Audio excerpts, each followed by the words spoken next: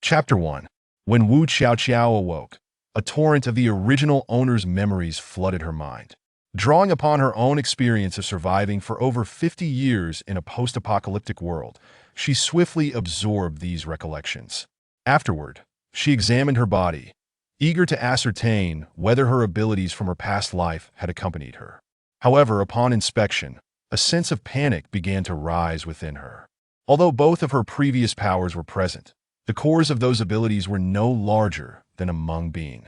Moreover, she discovered that the two ability cores were continuously emanating energy, while her own core was gradually diminishing in size, albeit subtly at the moment. With each circulation of energy within her body, her physical form was being strengthened incrementally.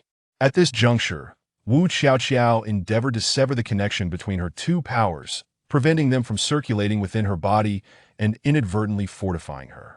After all, from her memories and current bodily sensations, she understood that the original owner was injured. With two small children nearby, allowing the abilities to persist would inevitably lead to her injuries healing naturally, which could result in her being sent for dissection. Once she had severed the abilities, she deliberately summoned a slender strand of healing energy to traverse her abdomen, safeguarding the life of the child growing within. Having accomplished this, Wu Qiaoqiao opened her eyes to find two large-headed dolls seated beside her on the ground. Recognizing them as the original owner's husband's niece and nephew, a pair of fraternal twins, she noted that her current body lay sidewise on the ground, with two wounds on her head and blood seeping from both her lower body and head. Only after her abilities began to circulate did the 7-month pregnant belly cease its dull ache. As for her lower body, it continued to bleed, but the blood now flowing was merely the tainted remnants being expelled by her powers. This release would ultimately benefit the baby within, fortifying its health. Upon witnessing Wu Qiaoqiao's eyes flutter open, the two children expressed their delight. The boy, Taidan, and the girl, Daya, chattered excitedly, inquiring about her condition. Wu Qiaoqiao gazed at the exuberant children, noting the joy on their faces juxtaposed with the profound fear in their eyes. Having grown up with a father absent for extended periods and a mother who was solely preoccupied with her own family, these children exhibited an unsettling maturity. The bloodshed from the original owner's injuries, compounded by the fact that it was their maternal uncle who had harmed her, would undoubtedly leave indelible psychological scars if she were to perish.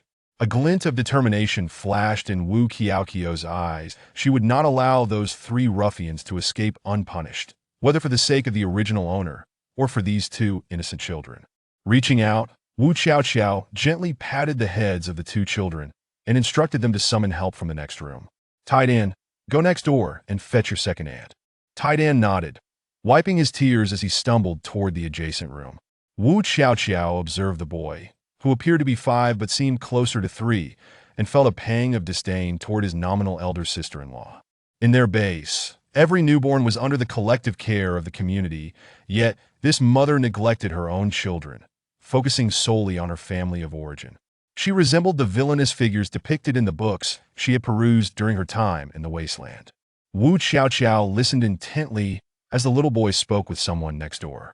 She knew there were people in that household, specifically her husband's second uncle and aunt, who were present due to their daughter-in-law having recently given birth. The second aunt, compassionate by nature, had returned from her farming duties to provide extra nourishment for her daughter-in-law, even if it was little more than cornmeal porridge, still better than neglecting her altogether. Before long, hurried footsteps approached, and the second aunt burst into the room. Upon seeing Wu Qiaoqiao lying on the ground, blood pooling beneath her head and body, the aunt's legs nearly buckled beneath her, and she had to steady herself against the doorframe. Only when she noticed Wu Qiaoqiao's eyes still open did she collapse beside her in a flurry of concern. "Oh my heavens! Qiaoqiao, what on earth has happened to you?" Wu Qiaoqiao studied the middle-aged woman before her, recognizing her as the original owner's husband's second aunt. Since the original owner had been married to her husband after an unexpected relocation, this family had been quite supportive. Seeing the woman's distress, Wu Qiaoqiao spoke in a soft, fragmented manner, as if she were on the brink of death. "Aunt, my sister-in-law brought her mother and her brother to our home. Not only did they take my brother's compensation, but they also cleared out my belongings. When I contested their actions, someone struck me from behind and I lost consciousness. If not for the baby moving within me and the cries of the two children, I might never have awakened. The audacious Kai Shufan. She has neglected those children while your brother was away and took everything she could of her family. Now that your husband has sacrificed himself, she dares to steal all the money in your possessions. She is determined to leave you and the children with nothing. Qiao Qiao. Wait here, I shall go fetch the captain and have him bring her to justice. As the second aunt prepared to rise, Wu Qiao Qiao reached out to grasp her pant leg, prompting her to kneel once more. Aunt, please ask the captain to send a tractor from the team to take me to the hospital. I fear I may not survive much longer. Additionally, I must ask you to care for the two children for me and bring back some supplies to place in the vehicle. I wish to report this robbery to the authorities once I arrive at the hospital. If I manage to survive this ordeal, I have no intention of keeping that sister-in-law. If the children remain with her, they will surely have no future. The second aunt, taking in the chaotic state of the yard, understood the gravity of the situation. Even if Wu Qiao Qiao did not survive, they would not entrust the children to Kai Shufan. The villagers would care for them, as they had done for the brothers Mingshan and Mingfeng during harsher times. With this thought in mind, she wasted no time, rushing home to gather what was necessary. Before leaving, she made sure to tuck Dia and Tai Dan under her arms, ensuring they would be cared for by her daughter-in-law. Chapter 2. Next door, Wu Ai's daughter-in-law, Wu Qiao Qiao, had just given birth and was in confinement. Outside, children were calling for their grandmother, and although she heard them, the sounds were somewhat indistinct. That moment, she watched her mother-in-law enter, carrying two children under her arms. Upon placing them on the Kong, she grabbed the bedding she had used during her confinement and prepared to head out at Wu Aigua. Seeing her mother-in-law in such a flurry, called out, "Mother, what is the matter? What do you need that for? Is someone about to give birth? The wretched Kai Shufan has brought her family to take away Ming Shan's compensation money that I saw their things tossed about over there. They must have taken quite a bit. Moreover, they even ransacked Xiao Qiao's room and injured her that I need to ask the team leader to send a tractor to the hospital for Xiao Qiao and report to the police. This is for her to lie on in the tractor." Upon hearing that it was her fellow sent-down youth and her husband's cousin's wife, Wu Qiao Qiao, who had been injured, Wu Ai ceased further conversation with her mother-in-law and urged her to find the team leader swiftly to take Xiao Qiao to the hospital. After all, Xiao Qiao was heavily pregnant with twins, and if anything were to happen, it would be a tragedy. She also assured her that she would take care of Ming Shan's two children. Anne Eyre placed the item she was holding at the doorway and rushed towards the fields, calling out the team leader's name. At that moment, everyone was busy in the fields when they heard someone shouting the team leader's name and the tractor driver's name. They stood up, exchanging glances and murmuring, "What happened? I think I heard Suowa's voice. What did she say?" "Yes, I heard it too. It seems someone is in trouble. She mentioned something about Ming Feng's wife being beaten." "What? Which scoundrel dares to lay a hand on our village's daughter-in-law? Isn't Ming Feng's wife, several months pregnant? Doesn't he fear for her life?" As the crowd comprehended Anne Eyre, also known as Zhou Tsuehua's words, they hurriedly made their way to the field path.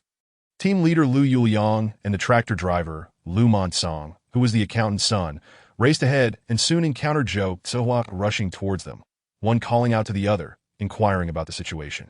Zhou Tsuehua spoke rapidly, and everyone understood the gravity of the matter.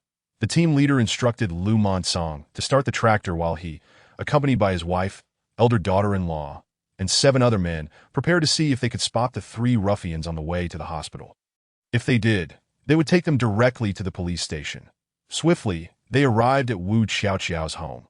Upon entering, they found Wu Qiao Qiao lying on the ground, bloodied, with the yard in disarray, and the open door leading into the house revealed a chaotic scene within.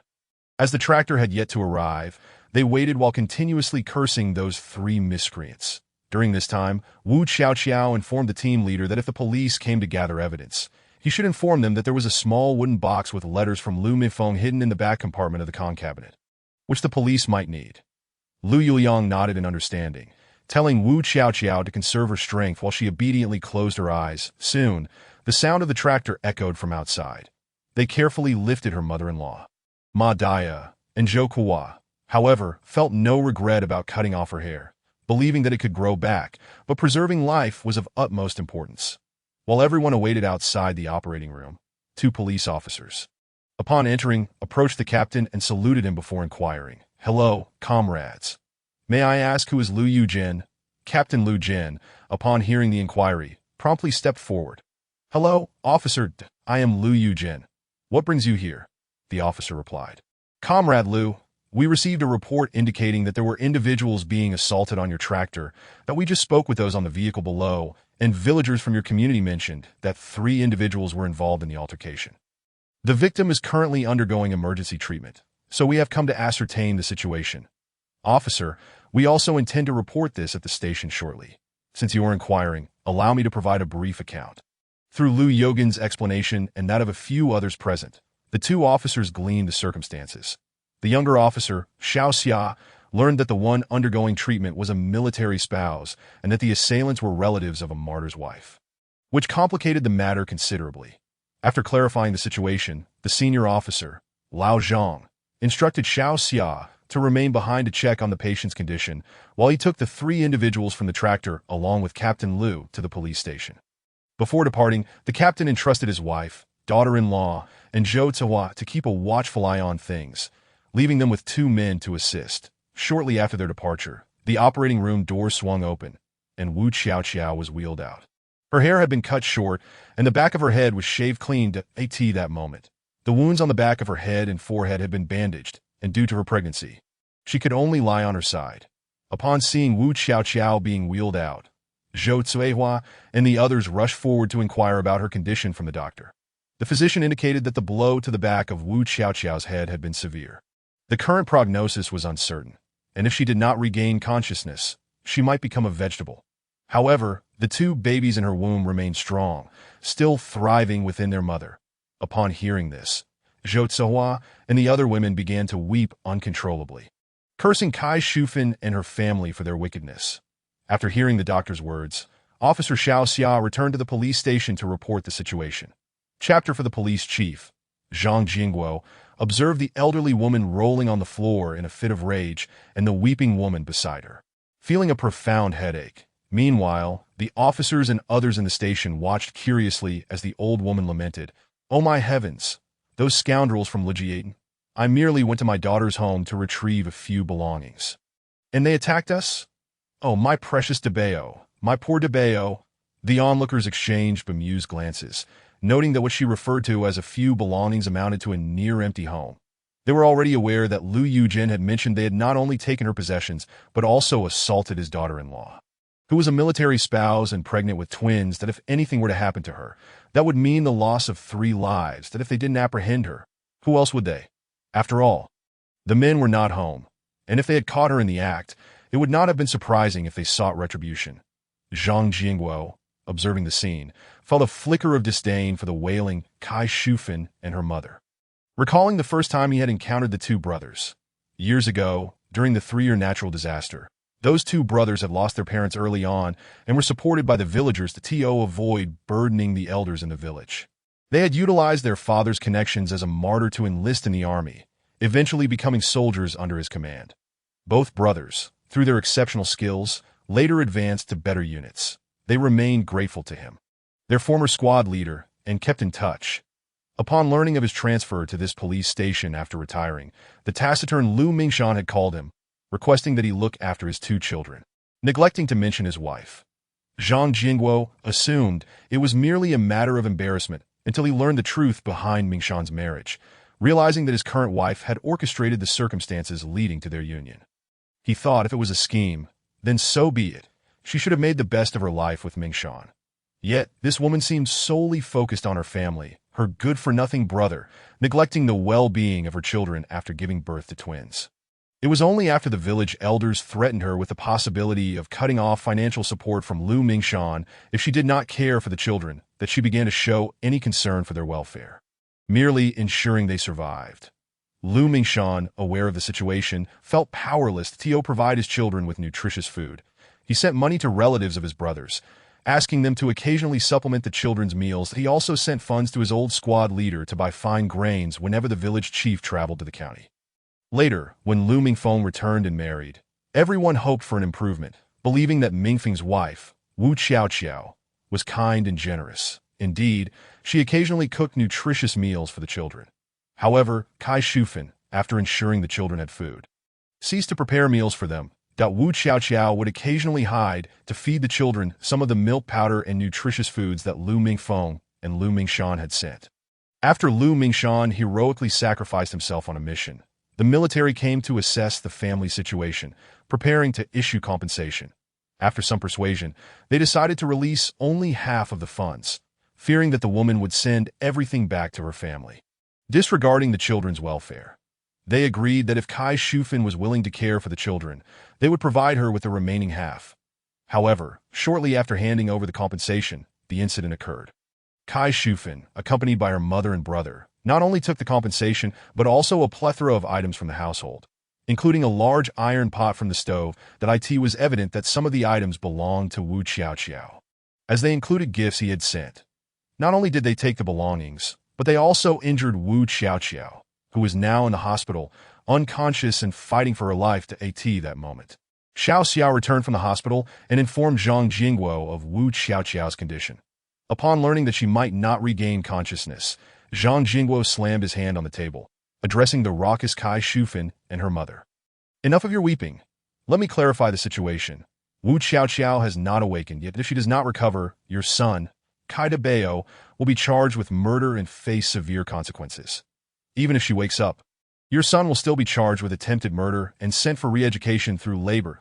As for the items taken from the Liu family, they are not solely your daughter's. They include belonging when Qinhai received the phone call.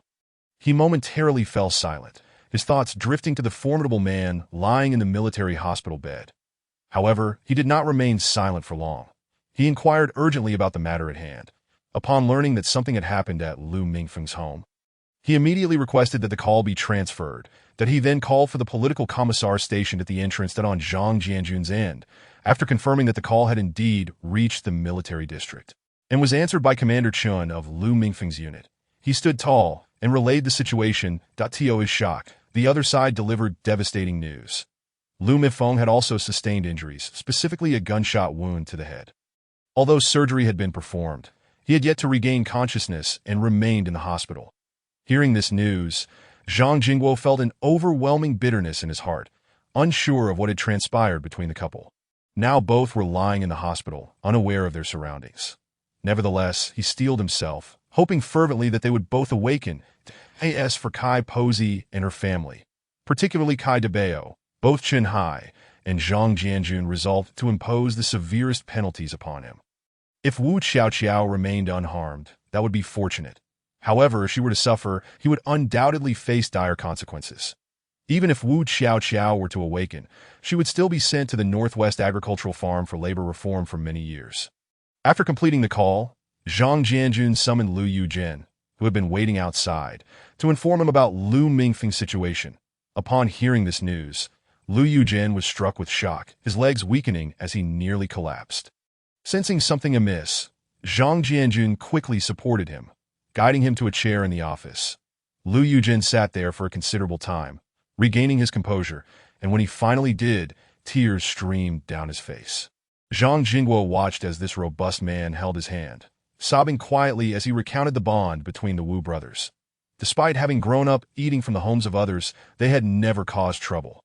Today, they would deliver firewood to one household, and tomorrow, pig feed to another.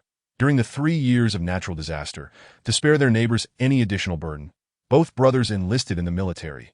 Years later, using their allowances, they managed to acquire a second-hand tractor from a neighboring farm. Although it appeared dilapidated at the time, Mingshan had tinkered and repaired it, and now it was functioning well. Little did they know that now one brother was dead and the other injured. While such calamity had befallen their family, it was evident that Mingshan's wife was not prepared to keep the children. As for Mingfeng's wife, she too lay in the hospital, necessitating discussions on how to care for her. With these thoughts in mind, Lu Yuzhen rose, intending to return to the village to hold a meeting. Zhang Jianjun, aware of Lu Yuzhen's plan to visit the hospital first, instructed Lao Zhang to take Xiao Xia and another police officer along, intending for one to remain in the hospital to monitor Wu Xiaoqiao's condition, while Lao Zhang would accompany Xiao Xia to Wu Xiaoqiao's home to ascertain how much the Kai family had taken from her. Thus, Lu Yuzhen set off towards the hospital in a tractor, accompanied by 3 police officers. Initially, Lao Zhang and the others had planned to ride bicycles, but Lu Yujin stopped them, suggesting they should deliver supplies to those in the hospital before returning to the village. Consequently, Lao Zhang and the others opted to take the tractor to the hospital instead. Upon arriving at the hospital, Lu Yujin briefed his wife and Zhou Ceihua on Lu Mingfeng's condition, leading to a wave of tears among the women.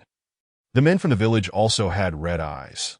Subsequently, when it was decided who would stay with Wu Xiaoqiao in the hospital, Ma Daya and Zhou Ceihua volunteered to keep her company, while Qian Mimi returned home with her father-in-law to gather supplies for her mother-in-law, with another police officer, Xiao Lu, assigned to watch over Wu Xiaoqiao as condition.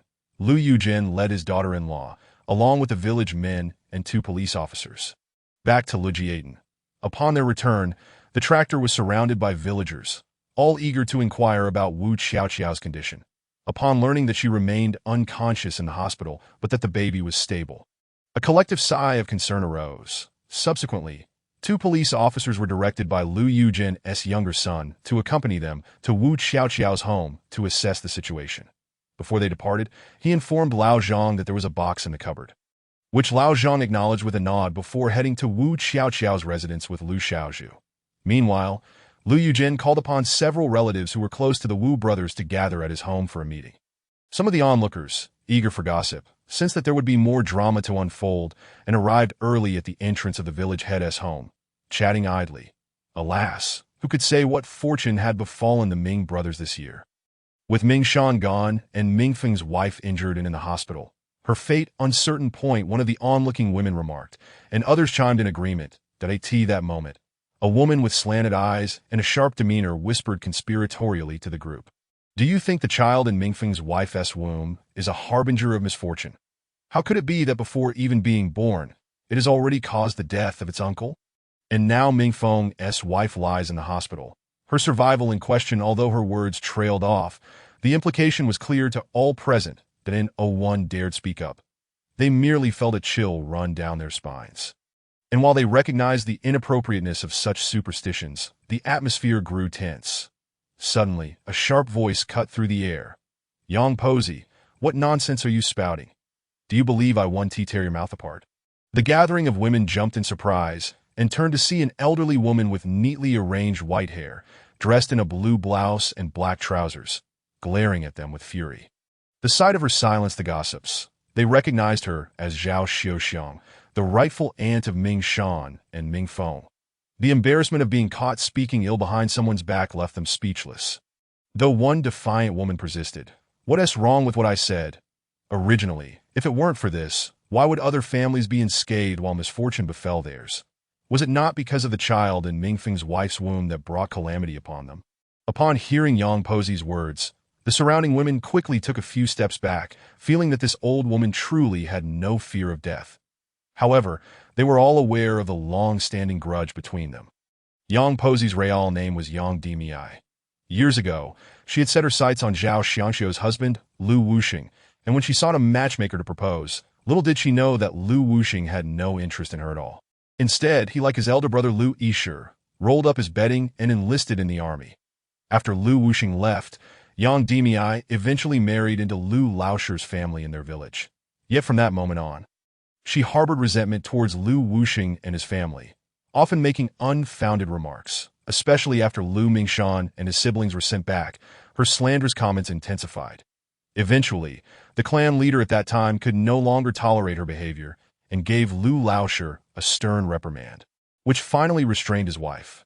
After all, everyone respected Lu Wuxing's mother, who had borne 10 children and raised 5 sons and 2 daughters during a time of great turmoil. When war broke out, only her dull-witted second son remained by her side, while the other 6 children were sent off to the battlefield. In those days, once a child was sent away, it was truly a matter of 10 years of life and death. Uncertain. The first to receive news of their fates were Lu Yishir and his wife, Lu Mingshan's parents, who had 2 sons and 2 daughters, twins, although their eldest daughter did not survive due to various reasons.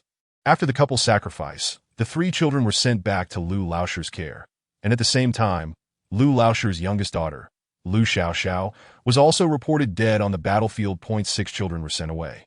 Yet only 3 returned, including Lu Wuxing and his wife, who also came back for various reasons. Upon Lu Wuxing and his wife's return to Lu Jiazuan, Yang Dimiai had harbored animosity towards the couple, especially towards Zhao Xiuxiang. However, the couple regarded her as a mere clown, ignoring her antics until Lu Mingshan and his siblings were sent back after their father's death. It was then that everyone realized Lu Wuxing and his wife were not of meek temperament. They merely hadn't crossed any boundaries until then. One day, while Yang Dimiai was gossiping about their family again, this time claiming that Lu Mingshan and his siblings were the cause of their parents' demise. Zhao Xiuxiang overheard her and promptly pinned Yang Dimiai to the ground, delivering a thorough beating that left her unrecognizable to her own family. Afterward, Lu Wuxing also dealt with Yang Dimiai's husband, Lu Laoshi, stating, "I do not strike women, but I can certainly deal with your man." Thus, each time Yang Dimiai's loose tongue led her to malign their family, Zhao Xiuxiang would mete out punishment, and her husband would receive a beating from Lu Wuxing, until Lu Mingshan and his siblings grew up enough to defend themselves. Only then did Lu Wuxing and his wife refrain from intervening. From that point onward, Yang Dimiai's children began to suffer misfortunes. Whenever their mother's sharp tongue caused trouble, they would face the consequences, and if her words were particularly harsh, Lu Laoshi would also be beaten. Eventually, they could no longer endure the situation. Lu Laoshi, who had never struck his wife before, finally gave Yang Dimiai a good thrashing, even threatening her that if she continued to provoke trouble that led to them being beaten, he would send her back to her maternal home. From that moment on, Yang Dimiai dared not speak ill of Lu Mingshan and his siblings again. Even if she had something to say, she would mutter to herself, constantly looking over her shoulder as if she were a thief. And this time, she was caught in the act. However, after she retorted, it was as if she was just waiting to be beaten. Indeed, after Yang Dimiai's retort, she noticed Zhao Xiuxiang's gaze had shifted, and she approached. Seizing Yang Dimiai's hand and pushing her down into a prone position, Zhao Xiuxiang then sat atop Yang Dimiai, slapping her left and right, all the while berating her, You wretched woman, soldiers risk their lives. And you dare to speak such nonsense? The men and women who died during the war were all our kin." Yang Dimiai lay there howling, and soon villagers, drawn by the commotion, rushed over, including Yang Dimiai's husband, Lu Laoshi. Upon witnessing his wife being pinned to the ground and beaten, he prepared to intervene, only to hear a booming voice, "Lu Laoshi, are you daring to step in while the women are fighting? Don't you think that just because my brother is gone, no one can handle you?" Everyone recognized the voice as belonging to Lu Sanxian, the third of the 5 Lu brothers, known for his fiery temper. Lu Laoshi's wife had given birth to a son and daughter, while the eldest had perished in battle, leaving behind 2 sons and a daughter, and the others had varying fates on the battlefield. Chapter 7. The one who had shouted was indeed Lu Sanxian, standing beside Lu Urching, with his wife Zheng Xiu'er behind them. Upon witnessing the brawl, Zheng Xiu'er rolled up her sleeves, ready to assist. But before she could approach, Captain Lu Yujin emerged from the house. Upon seeing Zhao Xiuxiang sitting atop Yang Dimiai, he felt that Yang Dimiai had brought this upon herself. After all, of all the people to provoke, why choose Zhao Xiuxiang? Ever since Lu Wuxing's passing, Zhao Xiuxiang had undergone a transformation, her demeanor drastically altered. Previously, she would ignore anyone who did not cross her boundaries, but now, if someone pushed her too far, she would not hesitate to retaliate. Although she might not outmatch the others in verbal sparring, she would certainly deliver a blow that would leave them unrecognizable. Before Lu Yujin could instruct others to separate the 2 women, Zhao Xiuxiang stood up from Yang Dimiai, tidying her disheveled hair, and spat at the prostrate figure of Yang Dimiai. "Yang Dimiai, remember this. If I hear you speak ill of my children again, I will beat you to a pulp. We are not to be trifled with. If I catch you uttering another word about my family, you will see just how serious I am." With that, she turned and strode into Lu Yogin's home. Seeing Lu Wuxing's wife enter, Lu Urching and the others followed suit. Lu Yujin shook his head at the 4 who showed no politeness, knowing they were all cousins from the same grandfather. Before entering, however, he instructed Lu Laoshi to take his wife away and warned Yang Pozi to keep her mouth shut. Otherwise, she would suffer the consequences again. Once everyone settled in, Lu Yogin's eldest daughter-in-law brought a bowl of hot water to each person. Lu Yujin then relayed the situation regarding Lu Mingfeng and Wu Qiaoqiao, and everyone learned that Mingfeng had been injured as well. The mood turned somber, but plans needed to be made. After all, aside from Mingfeng's situation, someone needed to care for Wu Qiaoqiao. who was heavily pregnant and had sustained a head injury. Amidst the ensuing debate over who would take care of her, Zhao Xiuxiang slammed her hand on the table to make a decision. All right, second brother, and third sister-in-law, I will take care of Xiao Xiao. After all, second brother, you have a newborn and a pregnant wife to look after, and Ming Shan's 2 children are also with you. Third brother and third sister-in-law, it's the same for you, that I'm the only one who can manage on my own, so I will go. However, everyone felt it impractical to have her manage alone. Given Wu Xiaoqiao's condition, with her large belly and head injury, she could not lie flat and would need assistance to turn over. That it was clear that Zhao Xiuxiang could not handle it alone. Eventually, Zhao Xiuxiang suggested that when they went, they could bring Mingxin along to help care for Wu Xiaoqiao. Thus, the plan was set. Zhao Xiuxiang returned home to pack her belongings, while the others simply needed to prepare food and money. Zhao Xiuxiang assembled a small bundle containing some necessary cash and a few changes of clothes, ready to set out. Just as she opened her door, she was called back by a young woman renting a room from her. Wei Wei, is there something you need? I'm in a bit of a hurry to go to the hospital to care for my sister-in-law. Don't worry about the old lady. There is nothing chaotic happening in our village. You've been here for 2 years, so you should be at ease. The woman who had called Zhao Xiuxiang was Lin Yue, a young woman who had come as a sent-down youth the previous year. Due to conflicts with the people at the youth station, she had rented a room from Zhao Xiuxiang. The two had gotten along well, often sharing whatever game or prey they had caught from the mountains, cooking and enjoying meals together. Initially, when Lin Yue rented from Zhao Xiuxiang, they had agreed to cook their own meals, but after Lin Yue once caught a wild chicken and made soup for Zhao Xiuxiang, the latter found the taste indescribably good and insisted that if Lin Yue caught any game in the future, they would cook and eat together at this moment. Zhao Xiuxiang noticed Lin Yue calling out to her and assumed that Lin Yue was merely trying to comfort her, fearing that she might be lonely residing here alone. Lin Yue, aware of Zhao Xiuxiang's urgency to get to the hospital, refrained from saying much and instead handed her a small cloth bag she was holding. As Zhao Xiuxiang opened the bag with a puzzled expression, she discovered an unprocessed ginseng root within, which appeared to be at least 50 years old. Hastily, she wrapped the ginseng back up in the cloth bag and returned it to Lin Yue, exclaiming, "Yue, I cannot accept this. It is far too precious." However, Lin Yue smiled and insisted on placing the ginseng in a Zhao Xiuxiang's small bundle, gently pushing her towards the exit. "Fifth aunt, please take it that I stumbled upon this ginseng while hunting in the mountains a few days ago. It would be better for you to keep it. If you find yourself in need, it will serve as a safeguard." As she spoke, she ushered Zhao Xiuxiang out, securing the door behind her, touching the ginseng in her bundle. Zhao Xiuxiang realized it was something she could not return. She felt a surge of gratitude towards these kind-hearted girls, both Lin Yue and Wu Xiaoqiao. With this thought, she turned and hurried towards the tractor, contemplating that if Ming Feng and Xiao Qiao could weather this storm, they would surely express their gratitude to Lin Yue. Chapter 8. Listening to the fading footsteps outside, Lin Yue opened the door to see the white-haired figure hastening towards the tractor. She sighed, silently praying for Wu Xiaoqiao's swift recovery. For Wu Xiaoqiao was the best of the educated youth she had encountered here. That Wu Xiaoqiao had arrived the previous year and, due to health issues, had fallen into a river during her journey, only to be rescued by Lu Mingfeng, who was visiting his family at the time. After being saved, she was sent directly to Zhao Xiuxiang's care, as she had rented a house from them. Lin Yue would occasionally lend a hand, and thus their friendship blossomed. Later, upon hearing of Wu Xiaoqiao's marriage to Lu Mingfeng, Lin Yue inquired whether her decision to marry was influenced by her rescue or by the gossip of the villagers. Lin Yue vividly recalled Wu Xiaoqiao's gentle smile as she expressed her desire for a home, stating that after a month together, she found Lu Mingfeng quite agreeable.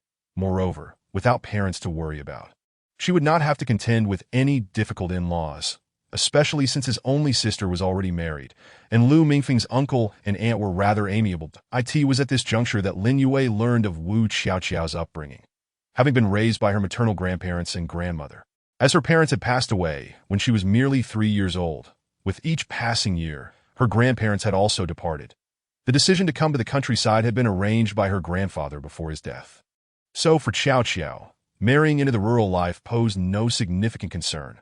However, who could have predicted that Lu Mingfeng, a decent man, would consistently send his salary home, while his 2 uncles and aunt were also good-hearted, with only his sister-in-law being rather difficult. As these thoughts crossed Lin Yue's mind, she chose to dismiss them and instead prepared to head into the mountains to see if she could procure any game. She also planned to visit Xiao Qiao in the hospital in a couple of days. Meanwhile, upon reaching the tractor, Zhao Xiuxiang found 2 police officers and Lu Monsong waiting for her, with their assistance. She climbed aboard the tractor, and Monsong started the engine, driving off. Just as they were leaving the village, a voice called out from behind, "Wait! Wait for me! Fifth Aunt Monsong, don't leave without me." Hearing the shout, Lu Monsong halted the tractor, and the 4 of them turned to see a young man of about 18 or 19 running towards them. While the 2 police officers did not recognize him, Zhao Xiuxiang and Lu Monsong did. He was Lu Mingfeng's cousin, Lu Mingming's second son. Lu Mingming had forged a revolutionary bond with her husband, Feng Guiqiang, during the war, and together they had raised 3 sons and 2 daughters. Their eldest son, Feng Mingho, had joined the army early on, while the second son, Feng Mingran, and their eldest daughter, Feng Mingle, were twins. When the educated youth were sent to the countryside last year, it was uncertain who would go. But Feng Mingran, uninterested in joining the cultural troupe, decided to come instead, and his mother arranged for him to be sent to Lijiaden, her hometown, to AT this moment. Feng Mingran was already aware of the situation concerning Mingfeng and hurried to seek leave from the village head upon learning that his 5th aunt was going to care for his cousin. Unfortunately, by the time he received his leave, the tractor had already departed. He had no choice but to chase after it, calling out as he ran, relieved that the tractor was moving at a manageable pace. Lest he feel utterly exhausted. Once Feng Mingran climbed aboard the tractor, Lu Monsong resumed their journey towards the town, as they still needed to pick up Lu Mingxin.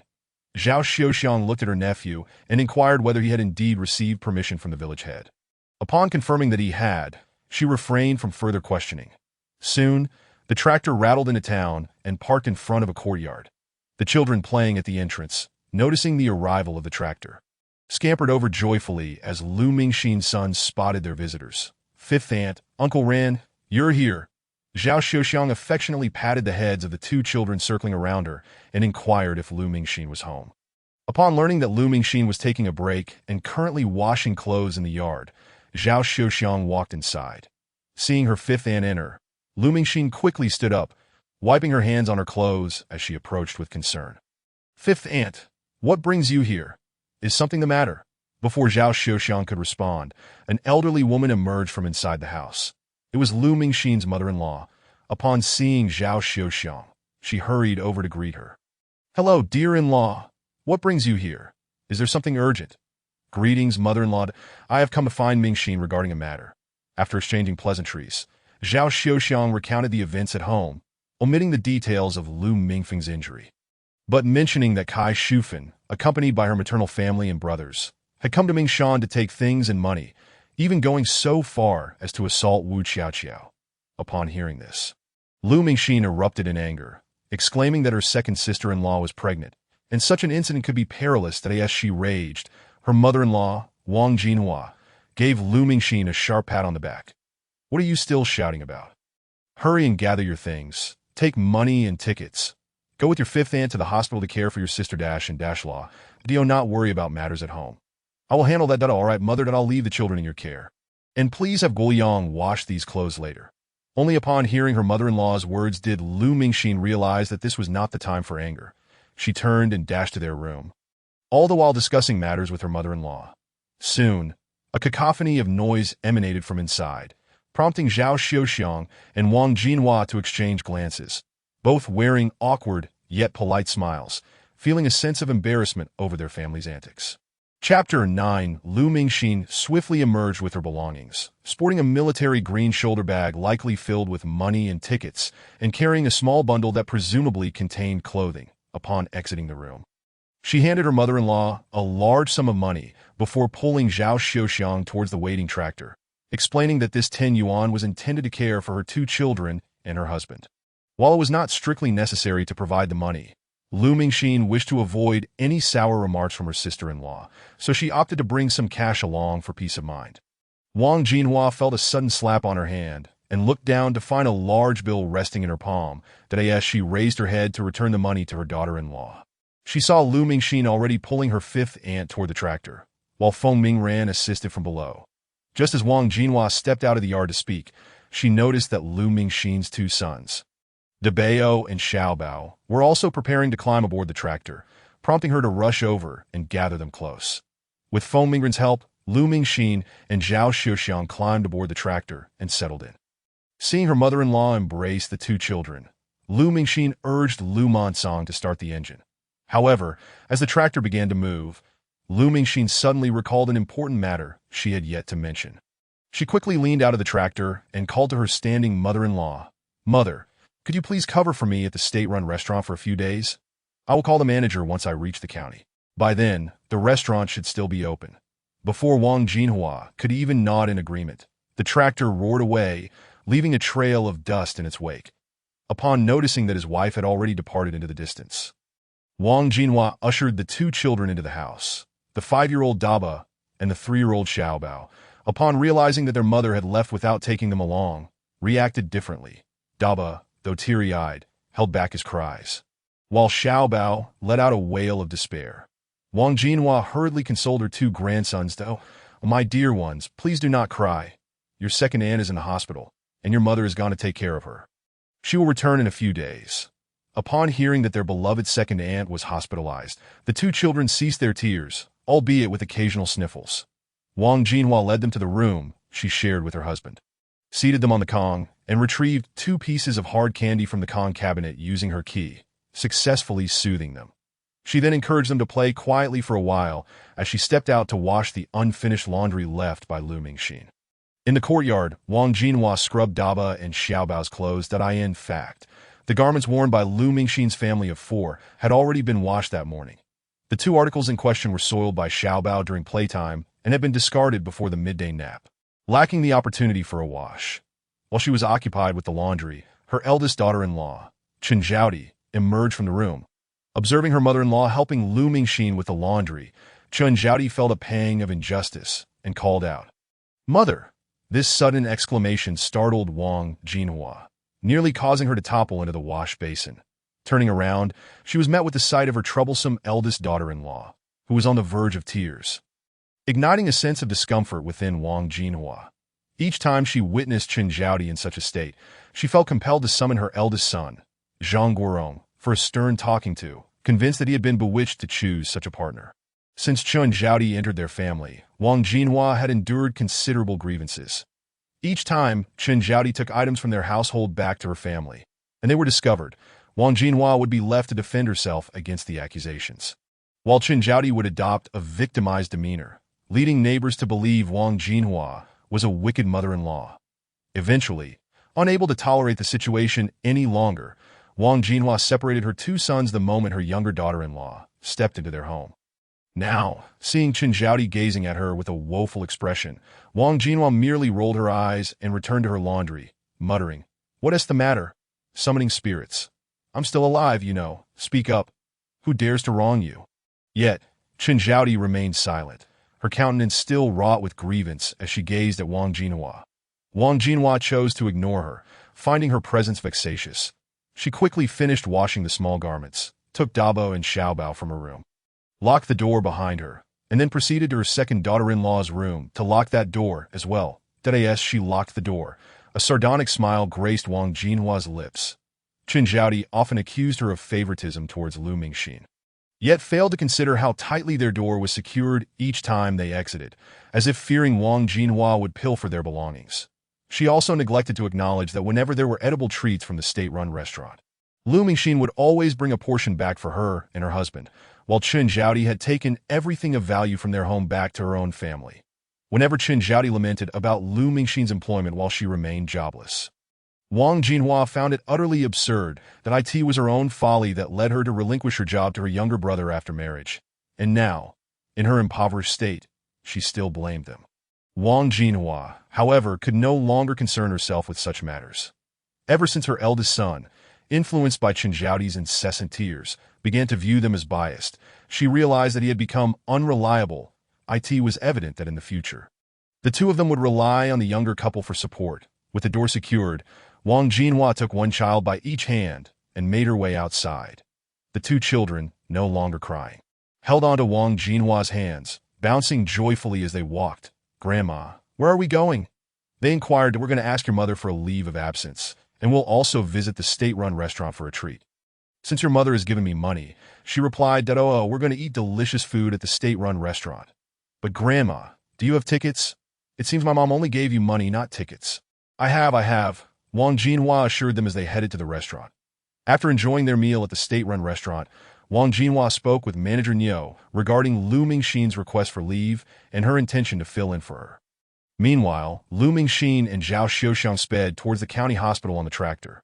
Upon arriving at the county hospital, Lu Mingxin leaped from the tractor and hurried inside, having already inquired about Wu Qiaoqiao's whereabouts. Zhao Xiangxiu, being of advanced age, was assisted down from the tractor by 2 police officers and Feng Mingran, as her fragile state necessitated caution to prevent any unfortunate falls, before Lu Mingxin even reached the door of Wu Qiaoqiao's ward. She heard a cacophony of wails from afar. Rushing inside, she beheld a disheveled old woman seated on the ground before the ward, kicking her legs and crying out, "Somebody, come! Look at this poor old woman. My son and daughter have been taken to the police station by their in-laws. They are being unreasonable and heartless." A crowd had gathered at the ward's entrance, pointing and whispering, while some medical staff attempted to assist the old woman to her feet, urging her to refrain from causing a disturbance that might disrupt the patient's rest. However, each time a staff member approached, she would lash out, leaving red marks on the faces of 2 young nurses who now stood nearby, tearfully nursing their injuries. Indeed, it was a scene rife with animosity that as Lu Mingxin observed the commotion, she recognized the old woman as Kai's mother-in-law, the very woman she had long held in disdain. In Lu Mingxin's eyes, Kai Shufan was no longer worthy of being acknowledged as her sister-in-law, for she deemed her unworthy, spotting the old woman's bloodshot eyes and hearing her loud cries. Lu Mingxin could no longer contain herself. She charged towards the old woman, fury igniting within her. "You old hag! How dare you show your face before me?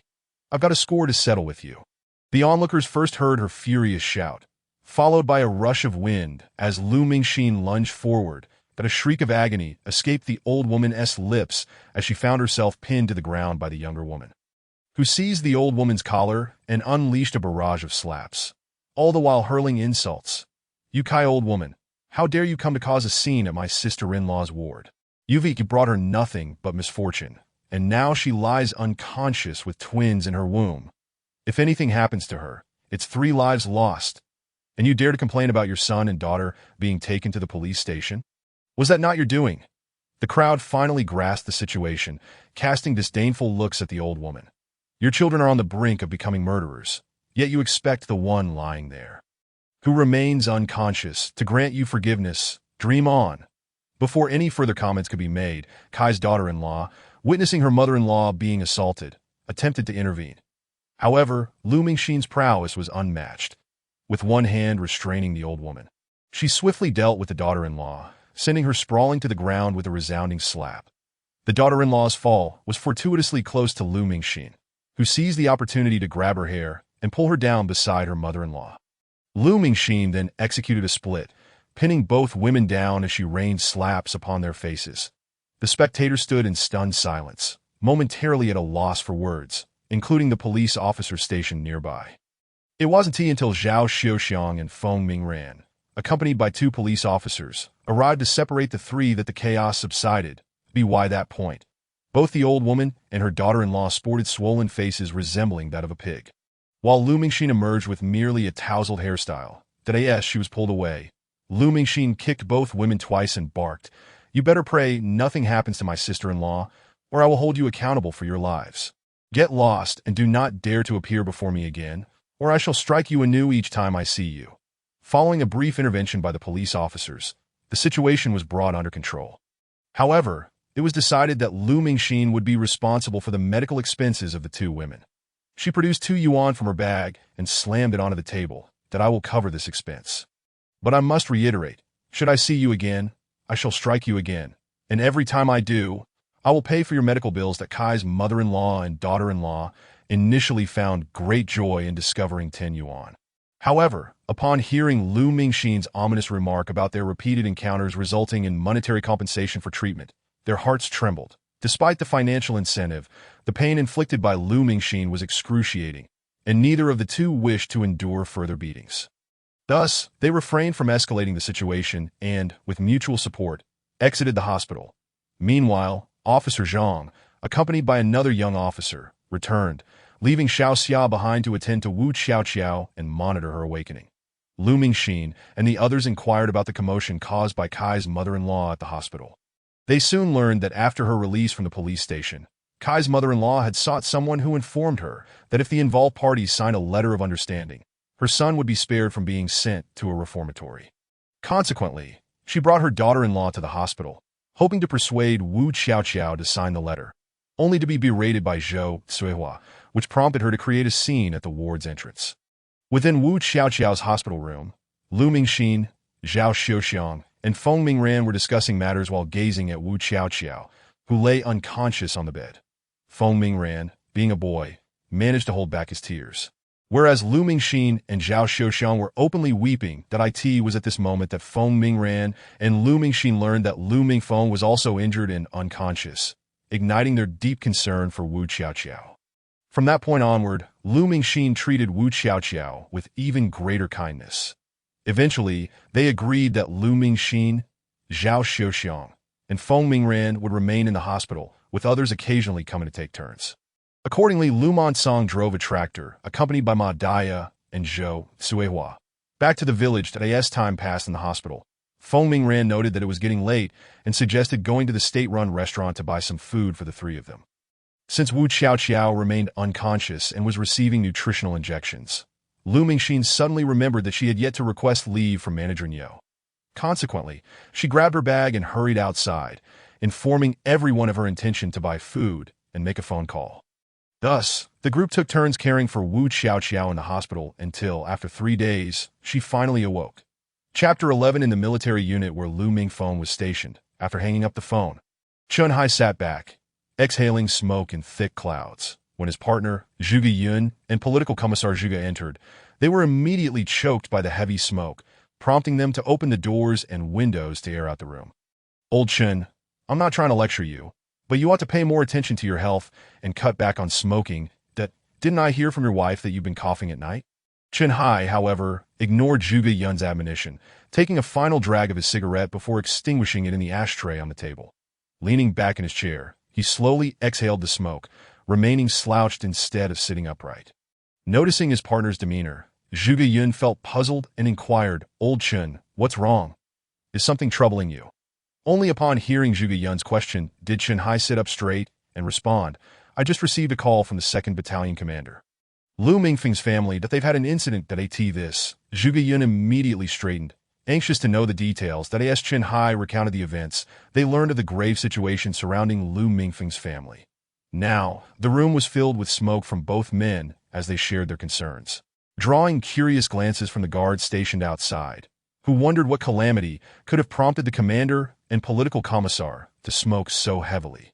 Suddenly, Chun Hai sprang to his feet, slamming his hand on the table, and exclaimed, I have faith in my soldiers that if he is not a coward on the battlefield, he certainly will not be one in life. I refuse to believe that he would lie idle knowing his wife is in critical condition and has yet to awaken, especially when he is on the brink of losing both her and their children. He then called in the guards standing outside, instructing him to fetch a few soldiers who were close friends of Lu Mingfeng and available at that moment.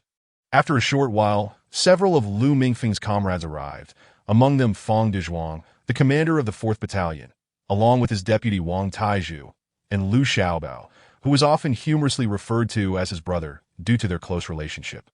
The 3 men stood at Lu Mingfeng's bedside, observing the injured man. His upper body lay bare, covered in numerous scars, while his right forearm and leg were encased in plaster, and a bandage adorned his head. They understood that Lu Mingfeng remained unconscious due to his head injury. However, once he recovered from that, the other injuries would be mere trifles. Their purpose for being there was to ignite Lu Mingfeng's will to survive, encouraging him to regain consciousness swiftly. Thus, they took turns whispering into Lu Mingfeng's ear, Old Lu, wake up. Your wife is suffering at home. She was injured by your sister-in-law and is still in the hospital. Unconscious. Think of her. Think of the 2 little ones she carries. Commander, why are you still asleep? Your elder brother has already sacrificed himself. And your sister-in-law, well, she certainly won't remain in your household. Now your wife has been injured. And we don't even know if she'll wake up. If you don't wake up soon, how will your elder brother's children survive? Brother, please don't sleep any longer. Didn't you promise to take me home during this leave to see your wife and the two little ones she is expecting? The three men continued to implore Lu Mingfeng, unaware that an ethereal figure and a glowing orb hovered beside the bed, and if they could see, they would recognize that the spirit bore a striking resemblance to Lu Mingfeng, albeit with a distinctly different aura. Though Lu Mingfeng lay there, his appearance exuded the strength of a seasoned soldier, while the spirit exuded an intellectual demeanor, marked by a subtle air of lethal intent. Revealing that he was not as fragile as he appeared, this moment, the spirit and the glowing orb engaged in conversation. The spirit asked, Zhuzi, has he truly passed away? What must I fulfill in his stead? The glowing orb replied, his body is not dead, but his spirit has left, akin to what you refer to as brain death, that if you wish to inhabit his body, you must fulfill his desires. His wishes are simple, to care for his children and his brother's children. That's not a problem, that I actually quite like young ones, especially considering that over 50 years have passed since the apocalypse. And there are so few human infants born now. But what about you when I awaken? The glowing orb responded, upon your awakening, I will fall into a deep slumber that I will not awaken until both you and Xiao Xiao have departed this world. Due to the constraints of the world's consciousness, I can only grant you a space the size of a room within Zhuzi. You may organize what you need for this world, and as for Xiao Xiao's bracelet, it will be functional here. Initially startled by the limited space, the spirit quickly comprehended the current era he and his wife occupied. Though gold and silver would be useless for now, they would serve a purpose in the future. However, the mention of Xiao Xiao's bracelet brought him joy, as it was filled with the treasures she adored. With that, he turned and vanished, leaving only the glowing orb floating in midair. Shortly after, the orb spoke. Why do you have so much material to organize? Are you planning to conduct research in this lifetime? No, in the past life, both Xiao Xiao and I were exhausted that I don't wish to endure such burdens again. As for the materials, I will find a way to hand them over to the state. After all, one person's capability is limited. Very well, do as you see fit, and hurry into that body. Oh, by the way, I forgot to mention that you and Xiao Xiao's abilities from your previous life have been carried over, though they are quite diminished and will dissipate quickly if you have anything to accomplish. Do it swiftly. The luminous orb vanished into the center of the soul's brow. The ethereal spirit descended slowly upon Lu Mingfeng, who lay upon the bed, until the two, one human and one spirit, became indistinguishable. Chapter 12. Shortly after their union, Lu Mingfeng's eyelashes began to flutter slightly, though the few bystanders remained oblivious, entirely unaware that Lu Mingfeng was no longer the man he once was. That very night, Lu Mingfeng awakened, prompting joyous exclamations from the three individuals in the hospital room. Following a thorough examination by the doctor, it was confirmed that as long as he gradually tended to his injuries, he would recover fully. Once the medical staff departed, Lu Mingfeng winked at his brother, standing nearby. Lu Xiaobao, positioned closely, immediately understood and leaned in to catch Lu Mingfeng's whispered words. Call home and tell them to inform your sister-in-law that Xiaomei. I shall return soon. Upon hearing this, the three realized that he had absorbed their conversation, revealing his concern for the situation at home. Consequently, they urged him to send word back, leading Wang Taizhu to declare, I'll go, and rush out of the room. After uttering this, Lu Mingfeng closed his eyes again, and the other two assumed he had fallen asleep, unaware that he was, in fact, assimilating the original owner's memories, eager to grasp the circumstances and return to his childhood sweetheart as soon as possible. During the apocalypse, Lu Mingfeng had no choice but to watch as Wu Xiaoqiao, the first to awaken her extraordinary powers, wielded a fire axe and other formidable weapons at the tender age of 10, bravely protecting them all. This little girl, who had once been engrossed in her studies and various extracurricular classes, was now sobbing as she dispatched a zombie with a powerful blow, severing its head. Now, in this new world, Lu Mingfeng harbored a singular wish, for the little girl to live a carefree and joyful life, as they still had many days ahead of them. With this thought, fatigue overcame him, and he succumbed to slumber. However, before drifting into unconsciousness, he resolved to seize the opportunity to consume some healing potions from his spatial realm upon waking. That night, while Lu Xiaobao was asleep, Lu Mingfeng took advantage of the moment to drink from the healing potion, labeled 13, that with Lu Mingfeng awake, there was no need for a large crowd around him. Commander Chen designated Lu Xiaobao to remain by Lu Mingfeng's side. After Lu Mingfeng consumed the potion, his body began to heal at an astonishing rate, leaving the attending doctors perplexed, unable to discern the cause of his rapid recovery. 3 days later, Lu Mingfeng expressed his desire to be discharged, prompting his attending physician to admonish him for his recklessness. The doctor even called upon Lu Mingfeng's political commissar, Zhuge Yun, to dissuade him. Upon learning of Lu Mingfeng's eagerness to leave, Zhuge Yun understood the underlying reasons and refrained from persuading him, instead explaining the situation to the doctor. Upon hearing the details, the doctor speculated that they had uncovered the reason behind Lu Mingfeng's expedited recovery. As some miracles in this world defy scientific explanation. Thus, after a series of examinations, Lu Mingfeng was discharged the very next day.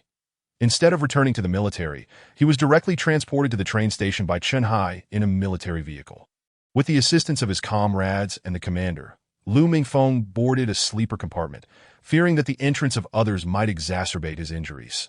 Chen Hai, rarely using his connections, managed to secure the entire compartment for Lu Mingfeng, which contained 4 berths, 2 upper and 2 lower, accommodating only Lu Mingfeng and Lu Xiaobao. Observing Lu Mingfeng, who lay on the sleeper with a bandaged head and limbs encased in plaster, Chen Hai noted that he had relied on Feng Dezhuang to help him board the train. Beside the bed rested a pair of crutches that as the train announced its imminent departure. Chen Hai, Feng Dezhuang, and Wang Taizhu swiftly leapt from the compartment window. Once safely on the ground, Chen Hai turned to Lu Mingfeng and instructed, "Take good care of yourself when you return. You have a 3-month leave to recuperate. Focus on regaining your strength before rejoining the unit. Also, ensure that you attend to your household matters and show concern for your wife. Being a military spouse is no easy task. But do exercise caution on your journey. Did your wife not call to say she has awakened? If she is up, then surely there is no grave concern." Lu Mingfeng, hearing these words, saluted Chen Hai from the window, assuring him that he would recover swiftly and take care of himself, as well as manage his domestic affairs responsibly. Thus, amidst the rhythmic clatter of the train, Lu Mingfeng settled into his seat, watching as the station and its inhabitants receded into the distance until they vanished from view. Within the train carriage, Lu Mingfeng observed the various bags and packages, gifts from comrades who were close to the original owner, gathered to support him upon learning of his family's circumstances. Among these were 2 brand-new military overcoats, sent by the commander and the political commissar. As he surveyed these items and reflected upon the dear individuals who had contributed to his well-being, Lu Mingfeng became resolute in his determination to seize the opportunity to present the knowledge from his spatial realm to the state. He could not bear to see this world meet the same tragic fate as his own. Though he had decided to lead a carefree life alongside Xiao Qiao in this new reality, he recognized the importance of having their own pursuits. Remaining in the military seemed advantageous, especially as the training, as seen through the original owner's memories, appeared trivial compared to the life-and-death struggles Lu Mingfeng had endured during the apocalypse. However, he chose to set aside those thoughts for the moment, yearning instead for a swift reunion with Xiao Qiao. Yet, considering the 3-day train journey ahead, he felt a pang of impatience, aware that the train was moving at a snail's pace. As Lu Mingfeng anxiously awaited his return home to see his childhood sweetheart. Time dragged on, marked by the monotony of the train ride. Chapter 13. On the 3rd day, since Lu Mingfeng's awakening, Wu Xiaoqiao also regained consciousness, although she appeared to be in a coma to the outside world. She was fully aware of everything being said around her, but on the night she was taken to the hospital, Lu Mingfeng's words whispered in her ear nearly caused her to open her eyes in excitement. Thankfully, she managed to maintain her composure. While the words might have seemed innocuous to others, they held profound significance for Wu Xiaoqiao, who realized he had also arrived in this world. This revelation brought her immense relief, allowing her to entirely focus on healing her severe head injury with her restorative abilities, knowing that a mere blow from a common person could have been fatal as she treated herself. She delved into the original owner's life story, discovering that she had been born prematurely. The original owner's parents, both dedicated researchers, had met while studying abroad. Driven by patriotism, they returned to their homeland upon completing their studies and joined a research team focused on mycology. In the presence of their organization and leadership, they entered the bonds of matrimony. However, upon learning of her pregnancy, the original owner's mother, engrossed in critical research, neglected her health, leading to the early birth. Due to their commitment to serving the nation, the original owner was raised by her maternal grandparents and grandmother 4 months post-birth. Although her parents were absent, she enjoyed a fulfilling life under the care of 3 loving elders. Her grandparents were martial artists with knowledge of herbal medicine, while her grandmother had once been a favored concubine of a high-ranking official during the Qing dynasty, thriving in the household through her exceptional culinary skills. As chaos ensued, the high-ranking official planned to flee abroad with his family. However, the grandmother, newly pregnant and with an unstable condition, was initially left behind. Yet, out of respect for the grandmother's years of loyalty, the official's wife ensured she was provided with a courtyard and 2 chests of gold and silver treasures before their departure. The grandmother used these resources not only to raise the original owner's father, but also to send him abroad for education.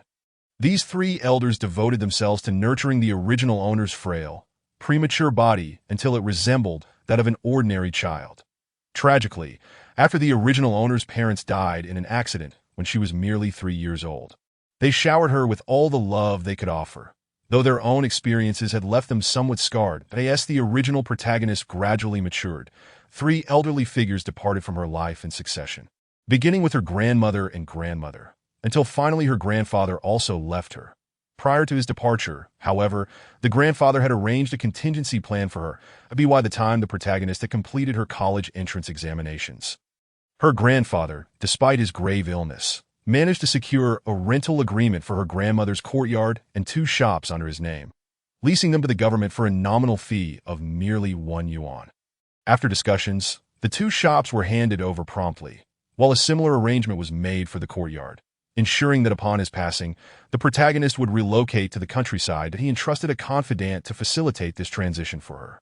Heeding the advice of her elders, the protagonist promptly enrolled for her relocation to the countryside following her grandfather's demise. She meticulously packed and mailed all the items from her home to Lijiaten in Ping'an Town, Liaoning province, where she was to settle. With only basic provisions in hand, she boarded the train alongside the youth office personnel, unaware that both she and her grandfather had underestimated her susceptibility to motion sickness. From the moment she boarded the train until she disembarked and transferred to a bus bound for Ping'an Town, she endured 2 grueling days and nights, surviving solely on water while continuously vomiting. By the time she arrived at Ping'an Town, she was so weakened that she lacked the strength to collect her mail belongings, instead relying on the locals from Lijiaten who had come to greet them. Originally, a tractor was meant to assist them, but unfortunately, it had broken down that day. Instead, an elderly man from the village arrived, leading an ox and a cart to transport them. Observing the protagonist's condition, he intended to shift the luggage slightly to create a spot for her to sit. However, the accompanying female youth objected vehemently. Ultimately, with no other options, the elderly man had no choice but to have the protagonist walk alongside the cart. Urging the male youth accompanying them to keep a watchful eye on her, as they traversed the steep path leading to the village, they encountered a river. When they made a turn, the protagonist could no longer bear it and, losing her grip, tumbled down the slope and plunged into the water. The elderly man and the youth on the bank shouted anxiously as they watched her fall into the river. Though some could swim, none were exceptionally skilled, leaving them helplessly watching her struggle. Just as the protagonist seemed on the verge of submerging, Lu Mingfeng, who was returning home to visit family, fortuitously passed by that he leaped in to rescue her. But by the time she was brought ashore, she had already lost consciousness. With no other recourse, Lu Mingfeng placed her on the front rack of his bicycle and, securing her belongings, transported her to the village and entrusted her care to his aunt. However, this incident of drowning caused irreparable damage to the protagonist's previously well-nurtured health, leaving her with lingering ailments. Due to various circumstances, she later married Lu Mingfeng. After becoming pregnant, a minor cold led to a persistent cough, exacerbated by restrictions on medication during her pregnancy, leaving her condition unresolved. When Wu Xiaoqiao arrived, she discerned that the protagonist had suffered lung damage. Nevertheless, under Wu Xiaoqiao's unique abilities, her health began to gradually improve. Wu Xiaoqiao also noticed that as her powers waned, the protagonist's body absorbed them, resulting in a gradual increase in strength. Although it would never return to her former self, it was still greater than that of an average person. After absorbing the memories of the original protagonist, Wu Xiaoqiao fully regained consciousness. The three individuals keeping vigil at her bedside rejoiced at the sight of her open eyes and immediately summoned a doctor. Following a thorough examination, the doctor determined that Wu Xiaoqiao's dizziness and nausea were residual effects of a concussion, while her chills were attributed to excessive blood loss, advising her to rest adequately. He instructed her to report any further discomfort before hastily departing, as he had numerous patients to attend to.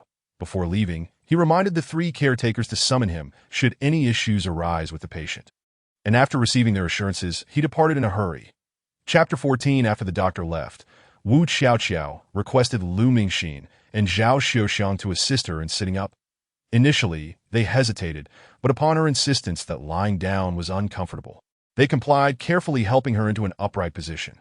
Despite their gentle handling, Wu Xiaoqiao still experienced bouts of dry heaving, though nothing came up, as she had not eaten anything in 3 days. The three companions observed the frail figure seated on the hospital bed. Her lips pale and her complexion wan, presenting an appearance of delicate vulnerability. The sight of her slightly misty eyes, as if on the verge of tears, stirred a deep sense of compassion within them, prompting each to consider offering a handkerchief to catch the impending tears. Unbeknownst to Wu Xiaoqiao, who had not yet seen her reflection, she might have remarked upon her own delicate beauty, despite her pregnancy. Her face and back bore no visible signs, making it difficult to discern that she was 7 months along, leading to a somewhat alarming prominence of her belly. Zhao Xiuxiang and the others felt a pang of sympathy for her condition. During the 3 days of alternating caregiving, Zhao Xiuxiang had returned to the village to convene with Lu Mingfeng's relatives, ultimately deciding to live with them to help care for the children.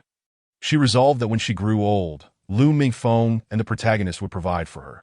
This decision stemmed from an earlier intention to bring Zhao Xiuxiang into their home after the passing of her husband, Lu Wuxing, but at that time, she had hesitated due to her aversion to Kai Shufen.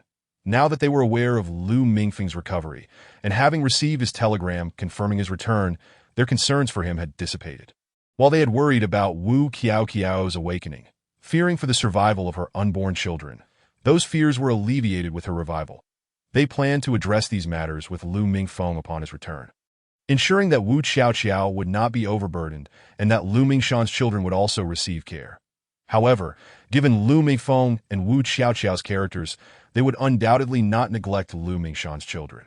Lu Mingxin, observing Wu Xiaoqiao's frail state, inquired if she wished for anything to eat, that if so, she would send Feng Mingran to the state-run restaurant, that Wu Xiaoqiao declined the offer, stating she couldn't manage a meal at that moment due to lingering dizziness. Instead, she requested merely a bowl of congee from the hospital's cafeteria. Lu Mingxin insisted that she must eat to regain her strength, revealing that she had funds and ration tickets, dismissing Wu Xiaoqiao's attempts to save.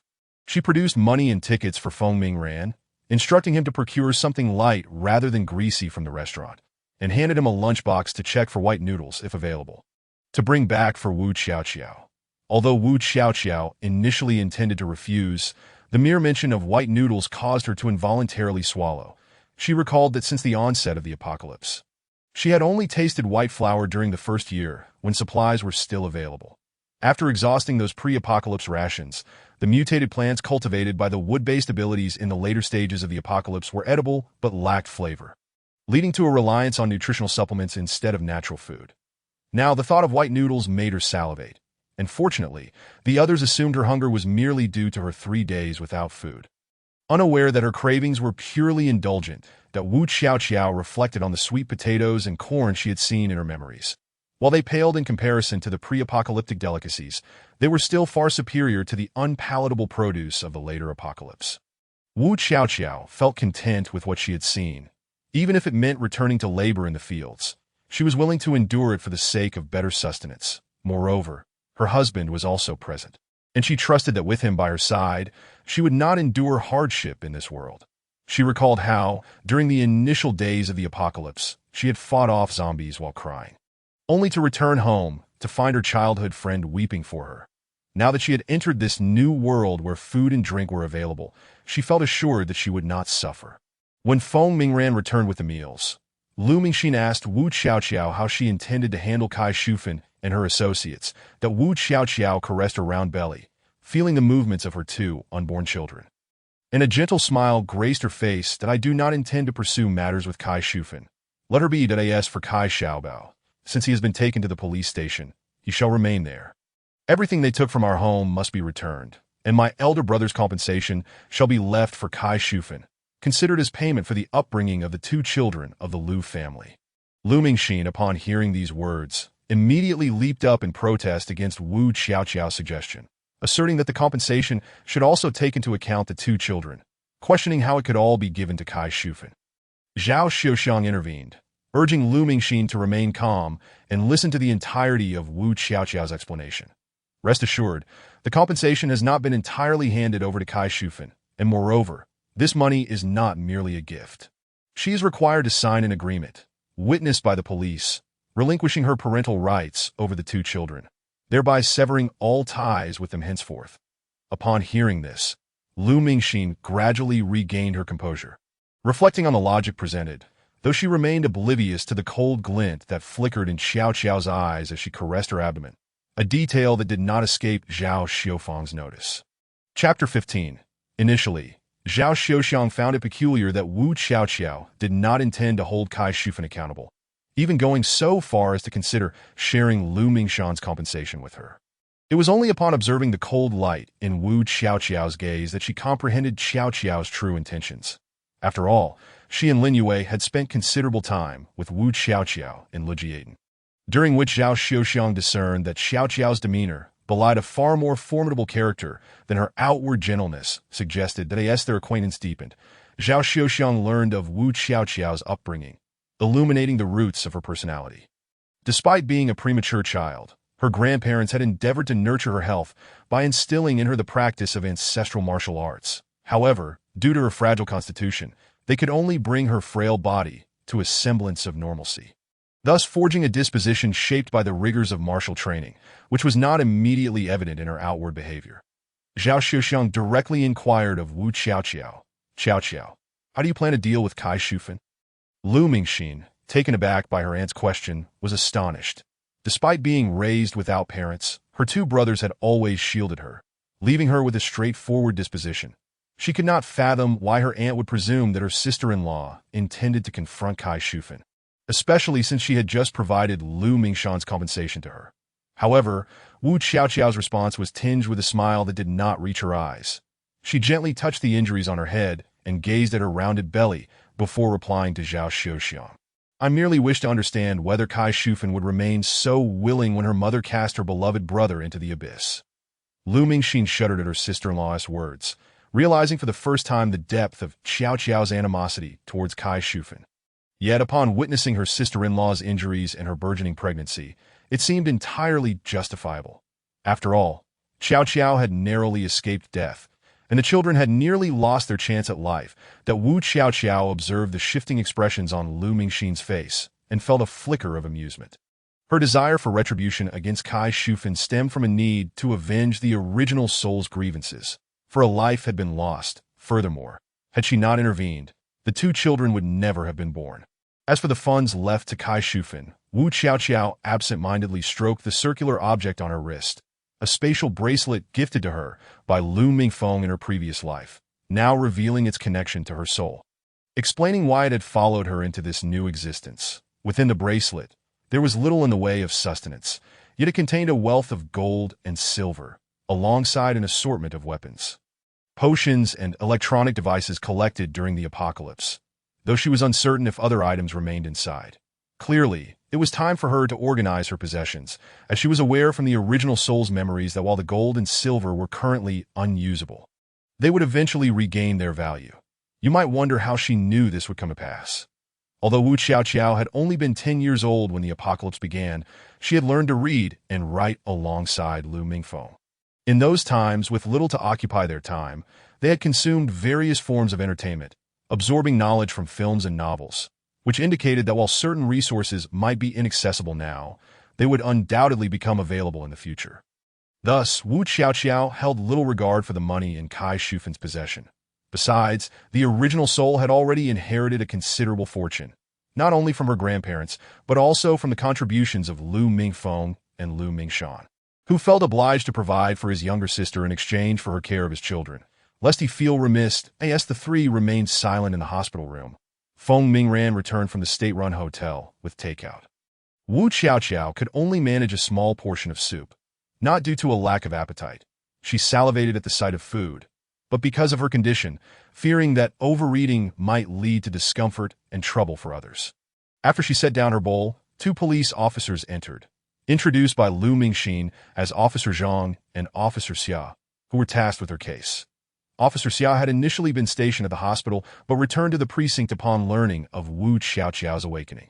Director Zhang Jianjun promptly dispatched Officer Zhang to accompany Officer Xia for a briefing on the case. Upon their arrival, Wu Qiaoqiao was in the midst of her meal, prompting them to wait until she had finished before inquiring about the situation. Through their questioning, they learned the sequence of events following Lu Mingshan's sacrifice. Kai Shufan had frequently returned to her parental home, and everyone was aware that her staying with the Lu family was unlikely. The marriage had been coerced. If Lu Mingshan had refused to marry her, she would have accused him of misconduct, and even her pregnancy had been calculated to ensnare him. Yet no one anticipated that once Lu Mingshan's compensation was disbursed, Kai Shufan would act so ruthlessly, attempting to strip the Lu family of everything they possessed, regardless of whether it originated from her side or Wu Qiaoqiao's. Chapter 16. That day, as was customary, everyone had gone to work, and Wu Qiaoqiao was no exception. Although she was pregnant and her belly was quite prominent, there were still some tasks she could manage. However, as most expectant mothers are aware, the later stages of pregnancy often necessitate frequent trips to the restroom. After approximately an hour at work, Wu Qiaoqiao decided to return home, primarily to relieve herself, but also because Kai Shufan had not been home the previous night and the 2 children had slept with her. Given that they had risen early for work, the children had not yet awakened, and she wished to check on them, that if they were awake and had not eaten breakfast, she intended to serve them the porridge she had prepared that morning. However, as Wu Qiaoqiao slowly made her way back, clutching her belly, she heard the sounds of her children crying from the courtyard. Alarmed that they might be hungry and attempting to retrieve food from the pot. Risking burns or falls, she quickened her pace. Upon entering the yard, she noticed that both the front doors of Kai Shufan's and her own quarters were wide open. This courtyard had been constructed by the 2 brothers during their military service, with the intention of providing for their families. When they built the house, they planned for Lu Wuxing and Zhao Xiuxiong to live there in their later years. The layout included a central hall and a sleeping chamber meant for Lu Wuxing and his wife. However, the couple had opted not to move in, believing they were still young and capable, leaving the rooms to store grain and miscellaneous items. Both sides of the courtyard featured identical rooms, a living area with 2 bedrooms. As Wu Qiaoqiao stepped inside, the cries of her children emanated from Kai Shufan's side. Without pausing to ponder why the door to her own room was ajar, she made a beeline for Kai Shufan's quarters, only to find her and her daughter hastily carrying various belongings outside. The 2 children trailed behind, crying, and Wu Qiaoqiao caught sight of a handprint onto Ye's face. Rushing toward them, she inquired about the commotion. And through the children's sobs, she learned that Kai Shufan had taken everything she could from the home. Additionally, she discovered that her room had been invaded by Kai Shufan's brother, Kai Debao, who had been the one to strike Dia. As Wu Qiaoqiao grappled with Kai Shufan and her daughter, she remained unaware that Kai Debao had emerged from her room until Taidan shouted, "Second aunt, watch out!" Before she could turn around, a sharp pain struck the back of her head, causing her to lose consciousness. When she awoke again, it was to the sounds of her children crying and the ache in her abdomen. After hearing the sequence of events, the 2 police officers inquired how Wu Qiaoqiao intended to proceed. Wu Qiaoqiao, regarding Kai Shufan, simply stated, "Let her go. She has decided not to pursue the matter any further, especially since she has already given birth to 2 children for my elder uncle. For the sake of those 2 children, I cannot send her to a labor camp, can I? That would not bode well for their future. As for what to do about Kai Debao, it will be dealt with as it should be. After all, simply writing a letter of understanding does not absolve him of his crimes. Of course, the medical expenses from my hospitalization will still need to be covered by them." When Wu Qiaoqiao regained consciousness, Zhao Xiuxiong and others informed her that Kai Laupa had caused quite a stir at the hospital recently, demanding that Wu Qiaoqiao write a letter of understanding to spare her beloved son from labor reform. Each time she brought her daughter-in-law to create a scene, Lu Mingxin would give her a sound thrashing. Afterward, Lu Mingxin's medical expenses were incurred, and even the police officer Xiao Xia guarding the hospital found themselves powerless against the three of them. Consequently, the two officers arranged for someone to retrieve the items taken by the Kai family. While regarding the money, besides the compensation that Kai Shufan held for Lu Mingxian, there was also 58.73 yuan and some tickets. According to Wu Xiaoqiao, she had 56.48 yuan, and upon her reporting, the two officers recognized that those tickets belonged to her. Once the officers departed, Wu Xiaoqiao instructed Lu Mingxin to go to the police station the next day to reclaim the items taken from the Lu family by the Kai family. As for Kai Shufan's belongings, Wu Xiaoqiao remarked that there was not much of hers to speak of, that if Kai Laupa refused, they could leave that dilapidated bicycle for them, that it was during the marriage of Lu Mingxian and her that Kai Laupa had made outrageous demands, requesting extravagant dowries while refusing to provide any gifts for her daughter-in-law, insisting they be reserved for her son as future marriage. Lu Mingxian, however, stood firm, stating that if Kai Laupa continued to be unreasonable, she should report him for harassment and have him taken to the police station. Eventually, after much back and forth, a bicycle was purchased and brought back as part of the wedding dowry. However, since Lu Mingxian was often away in the army, the bicycle was sent to Kai Shufan's natal home, where her brother did not maintain it properly, leading to its rapid deterioration. Now, the bicycle was in such a state that, aside from the bell being silent, it creaked and groaned at every turn. After recounting these events, Wu Xiaoqiao fell asleep once more. Her injuries were indeed severe. Although she possessed abilities, they were not particularly strong, and her recovery would be gradual. Once Wu Xiaoqiao was asleep, Zhao Xiuxiang and Lu Mingxin conferred about the following day's plans, ultimately deciding that Feng Mingran would accompany Lu Mingxin to retrieve the items, which could then be brought back to the village by tractor. The next day, Lu Mingxin rose early, skipping breakfast to accompany Feng Mingran to the police station. Meanwhile, Wu Xiaoqiao had Zhao Xiuxiang purchase a few items from the hospital canteen, which, as is well known, does not offer particularly palatable fare. Nonetheless, Wu Xiaoqiao found it satisfactory. While Lu Mingxin had yet to return, Lu Monsong from the village had already arrived with a tractor, this time not alone, in addition to Lu Sanqian's daughter-in-law, Ma Shime, who had come to relieve Zhao Xiuxiang. Lin Yue was also present, that Wu Xiaoqiao's gaze shifted slightly upon seeing Lin Yue enter, a subtle change that went unnoticed by others, for she had realized that Lin Yue possessed martial skills. And not just any skills, but those that harnessed inner strength. That Wu Xiaoqiao had become aware of inner strength only after the apocalypse, when various hidden families and special sects that had only existed in novels began to emerge. To survive in the post-apocalyptic world, these sects surrendered their secret manuals, though only they knew if any were retained. Following extensive research by the higher-ups, several generalized manuals were distributed, of which Wu Xiaoqiao possessed one. Still nestled within her bracelet, that it was understood that the younger one was, the better the cultivation. Now in this world, Wu Xiaoqiao considered passing the manual to her children, including Lu Mingxian's 2 children. Upon arriving in this world, Wu Xiaoqiao initially believed that inner strength did not exist here. If martial arts were present, they would likely be of the external variety. To her surprise, she encountered a practitioner right before her eyes and sensed a unique aura emanating from Lin Yue. Now, as Wu Xiaoqiao observed Lin Yue and Ma Shime entering her hospital room, Lin Yue approached her bedside, setting down the woven basket she carried. "Xiaoqiao, you've finally awakened. How are you feeling?" "I'm all right. The doctor said that now that I've regained consciousness, the situation isn't too serious, but I'll need to stay for another 2 or 3 days to check for any aftereffects. If there are none, I can be discharged." "Good to hear. Once you're out, I'll go to the mountains and gather some game to help you recover."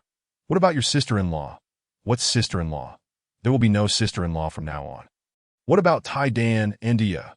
"Those 2 children will be my own from now on. After all, I've been the one caring for them since I married into the Lu family." Lin Yue pondered this and found it reasonable, thus she remained silent. Instead, she retrieved a small, tightly sealed jar from her basket. "That I've made you some chicken soup for breakfast, that I simmered it slowly overnight. And I skimmed off the layer of fat, so it's not greasy. Both you and Wu Ai should have some." While speaking, she fetched 2 sets of bowls and chopsticks from the cabinet, poured a generous bowl of chicken soup, and placed a chicken leg into it before handing it to Wu Xiaoqiao. Wu Xiaoqiao accepted the bowl. She smiled and remarked, "You started simmering this last night? You weren't worried I might not wake up today?"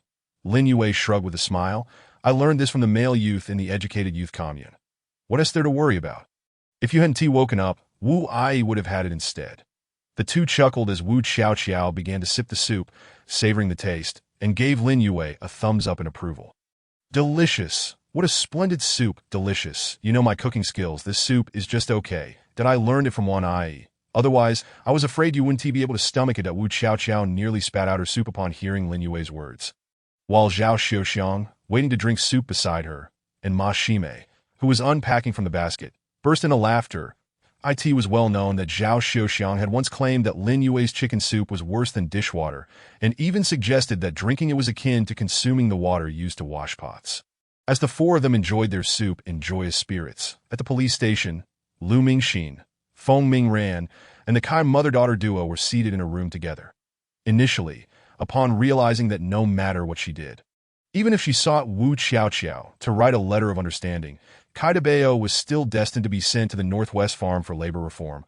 Kai Laupa cried out in despair. Eventually, Lu Mingxin threatened her, stating that if she continued to speak disrespectfully, she would report her and Kai Shufan for theft, sending them both to prison, at which point it would be a matter of who would then care for Kai Dabeo. Thus, Kai Laupa had no choice but to remain silent, and soon she and Lu Mingxin were engaged in a heated exchange, while Kai Shufan and Kai Dabeo's wife sat nearby, weeping, under the mediation of the two officers. The items were clearly delineated. Initially, Kai Laupa resisted, believing that all of Kai Shufan's belongings should rightfully belong to them. However, Lu Mingxin would not acquiesce, threatening that if she did not agree, half of the 800 yuan compensation from her elder brother would go to the two children. Not to mention that they would still have to cover her second sister-in-law's medical expenses. Kai Laupa immediately capitulated, for she still held out hope of using that money to extricate her son. If that proved impossible, having that money would still ensure their livelihood. Once everything was settled, they all exited the police station to the entrance. Kai Shufan, with tears in her eyes, called out to Lu Mingxin, who approached her with a stoic expression and delivered a sharp slap. But don't call me that. You do not deserve it. From now on, the two children will have nothing to do with you. So do not seek them out again. Kai Shufan, her voice trembling with emotion, protested. How can you do this? You would sever my relationship with my two children. They are my flesh and blood. As for what Wu Xiaoqiao suggested about leaving the broken bicycle for them, Lu Mingxin felt that not a single hair should be left for them. Chapter 18. Kai Shufan gazed sorrowfully at the departing figures of Lu Mingxin and the others, uncertain whether her sadness stemmed from never seeing the two children again or from the fact that everything had been taken away. While she was still watching them, Granny Kai approached from behind and slapped her on the back. What are you staring at? You worthless girl, come home with me. We need to think of a way to rescue your brother. Upon hearing her mother's words, Kai Shufan fell silent and followed her mother, oblivious to the changes in the expression of Kai Daba's wife, trailing behind them. Granny Kai exhausted every means, and under the machinations of a scheming individual, was told that as long as the money was sufficient, they could find a way to rescue Kai Daba. Granny Kai sorted through all the money in the house, but still found it insufficient. So she set her sights on Kai Shufan, directly selling her into a mountain village to become a shared wife for others. Kai Shufan refused, but was swiftly drugged into unconsciousness by her mother and carried into the woods that night. When Kai Shufan awoke, the sounds of wild beasts echoed throughout the forest, and an overwhelming sense of regret flooded her heart. Yet by then it was too late. Even when she attempted to escape, the men who had purchased her did not hinder her. However, when a wolf set its sights on her, she lost the courage to flee and could only bear child after child for those men. By the time she had her fourth child, she suffered severe bleeding and did not survive, her eyes still wide open in death. Meanwhile, Granny Kai did not fare any better. The person who had assured her that the money would suffice to retrieve Kai Daba heard from others about the substantial wealth in their family and set his sights on them. When Granny Kai gathered enough money and was ready to hand it over, she was slightly obstructed by her daughter-in-law, resulting in only half being paid, that if Kai Daba could be released, they would then pay the other half. Naturally, that man had no means to rescue Kai Daba, so he took the money and fled. Granny Kai waited at home, but did not receive her son back. After realizing she had been deceived, she reported the incident to the police, but the man had vanished. While Granny Kai lamented in her home, she failed to notice that her daughter-in-law had been leaving early and returning late during this period. The day finally arrived to send Kai Daba to the northwest. Yes, Granny Kai wept and prepared some clothing and blankets for Daba. She also packed food for the journey. After sending Kai Daba off on the train to the northwest, she returned home only to find that her daughter-in-law had disappeared, leaving only Kai Daba's two sons crying at home. Upon inquiry, she learned that her daughter-in-law had packed her things and left while she was sending Kai Daba off. It dawned on Granny Kai that her daughter-in-law might be attempting to escape, so she hurriedly took the two grandsons to her daughter-in-law's family home. There, she discovered that during the sorrowful days following her deception, her daughter-in-law had already found a new partner and had registered their marriage on the very day she sent Kai Daba away. Granny Kai, of course, would not let this matter rest. She intended to report her daughter-in-law's family to the police. However, upon filing the report, she learned from the police that the couple had never obtained a marriage certificate. They had only hosted a banquet.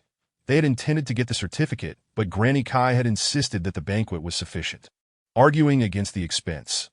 Thus, neither of them had a marriage certificate, and now it was too late for Granny Kai to regret that in the days that followed, Granny Kai missed her son while occasionally sending practical items to Kai Daba in the northwest, all the while caring for her two grandsons. Yet, given her nature, she could not raise them to be good people. Both grandsons grew up to become Wells.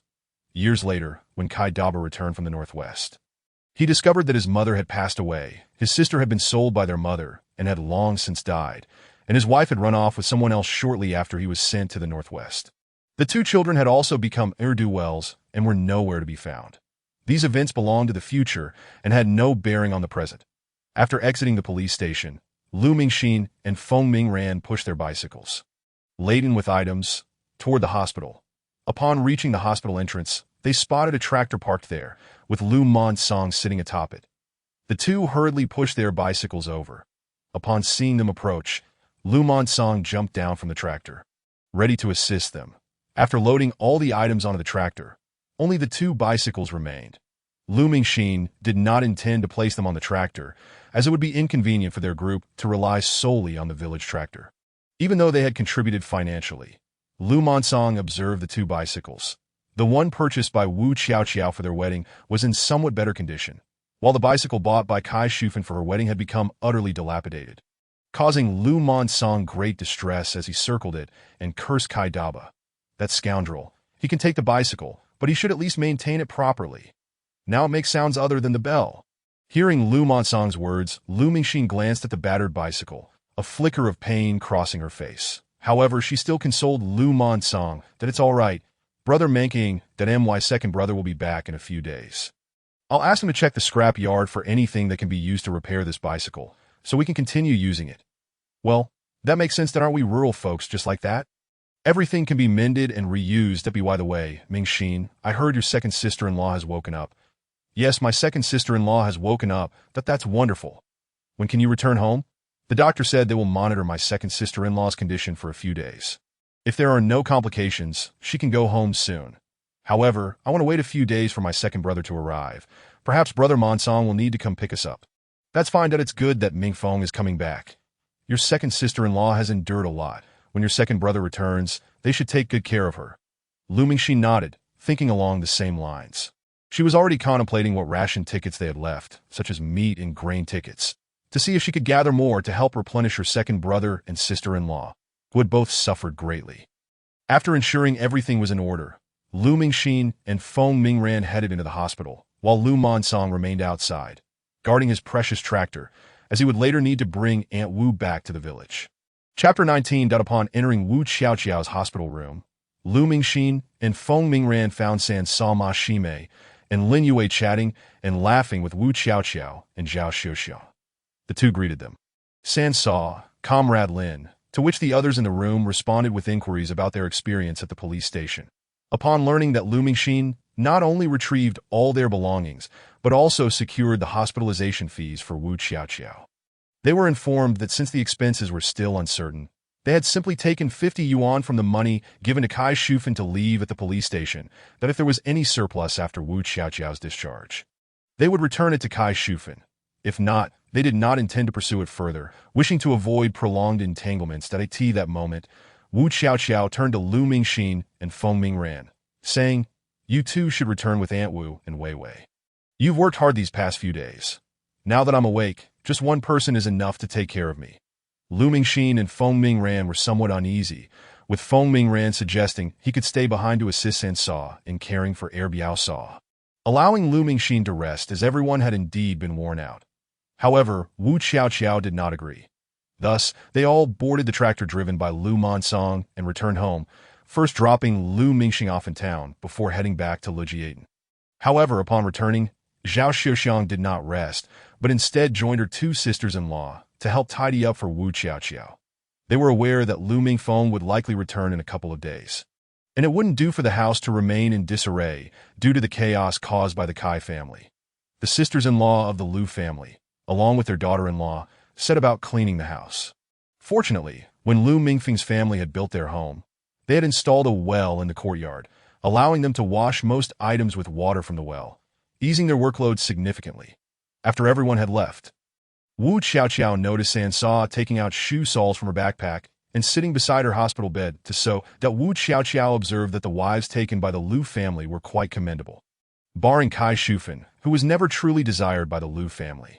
The order of the Lu family's cousins was such that the two sons of Lu Erqing were the oldest, Lin Sanqian's son was third, and Lu Mingshan and Lu Mingfeng, due to their parents marrying later, were the youngest two brothers.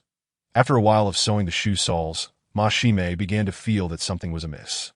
Upon lifting her gaze, she immediately noticed her youngest sibling staring intently at her, that a hint of embarrassment washed over Ma Shimei. Having spent the past few days tending to Wu Xiaoqiao in the hospital, they had become accustomed to casually sitting by the bedside with whatever items were at hand. After the departure of Aunt Wu, she had unwittingly fallen back into her usual routine, forgetting that her sister had already awakened. As Ma Shimei approached, she realized that her sibling was not actually focused on her, but rather lost in thought, seemingly oblivious even as Ma Shimei stood directly before her, in an attempt to rouse her. Ma Shimei waved her hand in front of Wu Xiaoqiao's eyes. "Sister, what is the matter? What are you thinking about? Are you tired? Would you like to lie down for a bit?" At that moment, Wu Xiaoqiao, in a daze, caught a glimpse of movement before her and instinctively prepared to react. However, a sudden realization struck her that she was no longer in the apocalyptic world, and she quickly restrained her impulsive response. Lifting her head, she found Ma Shimei gazing at her with concern. "Sister-in-law, I'm fine, just daydreaming. Please help me lie down. I need to rest for a while." Thus, Ma Shimei gently assisted Wu Xiaoqiao in lying down. After ensuring she was comfortable, Ma Shimei returned to her previous position and resumed her task of mending the shoe soles. Meanwhile, aboard a sleeper train heading towards Liaoning province, a strikingly handsome man with a robust demeanor, his head wrapped in bandages and his hands and feet encased in plaster, leaned against the window. He took a sip from an enamel cup, setting it down afterward, revealing a layer of skin peeling from his lips, an evident sign of inadequate hydration. Just as the cup was placed on the table, the door of the sleeper carriage swung open, and a youthful man with a cherubic face entered, calling out to the man seated on the bed. "Brother, it's time to eat. I got some braised pork for you. Come and have a bite." These two were Lu Mingfeng, who was returning home, and his cousin Lu Xiaobao, who had come to care for him. Upon noticing Lu Mingfeng's hand resting atop the enamel cup, Lu Xiaobao added, "Brother, if you're thirsty, you should drink some water, that if you need to use the restroom, I can help you." Over the past few days on the train, Lu Xiaobao observed Lu Mingfeng's reluctance to drink water to avoid frequent trips to the restroom, despite his persistent encouragement. Lu Mingfeng merely shook his head in response to Lu Xiaobao's suggestion, indicating he did not feel thirsty, that it was not that he found the restroom's odor unbearable. After all, even the most unpleasant smells in the restroom paled in comparison to the stench of decay and suffocation from the apocalyptic world. He simply wished to avoid the discomfort of jostling in the crowded train. Gazing at the two meals laid out on the table, Lu Mingfeng noticed his portion contained braised pork, while Lu Xiaobao's was entirely vegetarian. He decided to combine their meals, transferring half of the braised pork into Lu Xiaobao's dish, and taking some vegetables from Lu Xiaobao's meal for himself, before beginning to eat. As Lu Mingfeng allocated the pork into Lu Xiaobao's dish, Lu Xiaobao was about to protest, but a glance from Lu Mingfeng silenced him. Now that their meals were portioned, Lu Xiaobao dug in heartily. Internally marveling at how delicious the braised pork was, the two quickly finished their meals. Afterward, Lu Xiaobao tidied up the table a bit and settled onto the bed opposite Lu Mingfeng. Brother, tomorrow we'll be getting off the train. Will we need to transfer to another vehicle? No need to transfer, Lu Mingfeng replied. Before our return, I asked the team leader to call the local police station directly from his office, the station's chief. Zhang Jianjun is an old classmate of my brother and me. He'll pick us up and take us to the county, and then we'll head to the hospital to pick up my wife. Your sister-in-law, before taking a tractor back to the village. Really? That's wonderful. Not having a transfer will be beneficial for your injury. That I was actually worried about having to take a passenger bus, fearing it might bump against your wound. After a few more casual exchanges, they fell silent, preparing to spend their final night aboard the train. Unbeknownst to them, another individual was en route towards them from a train heading from Beishur to Liaoning province. The following day, outside the Liaoning province train station, a jeep stood parked, with a middle-aged man leaning against its door. None other than Zhang Jianjun. He had already received a call from the commander of Lu Mingfeng's unit, informing him of their arrival and requesting his assistance in picking them up. Thus, he had arrived early, waiting outside the train station. As Zhang Jianjun leaned against the vehicle, smoking a cigarette, a train from Jing City to Liaoning province pulled into the station. The passengers jostled to disembark. Among them, a strikingly handsome young man carrying a large bundle and 2 bags in his hands. As he emerged from the station, scanning the surroundings, his eyes lit up upon spotting Zhang Jianjun leaning by the car door. Upon noticing Zhang Jianjun, the young man quickly made his way over, and Zhang Jianjun, sensing someone approaching, looked up to see the young man before him. The man exuded the aura of a soldier. With striking eyebrows, bright eyes, a healthy bronze complexion, and a well-proportioned, muscular build. Upon seeing Zhang Jianjun raise his head, the young man stood at attention and saluted, introducing himself. Comrade, greetings. I am Feng Mingho, an active-duty soldier from a certain military unit. May I inquire about something? Zhang Jianjun found the name familiar and recalled that Lu Mingfeng's cousin was named Feng Mingran. He inquired, Comrade, may I ask what your relationship is to Feng Mingran? Upon hearing his younger brother's name, Feng Mingho promptly replied, He is my younger brother. Zhang Jianjun, upon realizing the connection, clapped Feng Mingho on the shoulder. So you are Mingfeng's cousin. You're here to visit him, I presume? Let us not stand on ceremony. We're all family here. I'm Mingfeng's old classmate. I'm here to pick him up. First, let us get your belongings in the car, and then we can head inside. Is my cousin also back? Feng Mingho asked. I'm not here to see my brother. I came to check on Mingfeng's wife on behalf of my mother. Just as Zhang Jianjun was about to inquire how they had learned of this, the train's arrival whistle sounded. He quickly assisted Feng Mingho in stowing his 3 packages into the vehicle and urged him towards the train station. Let us go. We can chat later. Mingfeng's train has arrived. We need to head in and meet them at the sleeper car. Hastening to comply, Feng Mingho followed Zhang Jianjun into the station. Back aboard the train, Lu Xiaobao had already packed up the items on the table and placed the bundles on the ground. However, they were not in a hurry, choosing to wait until everyone else had disembarked before they did. While they waited, they suddenly heard shouts from outside the train. Lu Mingfeng, Lu Mingfeng. Peering out the window, they spotted 2 figures approaching, calling Lu Mingfeng's name as they ran. Recognizing Zhang Jianjun in the lead, Lu Mingfeng was soon able to identify the man trailing behind as Feng Mingho, the eldest son of his aunt Feng Mingming. He waved excitedly at them, calling their names. Upon hearing his voice, the 2 men rushed over, stopping at the window. Before Feng Mingho could greet his cousin, Zhang Jianjun instructed Mingfeng, How many packages do you have? Hurry and pass them down through the window. Seeing that the individuals outside were acquaintances of his brother, Lu Xiaobao quickly handed down the 2 large packages and the 2 smaller ones. Once the bundles were passed down, he turned and supported Lu Mingfeng as they made their way outside, thus avoiding the need to wait for the train attendants to assist them. Earlier, 2 attendants had approached, indicating they would help once everyone had disembarked. As Lu Xiaobao half-carried Lu Mingfeng towards the exit, Feng Mingho arrived. Together, they assisted Lu Mingfeng down from the train. Once on the ground, Lu Mingfeng requested that Lu Xiaobao set him down. After being released, Zhang Jianjun and Feng Mingho both stepped forward to embrace Lu Mingfeng. While embracing him, Zhang Jianjun patted his back, murmuring, It's good to be back, as long as you're safe. Your wife will have someone to rely on. After releasing Lu Mingfeng, Zhang Jianjun glanced at the 2 large packages on the ground. Mingfeng, what do you have in these 2 packages? They seemed quite substantial, though not overly heavy. Though the bundles appeared large, they primarily contained 2 military overcoats, with the remainder being gifts from Lu Mingfeng's comrades. That's right, Zhang Jianjun replied that no need to dwell on it.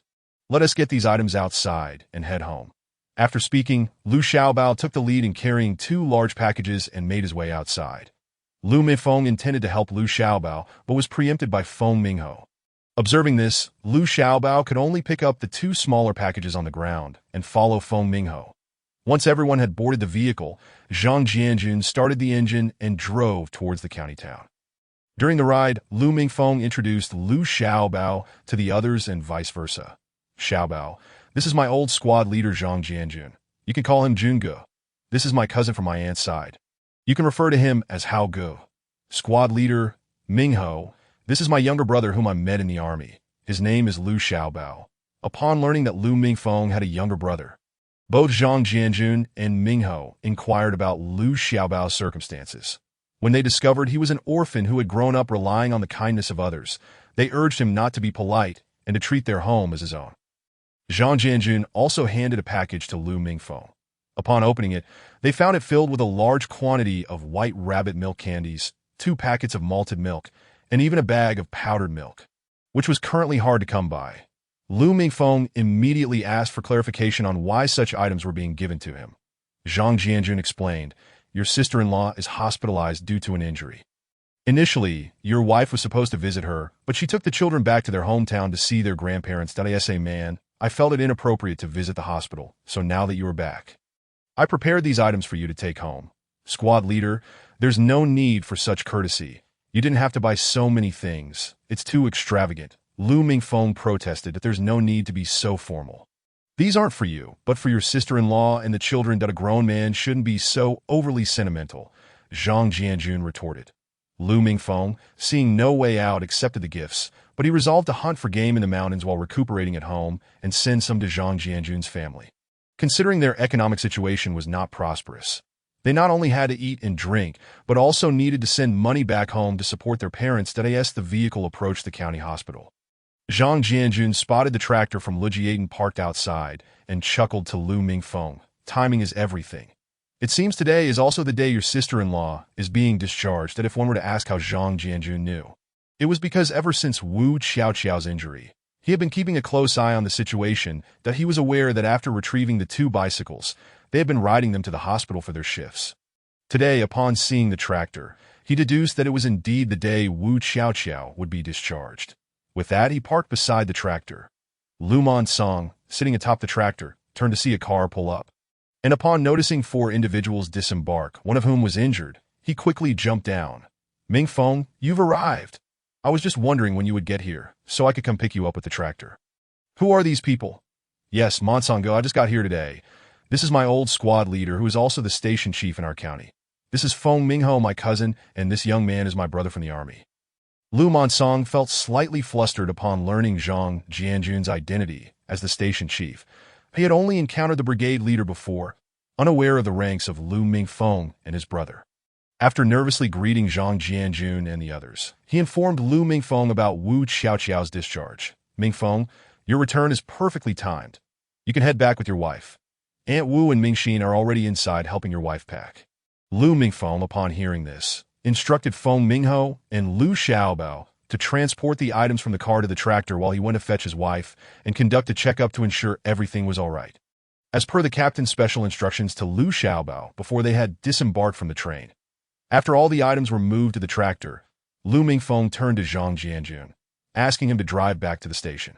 But Zhang Jianjun waved dismissively. But there's no need for that. I had you move the items to the tractor so I could take you and your sister-in-law back. Both of you are injured. Riding in my car will be much more comfortable than bouncing around in the tractor. Lu Mingfeng was about to argue but was interrupted by Zhang Jianjun, who instructed Lu Xiaobao and Feng Mingho to push Lu Mingfeng to fetch his wife and for the checkup. After moving the items to the tractor, Feng Mingho had gone to borrow a wheelchair from the nurses, and at that moment, Lu Mingfeng was seated in it. Meanwhile, Wu Xiaoqiao confirmed her discharge for the day. Zhao Xiuxiang, Lu Mingxin, Feng Mingran, and even Lin Yue had taken leave from the brigade leader to come and assist her. After changing clothes with Zhao Xiuxiang's help, Wu Xiaoqiao allowed Feng Mingran to enter. As several people helped tidy up the hospital room, Wu Xiaoqiao touched her hair, and her face instantly lost all semblance of a smile. Zhao Xiuxiang and the others couldn't help but chuckle at Wu Xiaoqiao's action. The doctor had cut off her braids with scissors, and due to the injury on the back of her head, her hair was unevenly trimmed, leaving some parts shaved to prevent it from sticking to the wound. Just then, as everyone was laughing and tidying up the room, a knock echoed at the door. The group looked up to see 3 individuals at the entrance, one of whom was in a wheelchair and appeared to be seriously injured. With both arms and legs in casts and his head wrapped in bandages, being pushed by a man. The familiar faces of the 2 individuals excited the room, including Lin Yue, though her expression quickly returned to normal. Lu Mingxin and Feng Mingran, however, were overwhelmed with excitement and rushed forward. Halfway there, they turned to see Wu Xiaoqiao standing from her bed, immediately stepping aside to make way. Wu Xiaoqiao gazed at the familiar face. Her emotions a mix of excitement and trepidation. It wasn't until the individual smiled at her, raising a thumb with his uninjured hand, that she broke into laughter, tears streaming down her face. Slowly, she raised her right hand in a fist gesture towards him. The room was puzzled by their interaction, unaware that it was a habit formed between Wu Xiaoqiao and Lu Mingfeng during the apocalypse. Initially, when Lu Mingfeng had yet to awaken his powers. Every time Wu Xiaoqiao cried after battling zombies, she would turn to see him, giving her a thumbs up, prompting her to respond with a gesture of encouragement before charging forward. Although Zhao Xiuxiang and the others did not comprehend the meaning behind their gestures, they assumed it was a display of intimacy between the couple. As Wu Xiaoqiao stood up, clutching her abdomen and preparing to approach Lu Mingfeng. Zhao Xiuxiang hurried to support her, while Lu Mingfeng took it upon himself to push the wheelchair towards Wu Xiaoqiao. Moving towards one another, their eyes reflected shared pain. Lu Mingfeng ached for Wu Xiaoqiao's pale complexion, her injuries, and her prominent belly. Though he understood that these were mere appearances, their abilities still intact, his heart ached nonetheless. Recalling the times they fought desperately for survival during the apocalypse. Although he was not idle, his powers had yet to awaken, rendering him less capable than Wu Xiaoqiao, who often trembled with exhaustion after expending her energy. This sight had brought him to tears then, that Wu Xiaoqiao, in turn, felt heartache for Lu Mingfeng's pallid face, the visible injuries, and the casts indicating fractures, and as they drew nearer, a soft glow emanated from her fingertips. Invisible to those around them, but Lu Mingfeng grasped her hand tightly, shaking his head gently to signal her not to do so. "Xiaoqiao, I'm here to take you home," he said. The mention of home caused Wu Xiaoqiao's tears to flow uncontrollably. In the apocalypse, the concept of home had been a distant memory. Now, not only were they reunited, but they also had 4 children, including the one growing inside her. She choked out a soft "em." Thus, the group began to move, assisting each other as they exited the hospital, only to be halted a few steps outside by Lu Xiaobao. As he observed the departing figures, Lu Xiaobao felt a surge of anxiety. Had they forgotten something? Seeing them continue on their way, it became evident they truly had overlooked something, and he hurried after Lu Mingfeng, calling out, "Brother, brother, wait! Did you forget something? You still need to have a checkup." As a few individuals who were yearning to depart heard his words, they hurriedly halted in their tracks. Among them, Lu Mingfeng, who was engaged in conversation with Wu Xiaoqiao, and Feng Mingho, who was being pulled by Feng Mingran and was about to respond to his inquiry. Both exhibited a somewhat awkward demeanor. It was perhaps better that Wu Xiaoqiao and her companions remained oblivious, for the 2 genuinely had forgotten. Consequently, Feng Mingho's brother escorted Wu Xiaoqiao and the other 2 women to Zhang Jianjun's location to catch a ride, while Lu Mingfeng was accompanied by Feng Xiaobao and Lu Mingxin for a medical examination. Although it would have sufficed for Lu Xiaobao to go alone, Lu Mingxin was concerned. She needed to ascertain her brother's condition. How severe were his injuries? After a thorough examination, the doctor confirmed that Lu Mingfeng had not sustained any injuries during the ride and that there were no lingering effects. All that was required was for him to recuperate properly, and in 2 to 3 months he would be fit to return to the army. Upon hearing the doctor's reassurances, Lu Mingxin and Lu Xiaobao were elated, and they promptly wheeled Lu Mingfeng away to find Wu Xiaoqiao and the others, preparing to head back. Meanwhile, Wu Xiaoqiao, accompanied by Feng Mingho, emerged outside, where they encountered Zhang Jianjun and Lu Monsong waiting by the vehicle. As they walked out of the hospital, Wu Xiaoqiao heard Feng Mingho mention that they would be taking Zhang Jianjun's car back to the village, which was considerably safer than riding in a tractor. Thus, they approached the two men, and Wu Xiaoqiao greeted Zhang Jianjun. "Squad leader, I will trouble you for a bit. Dear sister-in-law, no need for such formality. Just call me brother. And what trouble could there be? We're all family, so there's no need for such politeness. You were injured, and your sister-in-law should have come to visit, but she took the children back to the hometown to see the elders. So she couldn't make it. When she returns in a while, I'll ensure she comes to see you. All right then, I won't be polite, I'll just call you Brother Jianjun, and there's no need to trouble sister-in-law. As you've said, family doesn't need such formalities." Zhang Jianjun, observing Wu Xiaoqiao's straightforward demeanor, felt happy for Lu Mingfeng that it is well known that those in the military appreciate such forthright individuals. Hearing Wu Xiaoqiao's words prompted him to smile and agree. But he still contemplated that when his wife returned, she should indeed pay a visit to Wu Xiaoqiao, as it was not merely a matter of formalities. Noticing Wu Xiaoqiao's prominent belly, Zhang Jianjun urged her to sit in the vehicle. Insisting that Xiao Xiang and Lin Yue also take a seat, that is for Feng Mingho and his brother, they were directed to the tractor. However, Lin Yue chose not to board the tractor, knowing that Lu Mingfeng was still inside the hospital. She figured Lu Mingxin would accompany Wu Xiaoqiao, while Lu Mingfeng would likely sit in the front, so she opted to join the tractor and sat facing Feng Mingho at that moment, as they sat across from each other. Feng Mingho recognized Lin Yue's familiar face and was momentarily taken aback. Before he could ponder further, Feng Mingran, sitting beside him, playfully tapped his brother's arm and inquired, "Brother, what brings you here? Are you here to see me? Do I look that important?" Feng Mingho's remark left Feng Mingran bewildered, while Lin Yue, sitting opposite, couldn't help but chuckle. The sight of Lin Yue's smile reminded Feng Mingho of her familiarity, and before he could dwell on it, Feng Mingran realized that his brother's comment implied he was being overly sentimental. Understanding this, Feng Mingran retorted, "So you're not here to see me, but rather to visit our cousins? But how did you know they'd be back?" Feng Mingho felt a surge of annoyance at Feng Mingran's words, recalling the day he had just returned from the army and saw their mother looking pale, as if she might faint at any moment. She had been busy preparing to visit Mingyu and his wife, which infuriated him. "This is all your fault. The telegram you sent was so unclear that Mom nearly ended up in the hospital. You know, ever since she had the little brother and sister, her health hasn't been great. She was packing to come here, and just as I was on leave from the army, I came over."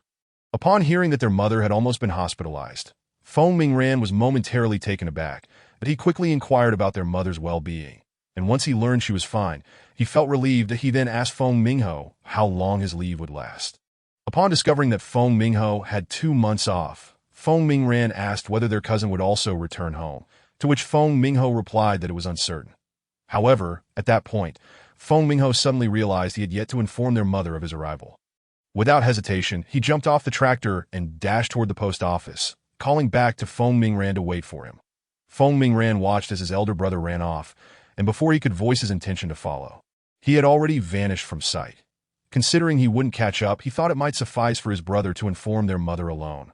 Little did he know, the telegram he had sent had not only scared their mother, but had also frightened his little sister, who would soon be arriving. The youngest 2 children of the Feng family were a pair of twins. However, due to Feng Mingming's age, carrying 2 children had been quite a burden for her, resulting in the girl being born healthy while the boy was weaker. With the necessity of sending another family member to the countryside, Feng Mingwei decided to take the initiative. After all, her brother Feng Mingyan was not in great condition, and she did not wish for him to go to the countryside only to return in worse shape. Once the family confirmed Feng Mingyue's decision to go, they used their connections to send her directly to Feng Mingming's hometown. Initially, Feng Mingyue had planned to arrive with her elder brother, but since her belongings were not ready, Feng Mingming suggested she wait and travel later with the other youth going to the countryside. After Feng Mingho went to the post office to call home, the Feng family learned that Lu Mingfeng and his wife were doing well. In the meantime, Feng Mingyue was eagerly preparing to confront her second brother, ready to give him a piece of her mind for sending an unclear telegram that had frightened their mother. At that moment, their mother had turned pale upon receiving the telegram, nearly causing her to faint. As Lu Mingfeng emerged from the hospital after his examination, he noticed the absence of Feng Mingho. After inquiring, he learned that Feng Mingho had gone to make a call and chose not to press further. After waiting a short while, Feng Mingho returned. Lu Mingfeng asked about their aunt's condition and was relieved to know that although she had been startled by Feng Mingren's telegram, she was now well. Once Lu Mingfeng and Lu Mingxin boarded the vehicle driven by Zhang Jianjun, they all set off toward Lijiaten. Chapter 23. The children of Lijiaten found the day quite remarkable. They were aware that the village tractor was on its way to the hospital to fetch Wu Xiaoqiao. So from the moment the tractor departed the village, Taidan and Dia squatted beneath the large tree at the village entrance. Because Wu Xiaoqiao had always been kind to these children, often sharing wild fruits she picked from the mountains. They eagerly accompanied Taidan and Dia as they waited by the roadside. Upon hearing the tractor's engine approaching, the children at the village entrance were filled with excitement. They stood up, peering into the distance, only to discover an unfamiliar vehicle leading the way. Some of the children, who had accompanied their parents to the town, recognized it as a car driven by the leaders that as the vehicle made its way into the village. The children joyfully surrounded it. Zhang Jianjun, who was driving, cautiously navigated to avoid jostling Wu Xiaoqiao and Lu Mingfeng, and he slowed down considerably. However, he rolled down the window, calling out to the children outside to keep their distance and avoid any accidents. As he opened the window, a keen-eyed child spotted the passengers inside and excitedly exclaimed to Taidan, "Taidan, look, it's Grandma Wu, your aunt and sister Xiaoqiao returning." "Really? Where? I don't see them," upon hearing their playmates shout about seeing Wu Xiaoqiao and Grandma Wu. Taidan and Dia shared in the excitement, eagerly asking their friend while bouncing on their feet to catch a glimpse into the vehicle. When Taidan and Dia looked inside, Zhang Jianjun had already parked the car. As the door swung open, Taidan caught sight of the person sitting in the front seat, that he seemed familiar, yet Taidan could not place him. Lu Mingfeng had only returned last year, shortly after marrying Wu Xiaoqiao, and had not spent much time at home before departing again. Children tend to forget quickly, so Taidan only felt that Lu Mingfeng looked familiar, failing to recognize him as his second uncle. At that moment, the injured man in the front seat gazed back at Taidan and Dia, who tilted their heads in confusion. That it was only when Lu Mingfeng smiled and waved at them that he initiated recognition. "Taidan, Dia, what's wrong? Don't you recognize your second uncle?" Hearing the man claim to be their second uncle left Taidan and Dia somewhat puzzled. However, upon seeing Zhao Xiuxiong, Wu Xiaoqiao, and their aunt seated in the back, they nodded in affirmation, signaling that this man was indeed their second uncle. The two children immediately rushed forward, hugging Lu Mingfeng's uninjured leg while sobbing, "Second uncle, my mom. My mom ran away. She doesn't want us anymore. She even had the little uncle hit second aunt, and she bled so much. We were so scared." Lu Mingfeng gazed down at the two children clinging to his thighs, weeping profusely with tears and snot streaming down their faces. He felt a twitch at the corners of his mouth, but ultimately reached down to stroke their heads, a flicker of sternness crossing his eyes.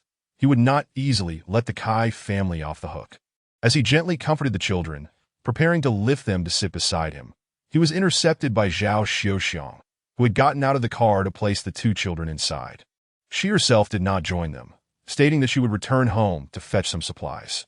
During this time, the children had been alternating between staying and dining at the homes of Lu Erqing and Lu Sanqian, leaving Wu Xiaoqiao's household devoid of provisions. Zhao Xiuxiong intended to retrieve some ingredients from her own home. Once the children were settled, the vehicle resumed its journey. The delighted children, exploring their surroundings, turned to Wu Xiaoqiao and gently patted her belly, whispering to it, "Brother, sister, we are going home. Second aunt, you are finally back. We missed you so much. Second aunt misses you too. Sit still. We shall be home shortly," Wu Xiaoqiao replied. Upon hearing her words, the children nodded enthusiastically. Sitting upright and still, swaying adorably with the motion of the vehicle, that Wu Xiaoqiao and Lu Mingfeng, both unaccustomed to encountering young ones in the post-apocalyptic world, found their antics utterly charming. They exchanged glances, silently agreeing that if these two behaved well, they would be more than happy to care for them. Before long, the car arrived at the courtyard at the foot of the mountain. Upon opening the door, they were greeted by two side-by-side houses. This was Lu Mingfeng's family home. After Zhang Jianjun parked the car, Wu Xiaoqiao was assisted out by Lu Mingxin, while Lu Mingfeng received a similar helping hand from Zhang Jianjun. Together, they guided the couple into their room, settling them onto the heated bed. The two children were also placed comfortably on the bed. Once these arrangements were made, Zhang Jianjun prepared to depart, but Lu Mingfeng urged him to stay for a meal before leaving.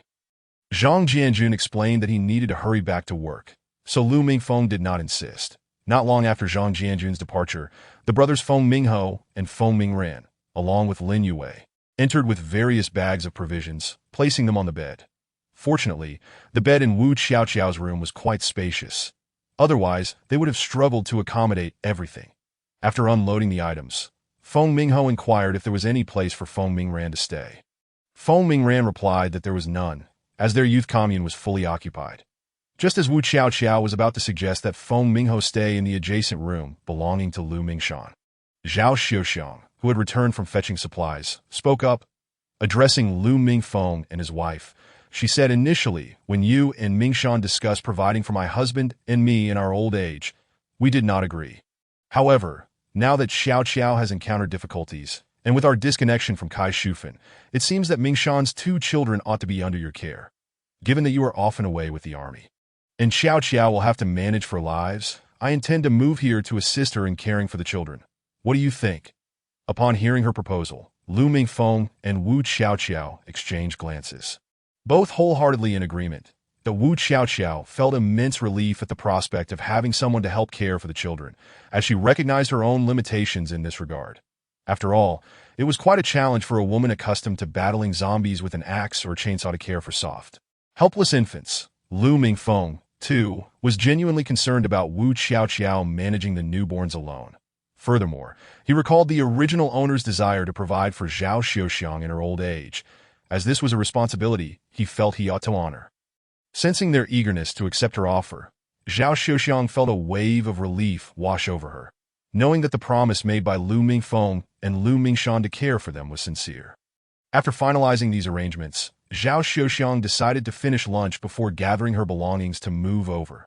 Lin Yue had already agreed to the transition, so she had no objections, while the Feng brothers were quickly enlisted as laborers. Chapter 24. Having discussed these matters, Zhao Xiuxiang found herself in a bit of a quandary. Holding some vegetables in her hands, she contemplated her predicament. Having returned hastily, she had not purchased any meat or other dishes in town. She was acutely aware that Lu Mingfeng and Wu Xiaoqiao needed nourishment, yet the limited grain she possessed left her uncertain. That moment, a voice called from outside. "Fifth sister-in-law, I heard from Monsong that Mingfeng has returned. Anyone have fetched Xiaoqiao as well? How is she? Was the journey bumpy? Did she feel unwell?" The voice arrived before the person did, causing Zhao Xiuxiang to chuckle and shake her head, knowing it was her second sister-in-law. Now, she was no longer worried about the lack of ingredients, as she anticipated her second and third sisters-in-law would surely bring something along that as expected. The 2 women entering the room were Zhou Zuihua, the wife of Lu Erqing, and Zheng Xiuer, the wife of Lu Sanqian. Each carried a basket, followed by their daughters-in-law. Zhou Zuihua's second daughter-in-law, Wu Aigua, was still in confinement and could not attend. Instead, her eldest daughter-in-law, Zhou Hongxiao, was present. Upon entering, they placed the baskets on the table and uncovered the cloth, revealing a piece of meat, a freshly slaughtered chicken, and a basket of eggs. Zhao Xiuxiang, seeing the chicken, inquired, "Who killed their chicken? With meat and eggs, why slaughter it when it could still lay more?" The 2 pairs of women turned their gazes toward Lin Yue, standing nearby, who merely smiled in response, prompting Zhou Zuihua to explain. "This is not our chicken. It was brought to us by Yue yesterday, asking us to prepare it for today." It turned out that Lin Yue, knowing they would be fetching Wu Xiaoqiao back, had gone to the mountains the previous day and caught a wild chicken and a rabbit, the latter still tied up at Zhao Xiuxiang's home, in her hurry to come and prepare a meal. Zhao Xiuxiang had likely overlooked it, and Lin Yue had forgotten to mention it. The chicken had been delivered to Zhou Zuihua's home for slaughtering, while the eggs were shared between the 2 households, with the eggs from Zhao Xiuxiang and Wu Xiaoqiao's chicken stored in their cabinets. Thus, lunch was prepared by Zhao Xiuxiang and her 3 sisters-in-law, along with the 2 daughters-in-law. Due to Wu Xiaoqiao and Lu Mingfeng's health concerns, they did not join the others in the main room, but rather had their meal brought to them by Ma Ximei. During the meal preparation, Wu Xiaoqiao held both children close, cradling one in each arm. Lu Mingfeng observed the 2 weary children leaning against her, noting their disproportionately large heads and slender bodies, their hair dry and yellowed. Their frail appearance made it challenging to discern their features. Lu Mingfeng reflected that he and Wu Xiaoqiao needed to nurture these children properly. With that thought in mind, he turned and rummaged through their belongings, producing 2 large white rabbit milk candies. Unwrapping them and placing one in each child's mouth, Iron Egg and Dia, who had been resting their heads against their second aunt, were startled when something sweet was suddenly inserted into their mouths. As they savored the delightful taste, tears began to stream down their faces, and they looked up at the uncle who had treated them to candy, finally bursting into tears. "Uncle, our father is gone, and our mother doesn't want us anymore, that we have become unwanted wild children." Seeing the children cry, Lu Mingfeng felt at a loss, rushing to pat their heads, before he could offer any words of comfort. Wu Xiaoqiao slammed her hand on the table and addressed Iron Egg, who said, "You are unwanted wild children. Iron Egg, tell your second aunt who spoke such nonsense. I will tear their mouths apart." Upon hearing Wu Xiaoqiao's declaration, Dia quickly chimed in. "It was Fat Tiger. Fat Tiger said his mother said that since our father is dead and our mother has run away, uncle and second aunt won't care for us, and we have become unwanted wild children." Lu Mingfeng felt puzzled by the mention of Fat Tiger's mother, as he was unfamiliar with her. Gazing at Wu Xiaoqiao, she was familiar with this woman from the original owner's memories. This brings to mind the circumstances of Lijiaten. Most of the inhabitants there bear the surname Lu. Originally, Lijiaken was divided into Daliu village and Shaolu village.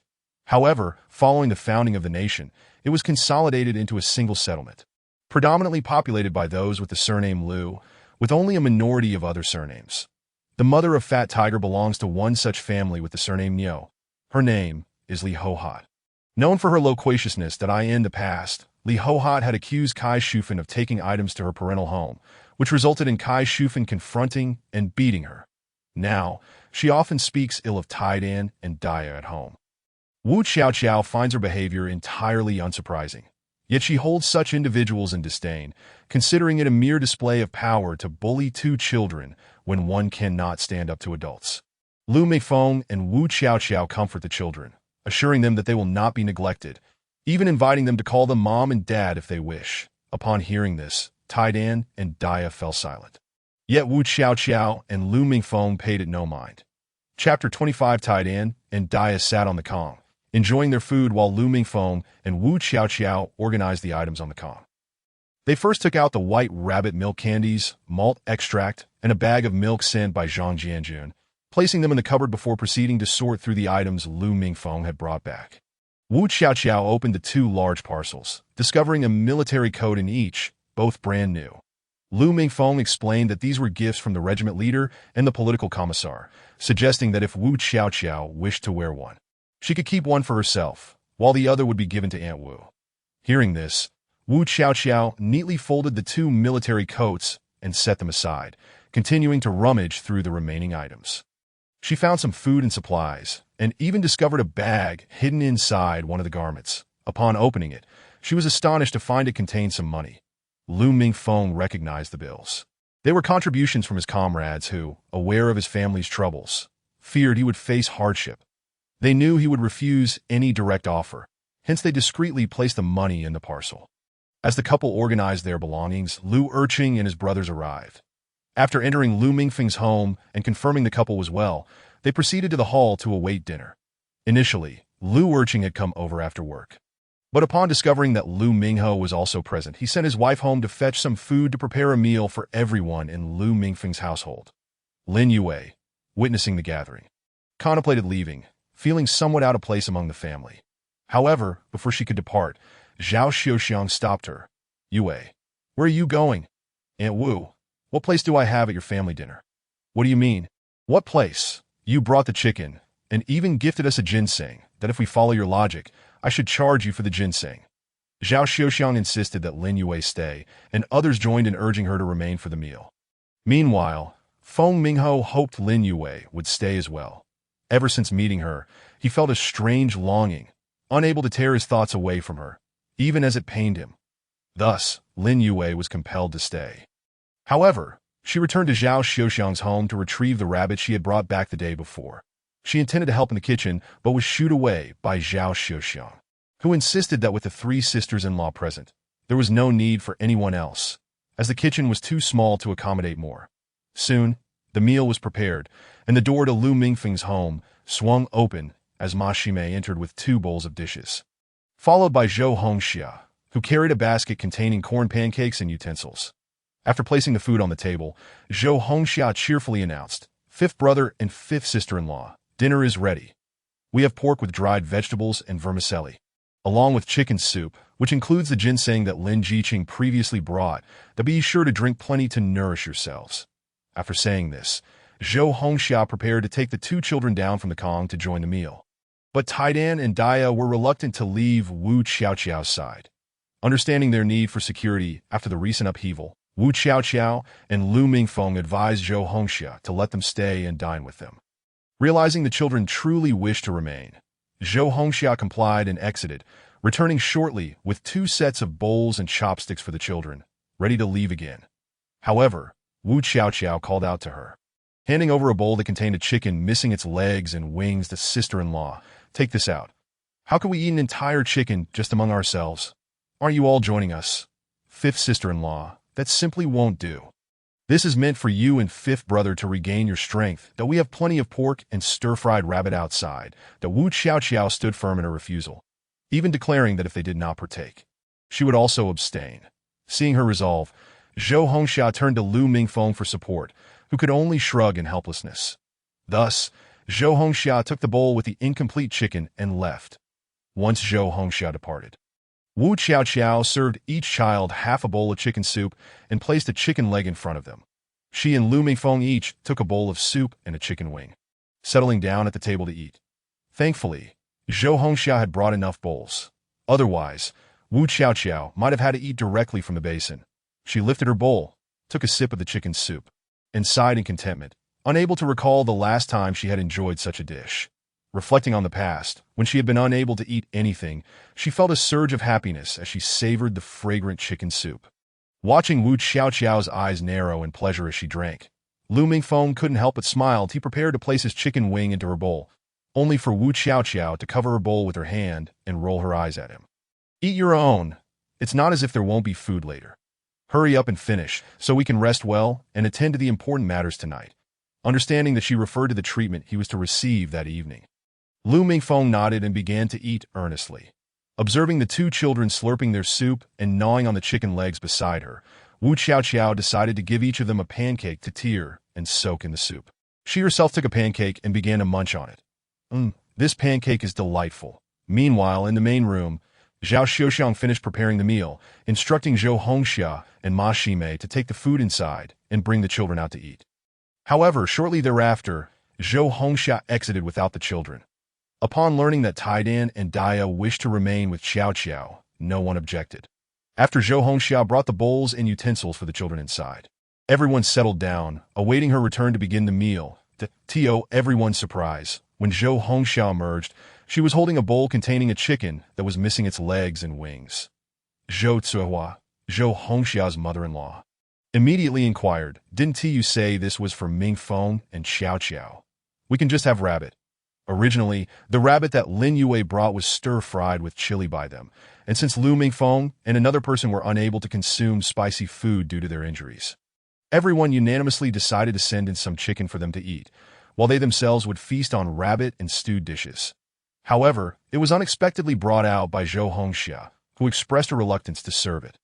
Yet Wu Xiaoqiao insisted that if everyone else was not eating, neither would they. Upon hearing this, Lu Urqing tapped the table, suggesting that everyone should begin their meal. Since Xiaoqiao had offered it, they should all partake, and they could find ways to procure some good food for the two of them later. In Chapter 26, at Lu Urqing's behest, everyone began to eat. The children, in particular, devoured their meals with gusto, their mouths glistening with grease. It was known that during the new year, they might not have eaten so well. Today, with chicken, rabbit, and meat, they were so stuffed that they could barely lift their heads. The adults, too, generously served the children meat and vegetables, their faces beaming with joy as they watched the children relish their food. Meanwhile, Zhou Tsua's daughter-in-law, Wu Aigua, had already been called by Zhou Tsua to bring a bowl of chicken soup and some other dishes, along with a few pancakes, to their home for Wu Aigua to enjoy. After the meal, Lu Urqing and those who were to work later returned to rest. Zhou Tsuehua and the others had intended to stay and help but were urged by Zhao Xiuxiang to return and rest, as she would be off work in the afternoon and could manage the cleanup herself. Lin Yue offered her assistance, especially with the presence of the Feng Mingho brothers nearby. After Zhao Xiuxiang washed the dishes used by them and Wu Xiaoqiao's group, she took the Feng Mingho brothers and the eager Lu Xiaobao back to her home to gather their belongings, which the three men would help move to Lu Mingshan's house. The house on her side was tidied up by the Feng Mingho brothers along with Lu Xiaobao, while Zhao Xiuxiang and Lin Yue organized their belongings. Lu Mingshan's house had 2 rooms for sleeping, with the Kong already prepared, so she and Lin Yue did not share a room. Instead, they each had their own, with Zhao Xiuxiang even leaving space for the 2 children to sleep in her room. On the other side, Wu Xiaoqiao and her 3 companions finished the food brought over by Zhou Hongxia in a whirlwind. Among the 4, 2 came from a post-apocalyptic world where food was scarce, while the other 2 children had grown up without ever tasting good food. After gulping down the last sip of chicken soup, Xiaoqiao let out a loud burp. After Zhao Xiuxiang took the bowls outside to wash, Wu Xiaoqiao prepared to lie down and rest, but her large belly made it impossible for her to lie flat, forcing her to lay on her side. Lu Mingfeng, feeling the weight of Wu Xiaoqiao's sizable belly and the movement of the child within, couldn't help but feel a pang of sympathy that he recalled how, during dinner, although it seemed she ate a lot, it was likely due to the late stage of her pregnancy that the child was pressing against her internal organs, making her actual intake rather modest. As he watched Xiaoqiao struggle to sip the chicken soup at the end, he spoke tenderly, "It must be tough for you. Once the baby is born, I'll find some good food for you.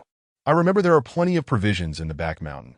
Hearing Lu Mingfeng's words, Wu Xiaoqiao nodded happily, aware from the original owner's memories that the back mountain was indeed rich in resources, provided one had the capability. She believed she possessed such capabilities, especially since her power was still present, albeit fading. Nevertheless, this dissipating power had strengthened her body, and she felt her physical strength was now comparable to what it was at the beginning of the apocalypse. It may not seem impressive, but she could easily handle 3 or 5 adult men.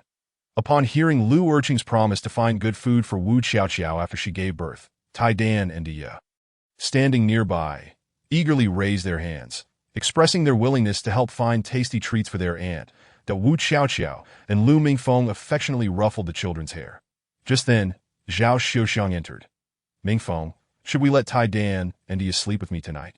They getting older, and with you both being somewhat restricted, I worry they might inadvertently hurt you while sleeping." Upon hearing that they wouldn't be sleeping with their aunt, Tai Dan and Dia immediately protested, clinging to Wu Xiaoqiao's hands, insisting they wanted to sleep with her. Seeing the children's determination, Wu Xiaoqiao and Lu Mingfeng agreed that the kids could sleep with them, assuring that they would be careful since the Kong was quite spacious. Zhao Xiuxiang, witnessing the children's insistence, could only internally chastise Kai Shufan for creating such a situation. She then turned to Tai Dan and Dia and asked, "Do you want to sleep now? If not, we could go with your sister Wei Wei to the back mountain to gather pigweed and see if we can find something for your aunt to eat. Let your uncle and aunt rest well in their room." Upon hearing that their aunt and uncle would rest better, Tai Dan and Dia expressed their disinterest in sleeping. They slid off the Kong, put on their shoes, and grabbed Zhao Xiuxiang's hand, heading outside while turning back to call to Wu Xiaoqiao and Lu Mingfeng, "Uncle, aunt, wait for us to find something to eat for you." Before Zhao Xiuxiang could finish her sentence, she was pulled along by the 2 children. And fearing she might trip them, she followed closely while reminding Wu Xiaoqiao and Lu Mingfeng, "You 2 rest well at home, that I'll take Mingho and Wei Wei to gather pigweed in the back mountain. And perhaps we can catch something wild, that if you need anything, just call Xiaobao. He.S. in the yard. Especially you Xiaoqiao, make sure to rest well in your room, that I'll cook dinner when I return." Lu Mingfeng and Xiaoqiao replied in agreement, watching as Zhao Xiuxiang was let out by the 2 children. Lu Xiaobao also chimed in from outside, "Brother, if you need anything, just call me, that I'm in the yard fixing some broken things around the house." Lu Mingfeng acknowledged his words and mentioned that he and his wife would be resting, advising not to disturb them unless necessary. They could hear the sounds of movement in the yard, likely as the others were moving some broken and damaged items from Lu Mingshan's house outside to be repaired, as they overheard Zhao Xiuxiang telling Lu Xiaobao to secure that stool properly.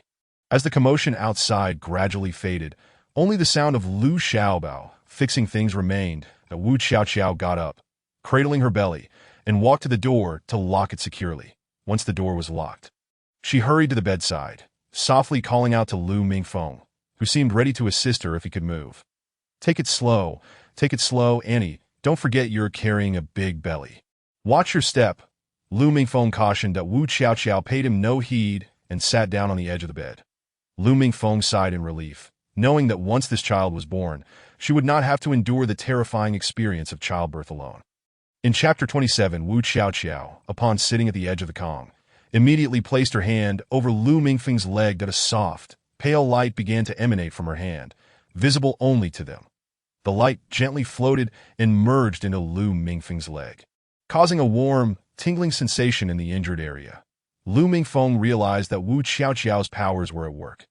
Before long, Lu Mingfeng felt the healing effect take hold, and after treating his leg, Wu Qiaoqiao placed her hand on his hand, mending the wounds there as well.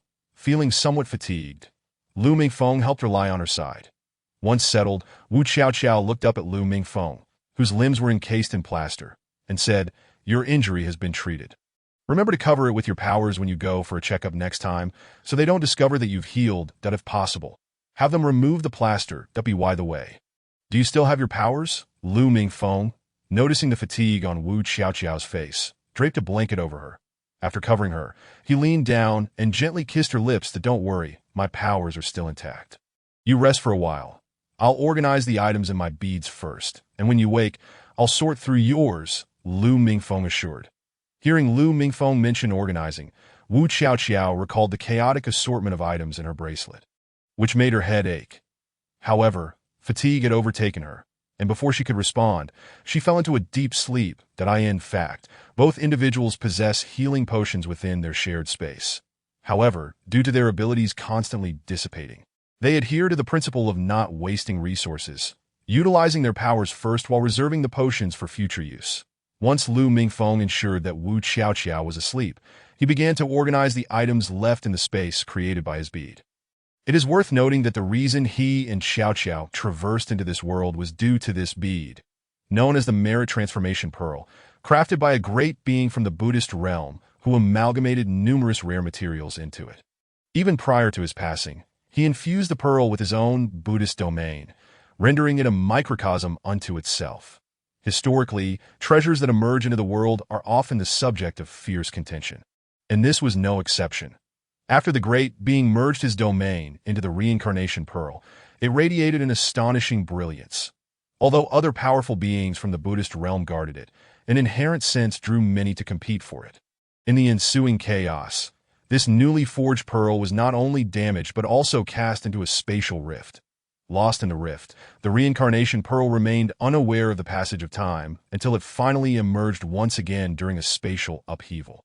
Albeit in a severely damaged state to restore the pearl, countless merits were required, and through an unseen connection, it found its way to Lu Mingfeng's family. According to subsequent revelations from the reincarnation pearl, Lu Mingfeng's ancestors were benevolent beings of 5 generations. While the pearl lingered by the side of Lu Mingfeng's forebears to heal itself, it did not absorb merits directly as depicted in the system novels that Lu Mingfeng had read. Rather, it engaged in a reciprocal process, drawing merits from Lu Mingfeng's ancestors while returning the merits left by the great being within the pearl. Even the smallest fraction proved to be immensely beneficial. Thus, the reincarnation pearl was passed down through Lu Mingfeng's lineage until it reached him, with no one harboring the peculiar notion of blood recognition. Unexpectedly, upon encountering Lu Mingfeng, this unconventional 6th child not only initiated his own blood recognition, but also coaxed his childhood companion to do the same. In the aftermath of the apocalypse, the two accrued countless merits while saving others and combating zombies, compounded by the unknown number of generations of merit accumulated within Lu Mingfeng's family. This led to the awakening of the spirit of the reincarnation pearl. Upon awakening, the spirit sensed an overwhelming madness, realizing it now had 2 masters, one primary and one secondary, that as Lu Mingfeng had shed the most blood and possessed a stronger spirit than Wu Qiaoqiao. He assumed the dominant role, and the reincarnation pearl seamlessly integrated into Lu Mingfeng's soul. After inquiring about Lu Mingfeng's circumstances, it learned that at the age of 12, Lu Mingfeng had entered a rebellious phase. Spending his school days engrossed in novels, having read extensively about treasures that required blood recognition, he recalled the mysterious bead passed down through many generations.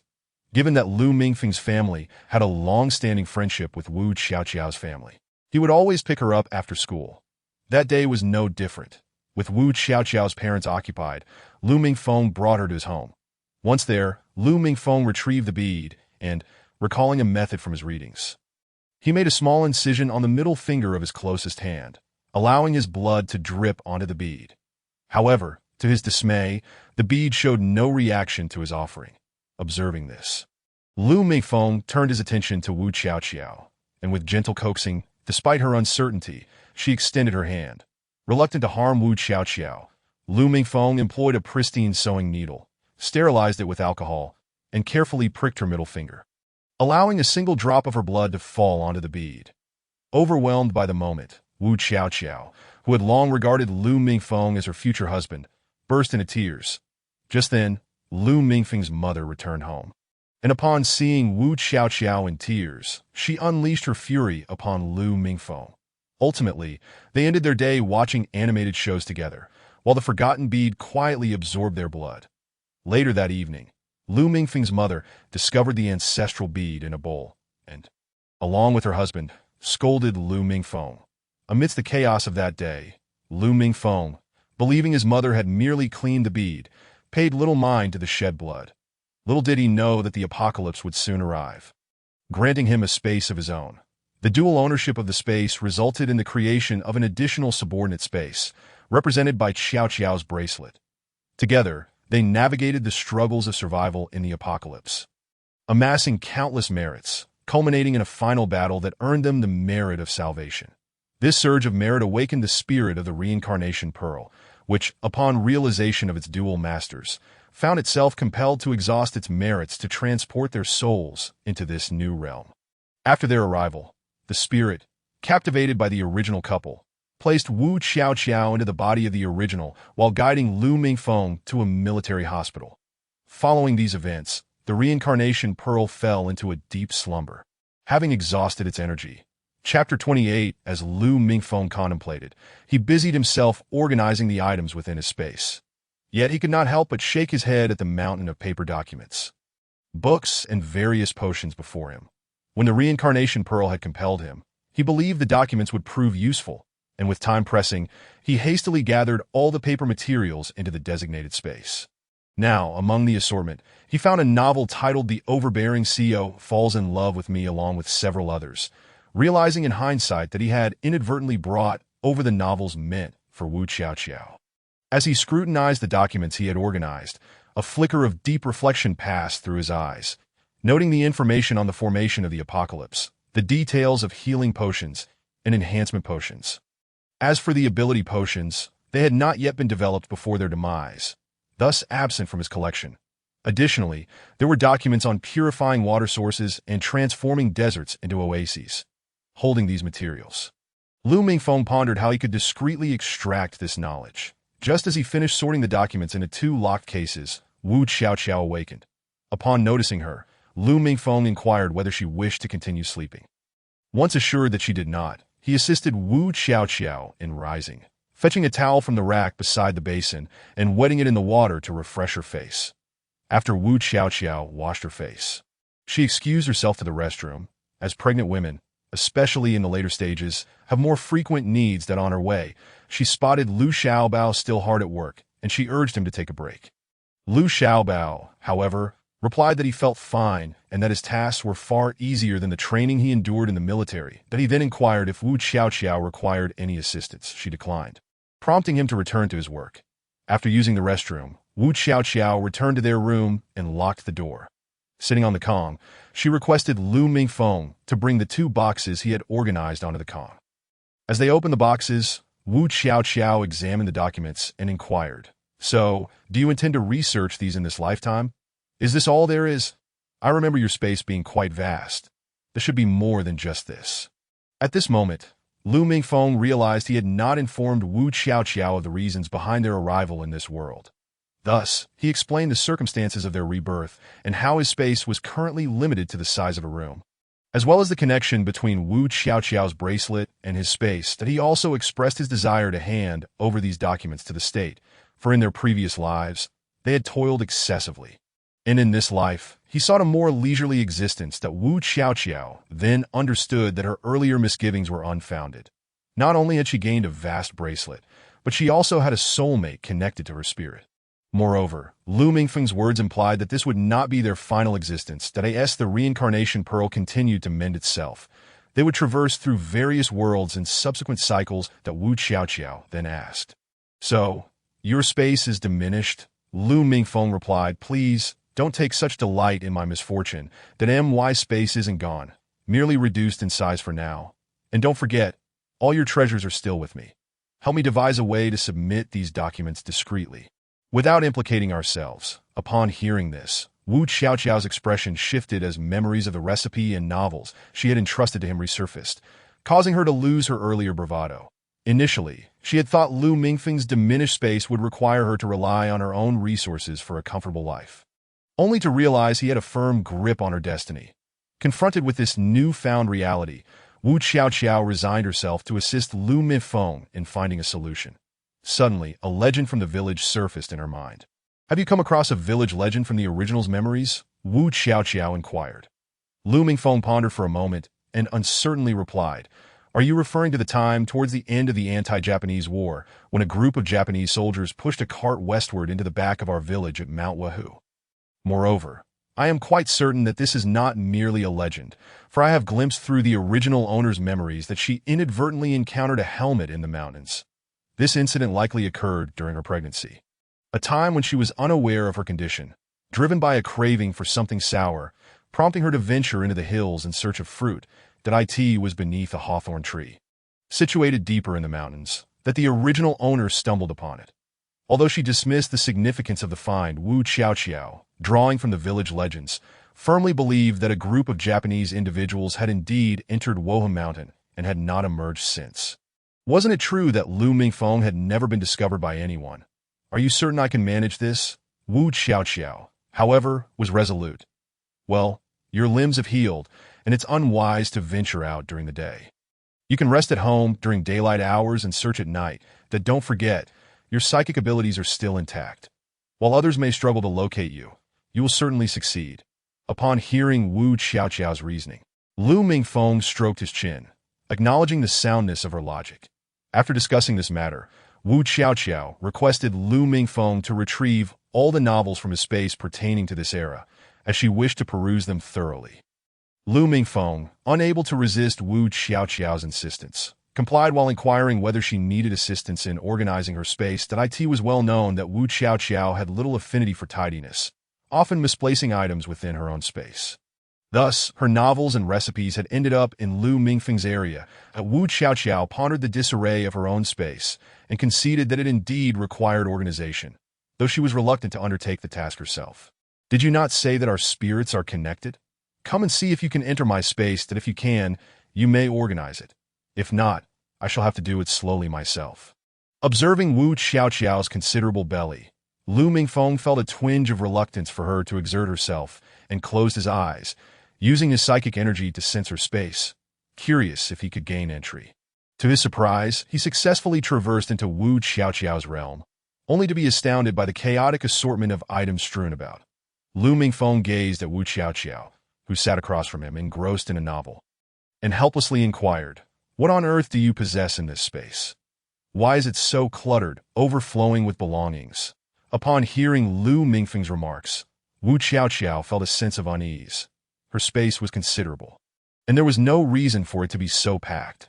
She swept her gaze across the area and discovered that her space had indeed shrunk. Evidently, this world imposed limitations on it as well. When Wu Qiaoqiao shared this revelation with Lu Mingfeng, he shrugged it off, asserting that in this safe world, their combined spaces would suffice. As Lu Mingfeng commenced organizing, they gradually uncovered the contents of Wu Qiaoqiao's space. Chapter 29. Through diligent sorting, Lu Mingfeng and Wu Qiaoqiao finally discerned what lay within the confines of her space. Firstly, it contained vehicles collected from the onset of the apocalypse, an array of off-road vehicles capable of traversing rugged terrain.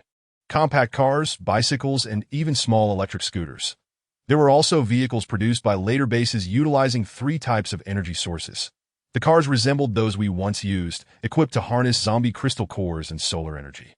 The balance scooters featured a flat board beneath, akin to a bicycle handlebar, and a seat reminiscent of a bicycle saddle. Once activated, they could glide effortlessly through the air, reaching heights of up to 2 meters. Typically powered by solar energy, they only resorted to zombie crystal cores and psychic energy in desperate situations.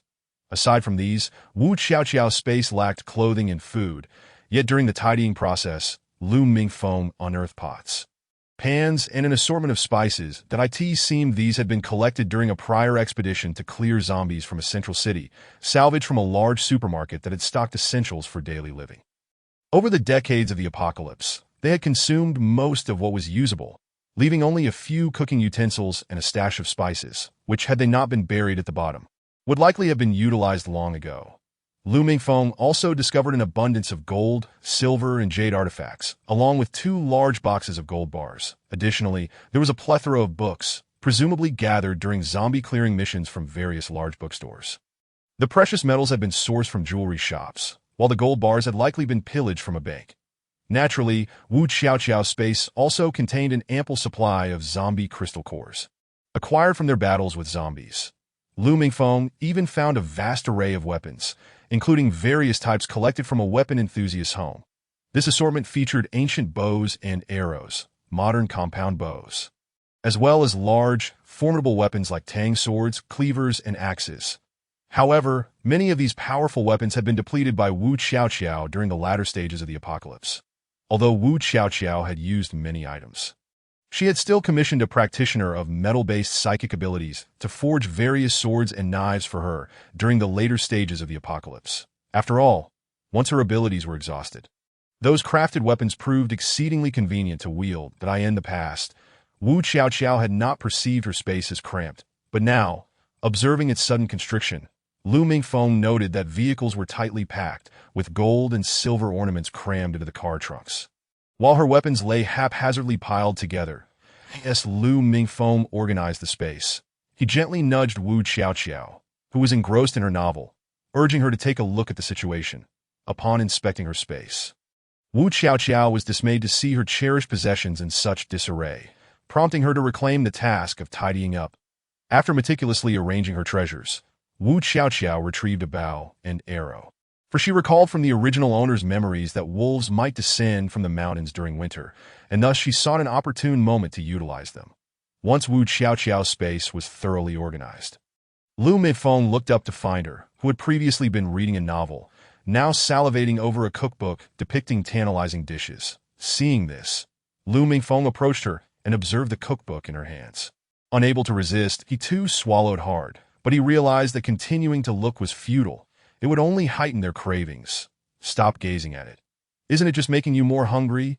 Once conditions allow, I'll find a way to bring you those delicacies. For now, let us discuss what you have gleaned from those novels. That Wu Xiaoqiao, considering Lu Mingfeng's words, decided to tuck the cookbook away in her space and gestured toward the stack of novels beside her, sharing her insights gleaned from them. If this time space is akin to our own, then in a few years, this period will conclude, leading to the resumption of college entrance examinations. If it differs, I sense from the original owner's memories that it should be fairly similar.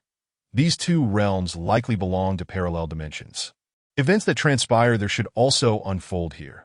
However, if your documents are submitted, this phase may conclude sooner. From these novels, it is evident that regardless of whether one is a male or female lead, those who are academically inclined will participate in the examinations once they are reinstated, while those less scholarly will leverage their foresight to ascend to the upper echelons of society. And what about you? Xiao, do you wish to take the entrance examination or pursue something else? Upon hearing Lu Mingfeng's inquiry, Wu Xiaoqiao rolled her eyes at him and retrieved the cookbook she had just placed in her space. Take the entrance examination? You really expect someone who hasn't attended school since the age of 10 in her previous life to sit for it? I have no desire to struggle. Let the children strive instead. After all, we have 4 of them now. As long as one of them achieves success, I can live comfortably for the rest of my days. My greatest aspiration in this life is to savor all the culinary delights. Lu Mingfeng, upon hearing Wu Xiaoqiao's words, smiled and nodded. However, as he was about to discuss with Wu Xiaoqiao how to administer the various potions in their possession to their family members, considering that both children and Zhao Xiaofan were not in the best of health, he was suddenly interrupted by the sound of children's laughter emanating from the courtyard. He hastily stowed away the items that were not meant to be seen in his space and quickly made his way to the door, opening it with a sense of urgency. After doing so, Lu Mingfeng swiftly returned to the Kong, positioning his injured hands and feet comfortably. Once everything was in order indeed, Taidan and Dia pushed the door open, each carrying a handful of wild fruits from the back mountain, approaching Wu Xiaoxiao with the intention of offering them for her consumption. However, they were promptly lifted up by Zhao Xiuxiang, who had just entered, taking both the children and the fruits outside. That Wu Xiaoxiao and Lu Mingfeng then heard Zhao Xiuxiang washing the children's hands and faces, as well as the wild fruits, while instructing the children on the importance of cleanliness before sharing food with their second aunt, lest she fall ill from unclean offerings. The children's soft replies filled the air. Exchanging knowing smiles, Wu Xiaoxiao and Lu Mingfeng awaited the return of the children. Chapter 30. After the two children returned, they nestled against Wu Xiaoxiao, recounting their adventures on the mountain, describing how Lin Yue and Feng Mingho seemed to be competing with one another, each hunting their own prey. That by the time they descended the mountain, they had each gathered quite a haul. Zhao Xiuxiang and Feng Mingran had foraged for wild vegetables and caught a pig, while the children had scoured the area for wild fruits. However, as they had not ventured deep into the mountains, the nearby fruits had already been picked clean, and after searching for quite some time, they had only managed to find a small handful, merely 5 or 6 in total. Lu Mingfeng observed the two children leaning against Wu Xiaoxiao, their appearances notably frail after being freshly washed.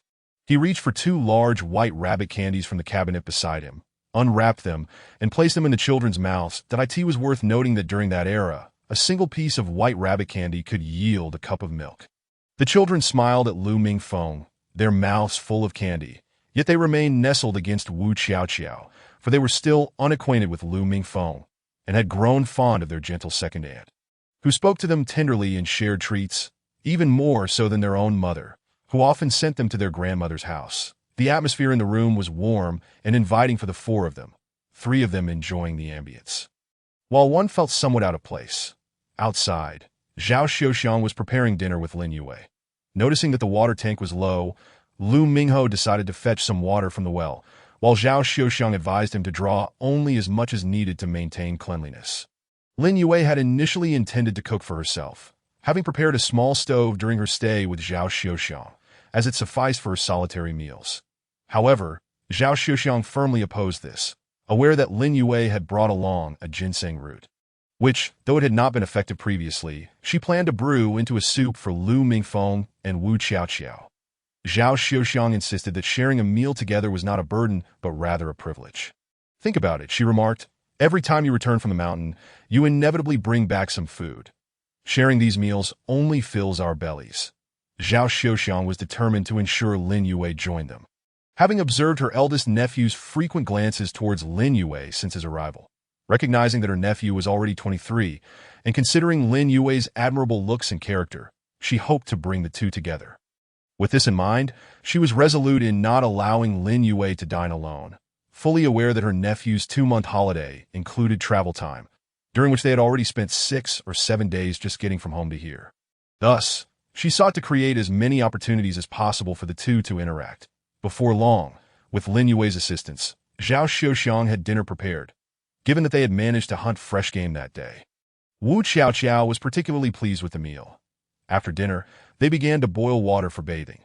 Lu Mingfeng enjoyed a refreshing bath with the help of Feng Mingho and his brother, knowing full well that the journey from the train station had left him in dire need of cleanliness, especially as it was not the dead of winter. After Lu Mingfeng had finished bathing, Wu Xiaoxiao, with Zhao Xiuxiang's help, washed her hair and body. Once they had attended to the couple, the others took turns to wash up, with Taidan and Dia receiving assistance from the adults. However, Feng Mingho and his brother took their clothes directly to the village river to wash them, although Zhao Xiuxiang had suggested they heat water here. The 3 men insisted they were accustomed to cold water.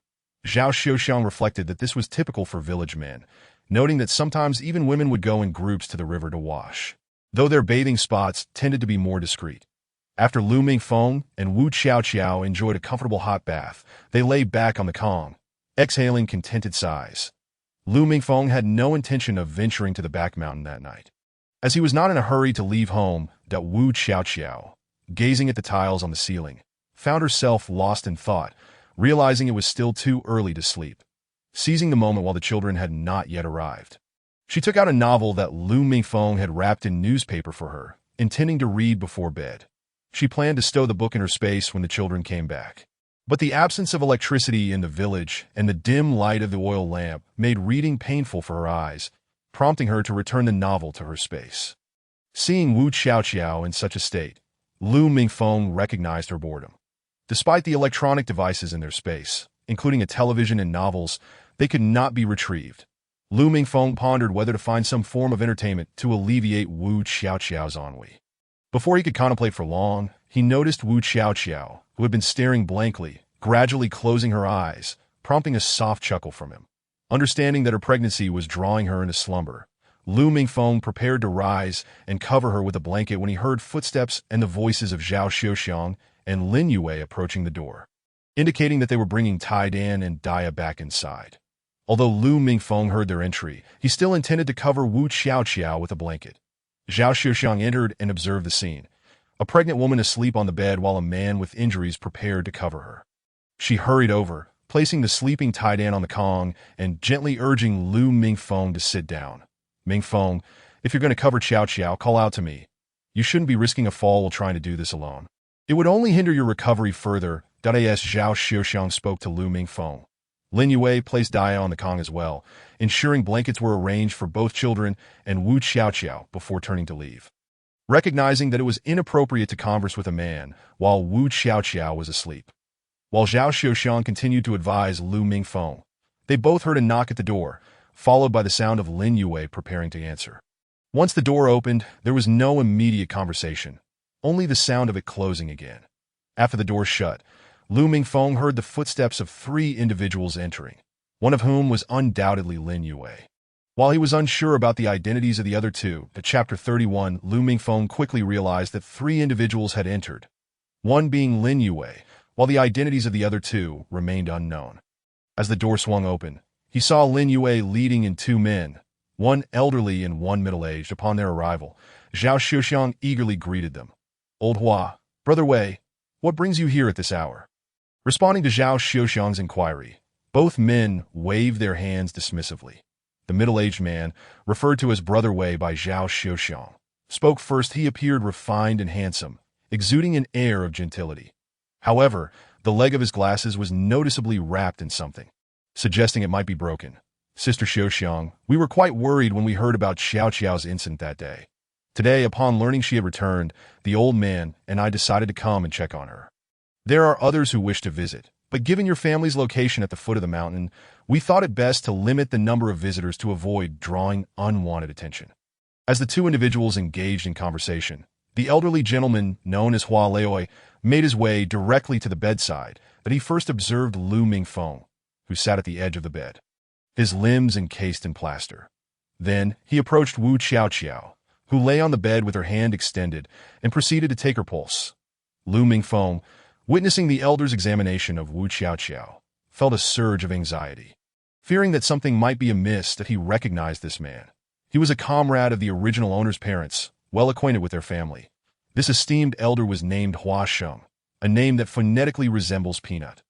Chosen by his family in hopes of bestowing upon him numerous brothers, reflecting the wish for abundant blessings. Perhaps it was indeed a fortuitous name, as he was blessed with many siblings. He had 3 full-blood brothers and several half-brothers. Hua Leoi hailed from a long lineage of traditional Chinese medicine practitioners. When the turmoil of war erupted, he resolutely enlisted in the military, saving countless lives from the rear lines. His presence in Lijiaden was due to the chaotic times, as those he had rescued, now occupying high positions, had sent him here for protection, while the middle-aged man accompanying him was also a displaced individual, though Lu Mingfeng did not know him personally. However, given the familiarity between Zhao Xiuxiang and the man, it was evident they were acquainted. Indeed, while Hua Leoi diagnosed Wu Xiaoqiao, Zhao Xiuxiang introduced Lu Mingfeng to the elder, revealing that this gentleman was Wei Songbai, a friend of Wu Xiaoqiao's parents, who had returned from studying abroad. While Wu Xiaoqiao's parents entered a research institute, Wei Songbai took a teaching position at Kyoto University that he had been sent to Lijiaden due to a report made by one of his students. And in an effort not to burden his wife and children, he severed ties with them. After Wu Xiaoqiao's parents passed away, Wei Songbai had cared for the three elderly residents and Wu Xiaoqiao, even going so far as to adopt her as a goddaughter. When Wu Xiaoqiao's grandmother and maternal grandmother passed, it was the Wei couple who provided assistance that Wu Xiaoqiao was only aware that her grandfather had been sent away before his death, without knowledge of his new location. Upon seeing Wei Songbai here, they reconnected, and she often discreetly brought him food and supplies, initially keeping it from the Liu family. Over time, she discovered that the Liu family had consistently looked after those residing in the cow shed. As Wu Xiaoqiao's pregnancy progressed and her belly grew, Zhao Xiuxiang occasionally included Wei Songbai when delivering supplies to the cow shed. After Zhao Xiuxiang concluded her introductions, Lu Mingfeng regarded Wei Songbai with a discerning gaze. Aware that a father-in-law's scrutiny of a son-in-law often intensified with closer observation, that moment, Hua Lei withdrew his hand from taking Wu Xiaoqiao's pulse and approached Lu Mingfeng, instructing him to extend his hand. After a thorough examination, Hua Lei settled onto a nearby stool. Zhao Xiuxiang, noticing Hua Leioi's seated position, promptly inquired about the conditions of the two young individuals. How are the conditions of these children? Should we prescribe some medicine to help them recover? The conditions of both children are quite stable. As for Xiao, we must ensure she avoids further injury, for complications could arise during childbirth. There is no need for medication. After all, medicine carries its own risks for both her and the child. Regarding Mingfeng, I shall prescribe some medication to expedite his recovery. Upon hearing Hua Leioi's assessment, Lu Mingfeng gestured toward the plaster encasing his arm. Questioning, Grandfather Hua, can this plaster be removed? Once removed, would a splint suffice? This plaster is quite cumbersome. In response to Lu Mingfeng's inquiry, Hua Leioi approached him, gently palpating the injured area, despite the inconvenience posed by the plaster. Hua Leioi, being well-versed in traditional medicine, conducted a meticulous examination before returning to his original seat. Yes, this plaster can be removed. I shall return tomorrow to assist you. I observe that the young lady is asleep, and we would not want to disturb her while removing the plaster. Once it is taken off, I will provide a splint. Here are 2 prescriptions for you, one for internal use and the other for topical application. Have someone procure the medicinal materials for me, and I will personally prepare the ointment, which should be changed every 2 days. When Hua Leioi first examined him, Lu Mingfeng had subtly utilized his mental abilities to guide the elder's perception, ensuring that he appeared to be in the same state of injury as before, unaware that he had already healed. Hearing Hua Leioi's words that the plaster could be removed brought him immense joy, as he anticipated needing to traverse the mountains daily, finding the plaster quite a hindrance. Thank you, Grandfather Hua. Please write down the prescriptions. I will ask Tan Jing to fetch the medicine from the town tomorrow. Hua Leioi nodded in acknowledgement, aware that Tan Jing had connections to procure items from the black market, often assisting villagers in acquiring goods without proper documentation. Before writing the prescriptions, Hua Leioi mentioned another prescription he needed Tan Jing to gather, as someone in the cow shed had fallen ill. Although Lu Erqing had delivered some medicine, it had yet to yield any improvement. Once Hua Leioi completed the prescriptions, Zhao Xiuxiang accompanied the 2 men outside. However, before departing, she retrieved 2 bowls of dishes from the kitchen, prepared for the individuals residing in the cow shed, knowing that Wu Xiaoqiao's return would likely draw visitors, particularly Hua Leioi. Carrying the 2 bowls, Hua Leioi and Wei Songbai made their way toward the cow shed, taking care to navigate away from areas where villagers might emerge at night. In truth, they bore no ill will toward the villagers, as everyone shared a mutual understanding, primarily concerned about the intellectual youth. Upon their return to the cow shed, the occupants would be able to enjoy a hearty meal. Chapter 32. Hua Leioi and Wei Songbai stealthily made their way back to the cow shed, each cradling a bowl of food. As they approached, a cough resonated from within, prompting the sturdy figure of Delang to open the door and witness the 2 men entering, each bearing a bowl. The individuals displaced to Lijiaden were all capable, comprising a total of 7 individuals, including Hua Leioi and Wei Songbai, along with Wei Songbai's colleagues, a couple, a businessman named Qian Duoduo, and 3 former military leaders. The ailing individuals were none other than Qian Duoduo and the sole woman among them, Wei Songbai's colleague named Ding Yuan. Following a recent downpour, these 2 fragile souls had succumbed to illness. Lu Erqing had delivered medicine once, but their condition had yet to improve. Fortunately, Hua Leioi had now prescribed remedies that would soon restore their health. As the cow shed door opened, the military leaders Lao Li and Lao Zhang, along with Lao Su, emerged. Upon seeing Hua Laoi, they took the bowl from his hands, questioning Wei Songbai's inability to carry his own. Amused, Wei Songbai playfully scolded them, feigning a kick toward the two men. Once inside the cow shed, everyone gathered, including the ailing Ding Nuan and Qian Duoduo, who were assisted in their emergence. Upon exiting, Ding Nuan inquired about Wu Qiaoqiao's well-being, and upon learning of her stability, the group's anxiety subsided. Since their arrival in Lijiaten, Lu Erqing and his family had provided considerable care for them. When Wu Qiaoqiao arrived, it was often under the guise of delivering supplies to Wei Songbai. But the quantities indicated that others were also being attended to. Upon seeing the dishes Hua Laoi and Wei Songbai had brought back, Ding Nuan's husband, Lao Yang, inquired about the meal plan. Ultimately, Hua Laoi suggested dividing the dishes and adding some dried ingredients to create a stew for everyone to enjoy that evening, leaving the remainder for tomorrow's meal.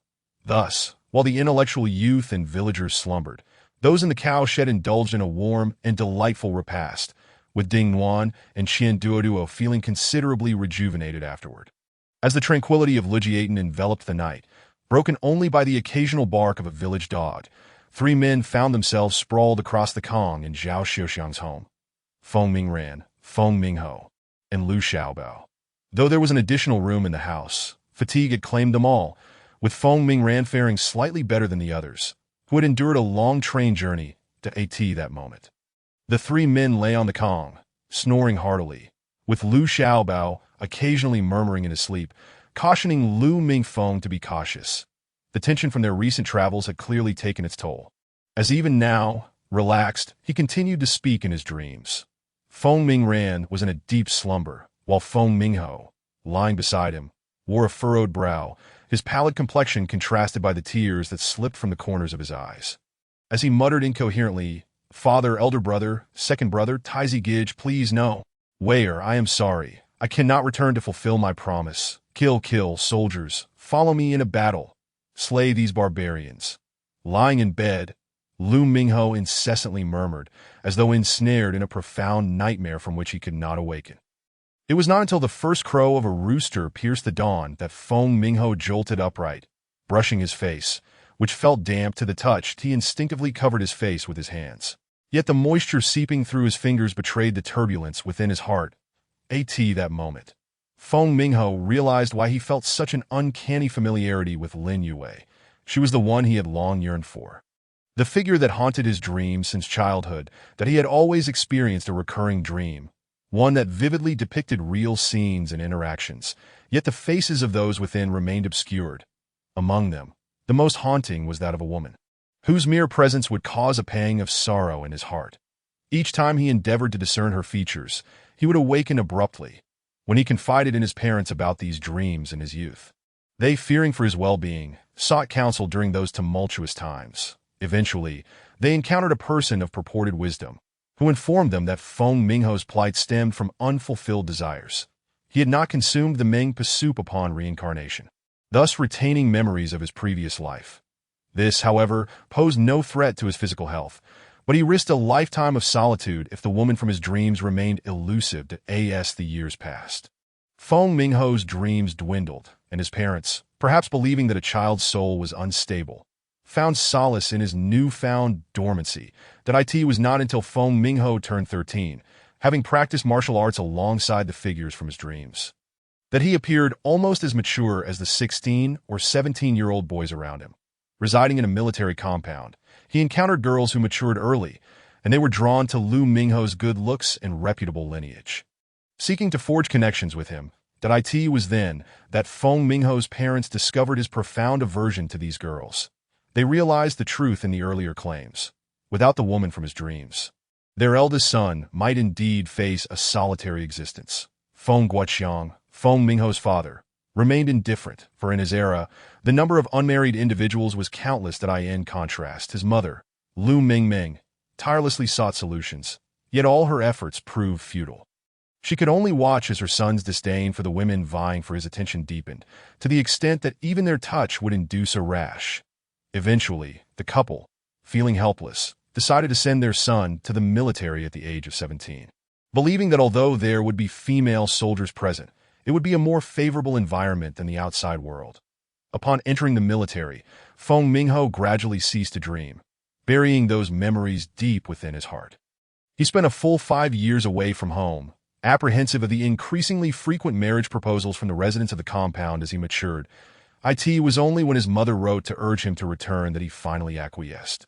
To his dismay, upon his return, he learned of the unfortunate incident involving his cousin Ming Shan, and how Ming Feng, his cousin's wife, had been injured by Ming Shan's in-laws. Concerned for her son, his mother insisted he come to the family. It was during this visit that he first laid eyes on Lin Yue, and it was then that he discerned the clarity of all that had eluded him in dreams. Chapter 33 that evening. Upon seeing Lin Yue, Feng Mingho found himself transported into a dream where he witnessed the events of his past life unfold.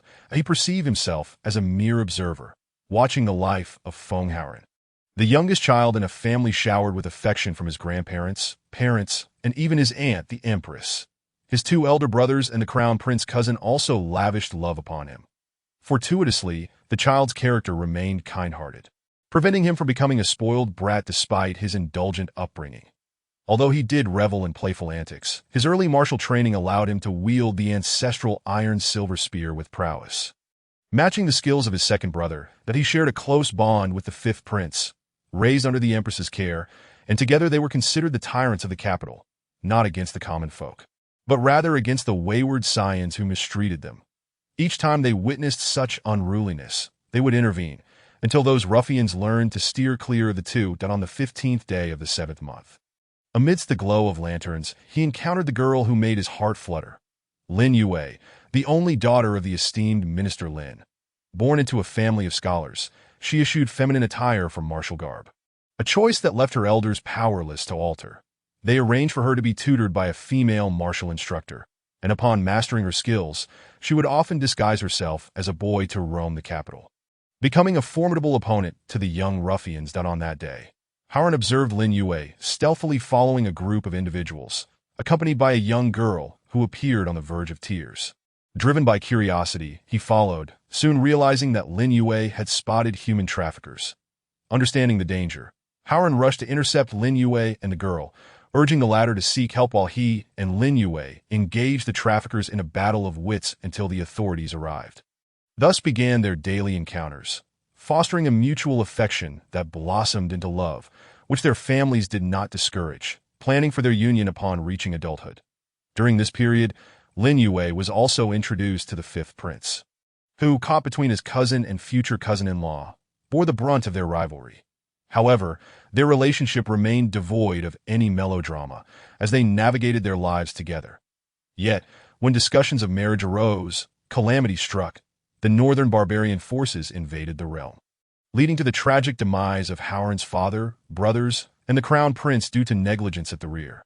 Only his second brother survived, albeit severely injured. That in light of these events, Haoran resolved to uncover the truth behind his family's deaths, vowing to return and marry Lin Yue. However, in his pursuit of the truth, he discovered evidence of his imperial uncle's involvement. After relaying this information, he fell victim to treachery and perished on the battlefield. Previously, Feng Mingho would awaken from his dreams at this juncture, but that night, he drifted like a wraith. Witnessing the aftermath of Haoran's death, he observed as Haoran's aunt, upon learning the truth, administered slow-acting poison to the emperor, leading them both towards a gradual demise. That he watched as his beloved and closest friend sought vengeance, pleading with the empress to become a nominal couple, ultimately facing numerous tribulations to vanquish the malevolent concubine and the second prince. He witnessed his dear friend, though initially cured, suffer lasting damage from the poison, his lifespan now curtailed. After the concubine bore children, they were entrusted to Lin Yue's care. To Haoran's friend, on the brink of death, decreed that Lin Yue should govern in his stead, allowing her to skillfully navigate the court, safeguarding the rights of her friend's children until the young emperor matured and assumed power. He beheld her relinquishing authority, only to succumb to death within 3 short months. That he watched as her coffin, containing only a set of imperial robes, was interred in the royal mausoleum, with the young emperor and his beloved coming to lay flowers at his grave. Choosing to rest beside him, in his dreams, Lu Mingho observed, noting the striking resemblance between the dreamlike Lin Yue and the tangible Lin Yue, his heart unsettled for an extended period. Upon awakening, he sat upon his bed, contemplating the habits of the Lin Yue from his dreams, comparing them to his observations from the previous day. Feng Mingho became increasingly convinced that this Lin Yue was indeed the one he had long sought. With this realization, he could no longer find solace in sleep. After a brisk wash, he made his way to Lu Mingfeng's home, only to find it still shrouded in slumber. Unsure of how to approach Lin Yue, he pondered whether to simply declare, "I am your Howren. I have come to find you." Lu Mingho, lost in thought and plagued by a sense of restlessness, paced anxiously in circles around the entrance of Lu Mingfeng's home. Eventually, unable to quell his turbulent emotions, he snapped off a straight branch from a nearby tree and began to twirl it in the yard, performing the very set of martial techniques he had mastered in his previous life. Initially, he appeared somewhat clumsy, but as he continued, his movements quickened to the point where the branch blurred with speed. Before he could complete his routine, the inhabitants of the yard awakened, having noticed his prolonged presence at the door.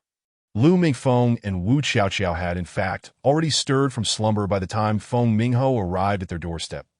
As Lu Mingfeng scanned the vicinity with his mental prowess, he was taken aback to see Feng Mingho, who seemed to have been lingering outside for an unexplained reason. When he observed Feng Mingho practicing his martial arts, he noted with surprise that the performance was quite impressive at this moment. Lu Mingfeng and Wu Xiaoqiao heard Zhao Xiuxiang and Lin Yue stirring awake. After Zhao Xiuxiang rose, she caught the sound of swishing from outside and, without bothering to wash up, hurriedly joined Lin Yue to the yard's entrance.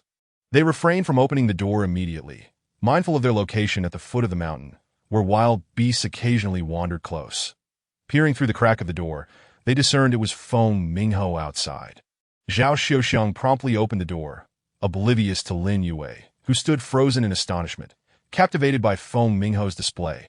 Upon opening the door, Zhao Xiuxiang did not interrupt Feng Mingho. Instead, she and Lin Yue stood side by side, watching intently as Zhao Xiuxiang began to extol the virtues of her nephew. "Oh my, what do you think of my nephew? Just look at his physique and those deft movements." At that moment, Feng Mingho ceased his performance and turned to face Zhao Xiuxiang and Lin Yue. Greeting them with a gentle smile, Chapter 34 unfolds. Lu Mingfeng, upon seeing Zhao Xiuxiang open the door, maintained his focus outward and noted the subtle exchanges between Feng Mingho and Lin Yue with keen perception. Recognizing the potential for something more between them, he shared his observation with Wu Xiaoqiao. Excitement sparked in her eyes as she saw Lu Mingfeng's similar reaction. Unspoken, they both resolved to prevent any opportunity for the two to be alone that day. Lu Mingfeng was reluctant to wander too far during daylight, wary of being seen, lest he find himself in precarious situations. Nightfall would bring a different set of circumstances. He could utilize his abilities under the cover of darkness. As for ethical considerations, he pondered, what morals could one expect from those who had survived for over 50 years in a post-apocalyptic world? Meanwhile, Zhao Xiuxiang, unaware of the orchestrated dynamics at play, invited Feng Mingho into the house, then proceeded to the well to freshen up. She also called for Lin Yue, who, upon hearing Zhao Xiuxiang's summons, returned to her routine. Once Zhao Xiuxiang had completed her morning rituals, she approached Lu Mingfeng's door and knocked, confirming the two were awake before inquiring if they needed any toiletries brought in. Wu Xiaoqiao declined, assuring her that she was feeling much better and could manage the minor tasks herself. Satisfied that her help was unnecessary, Zhao Xiuxiang entered the kitchen, and the now composed Feng Mingho followed in to assist. This morning, Zhao Xiuxiang decided to prepare a simple meal of corn and millet porridge, adding several eggs to create soft-boiled eggs and frying some flatbreads, knowing that a few robust men would require more sustenance than mere porridge. As breakfast concluded, Zhao Xiuxiang, Lin Yue, and Feng Mingran prepared to head out for work. Feng Mingho intended to accompany them, but was halted by Lu Mingfeng, who required Lu Xiaobao's assistance at home, that he instructed Feng Mingho to join Lu Xiaobao and seek out Tianjing.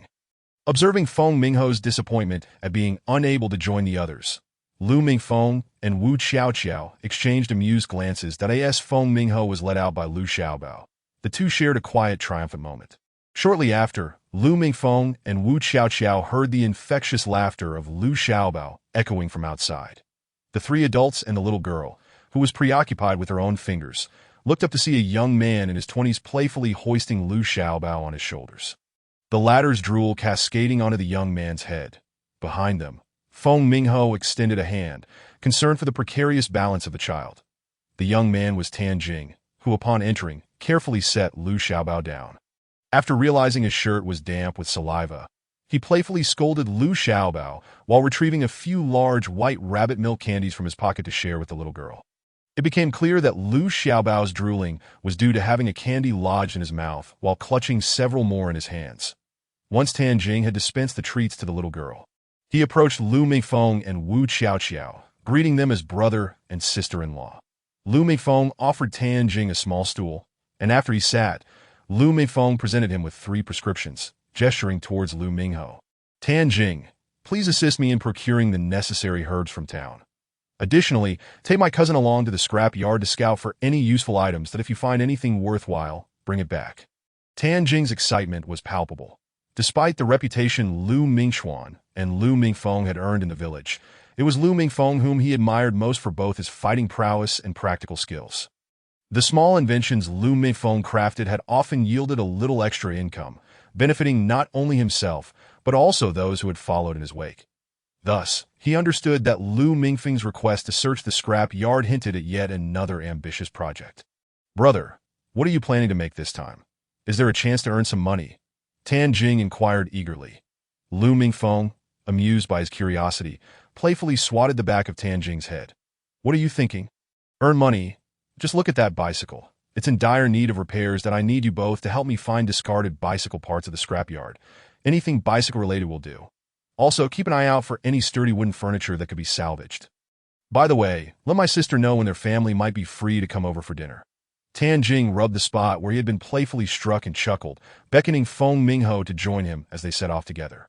Feng Mingho sighed inwardly, realizing that today would not afford him the opportunity for a meaningful conversation with Lin Yue.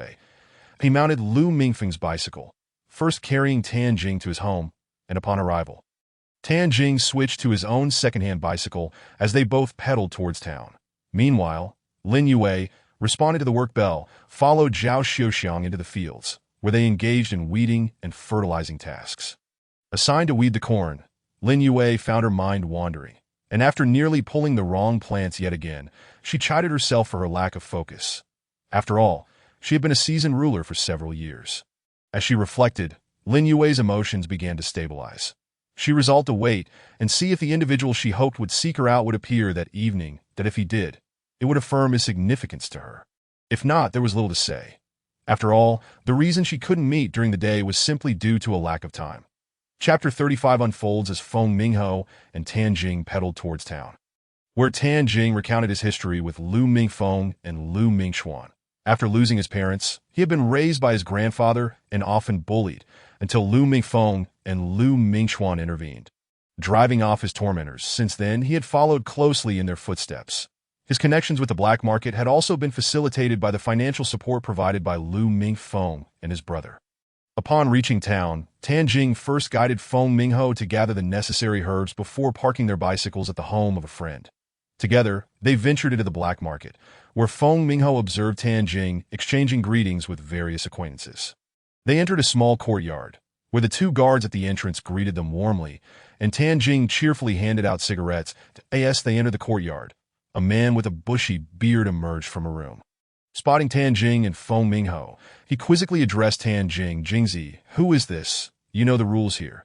You can't just bring strangers in. Brother Dazai, look at what you're saying. How could I possibly harm our family? This is my elder brother Mingfeng's cousin, named Feng Mingho. It turns out Mingho is also my cousin. Come now, cousin, tell your elder brother what you need, that I shall prepare it for you. By the way, I heard that Mingfeng's wife was injured. How is she faring now? Rest assured, brother Dazai, sister-in-law, is fine now, and brother Feng has returned as well. What's this? That rascal has come back, but hasn't he come to see me? Does he now look down upon me, a mere scoundrel, just because he became a soldier? You speak foolishly. Why brother Feng is not that kind of person, that if he looked down upon you, would he still allow me to associate with you? Wouldn't you agree? The main thing is that brother Feng returned injured himself. His hands and feet are still in plaster, that I came to town today to procure some traditional medicine for him. What?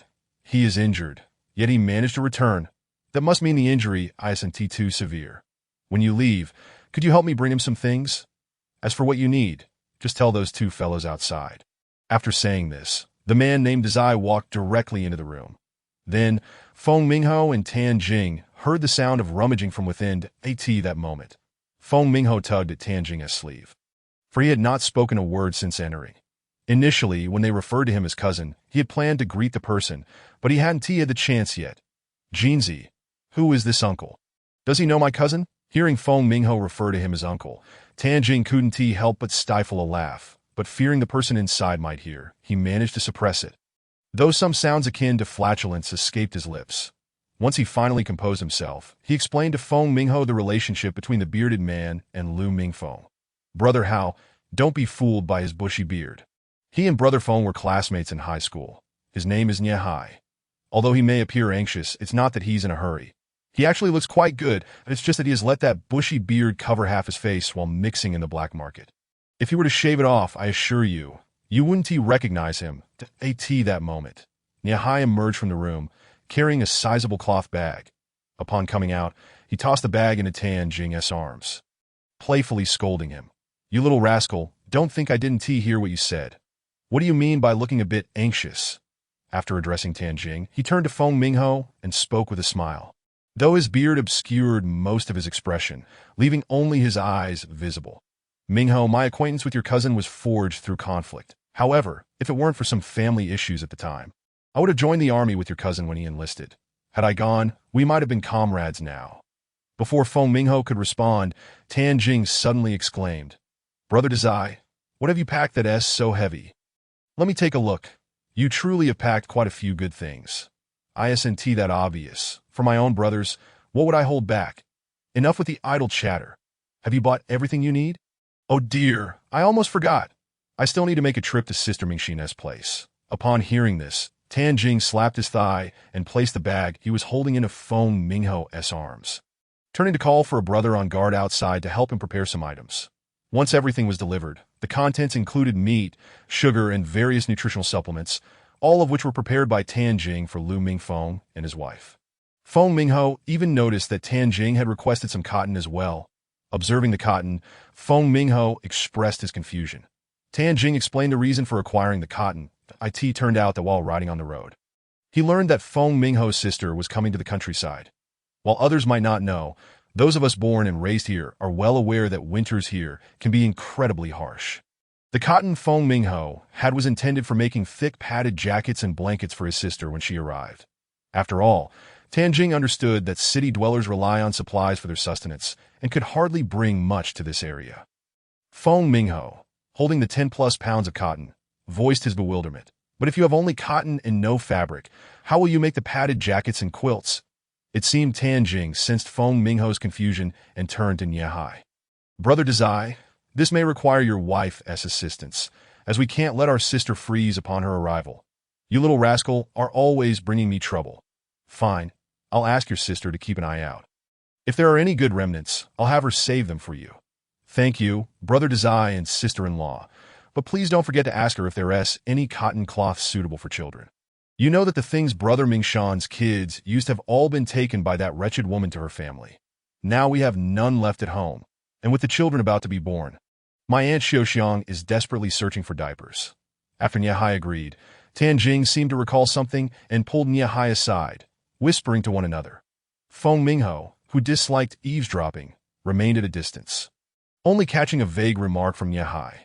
That kid, even after becoming a soldier, is still a mischievous one. Chapter 36. Feng Mingho and Tan Jing each carried a backpack, with Feng Mingho also holding a large bag. Although the 10+ pounds of cotton weren't particularly heavy, their bulk was quite significant. Fortunately, Hai noticed they had purchased numerous items, and he himself had taken some things for Tan Jing to bring back to Lu Mingfeng. Seeing they were struggling to carry everything, he called down for 2 large backpacks to be sent up. The 2 men, with their backpacks, made their way from the black market to Tan Jing's friend's house. Once they mounted their bicycles, Tan Jing glanced at the time and suggested they head to a restaurant for a meal, afterward visiting the recycling station.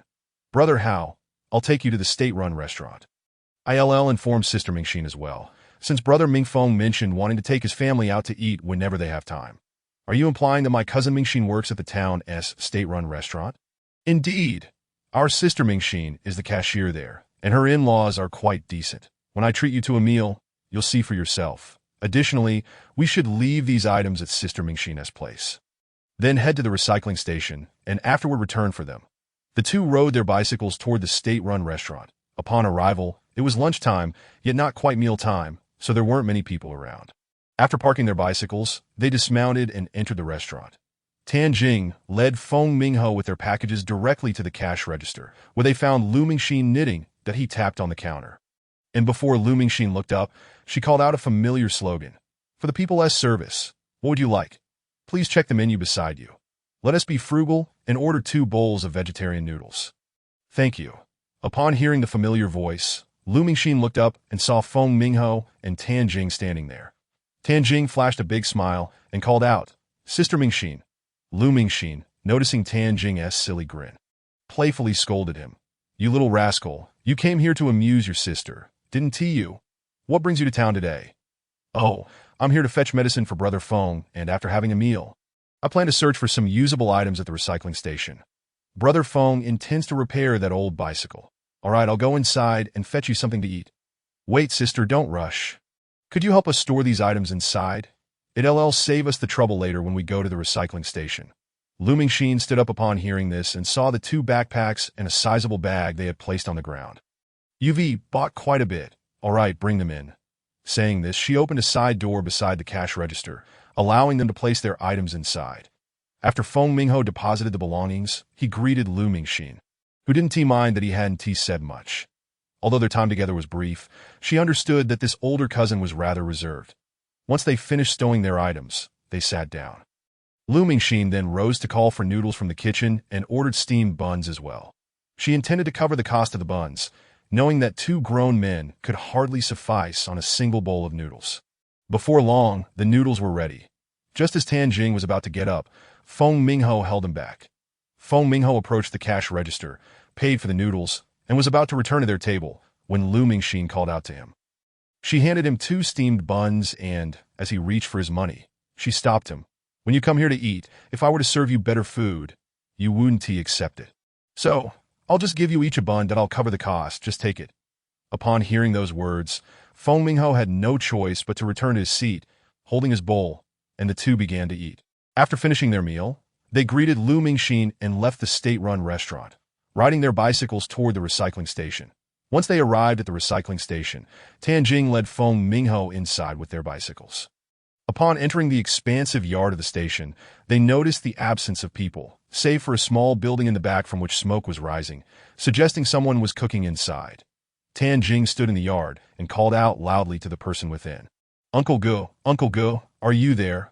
Upon hearing the commotion outside, the door of the small building swung open, revealing an elderly man with graying hair. Although his hair was white and he wore a simple, hand-woven garment typical of rural folk, his complexion was somewhat sallow. Nevertheless, he appeared quite sprightly. Upon stepping outside, the old man rolled his eyes at Tan Jing. What are you shouting about? I can hear you just fine without you bellowing. What do you want this time? I have none of those so-called treasures that people keep talking about. Every now and then, some clueless folks come rummaging through my place, leaving it in disarray. Don't I know what you're after? Is there anything of value that could escape your keen eye? I'm merely here to collect some discarded bicycle parts and a few broken chairs and tables to use for firewood. You rascal, you're not one to be honest. The old bicycle parts are over there in the corner, and the chairs and tables are in the western corner. Take as many as you need. The old man nodded at Tan Jing's words, indicating where the requested items were located, before turning back to his small house to continue his meal, having not eaten yet that afternoon. That ungrateful brat must have gone to the state-run restaurant. Judging by the smell on him, but he didn't even think to bring me anything. Tan Jing watched the old man enter, knowing he was off to eat, and chose not to disturb him. Instead, he briefly explained to Feng Mingho about the elderly man, mentioning only that his surname was Gu and that he was the father of a friend. After the introduction, Tan Jing and Feng Mingho parted ways to search for bicycle parts and wooden scraps. When the old man finished his meal and emerged, he saw that the 2 had gathered quite a collection. Young man, what do you plan to do with all this? And what's with these items you're taking? You claim they are bicycle parts, but aren't they all just junk destined for here? Do you really think they will be of any use to you? Isn't my brother Mingfeng back? You know he has always been fond of tinkering with things. His family has a bicycle that's in terrible shape, and he wants to see if he can fix it up for a few more years. As for how we'll transport it, I've already arranged with Uncle Hu, the cart driver from our village, to meet us at the town entrance at 3 o'clock, that I'll go find my friend and have him help us haul it over. Ah, so Ming Feng is back. Why didn't he come with you? My brother Ming Feng returned due to an injury. Once he recovers a bit, he should come to see you. Uncle, could you help me tally up how much all this amounts to? Tan Jing asked, as he picked up a bundle of tied newspapers and set them aside. After the old man calculated the price, Tan Jing paid him and from his pocket pulled out a handful of large white rabbit candies. Placing them on the table before heading off to find his friend, the old man smiled at the candies on the table, knowing that these young folks cared for him. Chapter 37. While Tan Jing was off seeking assistance from his friend, the old man struck up a conversation with the reticent Feng Mingho, who was quietly working. Through their light banter, the old man learned that Feng Mingho was Lu Mingfeng's cousin, and he discerned that Feng was a reserved yet upright young man. Soon after, Tan Jing borrowed a cart from his friend and loaded the gathered items onto it, with Tan Jing pulling it at the front and Feng Mingho pushing from behind. They swiftly arrived at the town entrance, where Feng Mingho remained to keep watch over their belongings while Tan Jing returned the cart to his friend, that he then rode one bicycle while pushing another to the state-run restaurant to collect the necessary items. Waiting at the entrance for the village's cart driver, Uncle Hu, to arrive, before 3 o'clock, the two waiting at the town's edge spotted Uncle Hu approaching, guiding his old cow. Once he reached them, he halted the cart and, upon seeing the pile of items, remarked to Tan Jing, "What on earth are you doing with all this? Don't tire out my cow. You know there is a steep hill on the way back to our village. How will we get up that?" With a cheerful grin, Tan Jing approached and slipped a handful of fruit candies into Uncle Hu's pocket, assuring him that they would push from behind on the steep incline, ensuring the old cow wouldn't be overburdened. Uncle Hu, begrudgingly accepting the candies, helped them load the items onto the cart. Once everything was packed, Uncle Hu cracked his whip and the old cow mooed, slowly pulling the cart forward. Tan Jing and Feng Mingho didn't ride their bicycles but walked alongside the cart, only quickening their pace when they reached the steep hill. They rode their bicycles up first, securing them by the roadside before returning to assist Uncle Hu in pushing the cart up. Upon reaching the village, the cart headed toward Lu Mingfeng's home, that at the entrance. Lu Xiaobao joined Tan Jing in hauling the items inside, stacking everything in a corner of the yard. Once they had unloaded everything, Tan Jing handed a few candies to Uncle Hu and settled the payment for the cart rental. After seeing Uncle Hu off, Tan Jing turned back to the yard, where he found Lu Mingfeng sitting next to the pile of junk, rummaging through it with his uninjured hand. Seeing this, Tan Jing quickly approached and squatted beside him. "Brother, are any of these useful? If not, I'll help you search through the county's recycling station in a couple of days. The bicycle parts collected here are all beyond repair and likely of little value." "All right, go ahead and check the county for me in a few days. These certainly don't hold much promise. Also, could you bring back some paint from the furniture factory while you're there? Once I've repaired that bicycle, I want to give it a fresh coat." After agreeing, Tan Jing assisted Lu Mingfeng in sorting through the materials. While organizing the wood, Lu Mingfeng discovered some yellow sandalwood pieces. Though damaged, they could still be fashioned into small boxes and bracelets. He even found a few pieces of rosewood, enough to create about 2 strands of 108 beads. Delighted, Lu Mingfeng decided to make a strand to gift to Wu Xiaoqiao. After helping Lu Mingfeng tidy up, Tan Jing stood and brushed off his pants, preparing to leave. Lu Mingfeng invited Tan Jing to bring his grandfather over for dinner that evening, but Tan Jing declined, suggesting they could eat together once Lu Mingfeng was feeling better. Before departing, he reminded Lu Mingfeng that there were items from Yehai for him to bring over.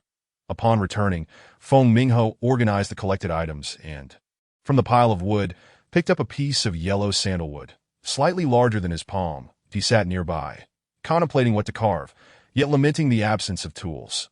Lu Mingfeng observed his downcast demeanor and felt his eyes ache with concern. What could have caused such a change in character overnight? Initially, he hadn't seemed this way at all. Lu Mingfeng was unaware that for Feng Mingho, one night had felt like a lifetime. Seeing Feng Mingho's intent gaze upon the wood, Lu Mingfeng recalled that the original owner had a toolbox for woodworking that he instructed Lu Xiaobao to search the cluttered storage room beside the woodpile for a redwood box containing tools necessary for carpentry, which had been purchased by the 3 uncles when they noticed the original owner's passion for such items that he had seen it himself in the storage room when he returned from his wedding. Following Lu Mingfeng's instructions, Lu Xiaobao retrieved the redwood box from the storage room and placed it next to the lost-in-thought Feng Mingho. Upon hearing the noise, Feng Mingho looked up to see Lu Xiaobao setting the redwood box beside him. His expression puzzled. Lu Xiaobao remained silent but gestured towards Lu Mingfeng. Lu Mingho, I noticed you gazing at that piece of wood for quite some time. Are you thinking of carving something? This box contains woodworking tools. Feel free to open it and see if you need anything. After Feng Yunhao expressed his gratitude to Lu Mingfeng, he opened the box to discover an array of carving knives within, several of which caught his eye. He selected a small chisel and began to meticulously carve the piece of wood in his hands. The onlookers, captivated by his earnestness, refrained from interrupting him, except for the two children, Taidan and Daya, who found the scene amusing. They each fetched a small stool and seated themselves beside him, their eyes fixed intently on his work. Lu Mingfeng and Wu Qiaoqiao observed as the figure of a woman gradually took shape under Feng Yunhao's skilled hands. Choosing to remain silent while rummaging through the items brought by Tan Jing alongside Feng Xiaobao. Chapter 38. The three of them, Lu Mingfeng, Wu Qiaoqiao, and Feng Xiaobao, began organizing the two baskets. They first lifted the 10 or so packages of traditional Chinese medicine from the top, instructing Lu Xiaobao to place them on the table in the main room for use later that evening. Subsequently, Lu Mingfeng and Wu Qiaoqiao commenced sorting through the items sent by Niahai. Among the contents, they found 2 pounds of white rabbit creamy candy, 2 cans of milk powder, and 2 jars of canned peaches. Upon spotting the peach jars, Wu Qiaoqiao picked one up and called for the 2 little ones to come over.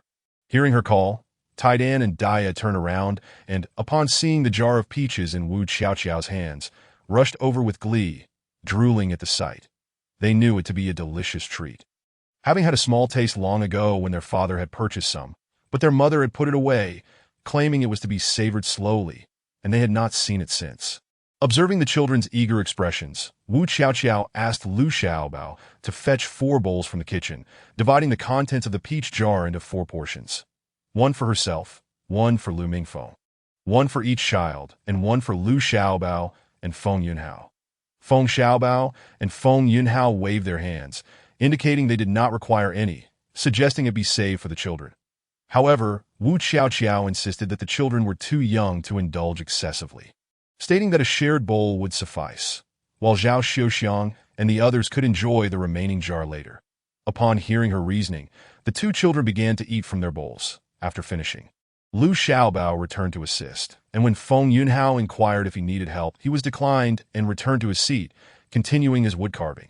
The 2 children, having finished their meal, lingered nearby the basket, eager to see if there were any more delectable treats inside. As they sorted through Tan Jing's basket, the children erupted with joy, for it contained meat, fine pork belly, 2 pig's feet, and 2 large bones, causing the children to drool with delight.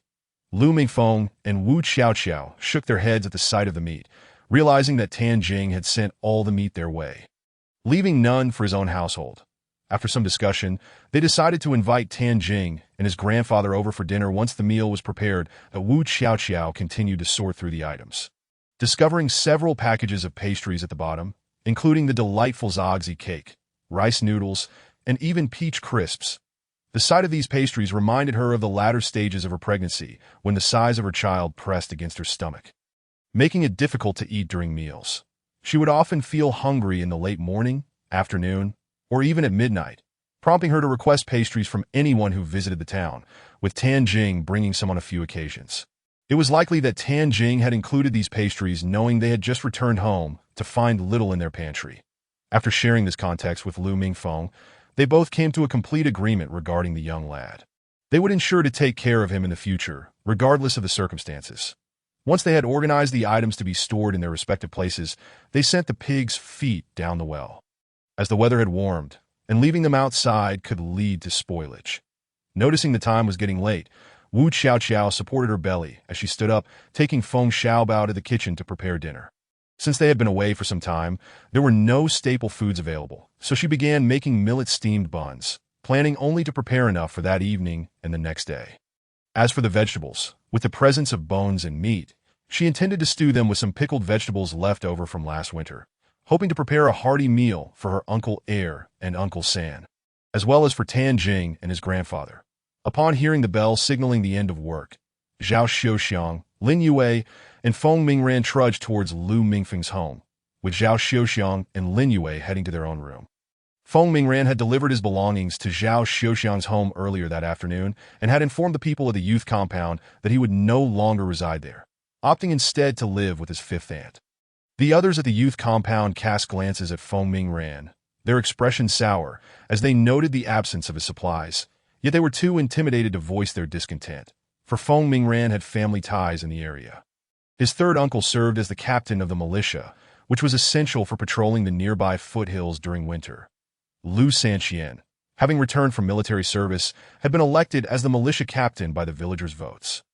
This connection made the youth compound staff wary, as they could only occasionally take advantage of Feng Mingran's goodwill without overstepping their bounds. The news of his departure was met with mixed emotions. While many expressed happiness for him, there lingered an undercurrent of jealousy among those who recognized that their interest was primarily due to his third uncle's influence, since moving to the countryside. Feng Mingran had found his interactions with the youth compound to be less than genuine, largely due to his third uncle's reputation. Only He Jiandang, with his boisterous nature, had formed a genuine camaraderie with him. And over the past 2 years, they had become close friends. During his move that afternoon, He Jiandang had accompanied him, lending a hand in transporting his belongings to his aunt's home. The two of them quickly relocated his items, with He Jiandang expressing envy over Feng Mingran's living conditions. Feng Mingran reassured him that once his brother and Xiaobao returned to their military duties, He Jiandang was welcome to move in with him. He mused about where his younger sister would stay, knowing she would likely reside with their fifth aunt, as discussed during dinner when his elder brother had mentioned the situation regarding his sister. Mingyue, his fifth aunt, had indicated that if she came, she would help him tidy up the house, naturally alongside their aunt. That afternoon, he had also moved his supplies to Lu Mingfeng's home. Now, as the three of them slowly made their way home, they reached the house at the foot of the hill and were greeted by a delightful aroma wafting through the air. The only houses at the base belonged to their 4 families.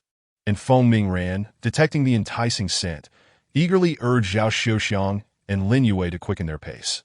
Recognizing the familiar aroma as Wu Qiaoqiao's cooking, Zhao Xiuxiang hastened her steps, not merely to feast but to check on Xiaoqiao's well-being. Hoping to assess the flavor of the meal, having earlier suggested that Xiaoqiao refrain from cooking and allow her to handle it upon her return, the 3 entered the home. They were promptly ushered by the 2 children to the well, where wash basins and towels awaited. Feng Yunhao had prepared water there upon hearing the end-of-work bell, and the enticing scents from the kitchen had driven the children nearly mad with hunger, eagerly anticipating the meal that would follow Zhao Xiuxiang's return. Chapter 39. Once the 3 had washed up, they looked up to see Lu Xiaobao and Feng Yunhao exiting the kitchen, each carrying a bowl of food. Is dinner already served? Zhao Xiuxiang inquired. Why do you both carry identical dishes? Feng Yunhao responded, Not yet. We were asked by our aunt to deliver these to Uncle Air and Uncle San next door. Upon hearing this, Zhao Xiuxiang waved her hand, urging them to hurry along with their task. After they left, the sound of Wu Qiaoqiao calling for Feng Mingran echoed from the kitchen, prompting Zhao Xiuxiang to accompany him inside. How clever of you. Didn't I mention at lunch that you could wait for me to cook upon my return? The work in the fields hasn't been particularly strenuous lately. It's merely been weeding. There was no rush for me to cook, Zhao Xiuxiang remarked at that moment. Wu Qiaoqiao was busy ladling food into 2 bowls on the stove, straightening up with a smile upon hearing Zhao Xiuxiang's words.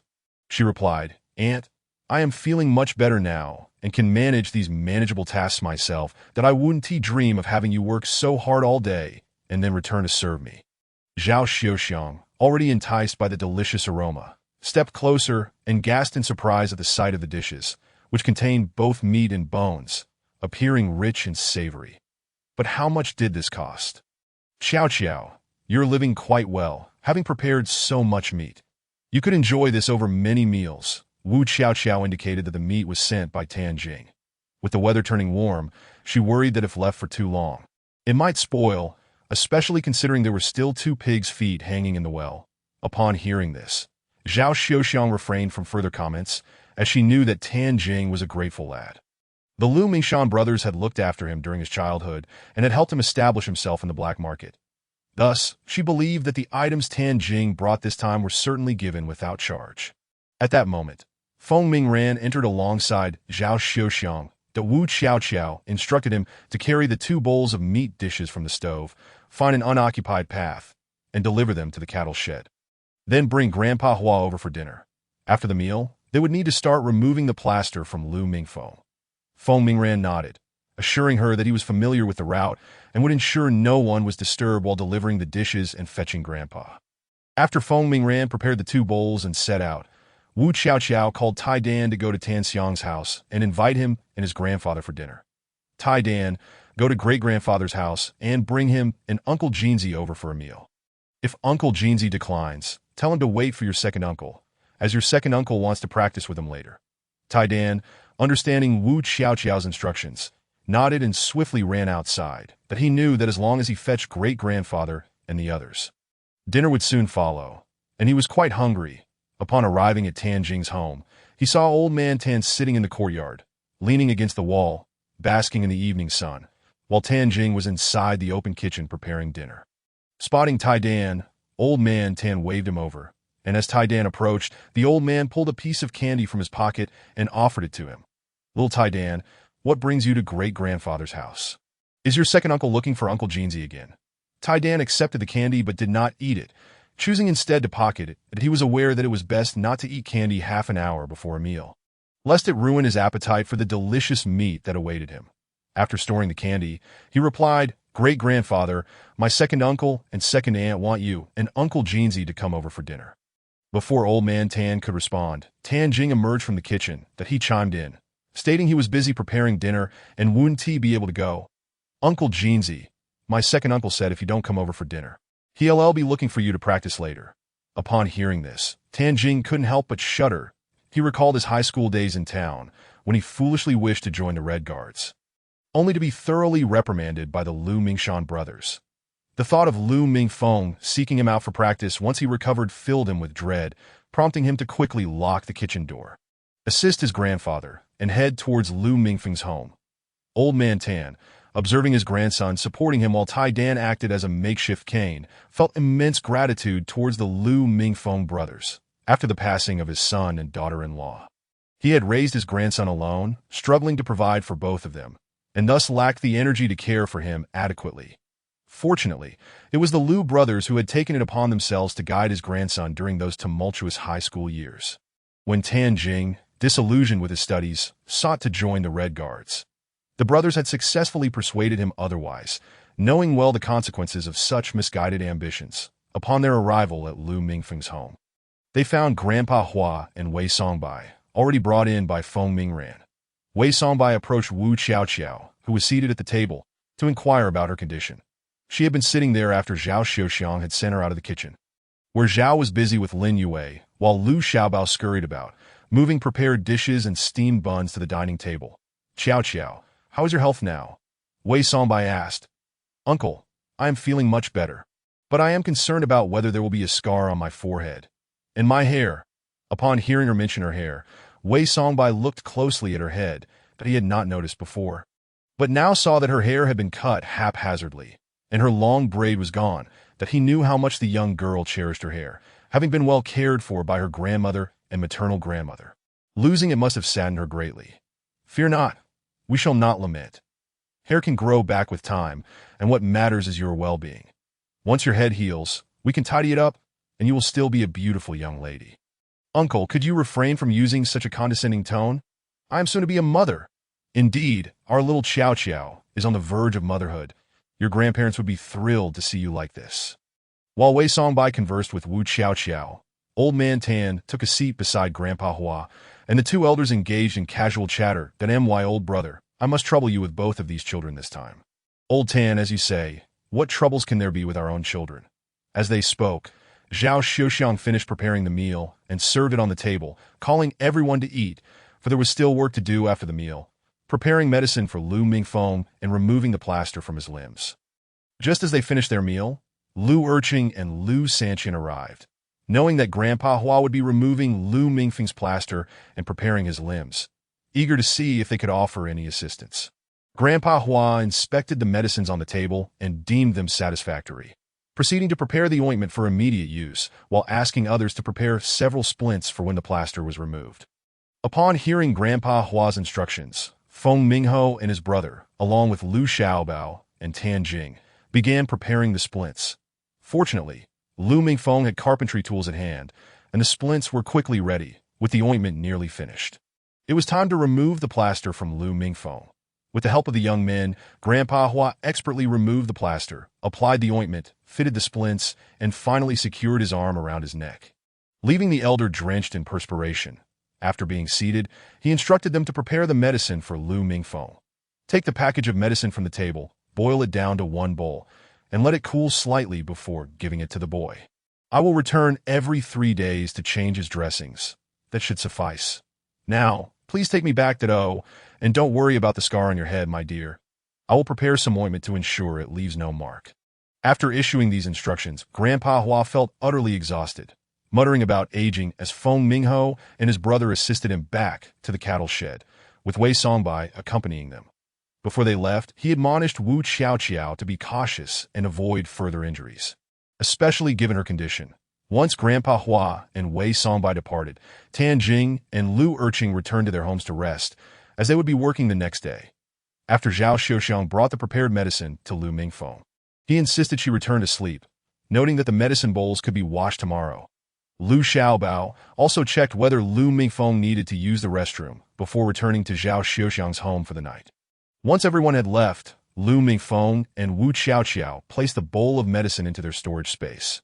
His hand had healed, making the medicine unnecessary, and besides, it seemed illogical for him to consume Chinese medicine when he was perfectly well. After securing the medicine, they lay on the bed, though they had no intention of sleeping just yet. During dinner, Lu Mingfeng and Wu Xiaoqiao had noticed the subtle interactions between Feng Mingho and Lin Yue, realizing they might slip away to discuss something in private. Thus, they prepared to observe the unfolding events. Fortunately, Tai Dan and Dia had obediently retreated to Zhao Xiuxiang's room that night, alleviating their concerns about the children waking up while they observed the unfolding scene. As they lay on the bed, exchanging glances, Wu Xiaoqiao gradually felt her eyelids growing heavier. Eventually, she succumbed to sleep, but not before reminding Lu Mingfeng to wake her if anything stirred with Lin Yue, as she wished to see. Lu Mingfeng observed Wu Xiaoqiao's stubborn refusal to close her eyes and sleep, shaking his head as he remarked, "If you are truly tired, then go ahead and rest, and I will check on things tonight and recount everything to you in the morning," that he added playfully. "You might find it more interesting to see it for yourself. Be sure to wake me. If I miss anything, you shall face my wrath." After Wu Xiaoqiao managed to utter these words in a fragmented manner, she fell into a deep slumber. Once she was asleep, Lu Mingfeng gently covered her with a blanket and moved his limbs that had recently been freed from the cast. Though still bound by a splint, they were now considerably more agile. After stretching, he extended his mental energy outward and discovered that Feng Mingho was already waiting at the gate of the courtyard, evidently anticipating Lin Yue's departure. Meanwhile, as Lu Mingfeng waited, Lin Yue was also biding her time for Zhao Xiuxiang to fall into a deep sleep. Having witnessed Feng Mingho's impressive marksmanship earlier that morning, she suspected he might be the ill-fated lover from her previous life. During dinner, they had exchanged coded messages, agreeing to meet once everyone was asleep. Now, she simply awaited Zhao Xiuxiang's slumber to make her move. Seated in the main room, Lin Yue listened intently to Zhao Xiuxiang's steady breathing from the adjacent room, occasionally interrupted by the murmurs of Tai Dan and Dia in their dreams. Hearing Tai Dan exclaim about the deliciousness of meat and his desire for more brought a smile to her face. She cherished these two sensible children, and, when Kai Shufan was not around, would sometimes sneak them treats. Though she felt a pang of sympathy for them, she was reassured by the sight of Lu Mingfeng and his wife, knowing these children would no longer suffer. Once Lin Yue confirmed that Zhao Xiuxiang was soundly asleep, she rose and quietly opened the door to the main room. After stepping outside, she chose not to unlock the courtyard gate, fearing that the noise might disturb Lu Mingfeng, a soldier known for his vigilance. Instead, she took a running leap and scaled the courtyard wall. Lu Mingfeng had been attentively monitoring the outside with his mental energy and couldn't help but chuckle at Lin Yue's cautious demeanor. Not bad. Her alertness is commendable, and judging by her agility, she is no ordinary individual. With that thought, he gently nudged the sleeping Wu Xiaoqiao. After a couple of nudges, she blinked awake, her eyes still heavy with sleep, and inquired, "What is the matter? Is something happening?" Yes, she has already left, and Mingho is waiting outside. Are you able to get up? If not, I can tell you all about it tomorrow. He replied, No, help me up. I wish to see for myself, Wu Xiaoqiao insisted. Her energy suddenly renewed upon hearing that Lin Yue had ventured out and Feng Mingho was already waiting. She reached out for Lu Mingfeng to assist her. Eager to witness the unfolding events, having felt quite confined during her hospital stay. Seeing that he could not dissuade her, Lu Mingfeng slowly helped her into a seated position and knelt to assist her in putting on her shoes. Acknowledging that with her belly so large, it was indeed a challenge. Once her shoes were properly fastened, he supported her as they made their way outside. Upon exiting the house and the courtyard, they headed in the direction where Lu Mingho and Lin Yue had departed. As they left, Lu Mingfeng used his mental energy to silence the latch, ensuring that it opened without a sound. Chapter 41. After Lin Yue exited the house, she swiftly climbed over the surrounding wall. Sitting atop it, she gazed down at the man illuminated by moonlight. Her eyes momentarily clouded as she seemed to glimpse the youth adorned in a jade crown and dressed in dark martial attire, smiling back at her. However, the fleeting vision vanished, and she regained clarity, recognizing that the young man would never return. After dining that evening, Feng Mingho returned to Zhao Xuxiang's house with his younger brother and Lu Xiaobao. After freshening up, the two fell asleep quickly, waiting for the others to drift off before stepping out to wait at Lu Mingfeng's courtyard gate. At that moment, he looked up to see the girl perched on the courtyard wall and was reminded of the times in their previous lives when they would gallivant under the stars. Back then, she would scale the wall, and he would be there to catch her. Just as he prepared to step forward to assist Lin Yue down, she leaped off the wall. As Lin Yue jumped down, the proximity to the courtyard meant there was no need for words between them. They moved in unison towards the distance, unaware that two others had stealthily followed behind. Lu Mingfeng supported Wu Xiaoqiao, skillfully utilizing the visual blind spots and shadows, along with subtle mental nudges, to ensure they remained undetected. Observing Lin Yue and Feng Mingho walk ahead in silence, Wu Xiaoqiao nudged Lu Mingfeng with her elbow, playfully asserting, I am certain those two are lovers, that I wonder what their first words to each other will be. Care to guess? Lu Mingfeng shook his head, indicating he would not venture a guess. Having never accurately predicted such situations in the past, that Wu Xiaoqiao scoffed lightly at his indecision, feeling a lack of excitement, and the two fell silent, trailing behind Lin Yue and Feng Mingho. After a short while, they arrived at an expansive open area, an ideal spot where they could see anyone approaching from any direction, deeming it safe. Unbeknownst to them, however, two figures had indeed followed closely behind. Lin Yue and Feng Mingho stood facing each other, neither daring to break the silence. Even Wu Xiaoqiao, hidden nearby, felt compelled to intervene, but before she could, both spoke in unison. Upon hearing her name called, Lin Yue's eyes narrowed. It truly was him, the man who had broken his promise. Her fists clenched tightly at the thought, a scene unnoticed by Feng Mingho, but witnessed by the other two, that Wu Xiaoqiao exclaimed, Oh, it seems someone is about to get a beating. Her tone dripped with schadenfreude, as she and Lu Mingfeng watched Feng Mingho excitedly advance towards Lin Yue, who, with clenched fists, retaliated with a flurry of blows, while he made no attempt to defend himself. Lin Yue, seeing his passivity, did not hold back, her words laced with anger as she struck. Did you not say you would return soon? Did you not promise me I wouldn't have to wait long? Did you not vow to come back and marry me? You deceitful scoundrel.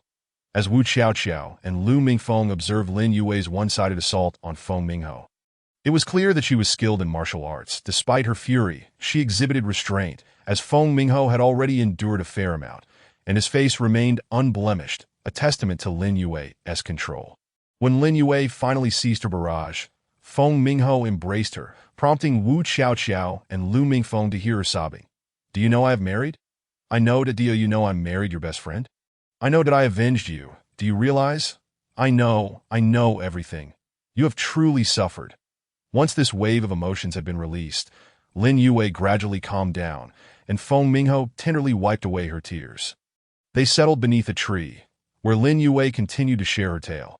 How she had wed the fifth prince, how the empress had perished due to the emperor's machinations, taking her brother, nephew, and child with her, leaving her heartbroken and poisoned, walking hand in hand with the emperor toward death. She recounted how, alongside the fifth prince, they had sent the concubine and second prince to their doom. and how after the fifth prince ascended the throne, she became the Empress Dowager, ruling until the young crown prince was old enough to take over. Feng Mingho was already aware of much of this. Yet he understood that Lin Yue needed to vent her feelings. So he listened quietly until she remarked, I know, I am aware of your suffering, that I have always been by your side, since the day I fell on the battlefield.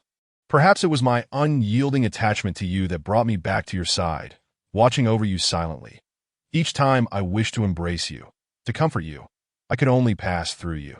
No wonder I sometimes feel you have not truly left, but are right here beside me. They then exchanged stories about their current circumstances, with Feng Mingho introducing Lin Yue to the members of his family. Currently, in a certain military unit as a squad leader, Feng Mingho has come to learn about Lin Yue's circumstances, which appear to mirror his own. From a young age, Feng Mingho has been haunted by dreams of his past life. Lin Yue, on the other hand, has reincarnated with vivid memories of her previous existence. The overwhelming nature of these memories rendered her somewhat slow to react upon birth, leading outsiders to mistakenly perceive her as somewhat dull-witted. Although her responses lagged behind those of her peers, she possessed an innate intelligence that set her apart.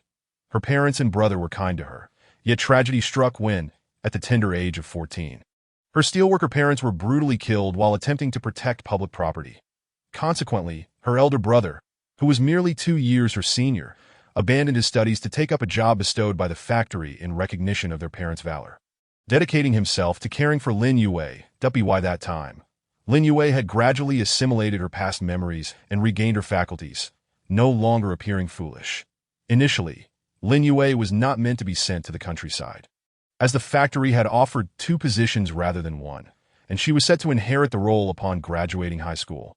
However, her uncle, coveting her position, manipulated circumstances to secure her placement in the countryside instead. Nevertheless, Lin Yue did not let them have it easy.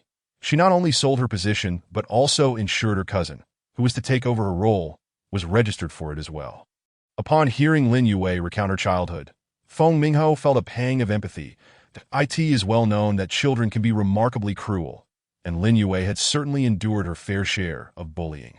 Rising to his feet, Feng Mingho approached Lin Yue, kneeling on one knee, and placed her hand over his heart. Lin Yue, would you grant me another chance? In my past life, I failed to fulfill my promise to stand by your side, to share in adventures across mountains and rivers that I end this life. I pledge to accompany you, to witness the beauty of this world together. Lin Yue beheld Feng Mingho kneeling before her.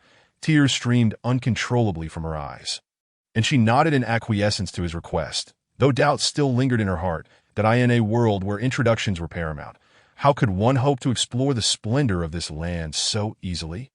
Not necessarily, came a sudden, cheerful voice, startling both Feng Mingho and Lin Yue, who instinctively glared with hostility.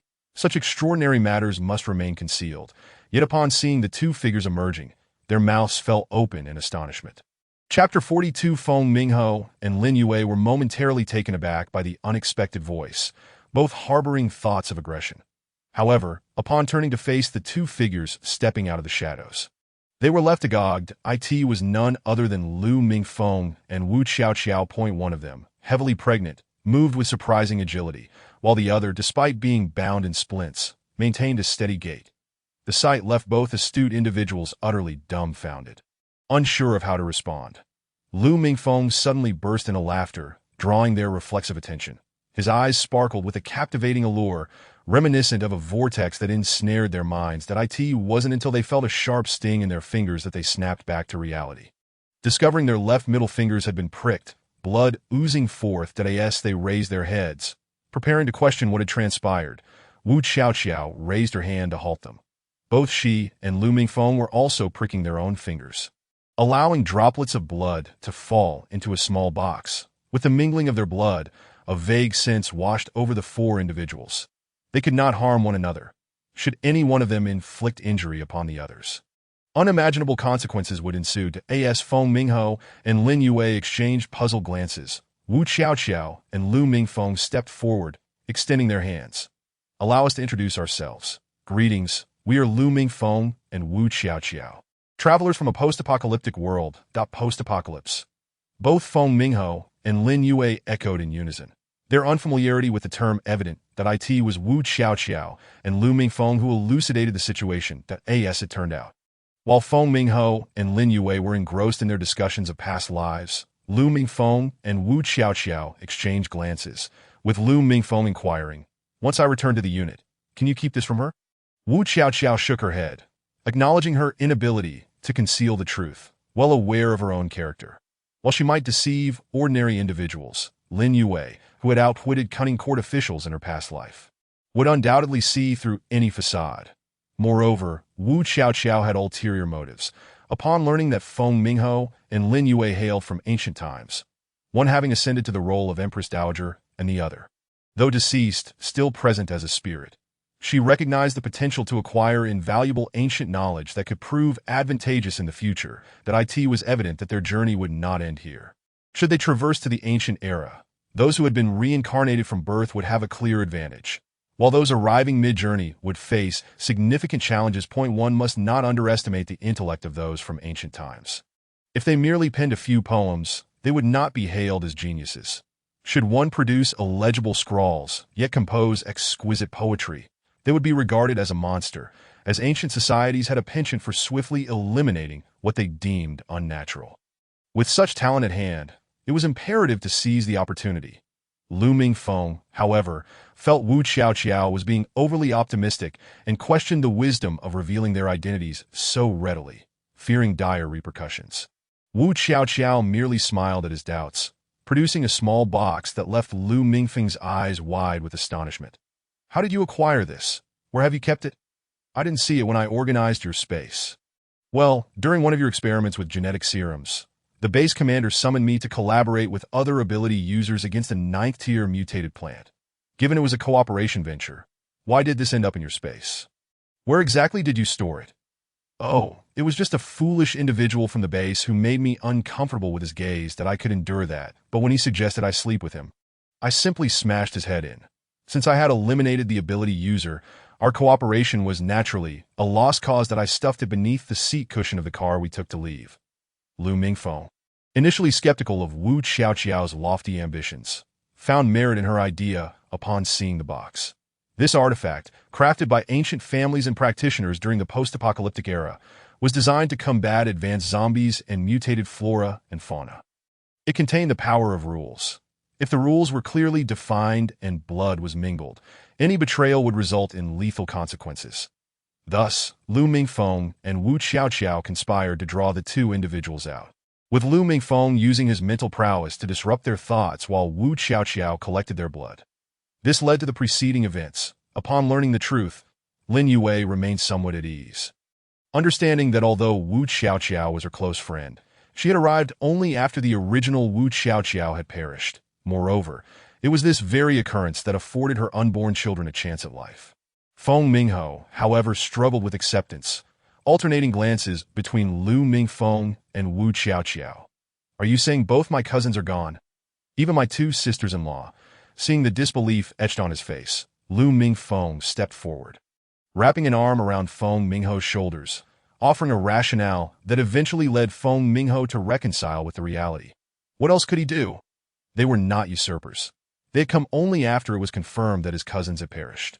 Standing beside them, Lin Yue and Wu Xiaoqiao observed as Feng Mingho gradually calmed, and Lin Yue gestured towards Lu Mingfeng, remarking to Wu Xiaoqiao, "Your companion is no simple character. He has spun my family into a web of confusion. Behold your words. This should not be considered deceit, but merely a pretext devised by your acquaintance. After all, events have transpired, and it is primarily we, as a couple, who have not usurped the will of others.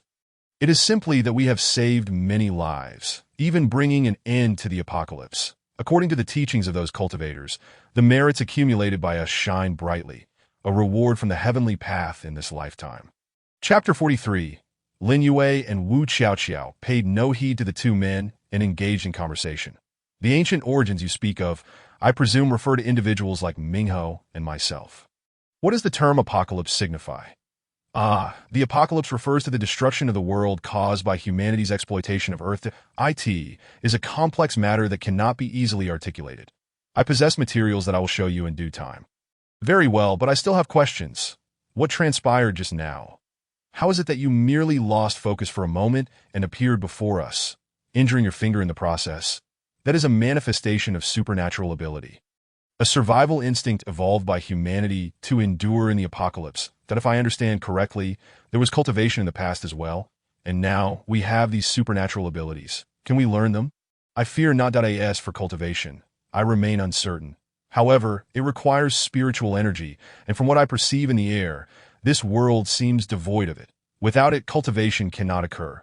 Yet should you wish to learn, I can present some techniques that would enhance your physical prowess, likely superior to what you learned in your previous life. As for supernatural abilities, the consciousness of this world does not permit them. The abilities we possess are remnants from our past lives and are gradually dissipating, and they shall soon vanish completely. Then why is he still able to control us? What supernatural abilities do you both possess?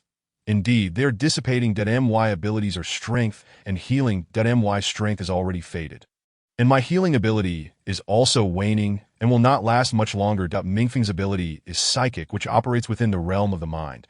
Its dissipation is slower than mine. Healing abilities, as the term suggests, imply a capacity for treatment, correct? No wonder I have felt so comfortable being near you lately. Yes, this ability has healing properties, but it is currently in decline. While it dissipates, those around me may still receive treatment. Injuries can be healed, and for those uninjured, it aids in physical conditioning. After Wu Xiaoqiao spoke, she began to rub her waist, for her abdomen truly felt burdensome. Having stood for so long, she was quite fatigued. Upon seeing her in such a state, Lin Yue immediately offered her support and then called over the two men still engaged in conversation. All right, it is getting late. We should return. Xiao is tired and needs to rest. We can discuss matters further another time. Upon hearing her call, the two men hurried over to their respective wives. Though Lin Yue was not yet officially Mingho's wife, the four of them agreed to reconvene at a later time and retired to their quarters for the night. In the days that followed, Wu Xiaoqiao and Lu Mingfeng did not rush to the back mountain to seek a place to store the materials. Instead, they chose to accompany Mingho and Lin Yue as they reviewed the documents. As they examined the materials filled with images of devastation from the apocalypse, witnessing the decaying monstrosities labeled as zombies, and observing those with supernatural abilities battling while the powerless were left in a state of desolation, Mingho and Lin Yue resolved to collaborate with Lu Mingfeng and Wu Xiaoqiao in submitting these materials to the government to serve as a precautionary measure against repeating the mistakes of that world. However, just as Mingho and Lin Yue were resolved to act alongside Lu Mingfeng, even sharing their decision with the two of them, Wu Xiaoqiao, reclining on the Kong, interjected with another matter. While collaboration is indeed feasible, should you not first resolve two pressing issues? Lin Yue, glancing at Wu Xiaoqiao, who sat cross-legged, burst into laughter. Wu Xiaoqiao rolled her eyes in response, laughing. Just wait until you are pregnant. You'll find it amusing then. Indeed, Lin Yue conceded. You make a valid point. What are the two matters you speak of? First, should you not address the lifelong commitment between the two of you? You have been inseparable these days. And Ansi has inquired about it several times, wondering if you are in a romantic relationship. Upon hearing Wu Xiaoqiao's remarks, both Mingho and Lin Yue felt a flush of embarrassment before they could respond. Wu Xiaoqiao continued, if you intend to pursue that path, it would be wise to resolve it sooner rather than later. Once you submit these materials, as the first to discover this information, you may find yourselves without the time to address your lifelong commitment. Mingho and Lin Yue pondered Wu Xiaoqiao's words and found them to hold merit. They nodded in agreement, indicating they would head to town shortly to send a telegram calling their families over to expedite the matter. They then inquired about another issue. Upon Lin Yue's question, Wu Xiaoqiao reached into her space and produced 2 vials of potion, astonishing the two of them. Mingho hesitated to ask, but Lin Yue, undeterred, inquired, is this Shumi mustard seed? Mingho and Lin Yue were aware that the two of them likely possessed such items. The materials were clearly not from this world. However, Lu Mingfeng and Wu Xiaoqiao had not mentioned it in their presence, so they refrained from asking. Until today, when Wu Xiaoqiao openly demonstrated it, it became evident that she had no intention of hiding it from them. Indeed, you call it Shumi mustard seed, while we refer to it as space. Another gift from the previous world? Yes, but in this world, it seems to have limitations. Our space has significantly shrunk and is no longer as vast as it once was. Moreover, We suspect that upon our demise, this space will completely dissipate. While Mingho and Lin Yue felt a twinge of envy upon hearing Wu Xiaoqiao's words, they remained composed. After all, they were not youth anymore. Their minds had matured, and they understood that greed could lead to ruin. They admired Wu Xiaoqiao for her transparency, and they were uncertain whether they would possess the same candor in her situation. Lu Mingfeng and Wu Xiaoqiao, unaware of their thoughts, would surely assert that it was not a matter of desire for concealment, but rather Wu Xiaoqiao's uncertainty about her ability to keep secrets. Furthermore, she did not wish to create a rift with Li Wei over this matter. To be frank, one cannot expect a person who has only relied on brute force since the age of 10 to outwit those seasoned in the political arena. Such as the astute Lin Taiho, that Wu Xiaoqiao was aware of her own limitations. Knowing she could not keep it hidden, she chose from the outset to be forthright. Observing Mingho and Lin Yue's demeanor, Lu Mingfeng and Wu Xiaoqiao felt gratified, affirming their judgment. Lu Mingfeng then spoke, "Have you both devised a plan for how to approach your families? Now let us discuss these 2 vials. These are gene enhancement potions. Upon consumption, they will optimize your bodily functions, thereby ensuring greater safety when we venture into the mountains." Upon hearing Lu Mingfeng's words, Mingho and Lin Yue began to discuss their plans for the back mountain. They agreed that Lu Mingfeng would go in the evening, while Lin Yue and Mingho would take turns during the day, as Yue still had work commitments. After finalizing their arrangements, Mingho and Lin Yue rode their bicycles to town to send a telegram. Chapter 44. Within the military district of Jing City, Lu Mingming was preparing her daughter Lu Mingyue's belongings for her impending journey to the countryside that in 2 days, her daughter would depart with representatives from the youth office to Lu family village, her maternal hometown. Knowing the winter would be harsh there, Lu Mingming was packing thick clothing for her. She had initially intended to include a heavy quilt, but her eldest son had written to inform her that he had already prepared those items. From her eldest son's letter, she learned that her nephew Lu Mingfeng and his wife were doing well, which brought her peace of mind. While Lu Mingming was organizing the items, her daughter and younger son returned home. The younger son, Lu Ming, held a telegram in his hand and called out to Lu Mingming as he entered. "Mother, my elder brother sent a telegram. Take a look. It seems urgent, as it was delivered directly to the street office for me." Due to the younger son's health issues, Lu Mingming had entrusted her duties at the street office to him.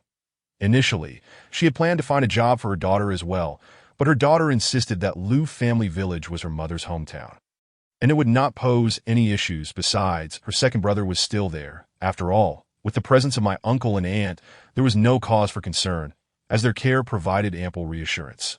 Regardless of anything, I firmly oppose the notion of spending family money on a job for her, especially considering the numerous expenses that arose from having so many relatives. Even when Lu Mingming vehemently disagreed, she secretly registered at the youth station. Upon hearing her youngest son's voice, Lu Mingming quickly wiped her hands, rose, and took the telegram with trepidation, fearing it might herald troubling news from her family. Upon opening it, she found only a single line. "Found a partner for the worker's child. Come quickly." Lu Mingming was momentarily perplexed by this message, but her youngest daughter, Feng Mingyue, noticing her mother's stillness, leaned in for a closer look. The youthful mind swiftly grasped the meaning behind the words and promptly shook Lu Mingming. "Mother, does this mean my brother has found someone? Is he planning to marry?" "What? My brother has found someone? He is finally getting married. No need to worry about my eldest son spending his life alone anymore.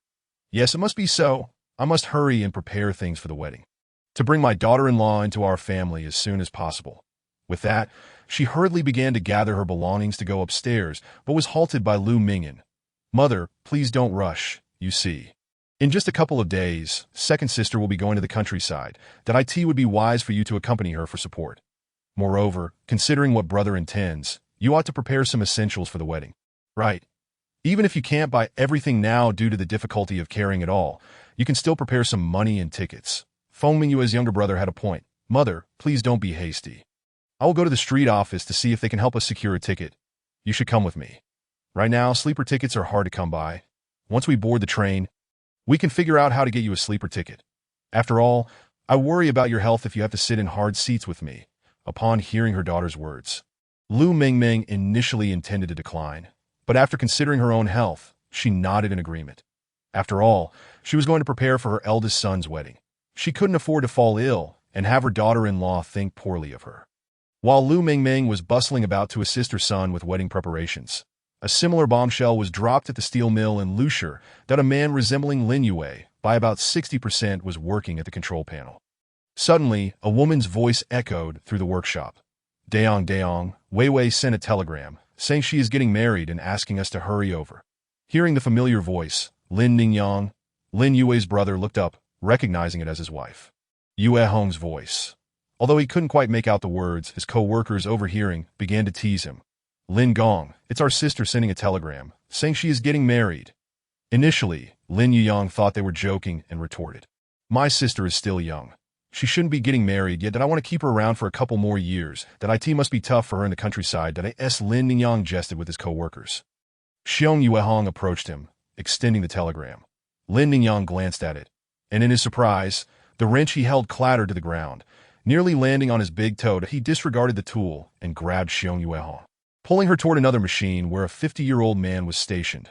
Master, he called out. Upon uttering this, Lin Ningyang realized he had made a mistake as he felt a sharp pinch at his waist, followed by a painful spin that twisted his face in agony, that he dared not express his discomfort in front of his master and father-in-law, Xiong Shu, who, upon witnessing his son-in-law's contorted expression, understood that his daughter had employed a tactic she learned from her mother.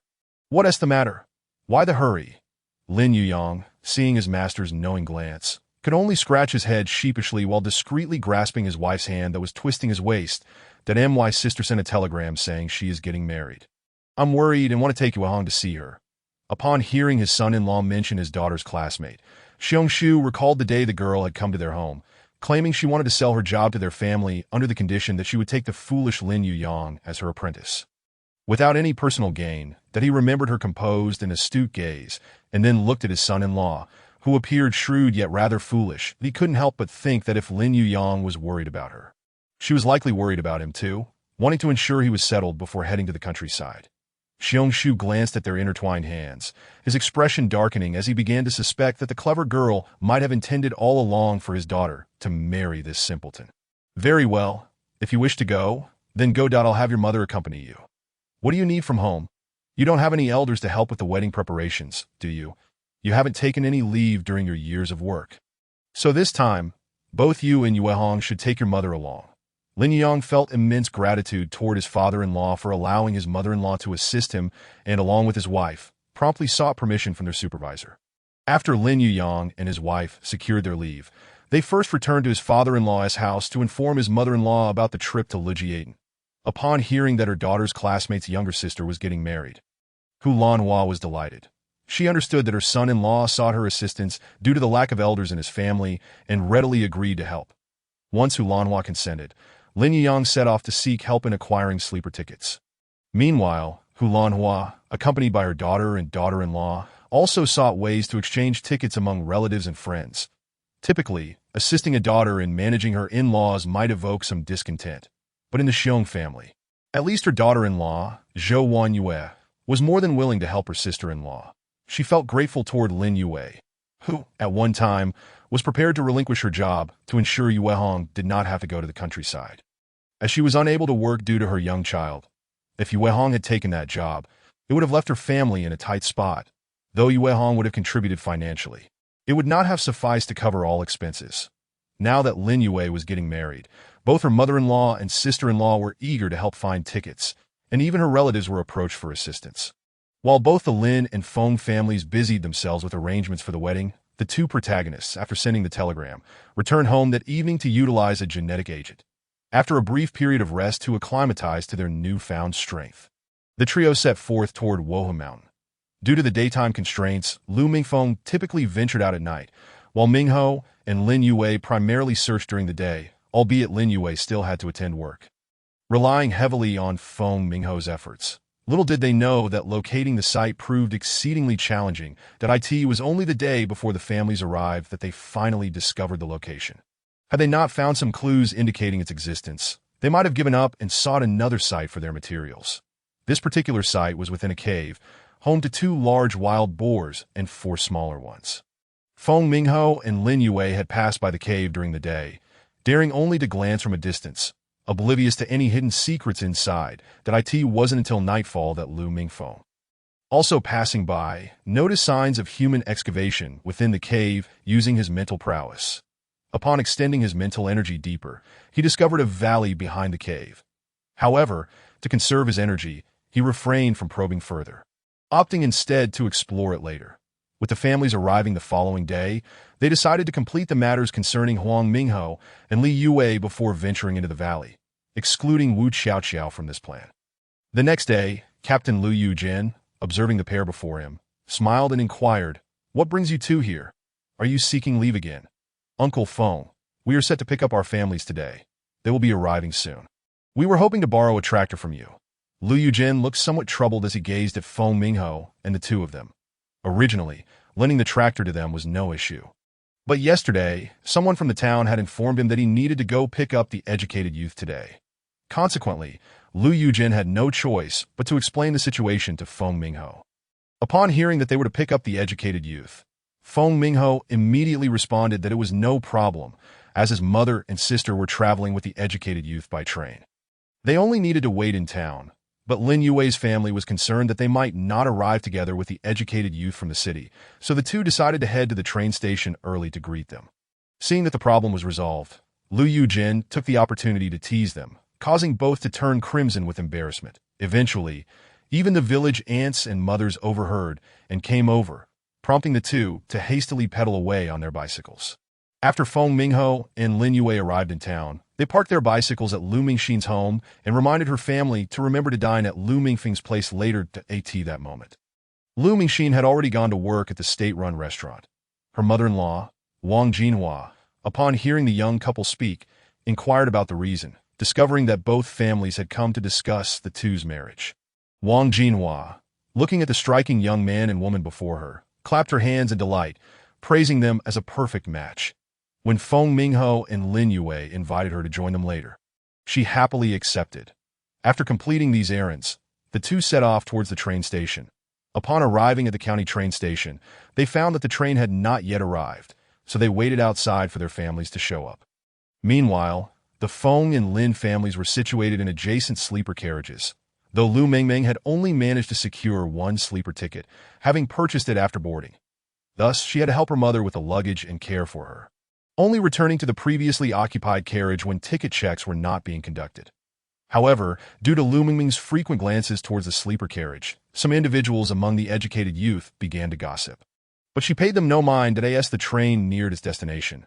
Lu Mingming prepared to tidy her belongings in her mother's compartment before returning to join the educated youth. Yet, halfway there, she recalled something and turned back. Upon returning to the carriage, she overheard them speaking about her. Thus, she refrained from entering, opting instead to lean against the outside and listen, a faint smirk appearing on her face. Chapter 46. Outside, Feng Mingxin first heard a rather sharp and caustic voice from within. "Who is this person? If they had the ability, they would have booked a sleeper ticket instead of squeezing in with us on hard seats." Following there was a gentle voice, "Xiaofeng, don't be so harsh. Ming Yue is merely looking after her mother. She wishes to maintain good relations with us. Most of the time, she stays with the educated youth." Upon hearing this soft-spoken girl's words, Xiaofeng's subsequent remarks lost their initial sharpness, but remained unkind. If she didn't have to check tickets, would she even come back here? She seemingly prefers to linger over there, yet desires to befriend us. I see her hardly engaging with anyone here, putting on a high and mighty demeanor that nobody cares for. Ming Yue is not ignoring anyone. She has simply been shy since childhood. Lu Mingming, upon hearing this, could no longer tolerate the conversation and stepped into the carriage, addressing the gentle girl, who had grown up with her in the military district and was her classmate. Li Yue, you always love to say trivial things. How can I not talk to others at school? It's simply that I dislike conversing with you. Li Yue felt a tinge of embarrassment upon seeing Lu Mingming enter, but continued to speak softly. That's not what I meant, don't be so familiar. We're not close. Before Li Yue could finish, Lu Mingming interrupted her again. At that moment, Li Yue's self-appointed protector, a boy from their class named Yang Dachuan, who had been following her around since he had come into his own, jumped in. "Lu Ming Yue, don't be so ungrateful. I was merely trying to explain that, oh, I'm so touched that I asked this how you choose to explain. I merely wanted to care for my ailing mother. Can I not also remain here? Are they jealous of my need to look after her? And you, a sycophant trailing after Li Yue, do you even know what her intentions are? Lu Mingyue's words rendered Yang Dachuan speechless, that he knew deep down that Li Yue only regarded him as a pawn. Hearing Lu Mingyue's remarks, Li Yue's eyes brimmed with tears, flowing freely. Lu Mingyue found it curious how easily Li Yue's tears fell. She sometimes admired her ability, unlike her own childhood antics, where she would climb trees and wade through rivers with her brother, often getting scolded to the point of tears, yet still laughing. However, upon seeing Li Yue cry, the other educated youth in the carriage, taken in by her fragile appearance, united to criticize Lu Mingyue. Lu Mingyue, how can you bully someone who grew up in the same courtyard as you? Ha! Bully her. I just find her intolerable. Have you considered her family background? They knew full well my brother couldn't be touched by women, yet her shameless sister tried to throw herself at him, leading to my brother's hospitalization and nearly costing him his life. Afterward, my brother was sent to the military for 5 years. Without returning, Lu Mingyue revealed what Li Yue's sister had done in front of so many people. Li Yue felt utterly humiliated, her tears flowing more profusely, muttering, "No, my sister never did that. Don't slander her, don't slander your sister. My family has long declared that my brother would not marry unless he encountered someone special. Yet your family insisted on pursuing a connection, with your parents frequently visiting my home to propose a closer relationship. Your sister clung to my brother, even scheming to get involved with him. Who could have known that my brother was allergic to women? And your family, lacking shame, sent you here after learning my brother was to marry, hoping to latch onto my second brother. How disgusting can your family be to cling to mine?" As Lu Mingyue stripped away Li Yue's facade in front of so many, Li Yue's face twisted in agony, and her tears flowed more freely. The educated youth were further swayed by Li Yue's sobs, deeming Lu Mingyue excessively domineering. Lu Mingyue, hearing their words, retorted sharply, "Stop your weeping. I'm not a man who feels pity, that if you dare swear that you did not come here with intentions towards my second brother, do so. If not, your family will face dire consequences. Do you dare?" At this proclamation, everyone turned to Li Yue, who was unable to muster the courage to swear, continuing to sob uncontrollably until she eventually fainted. Whether it was genuine or feigned, none could ascertain. Lu Mingyue, observing Li Yue's tactic, merely scoffed before collecting her belongings and preparing to leave, opting to disembark the train with her mother rather than becoming entangled with such people. When the train finally arrived, Lu Mingyue supported her mother while carrying various bags, just as they encountered Lin Ningyang and his companions, who were also burdened with parcels. Seeing a young girl aiding a middle-aged woman, whose pallor indicated discomfort, they felt compelled to offer assistance. "Girl, is this your mother? What seems to be the matter? She doesn't look well. Do you need help?" Feng Mingyue, upon hearing the inquiry, turned her head and was taken aback to discover that it was a family from the adjacent sleeping berth. Over the past few days, as they occasionally passed by each other on the train, she had vaguely heard that this family had a member who had gone to the countryside as a sent-down youth, and they were now here to arrange a wedding. Recognizing their sincere desire to assist, she readily invited these 3 individuals to help carry her luggage down from the train. Thus, the 5 individuals from the 2 families, Feng Lin and the others, congregated together. Among them was a robust man, while both Xiong Yuehong and her mother, Hulan Hua, were in fair health, complemented by the vigorous Feng Mingyue. Together, they supported Lu Mingming, who was unwell, and 5 of them managed to squeeze their way off the crowded train. Once they disembarked, Lin Yuyang and the others promptly gathered Feng Mingyue and Lu Mingming's belongings into a single pile. Hulan Hua then inquired, "Dear, where are you headed with so much luggage? Is no one here to greet you?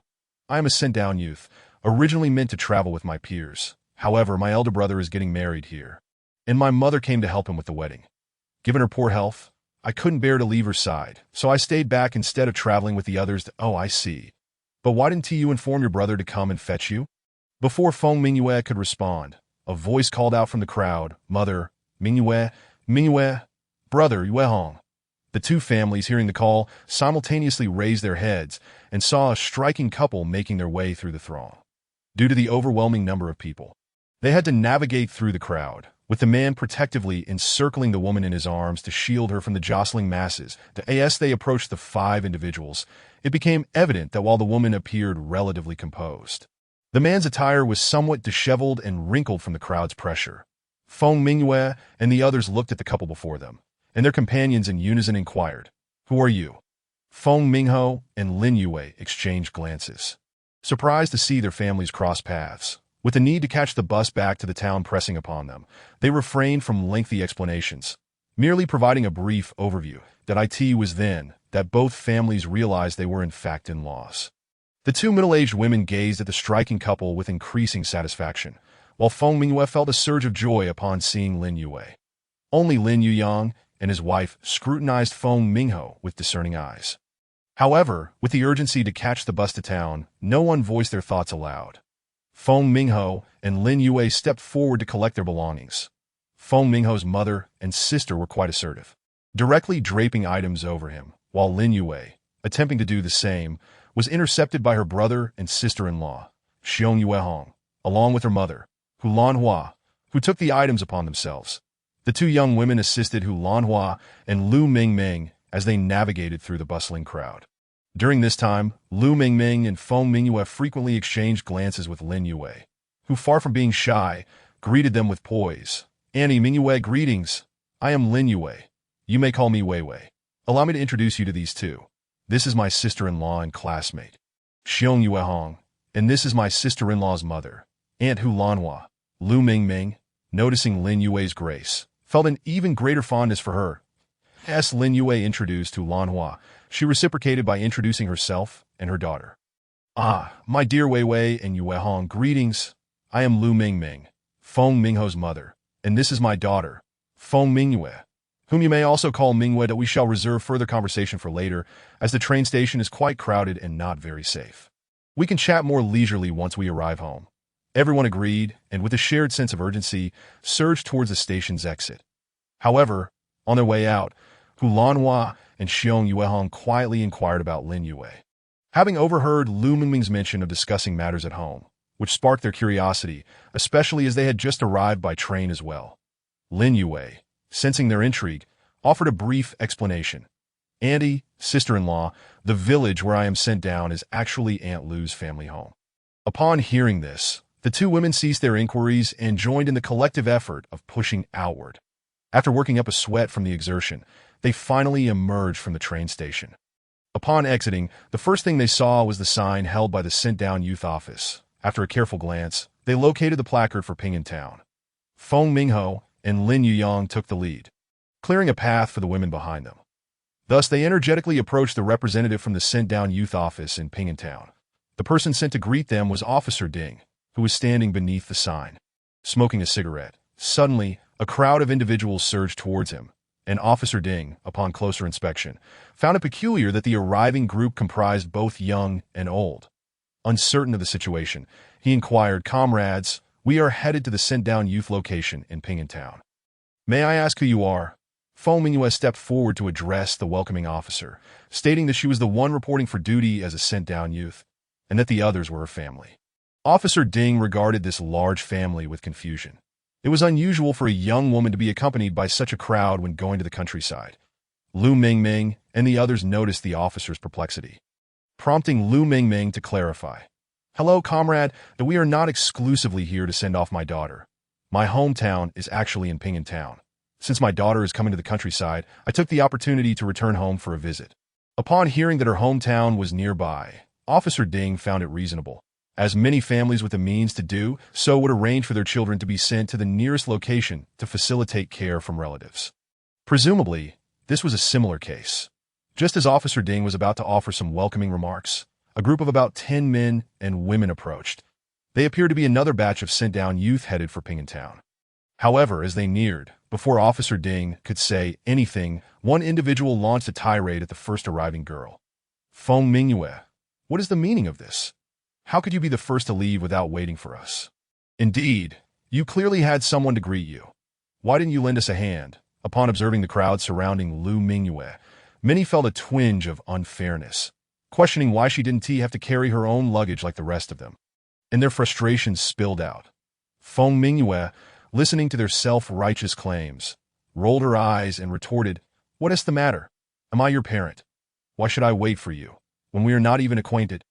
Just as one person was about to respond to Feng Mingyue's boldness, Li Yui, spotting Feng Mingho, excitedly approached him.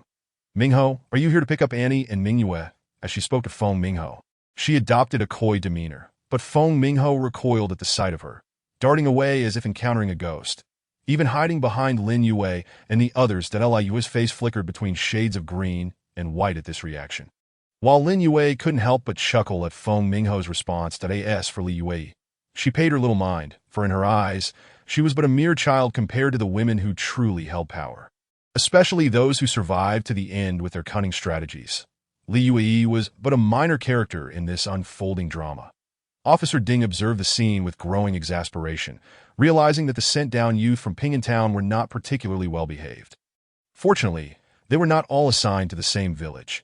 Just as Officer Ding prepared to admonish the noisy group to quiet down, two more clusters of people approached. Among them was a tall man who stepped up to Officer Ding and clapped him on the shoulder. "Old Ding, are these the sent-down youth you have here in Ping'an Town? Is everyone accounted for? If so, we should be on our way. And who are these two?" He gestured towards Lu Mingming and Hu Lanhua, recognizing that they didn't seem to be sent-down youth. Upon realizing it was Old Gio from the neighboring town come to greet the youth, Officer Ding quickly replied, Old Gio. They should all be here now. Just give me a moment to confirm as for this young lady. She is a sister who married out from our town. Coincidentally, her daughter is now coming to be with us, and she has returned home for a visit." Old Gio, upon hearing that she was a sister from their town, joyfully approached Lu Mingming and her companions to engage in conversation. Meanwhile, Officer Ding pulled out a small notebook to take attendance, calling out the names of the sent-down youth to ensure everyone was present. "Old Gio, it's a pleasure to welcome you back. Which one is your daughter?" Lu Mingming returned to her familial home for a visit, intending to arrange a wedding for her son, and this is my daughter. The two engaged in a lively conversation, and while they chatted, Ding Ganshi finished calling out names and beckoned to Lao Jio. Upon Lao Jio's departure, they prepared to leave, needing to distribute these individuals to the villages under the jurisdiction of the town that if they did not return promptly, it was uncertain whether they would reach the more distant villages by day's end. "All right, let us go, little sister. Allow me to see you off," he said, leading the group aside. It was then that the crowd noticed a large military truck parked nearby. Upon arriving at the truck, the three organizers urged the young intellectuals to board quickly, reminding them to remember which town they were headed to. Once every young intellectual confirmed their destination, they began to board the vehicle. Feng Mingho and Lin Yue were the first to step onto the truck, accepting the luggage handed to them by Li Yuyang, and then began assisting Lu Mingming and her party aboard. Although Lin Yue's presence had somewhat alleviated Feng Mingho's previous aversion to interacting with women, he still maintained a certain distance. Despite his newfound acceptance of women, the memories from his past life, where he had been taught that boys and girls should not share the same seat, still influenced him.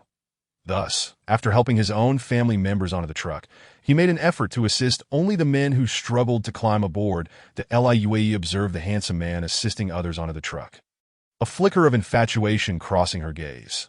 She recalled how, when her family supported her sister, Li Yuejiao's relationship with Feng Mingho, she had nearly succumbed to jealousy. Had she not been younger, she might have been more vocal about her feelings. But her youth had shielded her from the consequences of her sister's actions, which led to Feng's family sending her to support the Northwest.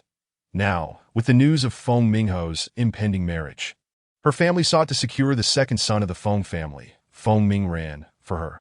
Yet, Li Yue felt unsettled. Feng Mingho could marry and engage with women, so why could she not? While her family believed she was there to pursue Feng Mingran, her true intention was to see if she could win Feng Mingho for herself. However, upon her initial attempt, she found him still evading her advances. She watched Feng Mingho assist others onto the truck, the muscles in his arms flexing with each effort. Her fascination only deepened.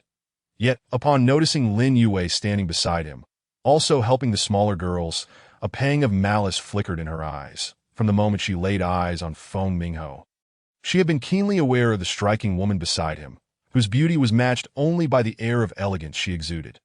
Watching the two together filled Li Yue with jealousy. Although she later managed to conceal her feelings well, she was unaware that Lin Yue, no ordinary person, had already noted the shift in her demeanor.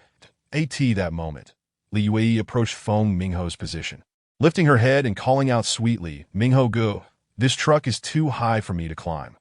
Could you lend me a hand?" As she spoke, she extended her impeccably manicured hand towards him. However, Feng Mingho merely sidestepped, and Lin Yue swiftly grasped Li Yue's hand, effortlessly lifting her onto the truck before gently placing her beside herself and patting her shoulder. Little sister, no need for him. I can assist you that a girl should maintain her modesty to AT that moment.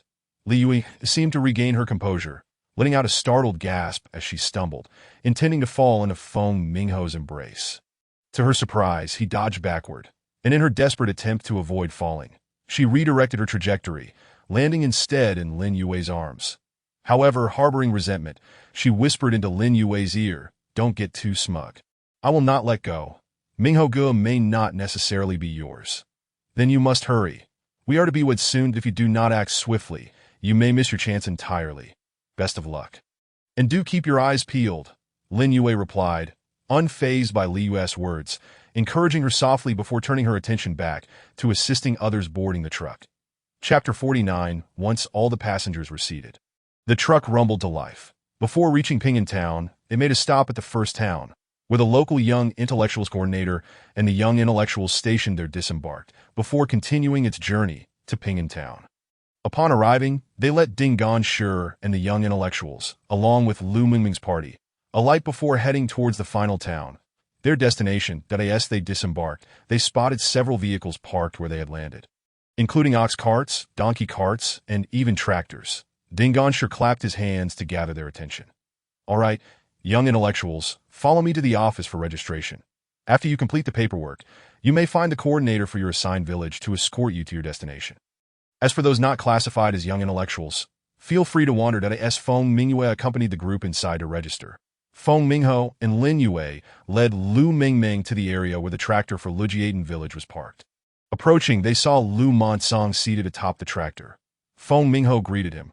"Brother Monsong, is Uncle Yu Jin inside?" Seeing the large bundle of belongings Feng Mingho and his party carried, Lu Monsong immediately realized they had come to fetch someone. He hopped off the tractor and approached them to take the luggage from Li Yuyang, placing it onto the tractor while responding to Feng Mingho's inquiry. "Yes, Uncle Yu Jin is inside, preparing to welcome the Young Intellectuals." "Where is Sister Mingyue? And who is Lu Gu?" Lu Mingming, being the sixth child in her family, was referred to as Lu Gu by Monsong's generation. However, due to Lu Mingming's early enlistment in the military, Lu Monsong hardly recognized her, prompting his inquiry through Feng Mingho. Upon hearing the introduction, Monsong stepped forward to greet Lu Mingming, who realized he was the second son of Lu Youfu's family, and she smiled. Patting his shoulder, "So you are Monsong, Youfu's second son, that I did not expect you to have grown so much. After all these years away from home, I imagine many no longer recognize me." Yes, she spoke. Lu Mingming's expression dimmed slightly, prompting Lu Monsong to comfort her, saying, "A daughter married off is always welcomed back home, no matter when." Feng Mingho then introduced Lu Monsong to Lin Yue's family, knowing this pertained to his brother's lifelong commitment. Monsong eagerly engaged with Li Ningyang, discussing Feng Mingho's situation, as it was a matter of great importance to his brother. Feng Mingho and Lin Yue shared a knowing smile as they observed Lu Monsong working hard on their behalf. At that moment, they noticed a group emerging from the Young Intellectuals' office. Indeed, the very individuals who had entered earlier, accompanied by the village coordinators, including Lu Yujin. Each village leader was followed by 2 to 3, and more often 4 Young Intellectuals, making their way to their respective transportation. Lu Yujin was followed by Lu Mingyue and 2 others, a man and a woman, whom they did not recognize. Simultaneously, Lin Yue and Feng Mingho noticed Li Yue trailing behind another village coordinator, her expression one of discontent. They exchanged puzzled glances, and Lu Mingming, observing their reactions, explained why Li Yue was not with them. "That second daughter of the Li family, how could I allow her to be in the same village as you all? Mingho, I have no worries for you, but I fear that Mingran might fall under her spell and end up marrying her. That would be disastrous for me." Upon receiving the telegram announcing Feng Mingho's impending marriage, despite the urgency of their financial preparations, the Lu family remained vigilant, fearing that the Li family might set their sights on them. Lu Mingming insisted on keeping a watchful eye, with only 2 or 3 days remaining before the youth were to be dispatched to the countryside.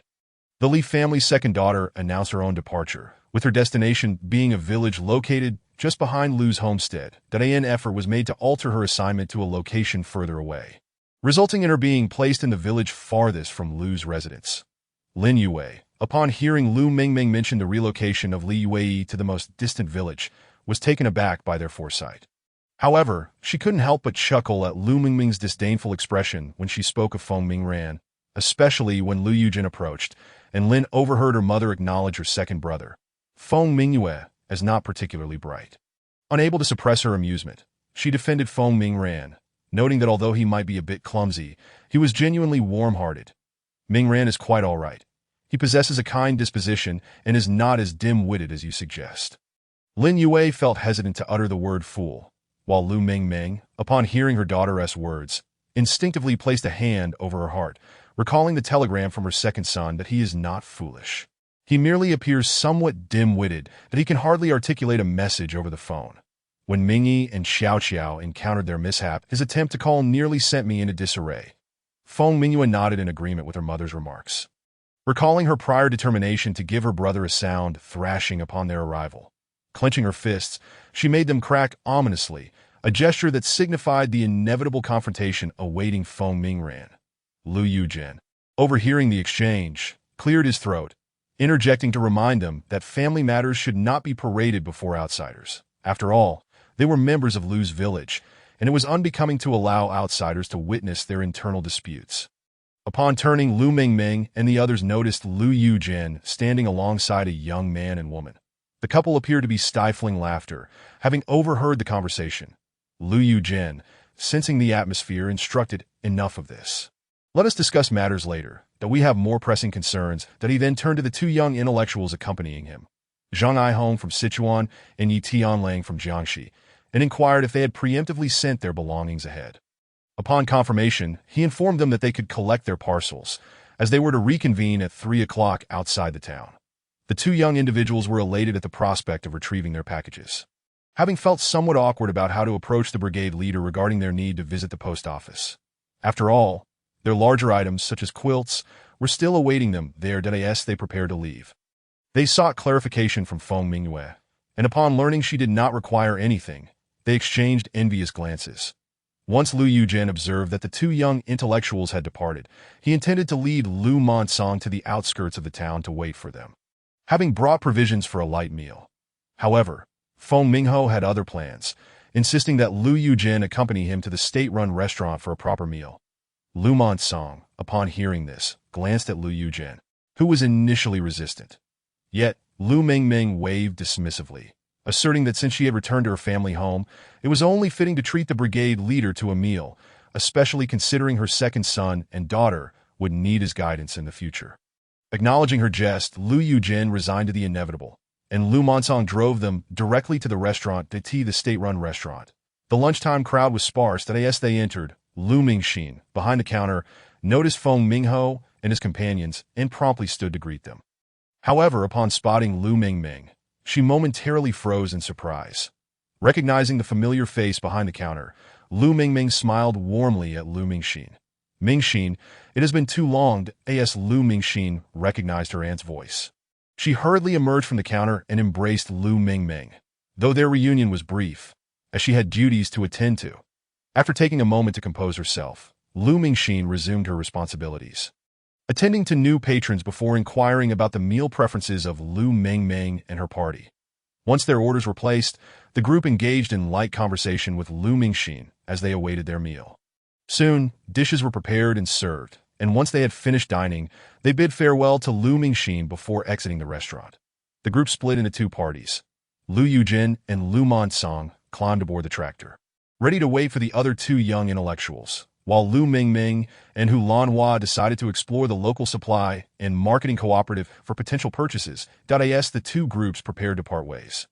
Lu Monsong revved the tractor's engine when suddenly they heard shouts calling out, "Brigade leader! Brigade leader! Wait!" Looking up, they spotted two individuals laden with bags, making their way towards them, realizing that these were the two young intellectuals assigned to their village. Feng Mingho and Lin Yue signaled for Lu Monsong to hold off on starting the tractor.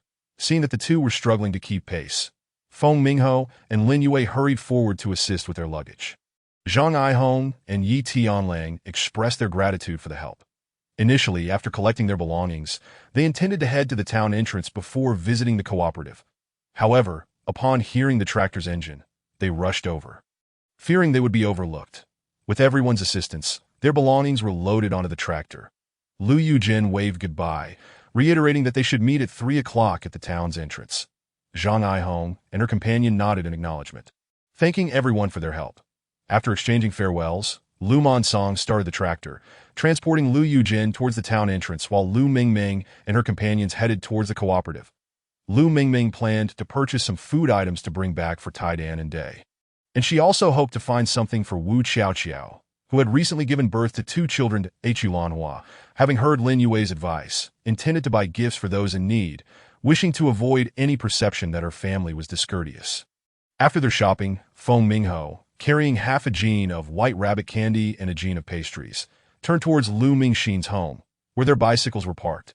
They needed to ride them back, as it would be inconvenient to travel to the town repeatedly. Since they had rushed that morning, they hadn't purchased anything, and now it was essential to acquire some items that as Feng Mingho prepared to depart, Lin Yue inquired if he needed assistance with the bicycles. Though he initially intended to decline, the look on Lin Yue's face compelled him to take hold of her collar and lead her towards Lu Mingxin's home, informing his mother as they walked. "Mother, I'm taking Mingyue to ride the bicycles. You all take your time. There's no need to rush, that I'll return shortly with the items." That as Feng Mingyue was being dragged along, her eyes resembled those of a lifeless fish. "If you can't bear to part with your wife, just say so, that if you want me to go, then call for me. Dragging me like this is quite absurd." Hu Lanhua observed the playful bickering between the siblings and chuckled, remarking on their strong bond. Lu Mingming also noted that the siblings shared a good relationship, although the eldest had joined the military several years ago and seldom returned, leaving her concerned that their connection might grow distant. The group, filled with laughter and chatter, made their way towards the outskirts of the town. Feng Mingho and Feng Mingyue soon arrived at Lu Mingxin's home, where they encountered Lu Mingxin's mother-in-law, Wang Jinhua, along with her grandchildren, Debao and Xiaobao. The men of the household were all at work, and no one else was present. Debao and Xiaobao were thrilled to see their uncle Mingho, who not only brought milk candies and pastries, but also a beautiful aunt. They were even more excited to learn that in a couple of days, their parents would take them to their second uncle's house for a meal. The 2 little ones clapped their hands joyfully. Feng Mingho assured Wang Jinhua that he and his wife would definitely be present at the gathering, as it would likely be a celebration of their impending marriage. Wang Jinhua, upon hearing this, nodded with delight, promising to attend.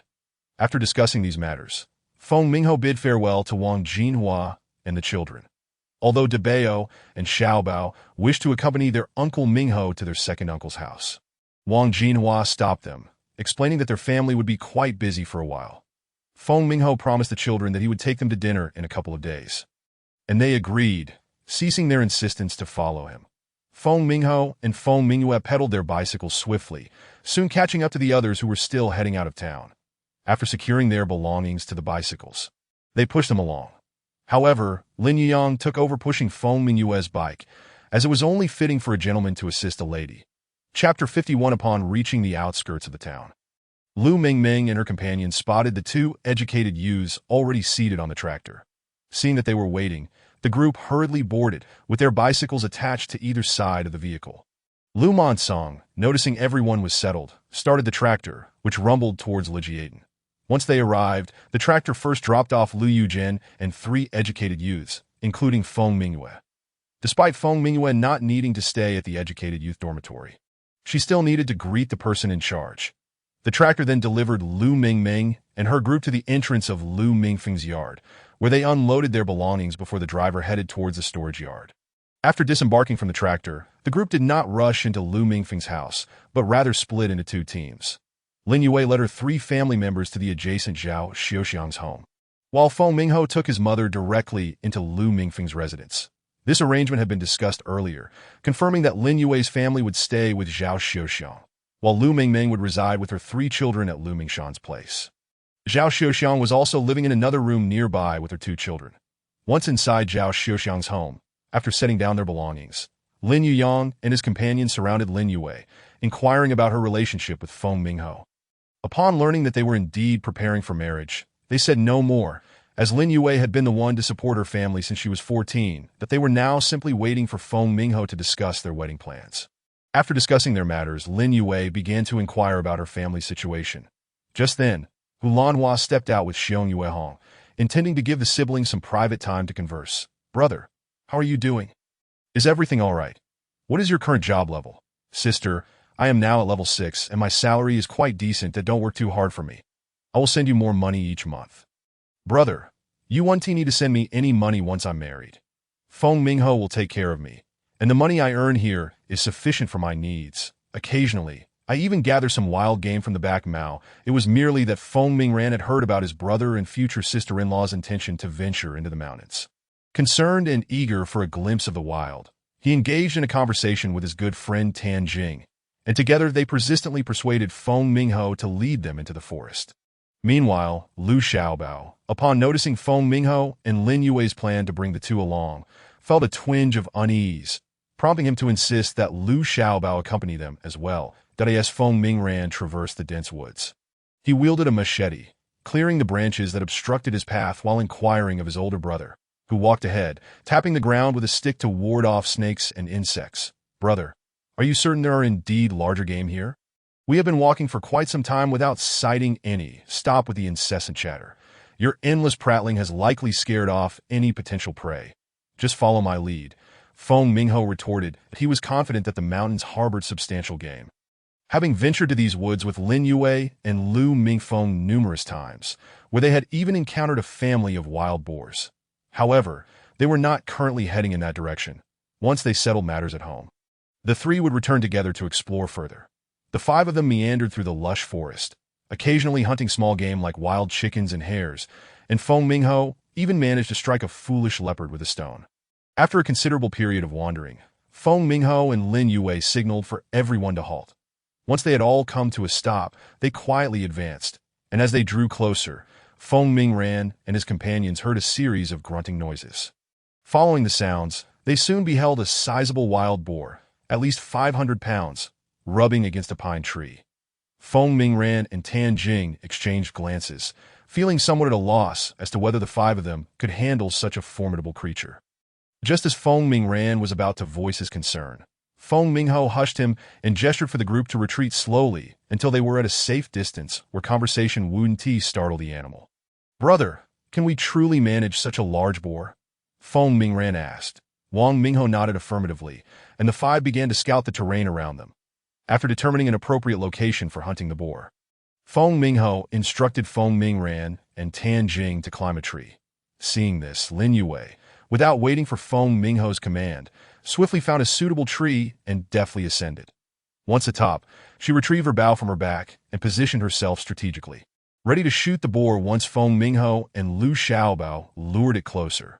Feng Mingran watched in astonishment as his future sister-in-law displayed such agility, his mouth agape in surprise. He nearly lost his balance and fell from the tree.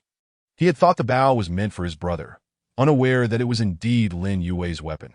Having spent considerable time in the countryside with her, he was astonished to discover her skill in archery. Upon reflection, it made sense. After all, it was often Lin Yue who returned with game, while they and the seasoned villagers sometimes returned empty-handed. Once Feng Mingho and Lu Xiaobao confirmed that the three were securely hidden in the trees, they each held a machete and stealthily approached the wild boar. Just as the three concealed in the trees anxiously awaited, a sudden, piercing shriek from the boar echoed through the forest, followed by the rustling of leaves, suggesting a frantic chase was underway.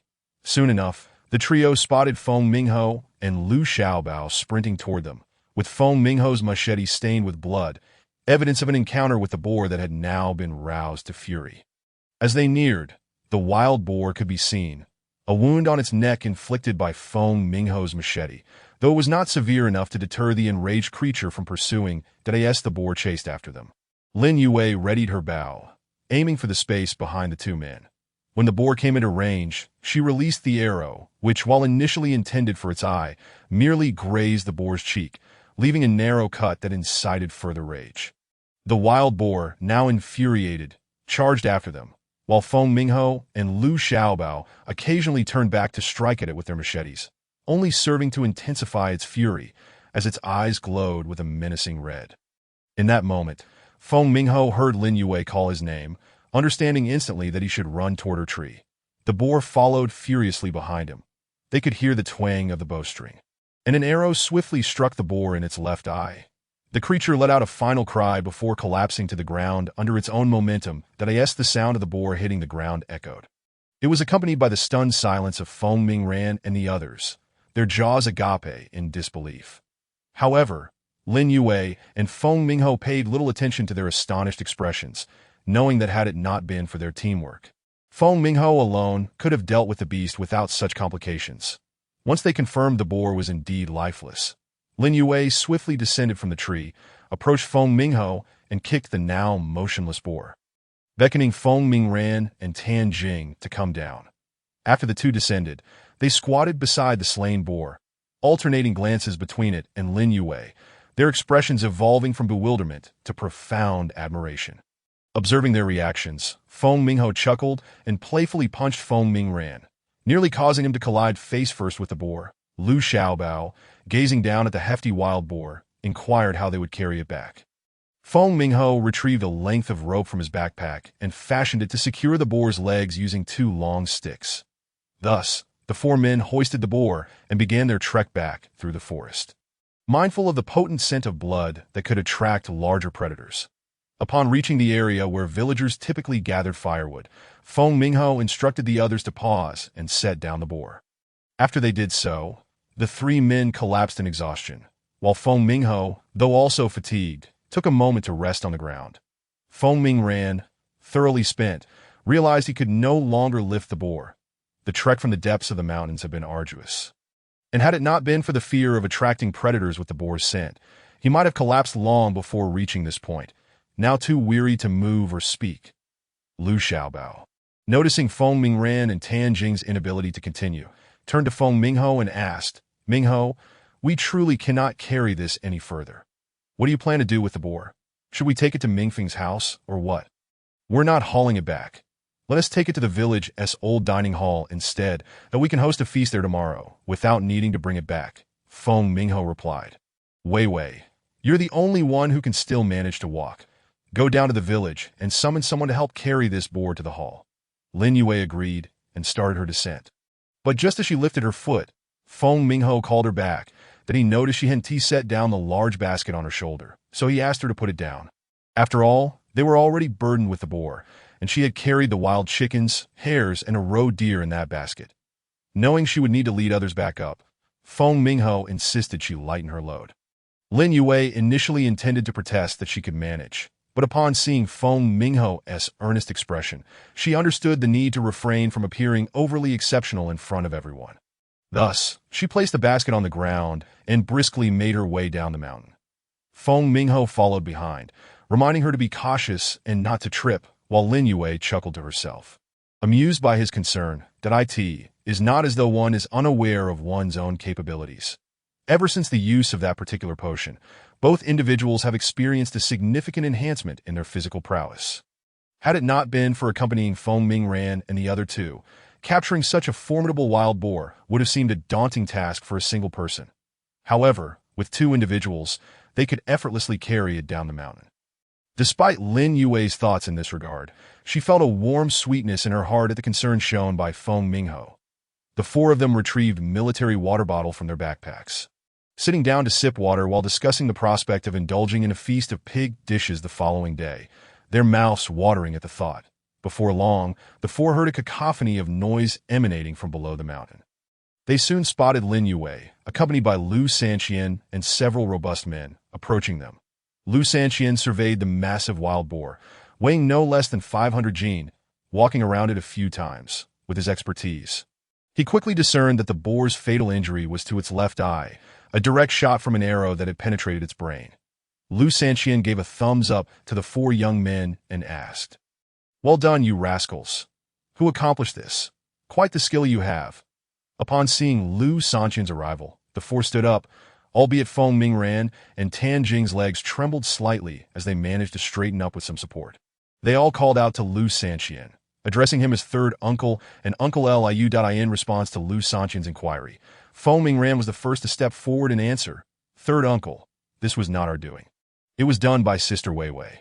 Although they often joked by referring to Lin Yue as sister-in-law, he remained cautious in the presence of so many people, opting to address her as Sister Wei Wei. Upon hearing Feng Mingran attribute the feat to Lin Yue, Lu Sanqian turned to regard her, soon to be his niece by marriage, and offered her a thumbs up. The young lady possesses considerable skill. We should have a friendly contest sometime. Lin Yue smiled shyly, and Lu Sanqian signaled for the villagers who accompanied him to help carry the boar down from the mountain, directly to the village's large canteen, which had been constructed specifically for communal dining. Inside, 3 large pots awaited the preparation of the boar, a plan Lin Yue had already discussed with him prior to their ascent. Not needing to assist with the heavy lifting, Feng Mingho picked up a backpack left beside him. After everyone descended the mountain, those transporting the boar headed to the village's canteen, while he and Lin Yue returned to Lu Mingfeng's home with their backpacks. Chapter 54. Wang Mingho and Lin Yue exchanged glances with Lu Sanqian before parting ways with the larger group. As for Feng Mingho and Tan Jing, they were inclined to follow along to observe the excitement and lend a hand if necessary. Upon arriving at Lu Mingfeng's courtyard, they found Lu Mingfeng and Wu Xiaoqiao seated and engaged in tidying up some items. Recently, Tan Jing had assisted Lu Mingfeng in retrieving several bicycle parts from the county town. The bicycle, which had been rendered nearly unrecognizable by Kai Daba, now appeared as good as new after Lu Mingfeng's diligent repairs. Lu Mingfeng had also crafted some toys for Taidan and Dai, including a pushable iron ring and a wooden cart for children to sit in, which delighted the 2 kids for several days. They had kept Taidan and Dai entertained in the courtyard, neglecting to seek out their peers. Upon noticing Feng Mingho and Lin Yue entering the yard, Lu Mingfeng and Wu Xiaoqiao's previously weary demeanor brightened considerably, and they cheerfully inquired about the day's events. They were already aware of the 2's exploits, having seen Taidan and Dai clinging to them all day without venturing outside to play. After Feng Mingho set down his backpack and waved dismissively, indicating that things had gone reasonably well, he mentioned that the presence of the 3 youngsters had made the day less enjoyable. Lu Mingfeng reassured him that it was of little consequence, suggesting that once they had arranged everything, the 3 of them could return to the mountains to thoroughly explore the valley. Should they encounter any game along the way, it could be captured and sold in the black market, providing them with some much-needed cash. After all, in this era, money was essential for any endeavor, and their current resources were rather meager. Feng Mingho and Lin Yue nodded in agreement, acknowledging Lu Mingfeng's plan. At that moment, a series of gongs echoed from the direction of the canteen, signaling the village chief Lu Yogan's call for everyone to gather. Recognizing this as an announcement regarding the distribution of the wild boar they had brought back, Lu Mingfeng urged Feng Mingho and Lin Yue to join him. Meanwhile, Zhao Xiuxiang and others, including Lu Mingming, were busy sewing quilts at Zhao Xiuxiang's home for the wedding. Upon hearing the gongs, they too would likely make their way to the canteen. Indeed, as Feng Mingho and Lin Yue stepped out of Lu Mingfeng's courtyard, they were met by a throng of women pouring out from Zhao Xiuxiang's house, among them Lu Mingming, Feng Mingyue, and Hu Lanhua with their daughter Xiangyuan. Feng Mingho's 2nd and 3rd aunts were also present, bringing along all the capable women from their households to create items needed for the wedding. Due to time constraints, these women had not been able to work in the fields over the past few days. Upon seeing Feng Mingho and Lin Yue, Lu Mingming inquired about the reason behind the village chief's summons. "Did you catch something large today?" Feng Mingho replied, "We managed to catch a wild boar, and it's currently at the canteen. The chief is likely calling us to distribute the meat." The news brought joy to the crowd, particularly to the 2nd and 3rd aunts, as in rural areas. With no meat tickets available, they relied solely on their skills to procure meat from the mountains. As the group made their way towards the canteen, more villagers emerged from their homes, drawn by the sound of the gongs. Joining the procession, feeling somewhat embarrassed among the throng of women, Feng Mingho quickened his pace to walk at the front of the group. Lu Sanqian's daughter Lu Ying, noticing his bashfulness, playfully nudged Lin Yue beside her.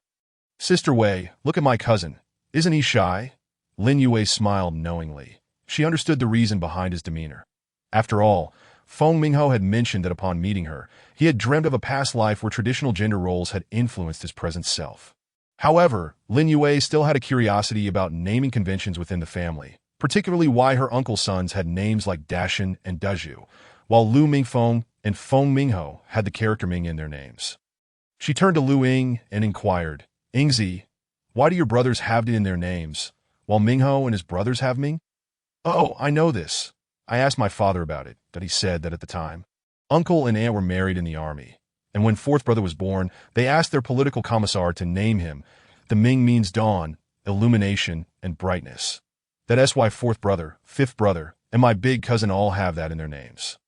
As for why my big cousin shares that with fourth and fifth brothers, it's simply because my uncle was an orphan, making it seem like they had more siblings so they wouldn't be bullied. When my father returned from the army, he found that second uncle had also married and had children. That be why then, big brother had already been born, named Lu Dashan. So my father decided to name my brother Lu Daqiang to keep the brotherhood united. Upon hearing this, Lin Yue understood why there were discrepancies in the names among the 5 Lu brothers. The two continued their light-hearted conversation about various topics. During this time, Lu Erqing's granddaughter, Lu Xiangmei, joined the group that Hu Lanhua and Xiong Yuehong, walking behind, observed the 3 chatting amiably. Hu Lanhua asked her daughter, "Why don't you join in the conversation?" Xiong Yuehong replied, "No need. After all, we don't know how long Lin Yue will be here. I'm just happy for her to make friends." Thus, Lin Yue and the villagers walked and chatted until they arrived at the canteen, where the sight of the enormous wild boar startled them. Lin Yue and Feng Mingho were somewhat accustomed to its size since they had been the ones to hunt it, yet Lu Mingming and the other villagers gasped in surprise, swallowing hard, not out of fear, but out of sheer appetite. Even though the boar had yet to be skinned, gutted, or butchered into pieces, the mere sight of it was enough to make everyone's mouths water. In this era, obtaining meat was a challenge for both villagers and city dwellers alike. As monthly rations were strictly limited, it often takes a long time to save up enough to enjoy a meal of meat. Lu Mingming is somewhat better off, as Feng Guoqiang holds a position as a cadre, and she herself works at the street office. Together, their supplies are sufficient to satisfy their cravings. However, with many children in the household, it is still just manageable as for Xiong Yuehong and her family. It goes without saying that their situation is even more challenging. Thus, when the two families caught sight of such a sizable wild boar, they, like the other villagers, could not help but swallow repeatedly. For if they did not, the saliva would soon overflow from the corners of their mouths. Chapter 55. Upon seeing the enormous wild boar, the villagers began to chatter excitedly, with some well-informed individuals revealing that this wild boar had been hunted down the mountain by Feng Mingho and his companions, presumably for the feast planned for the following day. After Lu Mingming arrived, Lu Sanqian squeezed through the crowd to Lu Mingming's side, discussing the matters that Lu Yujin and several village elders had deliberated upon. Lu Mingming listened with surprise, then conferred with Hu Lanhua, Feng Mingho, and Yu Wei before nodding in agreement with Lu Yogan's decision. Upon hearing their consensus, Lu Sanqian returned to Lu Yogan's side to communicate their agreement, to which Lu Yujin nodded in acknowledgement. Subsequently, Lu Yoqi stood upon a slightly elevated platform, surveying the gathered villagers, and struck a gong to attract their attention. "All right, everyone, please be quiet and listen. Most of you should already know that this wild boar was prepared by Mingho and his team for tomorrow's banquet. However, after conferring with the village elders, we have decided to process the wild boar today and enjoy a meal of freshly slaughtered pork tonight, thus foregoing the banquet tomorrow." The villagers cheered upon hearing that the boar was meant for the feast. And when they learned of the evening's pork meal, they anticipated 2 hearty servings of meat. Yet, Lu Yujin soon clarified that there would be no banquet the following day. Some villagers accepted this change, while others expressed discontent. After all, who would wish to miss out on a meal of meat? Observing the murmurs of discontent, Lu Yujin once again struck the gong. Now, there is no need for disappointment. Mingho and the others have promised that after the boar is slaughtered, they will distribute the meat among everyone. However, I must clarify that 50 jin will be set aside specifically for Mingho and his team. Please don't be displeased. After all, they're the ones who brought this boar down from the mountain, that if they hadn't ventured into the woods, none of you would have any meat to eat. Most villagers found Lu Yogan's explanation reasonable, yet a few, particularly Yang Pozi, remained unconvinced. She voiced her objections loudly, claiming, "Why should they receive such a large portion of meat? I saw them carry a basket back from the mountain. I refused to believe it was empty." Seeing Yang Pozi stirring up trouble and noticing a few women beside her nodding in agreement, Lu Yujin raised his voice in reprimand. "What is this? Are you so interested in what they brought back? They have delivered such a large wild boar for you to feast upon, and you dare complain? If you insist on such nonsense, we might as well take it directly to town and sell it at the slaughterhouse. Then, during the new year, we could distribute the earnings. How would that be?" The crowd, upon hearing the suggestion of sending the boar to the slaughterhouse, turned their gaze upon Yang Posey with indignation. They understood that, at this time, even with money, it would be hard to procure a meal.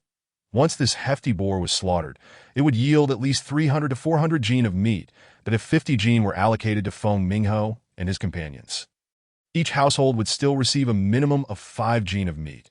Yang Posey, if you continue to whine, beware that I might just give you a piece of my mind. Another woman chimed in. You being ungrateful. This fine meat is for your benefit, and wasting it would be a tragedy. Indeed, if you wish to eat, stay here. If not, return home. Speak such words again, and I'll have no choice but to stuff your mouth with my shoe. Several women, who had long held a grudge against Yang Posey, rallied together, declaring their disdain for her. One elder, slightly older than Yang Posey, the villagers observed that the place was filled with vegetables and lacked meat, and thus thought little of it. However, unbeknownst to them, that evening, Zhao Xiuxiang had prepared a wild chicken soup and roasted roe deer meat, which were sent over to the cowshed. Tonight, Feng Mingho and Lin Yue did not spend the night together, primarily because Lu Mingming had mentioned that she had not been able to provide Lin Yue with a formal wedding. She insisted that they must at least obtain a marriage certificate to truly offer Lin Yue a sense of closure. Therefore, Lin Yue stayed here for the night, as Zhao Xiuxiang had already tidied up the place.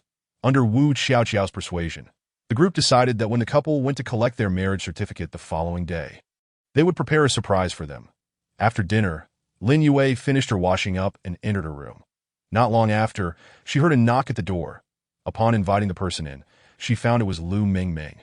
Lin Yue quickly rose and greeted Lu Mingming, saying, Auntie, what brings you here? Is there something you need?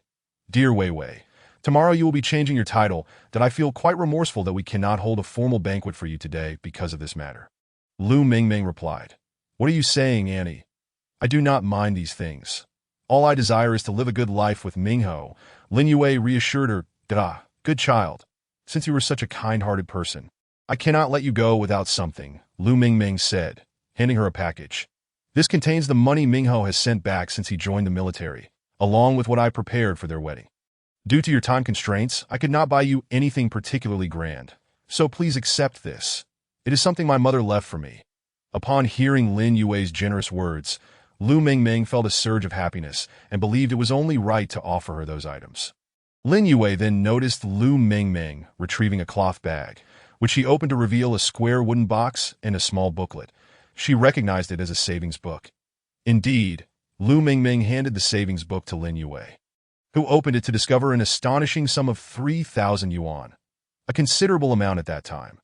Lu Mingming then lifted the square wooden box and opened it to reveal a stunning jade bracelet with exquisite floral patterns. Lu Mingming caressed the bracelet, which had been left to her by her mother. Originally, her sister had one too, but when her sister fell in battle, it seemed as though there was a profound connection between mother and daughter. At that moment, as their mother was about to present the bracelet, she accidentally dropped and shattered it.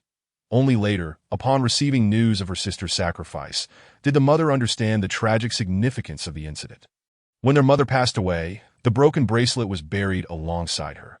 After her mother's death, all her belongings were divided among the siblings, even though Lu Mingshan and Lu Mingwu were away at the time. Their shares had been preserved for them, while Lu Mingshan's portion was never delivered to him before his demise. Consequently, Lu Erqing and his brother had been safeguarding it all along. When Lu Mingshan was to marry, their shares ought to have been given to the siblings, but no one anticipated the circumstances that led to his marriage. Fearing that Kai Shufan might take everything to her family, they withheld those items and instead provided Lu Mingxin with her share on her wedding day, instructing her to keep it a secret. After Lu Mingming arrived here, she discussed with Lu Erqing, and they decided to pass their share to Lu Mingfeng and his wife. Initially, the second and third brothers worried that Wu Xiaoqiao might behave like Kai Shufan, thus depriving Tai Dan and his sister. However, persuaded by Lu Mingming, they consented to entrust Lu Mingfeng and Wu Xiaoqiao with the items. Lu Mingming's trust in Wu Xiaoqiao stemmed from her acquaintance with Wu Xiaoqiao's grandmother. She believed that under the guidance of such a wise elder, Wu Xiaoqiao would not be a person driven by greed. Moreover, she was confident that the elder would not leave her only granddaughter without anything. Indeed, when handing over the items to Lu Mingfeng and his wife, the couple did not seem particularly concerned with the possessions. In fact, Lu Erqing and his brother later discovered that Wu Xiaoqiao was far more interested in the food. Chapter 57. Upon learning of her eldest son's impending marriage, she sorted through the belongings left by her mother, ensuring fairness among her 5 children. When Lin Yue saw the bracelet, she recognized it as a token of acceptance from Lu Mingming's family and graciously accepted it. The following day, Feng Mingho and Lin Yue were set to collect their marriage certificate from the town. Before they left, Lu Mingfeng requested that upon completion of their errands, they inform Zhang Jianjun to join them for dinner at Lu Mingfeng's home, reminding them to bring their family along. There was no need to notify Lu Mingxin, as she was already on her way. Feng Mingho and Lin Yue nodded in agreement and set off on their bicycle. Upon arriving in town, they first visited the street office to obtain their marriage certificate, followed by a stop at the photo studio for pictures. They each took an individual portrait, as well as a couple's photo, which they asked the photographer to develop into 2 copies. After completing these tasks, they went to the police station to find Zhang Jianjun, who was on duty. They informed him that they would be having dinner at Lu Mingfeng's home that evening. Zhang Jianjun inquired about the occasion, being aware that Feng Mingho and Lin Yue were to marry soon. Upon learning that they had recently brought a wild boar down from the mountains, he understood that the villagers had already enjoyed a feast the day before, and that tonight was a special dinner for family and friends that he readily agreed, assuring them that his family would certainly attend. While Feng Mingho and Lin Yue were in town, Wu Xiaoqiao was busy decorating Zhao Xiuxiang's house with relatives and friends while preparing gifts for the couple, intending to surprise them upon their return. After meeting with Zhang Jianjun, Feng Mingho and Lin Yue did not hurry back, as Lu Mingming had already suggested they dine at the state-run restaurant in town for lunch. They were curious whether the restaurant would be serving any special dishes that day and decided to pack a few to take home, knowing well that the chef's meat dishes were delectable. As for Lu Mingxin, she did not require their invitation, since she had already taken the day off. In fact, before Feng Mingho and Lin Yue arrived in town, they encountered Lu Mingxin and her husband, along with their 2 children and her in-laws, heading towards Lijiaden. Lu Mingxin found it odd that they were heading to the town when a banquet was supposedly being prepared. Upon inquiry, she learned that due to the previous day's wild boar hunt, the villagers had already dined, and the dinner was now reserved for close friends and family. Thus, the 2 parties parted ways, with Lu Mingxin going to Lijiaden while Feng Mingho and Lin Yue made their way to the town. Upon arriving at Lijiaden, Lu Mingxin noticed everyone heading towards Zhao Xiuxiang's room, while only Feng Mingran remained at Lu Mingfeng's house, receiving gifts from the villagers. Seeing that everyone had left, Lu Mingxin entrusted her 2 children to Taidan and Daya, as well as to Dongnan Shibei, and followed the others to Zhao Xiuxiang's home. Speaking of Dongnan Shibei, Lu Mingxin admired her second uncle's naming prowess. The brothers Xiangdong, Xiangnan, and Xiangxi were the children of her older cousins, while the third cousin from the third uncle had twin boys. The third uncle, feeling lazy with names, simply named one Xiangbei and the other Xiangzhong. That it seemed that the Lu family did not have an abundance of offspring. The first cousin had 2 children, the second cousin had one of each gender, the third cousin had twin boys, and her own brother, Lu, the fourth of the family, had 1 son and 1 daughter. As for the second brother, the fifth, it was yet to be determined whether he would have twins or not. When Feng Mingho and Lin Yue returned from their meal in town, they were directly led to Zhao Xiuxiang's house. Upon entering, they were greeted by both families, along with Lu Mingxin, their second and third uncles, and the elderly Lu Mingfeng and Wu Xiaoqiao, who leaned on their canes as they walked in. Everyone turned to look at them. Once inside, Lu Mingming and Wu Xiaoqiao took Lin Yue by the hand and led her to one of the rooms, while Lin Yuyang escorted Feng Mingho to another. Upon entering their respective rooms, each found a red wedding garment laid out on the kong. Upon inspection, they noticed that the red garment was adorned with embroidery, though Lin Yue quickly discerned that it did not appear to be hand-stitched. Realizing it might have been provided by Wu Xiaoqiao, she soon learned from Lu Mingming that it indeed was Wei. Due to the special circumstances, we cannot hold a wedding for you, but we do not wish for you to have any regrets. Please change into this garment, and we will conduct a wedding ceremony in front of all of us. Lu Mingming also mentioned that the concern regarding certain individuals is not about a lack of trust in them, but rather a fear that, should they inadvertently let something slip, there might be ill-intentioned individuals outside who could cause trouble. After expressing this, she stepped outside, leaving the 2 young ladies together, which perhaps was a more comfortable situation for them. considering her presence as an elder might make them feel a bit shy. Upon seeing Lu Mingming leave, Lin Yue immediately turned to Wu Xiaoqiao with inquiries. "Did I ask this something you brought out?" she asked, showing no signs of embarrassment as she removed her outer garment and donned the dress that Wu Xiaoqiao, while responding, retrieved a set of cosmetics from her space that I believe I acquired this from a wedding shop. However, I told them it was something I brought back stuffed in a quilt from when I was sent to the countryside. They seem to have accepted that explanation. "And what about the men's clothing?" I told them it was prepared by my grandmother before she passed, intended for larger sizes. By the way, do you know how to use these? They should be quite different from what you're used to. Personally, I hardly ever use such things, especially not in the apocalypse. Hearing Wu Xiaoqiao's words, Lin Yue began to sift through the items she had brought out. Products like eyebrow pencils, face creams, and lipsticks were easily recognizable. But she seemed at a loss when it came to the eyeshadow palette she held in her hand. Although the box clearly indicated it was for the eyes, who could have imagined there would be so many colors? She looked at Wu Xiaoqiao while holding the eyeshadow palette. "Don't look at me. It won't help that I don't know how to use it either. If you're interested, I might have a magazine around here that can guide you. I can show it to you later if you want." Lin Yue nodded in response and began to apply the cosmetics to her face. After all, which girl wouldn't have dreams about her wedding? Having missed the opportunity to wear a wedding gown in her past life, she was filled with happiness, even in the simplicity of this occasion, as it represented the best outcome for the two of them. Once Lin Yue finished her makeup, Wu Xiaoqiao presented her with a matching red veil, placing it atop her head as she prepared to assist her outside. Chapter 58. As Lin Yue was led out by Wu Xiaoqiao, Lu Mingxin hurried forward to take over, for she was somewhat anxious given her sister-in-law's considerable pregnancy. Although it was Wu Xiaoqiao who was assisting her, it was merely a slight support. With Lin Yue's current agility, she hardly required any assistance at this moment. Feng Mingho had already changed into his outfit and was waiting. Dressed in a striking red ensemble, he appeared exceptionally handsome and dignified, prompting anyone who saw him to remark, "What a charming young gentleman." The newlyweds were escorted into the main hall, each holding onto a red string, as it would have been inappropriate for Wu Xiaoqiao to produce a red silk ribbon at this point. On the platform, 2 chairs were set up where Lu Mingming and Hu Lanhua were seated. Initially, Hu Lanhua disagreed, wanting Lu Urching to occupy a seat, but the others insisted that since the family of Lin Yuyang had no elders present, she could take on the role of Lin Yue's maternal elder. Lu Mingming gazed at the couple before her, having resigned herself to the idea that her son would remain single for life. Now that he had found someone to share his life with, Lu Mingming felt as though a great weight had been lifted from her heart. "Lu Yue, due to the unique circumstances, we can only manage this much. For various reasons, we can't allow too many people here. I truly apologize for the inconvenience."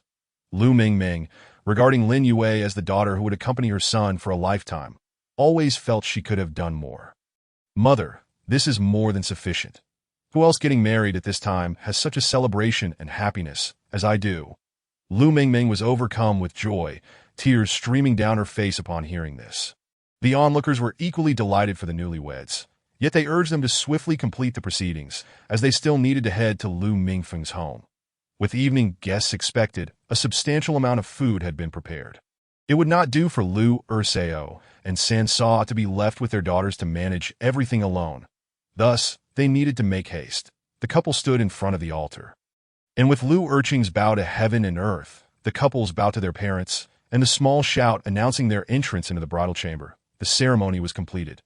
Amidst the congratulations and well wishes, Lin Yue, led by the red string, was taken by Feng Mingho into their bridal chamber. Once inside, Wu Xiaoqiao and Lu Mingxin consoled the emotionally stirred Lu Mingming, calming her feelings before everyone departed to Lu Mingfeng's house to prepare the evening banquet. As they busily chatted and prepared the meal, the fragrant aromas of stewed wild chicken soup and roasted deer meat wafted through the air, tantalizing the appetites of Dabao, Xiaobao, and the younger members of the Lu family.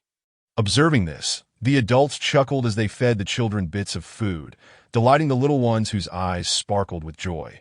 When Feng Mingho led Lin Yue into their bridal chamber, they discovered the bed adorned with dates, peanuts, longans, and lotus seeds, all symbolizing auspicious wishes for early childbirth.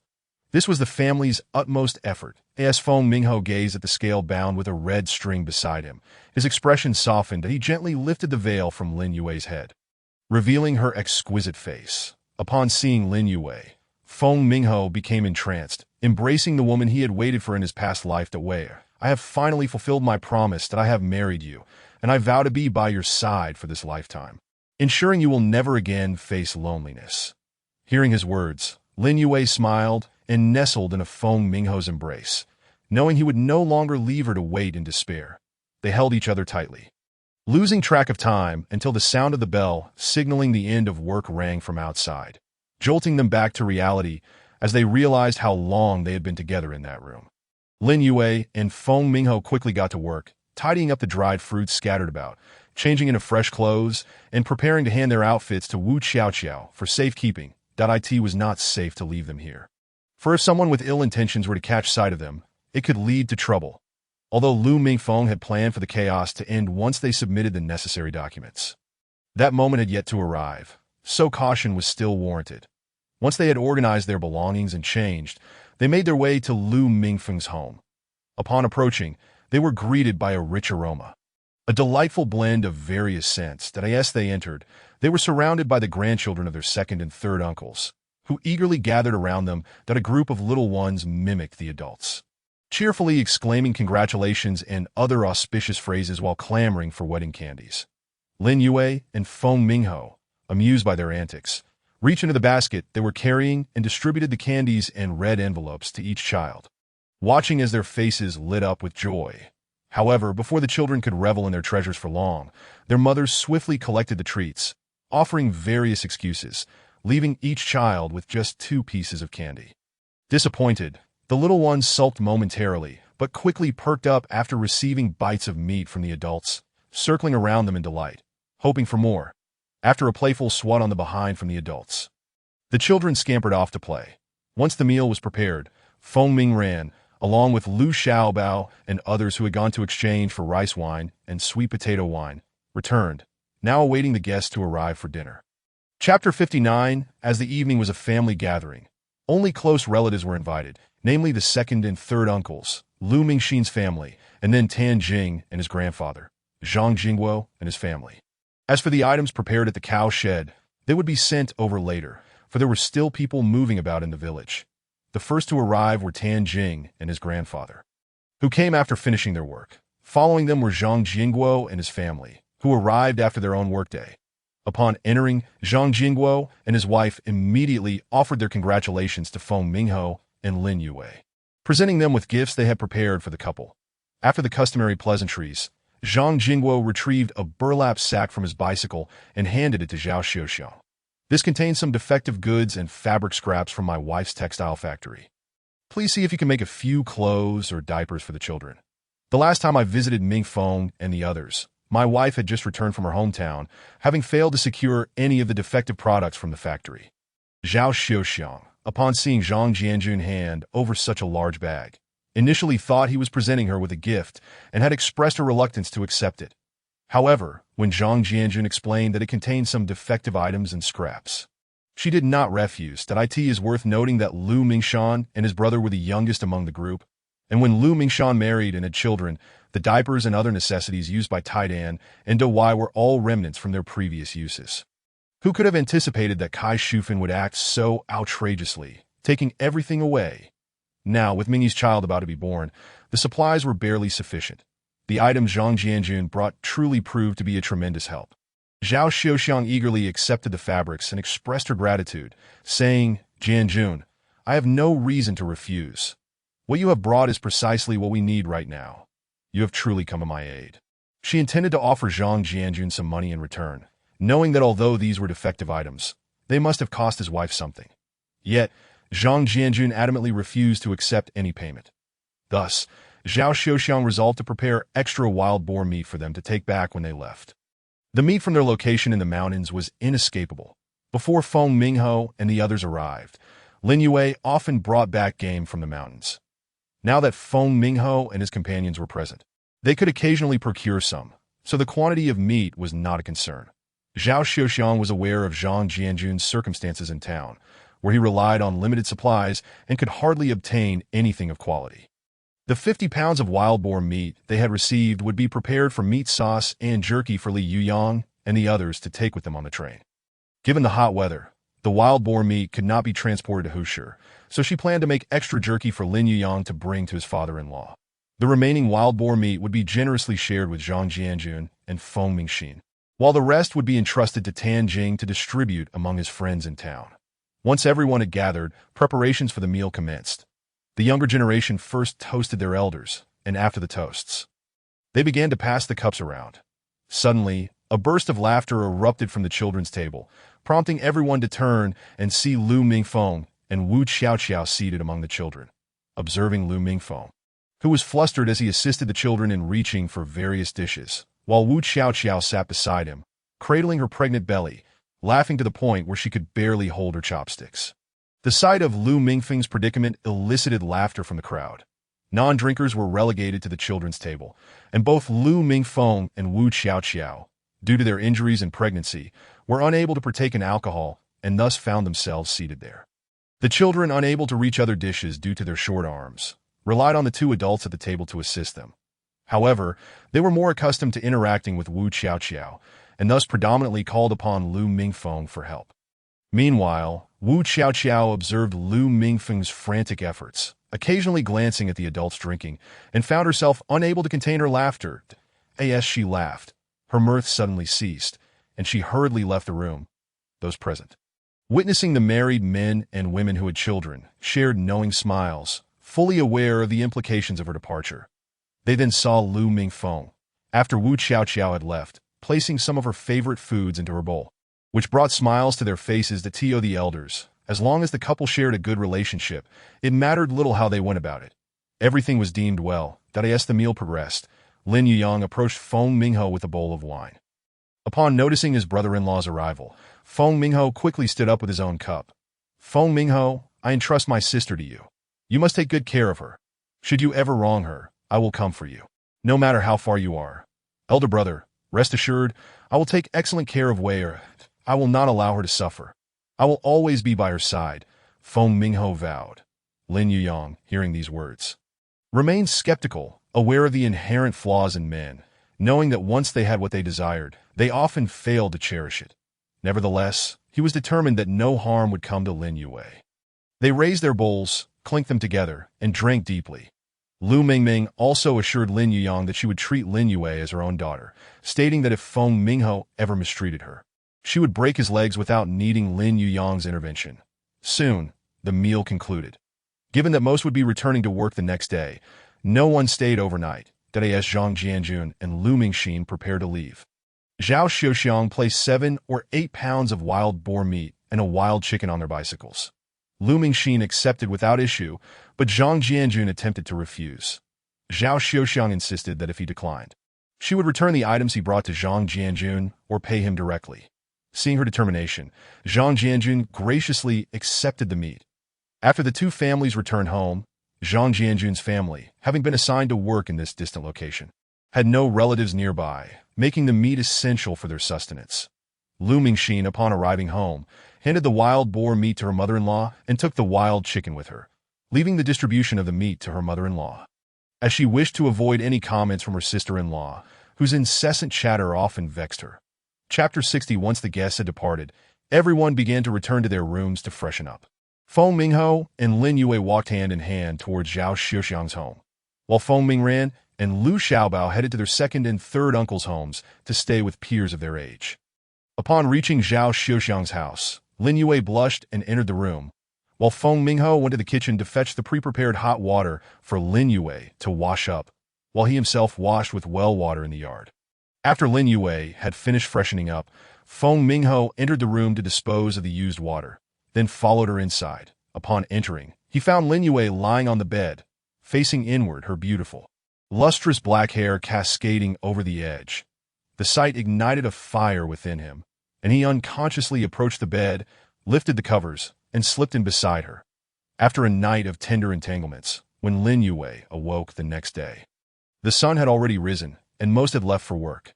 Realizing the time, she hastily threw off the covers to sit up, but the ache in her body caused her to fall back down. As Lin Yue felt the soreness, memories of the previous night flooded back, and her cheeks flushed crimson. Just then, Feng Mingho entered with breakfast. How do you feel? Are you all right? I might have been too reckless last night. "Did I hurt you?" Lin Yue, hearing his concern, felt her face grow warmer and shyly glared at him. Yet in Feng Mingho's eyes, that glance held a special significance, igniting a warmth within him as well. Knowing that any further advances would surely provoke her ire, he cleared his throat and placed the breakfast on the table beside the bed. After setting the breakfast down, he helped Lin Yue sit up. Noticing her slight frown, he slapped his forehead and pulled out a glass tube about the size of his pinky finger from his pocket. Handing it to Lin Yue, she examined the tube, which was evidently made of glass, filled with a green liquid, though it appeared as if some had already been consumed. As Lin Yue scrutinized the tube, Feng Mingho explained its origin. "This was given to me by Wu Xiaoqiao today. She said if you're not feeling well, you should drink half of it. You will feel much better afterward." Upon hearing that it was from Wu Xiaoqiao, Lin Yue quickly opened the cap and drank half of the liquid. Soon after consuming the green potion, she noticed significant improvement in her discomfort, feeling that if she drank the rest, all her ailments would vanish. However, she understood why Wu Xiaoqiao had advised her to only drink half. After all, how many newlywed brides are lively and energetic the day after their wedding night? Feng Mingho observed Lin Yue's evident recovery after she drank the potion and felt a sense of relief. Glad to know he had not harmed her. After all, a man who had never tasted meat before might be somewhat careless on his first indulgence. Once Lin Yue felt sufficiently better, she got up, washed up, and together they enjoyed breakfast before heading towards Lu Mingfeng's home. Along the way, Lin Yue playfully chided Feng Mingho, wondering how he could have slept so late. It is worth noting that, unlike the traditions of yesteryears, where newlyweds would rise at the crack of dawn on their wedding day to serve tea to their in-laws, it is still expected that the breakfast on the first morning after marriage should be prepared by her. The blame lies squarely on the shoulders of Feng Mingho, that foolish boy. Had he not exhausted himself so thoroughly the night before, she would surely have been able to rise with ease this morning. How was she to face her mother-in-law now? Before long, the two arrived at Lu Mingfeng's residence. Upon pushing open the courtyard gate, they found that those who were meant to work had already set off. While Lu Mingming and others who were not required to labor were busily engaged in their own tasks, as Lin Yuyang and Xiong Yuehong still had to go to work. Lu Mingming had initially planned to stay for some time, waiting for Wu Xiaoqiao to give birth and complete her confinement before returning. However, persuaded by Lu Mingfeng and the others, she decided to go back, concerned for her safety during the train journey. The villagers arranged for Feng Mingran to accompany Lu Mingming home, while Feng Mingho would take over Feng Mingran's work here. The villagers' agreement was largely motivated by the hope that Feng Mingho might hunt some large game during his stay, thus providing them with meat. Consequently, both the villagers and the often boisterous young intellectuals unanimously consented. Thus, Lu Mingming and the others, along with Li Yuyang, purchased train tickets for the following day, preparing to return to work. While today was dedicated to organizing food and various dried goods for their journey.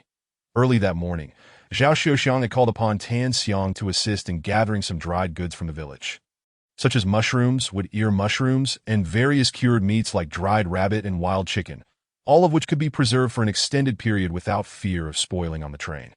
When Feng Mingho and Lin Yue entered, they saw Lu Mingming just emerging from the kitchen. Lin Yue immediately approached Lu Mingming to greet her. "Mom, I'm so sorry for waking up late today. I was supposed to prepare breakfast." Lu Mingming, looking at her daughter-in-law with a smile, affectionately patted her head. How could she possibly fault Lin Yue? After all, her son had been without a woman for over 20 years.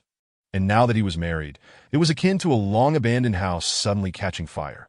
Therefore, Lu Mingming was not at all surprised by Lin Yue's late rising. "It's quite all right. We don't adhere to such formalities in our household. Did you have enough to eat? If not, please have some more. We are currently making pancakes and steaming buns to take with us tomorrow. That if you're still hungry, do indulge." Lin Yue shook her head, indicating that she was satisfied, while Feng Mingho promptly entered and grabbed a freshly steamed bun for himself. His primary goal that morning in serving breakfast was for Lin Yue's benefit, observing Lu Xiaobao nearby chopping wild boar meat. He turned to his mother. "Mom, what are you doing cutting the meat into such small cubes?" "Oh, this? I'm preparing to make some meat sauce to take along for the journey, to enjoy with buns and pancakes," Lu Mingming replied. Upon hearing that the sauce was meant for his mother and brother-in-law, Feng Mingho said nothing further, quickly finishing the bun he held and picking up a knife to assist.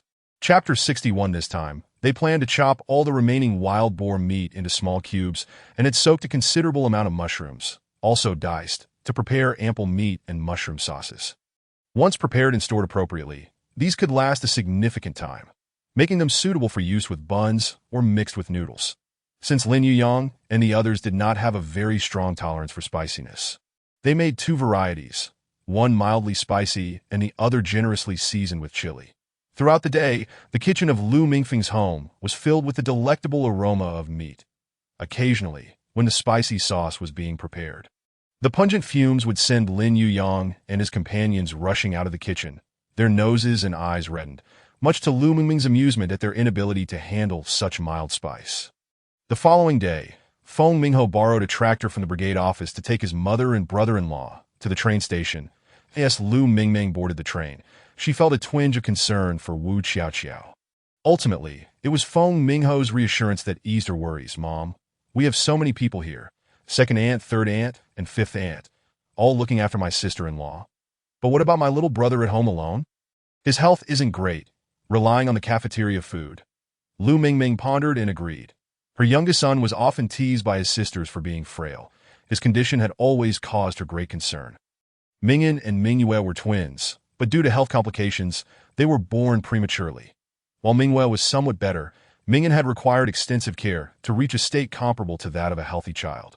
Initially, Lu Mingming had come to take care of Wu Qiaoqiao during her confinement. Yet due to the peculiar circumstances surrounding Lu Mingfeng and the others, they had insisted she not remain, frequently voicing their concerns about Mingyan's well-being and his diet at the cafeteria. What had initially seemed trivial to Lu Mingming began to gnaw at her. Eventually, Zhao Xiuxiang joined in persuading Lu Mingming, equally worried for her little nephew. After much consideration, Lu Mingming decided to return home, but not without repeatedly urging Feng Mingho and the others to look after Wu Qiaoqiao, especially emphasizing Feng Mingyue's role. As being a girl, she would be more adept at providing care. Once they had seen everyone off on the train, Feng Mingho and the others turned back to where the tractor was parked.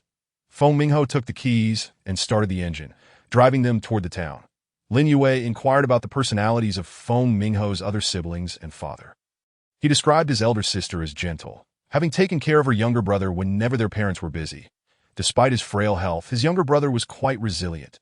Lin Yue remarked, "Feng Mingho, despite his poor health since childhood, is exceedingly clever. When he was little, other children often bullied him for his delicate appearance, yet he always managed to find a way to retaliate without relying on us older siblings." Lin Yue mused that perhaps due to the lack of universities in their time, if such opportunities existed, Mingyan would likely have been a university student, potentially even working in research in the future. The two chatted amiably as they rode the tractor, heading to Lu's family home. With no pressing purchases to make in the town, they returned to the village. Upon arrival, they rested briefly before convening with Lu Mingfeng and Wu Qiaoqiao to discuss the arrangements that lay ahead.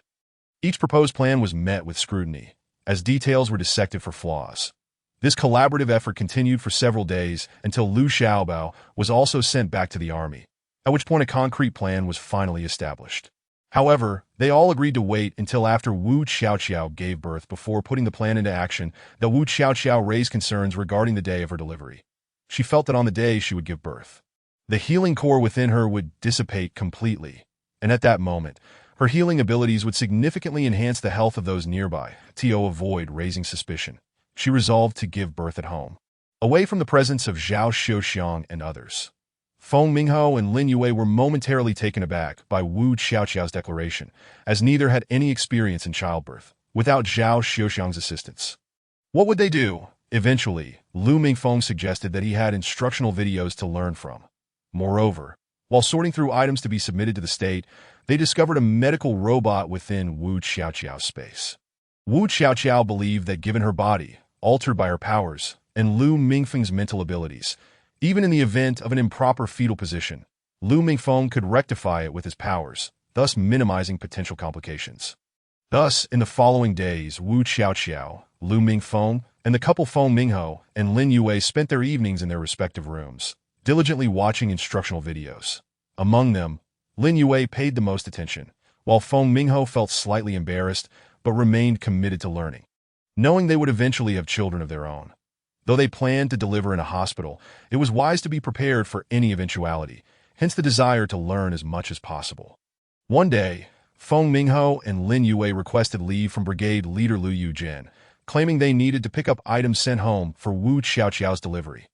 Brigade Leader Liu Yujin, recalling Wu Xiaoqiao's notably large belly, inquired Mingho, "When is Xiaoqiao due? When do you plan to take her to the hospital?" "Uncle, my sister-in-law says she hasn't felt anything yet. She was still quite active yesterday and this morning.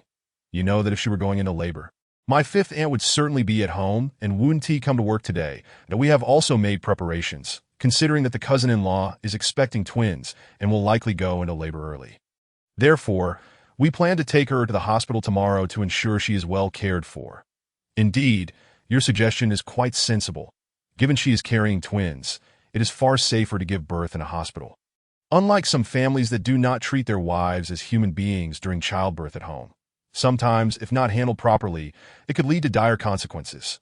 Lu Mingho and Li Yue nodded in agreement. And after receiving permission from the captain to take leave, the two of them rode their bicycles towards the outskirts of the village. However, unbeknownst to the captain Liu Yujin, once they left the village, they concealed themselves in an isolated area. After everyone had gone to work, they took a roundabout route down the mountain behind Lu Mingfeng's house and entered his home. Chapter 62: The reason Feng Mingho and Lin Yue deceived the captain into believing they were heading to town, only to return after leaving the village, was due to Wu Xiaoqiao going into labor today. The previous night, Wu Xiaoqiao had felt a faint pain in her abdomen and promptly scanned herself with a treatment robot, confirming that she might give birth that very morning. Consequently, she had arranged with Feng Mingho and Lin Yue for them to leave the village and then circle back. When Feng Mingho and Lin Yue descended from the back mountain, they found only Lu Mingfeng standing in the yard, but he had already mentioned to Feng Mingho and the others yesterday that he would take Tai Dan and Wai out today, leaving only him and his wife in the yard. Seeing Feng Mingho and Lin Yue enter from that direction, Lu Mingfeng hurriedly called for Feng Mingho to boil some water, while Lin Yue accompanied him into the room where he and Wu Xiaoqiao resided. Upon entering, Lin Yue noticed Wu Xiaoqiao slowly pacing the room, beads of sweat forming on her forehead. Concerned, Lin Yue rushed forward to support Wu Xiaoqiao. "How are you, Xiaoqiao? Are you okay? When will you give birth?" Wu Xiaoqiao reassured her that she was fine. Shortly after Lu Mingfeng and Feng Mingho finished boiling the water, Wu Xiaoqiao announced that she was about to give birth. The other three began to prepare in a flurry. Perhaps due to Wu Xiaoqiao's physical enhancement from her powers, the sound of a baby's cries soon echoed through the room, and as the second child's cries joined in, a warm breeze swept over Lin Yue and Lu Mingfeng in the room. And Feng Mingho, who was carrying water to the room, felt as though all the burdens of his body had been lifted.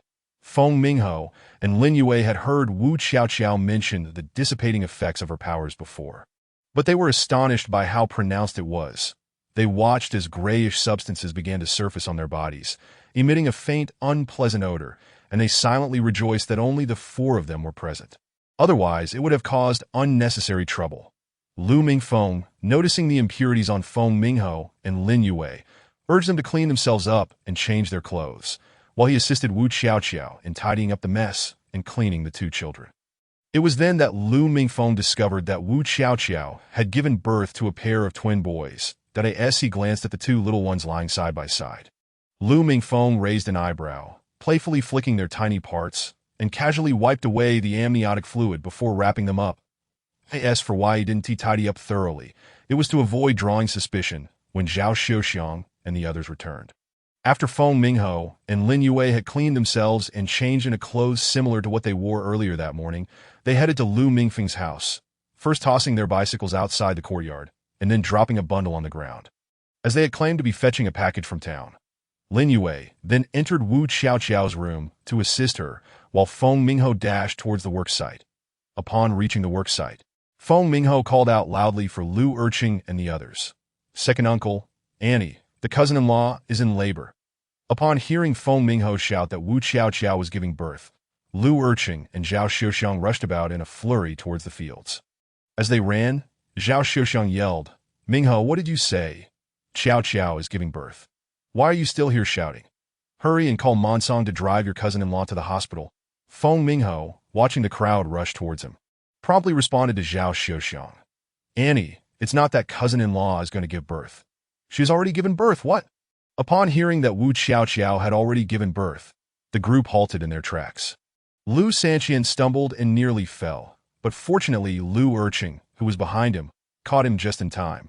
The individuals who had rushed to the fields upon hearing that Wu Xiaoqiao had given birth did not return to work. Instead, they hurried towards Lu Mingfeng's house. Zhao Xiuxiang inquired of Feng Mingho how this had happened so suddenly. "That I don't know either. Lin Yue and I were supposed to go to town to fetch a package. After we got the package, Lin Yue felt somewhat restless, so we hurried home. But just as we were nearing home, we heard commotion coming from my cousin's house. That be why the time we arrived at Mingfeng's house. There was no time to notify you all. Lin Yue went in to assist the cousin-in-law while I stayed outside to boil water and such. Now that the baby has been born, I came to inform you all." As Feng Mingho spoke, they reached the entrance of Lu Mingfeng's house, where indeed, the bicycles were left overturned at the gate, and a bundle lay on the ground. Feng Mingho approached and righted the bicycle, pushing it inside, while Feng Mingyue followed suit, picking up the bundle. Zhao Xiuxiang, not caring what they were doing, washed her hands in the yard before entering Wu Xiaoqiao's room. Upon entering, she found Wu Xiaoqiao lying on the bed, looking weary, with a pile of dirty items strewn across the floor. Zhao Xiuxiang approached to check on Wu Xiaoqiao and the two children. Noting that while Wu Xiaoqiao seemed all right, she appeared fatigued from childbirth.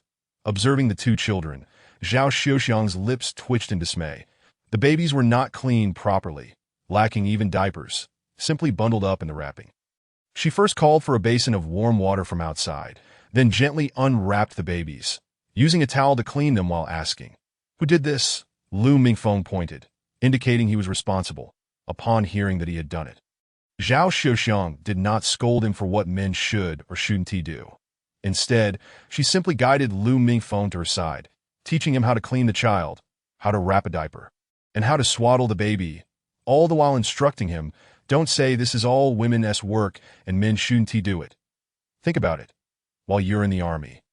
The children are still cared for by Xiaoqiao at home. You should help her more to lighten her load." Lu Mingfeng and Wu Xiaoqiao nodded in agreement, acknowledging that this fifth aunt was reasonable. Seeing Lu Mingfeng nod, Zhao Xiuxiang smiled and turned to Wu Xiaoqiao, saying, "Xiaoqiao, this happened so suddenly, and I wasn't home when you were in labor. Later this evening, I will invite old Hua over to check if you have sustained any injuries." Wu Xiaoqiao nodded in response, her eyelids fluttering as she felt sleepy. Though she had not suffered much during labor, her sleep had been restless during the late stages of her pregnancy. Now that she had delivered, she longed for a good rest. Zhao Xiuxiang, noticing her condition, urged her to stay awake, wiping her face with a cloth and insisting she eat something before sleeping. Chapter 63. Hearing Zhao Xiuxiang's words, Wu Xiaoqiao refrained from sleeping and instead sat there leaning back until Feng Mingyue entered with a few red sugar-boiled eggs. After Wu Xiaoqiao ate them, she finally allowed herself to rest.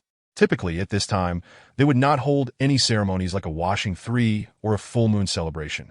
But for the sake of their plans, Lu Mingfeng and the others decided to invite friends and family for a meal during the washing 3 ceremony, especially insisting that Zhang Jianjun must attend, as he was also a part of their plan. Initially, Zhang Jianjun had refused to come when Feng Mingho went to invite him on the day of the washing 3 ceremony. However, Feng Mingho later mentioned that they had spotted a wild boar not far from where the villagers gathered, and it occasionally wandered into the villagers' vicinity, fearing it might pose a danger if unnoticed. They decided to invite Zhang Jianjun for the washing 3 meal. Zhang Jianjun wished to enlist his assistance in resolving the issue concerning a family of wild boars. Upon hearing Feng Mingho's proposal, he readily agreed, and the following day brought along 2 colleagues from the police station, one of whom was the seasoned officer Zhang, who had previously handled cases involving Wu Xiaoqiao and her associates. It was during this introduction by Zhang Jianjun that everyone learned Officer Zhang's full name was Zhang Jingguo. Upon hearing his name, the others exchanged glances with Zhang Jianjun, while Fu Dezhu, the police officer accompanying them, chuckled as he playfully embraced both Zhang Jingguo and Zhang Jianjun. Do you not think that the names of Captain Zhang and our chief sound like brothers? When the chief was assigned to our station, we thought the same. In this brief span of time, it became evident to all that the 2 individuals brought by Zhang Jianjun possessed distinct personalities.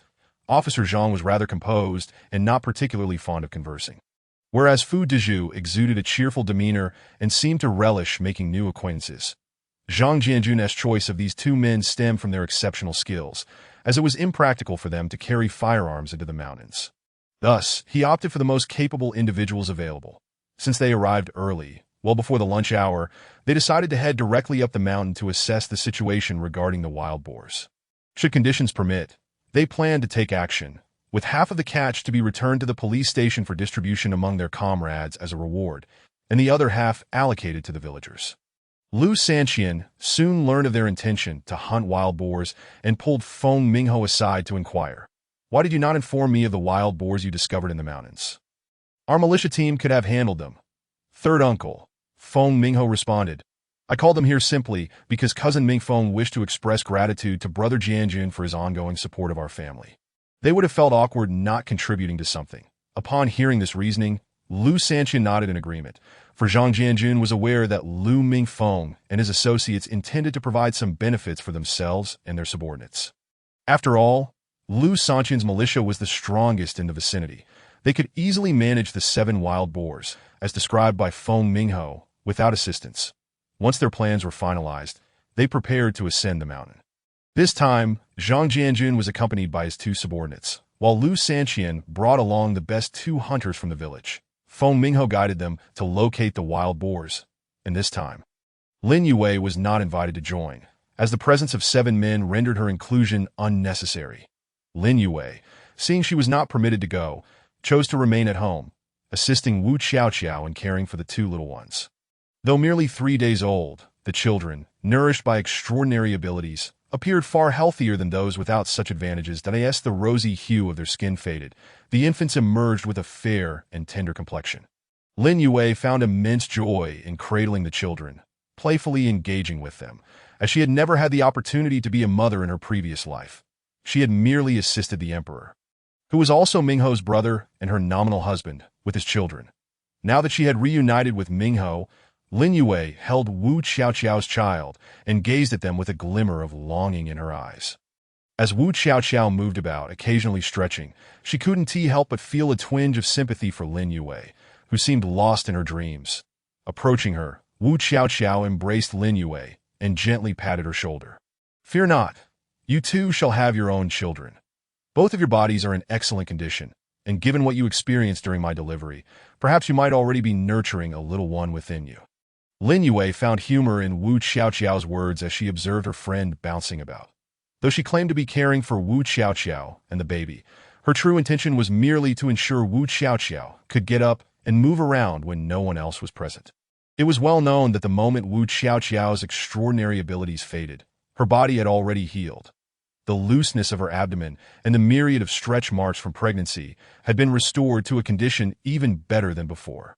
In fact, due to the requirements of nursing, her figure had become curvaceous, with a waist so slim that she could pinch it between 2 fingers. However, the loose clothing she wore concealed her figure. Had she donned the fitted, midriff-bearing attire featured in the magazines Wu Xiaoqiao had shown her, it would undoubtedly have elicited admiration and envy from both men and women alike. Lin Yue, understanding Wu Xiaoqiao's comforting words, gently squeezed her arm and encouraged her to sit on the bed. Although Lin Yue recognized Wu Xiaoqiao's body had fully recovered, even surpassing her pre-pregnancy state, the traditional belief regarding confinement still influenced her thoughts. Realizing Lin Yue's insistence, Wu Xiaoqiao complied and took a seat on the bed. Once settled, Lin Yue placed the eldest child into Wu Xiaoqiao's arms. "All right, our time for activities is drawing to a close. Rest well on the bed while I fetch you some soup." Upon hearing Lin Yue mention soup, Wu Xiaoqiao's expression soured, as she had to nurse the 2 children. Zhao Xiuxiang, concerned about her milk supply, had ensured that soup and broth were abundant since the children's birth. While others had 3 meals a day, she consumed 5 or 6, and the soup lacked seasoning. Just as Lin Yue was about to reach the door, Wu Xiaoqiao called out urgently, "Wei Wei, could you please add a pinch of salt to the soup? You know these 2 rascals are in excellent health, better than most. Of a little salt and oil won't harm them. If you don't make something tasty for me now, I will have to endure tasteless meals when 5th aunt returns." Seeing Wu Xiaoqiao's pitiful expression, Lin Yue relented, aware of the children's robust health.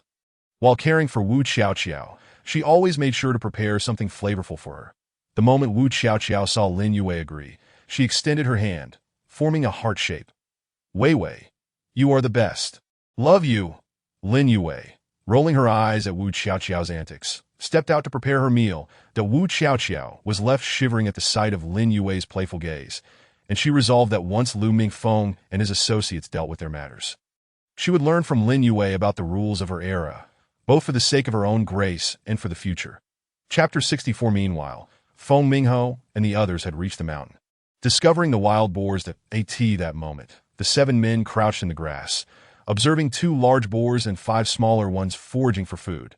Lu Sanqian gripped his hunting rifle tightly, aware that as the captain of the militia team, he possessed some unique weaponry. It was then that he realized why Feng Mingho had not informed him about the wild boars. Though Feng Mingho had mentioned that the boars might approach the villagers' area, it was clear they were still some distance away. Initially, when Lu Sanqian heard Feng Mingho's suggestion that the boars might come closer, he felt a twinge of irritation at not being informed sooner. Suspecting Feng Mingho did not prioritize the villagers' safety, now he understood the situation. Fu Dezhu, eyeing the 7 wild boars, wiped his lips as if savoring an imaginary feast and nudged Zhang Jianjun beside him. Head, look at those 7. If we bring them back, not only will the brothers enjoy a hearty meal, but we can also share some with our families, parents, wives, and children. Zhang Jianjun and Lu Sanqian nodded in agreement, contemplating their next move, but were halted by Feng Mingho. Third uncle, brother Jianjun, you see those 5 smaller boars? They weigh only around 60 pounds and are not fully grown yet. Why don't we target the 2 larger ones? You can take one back to the station and leave the other in the village. As for the 5 smaller ones, let us try to capture them alive to raise in the village and see if they can grow larger. If they do, we can divide them later. It would yield more meat than we currently have. Hearing Feng Mingho's suggestion, Zhang Jianjun and the others nodded, recognizing the wisdom in his words. After all, nurturing them further would provide additional sustenance. Feng Mingho's reasoning stemmed from his desire to lure the animals into a nearby cave. Lu Mingfeng had previously implanted a subtle suggestion in the boars' minds. When threatened, the 2 larger boars would instinctively fight fiercely, while the 5 smaller ones would flee toward the cave. As soon as Feng Mingho and the others initiated their attack, the 2 larger boars charged at them with ferocity. Yet in the face of 7 determined men, the larger boars were swiftly subdued and killed, while the 5 smaller ones scurried away at the sight of their parents' distress. Zhang Jianjun and the others gazed at the slain boars, then turned to the direction where the smaller ones had fled. All eyes shifting to Feng Mingho, he immediately raised his hand, assuring them he knew where the 5 smaller boars had gone. After a brief discussion, they decided to leave 2 individuals behind to guard the area, one of whom was Lu Sangu, armed with a shotgun. Even if the scent of the wild boar attracted larger prey, his firearm would serve as a deterrent. Meanwhile, Feng Mingho led the other 4 towards the cave. Upon arriving at the entrance, they spotted 5 fleeing piglets, which emitted distressed snorts upon noticing their presence. The 5 men lunged at the piglets, 3 of which darted away, while the remaining 2 made a beeline for the cave's entrance. In the midst of the chase, Feng Mingho employed a slight tactic, allowing him and Lu Zhangjianjun to capture the 2 piglets. As they seized the struggling creatures, they noticed the piglets flailing their short legs and emitting heart-wrenching cries. Simultaneously, Zhang Jianjun and Feng Mingho observed that the cave entrance appeared somewhat unnaturally carved, suggesting it was man-made. Just as they prepared to investigate further, they heard the anguished cries of the 3 escaping piglets, now captured by Lao Zhang and Fu Dazhu. Noticing their leader's unusual demeanor, Lao Zhang and Fu Dazhu approached him with inquiries. "Leader, what transpired? Shouldn't we hasten back? After all, the 2 wild boars remain nearby, and their scent might attract larger predators." Zhang Jianjun shared their concern and glanced back at the cave entrance. Exchanging understanding glances with Feng Mingho, they realized they both harbored the same intention, to return in the afternoon for a more thorough exploration. Thus, the 5 men returned to the location where Lu Sangu and the others awaited. With combined efforts, they dragged the 7 wild boars, 2 adults and 5 piglets, to the village entrance, where the excited shouts of children drew the villagers' attention. The villagers assisted in transporting the 2 adult boars to the dining hall, while the 5 piglets were confined in a pen by Lu Yogan's instructions. Upon returning to the village, Feng Mingho relayed the situation regarding the cave to Lu Sangu. After listening to Feng Mingho's speculation, Lu Sangu's expression turned serious, that he instructed Feng Penghao to accompany Zhang Jianjun to Lu Mingfeng's residence to discuss matters, while he remained behind to help prepare the two adult boars for butchering and meat distribution to the brothers at the police station. Just as Feng Mingho and his group returned from the mountain, it was nearly noon, and the meal at Lu Mingfeng's house was ready. The table was adorned with various dishes, and although Lu Mingfeng did not explicitly state that the meal was in honor of the two children, everyone understood the implication. Each person had prepared gifts for the children, and even those without presents contributed red envelopes. After a swift meal, they took a brief respite before heading off to work. The group then summoned Lu Feng to discuss their plans for the afternoon.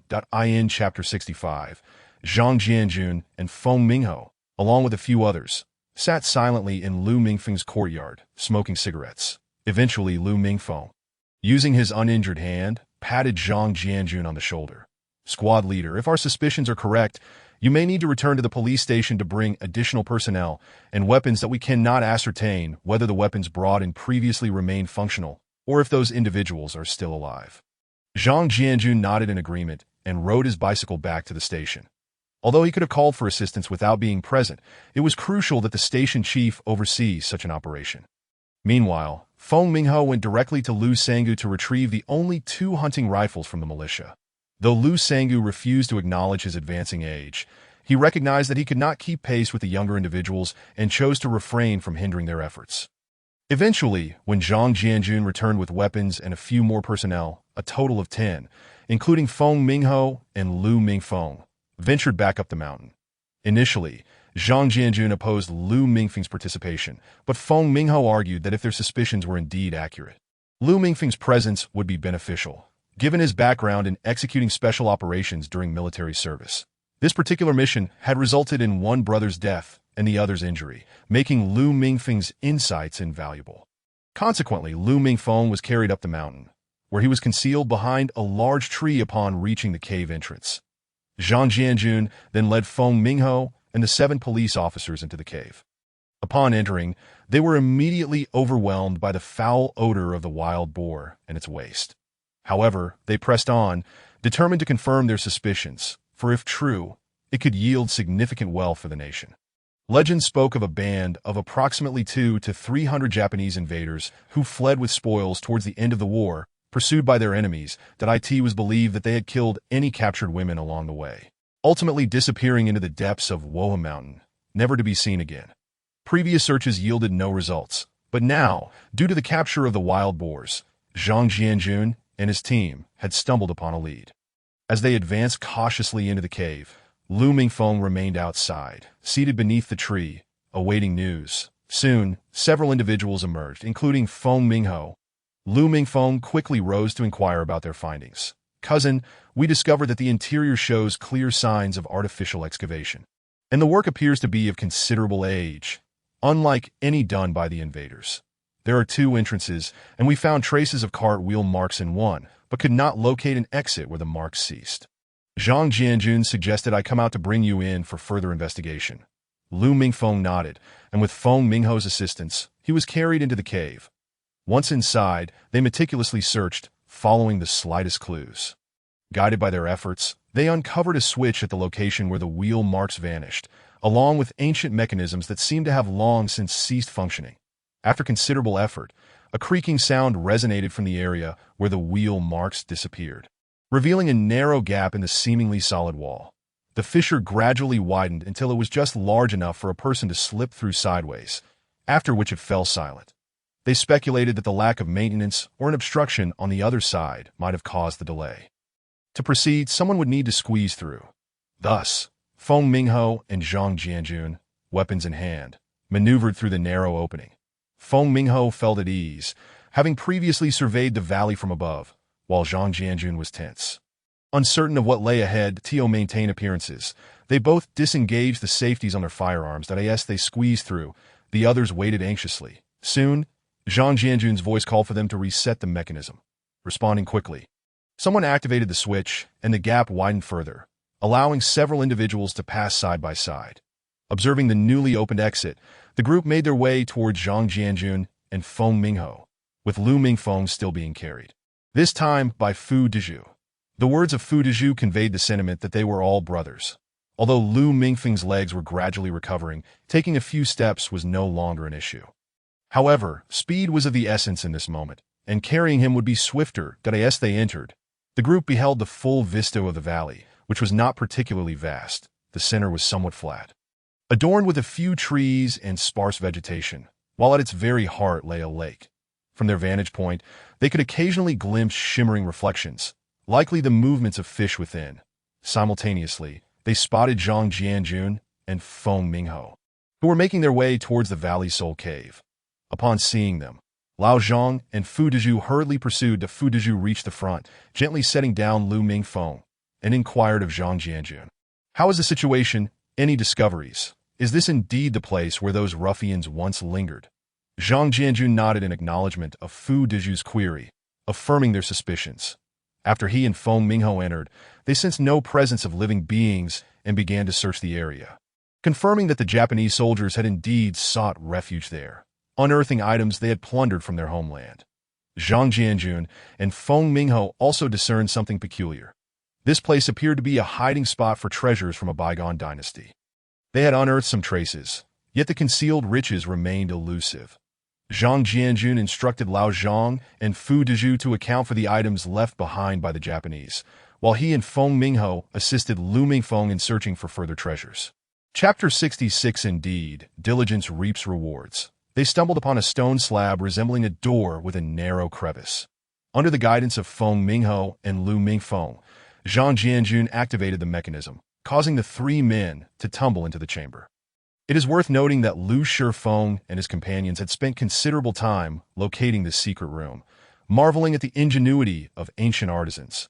Lu Mingdong had even inquired of Feng Mingho whether his family possessed such a mechanism, to which Feng Mingho had confirmed its existence. With a smile, Feng Mingho explained that the secret chamber in his home was far more intricate than the simplistic portrayals on television.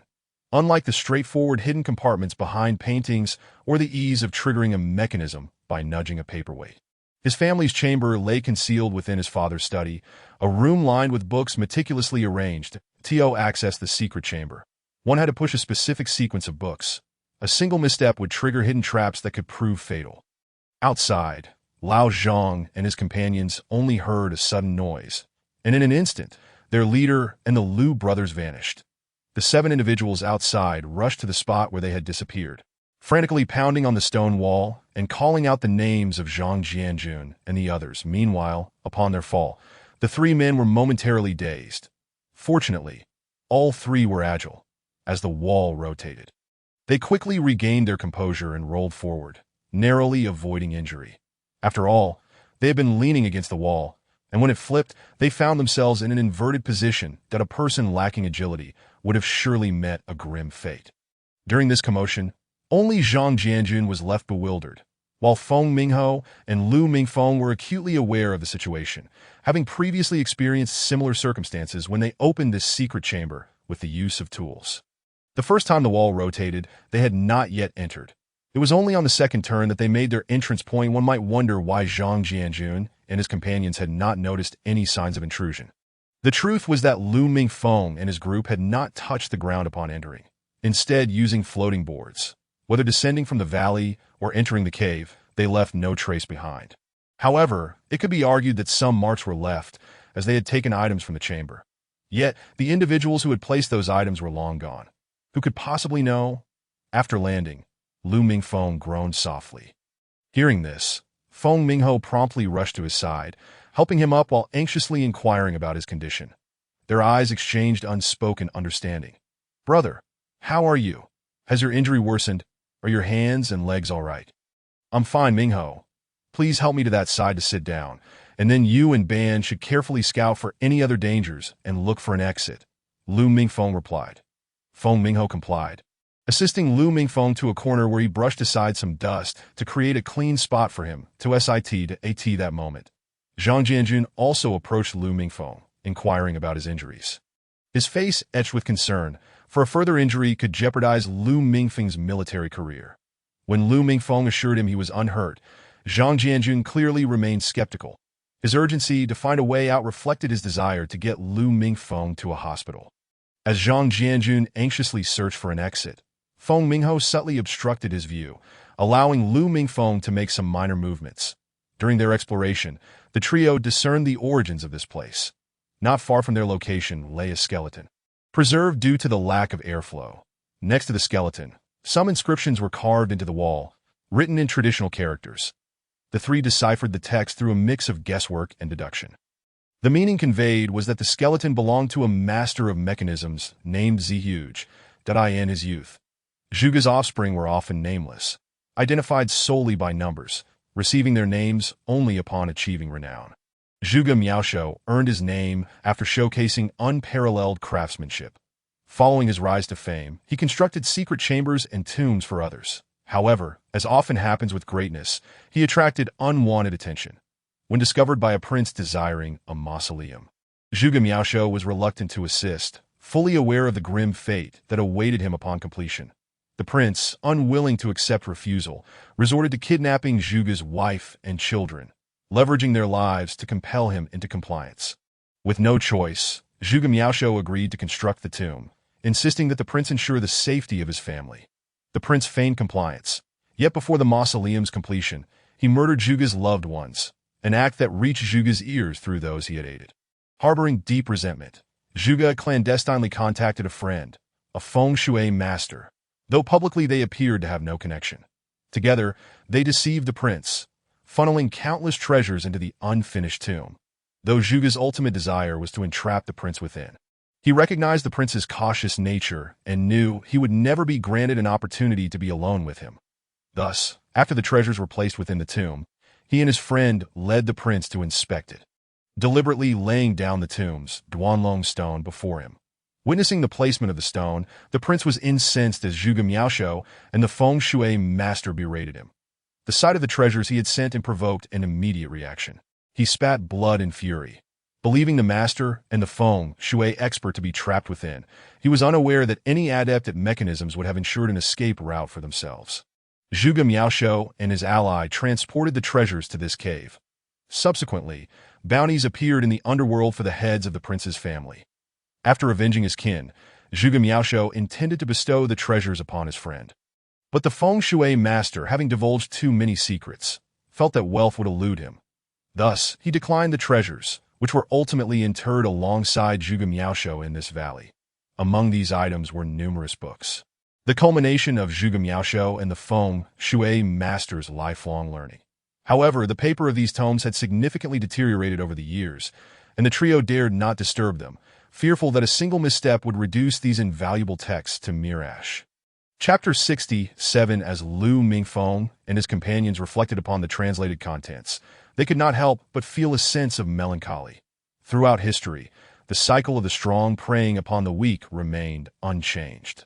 Though there were merely 3 individuals, they held a profound admiration for this master. Not only had he amassed a considerable treasure of gold and silver, but he also employed intricate mechanisms to transport these riches to this very location. It is noteworthy that they had all laid eyes upon the substantial wealth contained within this cave. As the trio expressed their astonishment, a luminous orb suddenly emerged from an unknown origin, swirling around them. Following the instinctual human tendency to seek fortune and evade peril, the 3 sought to evade the orb.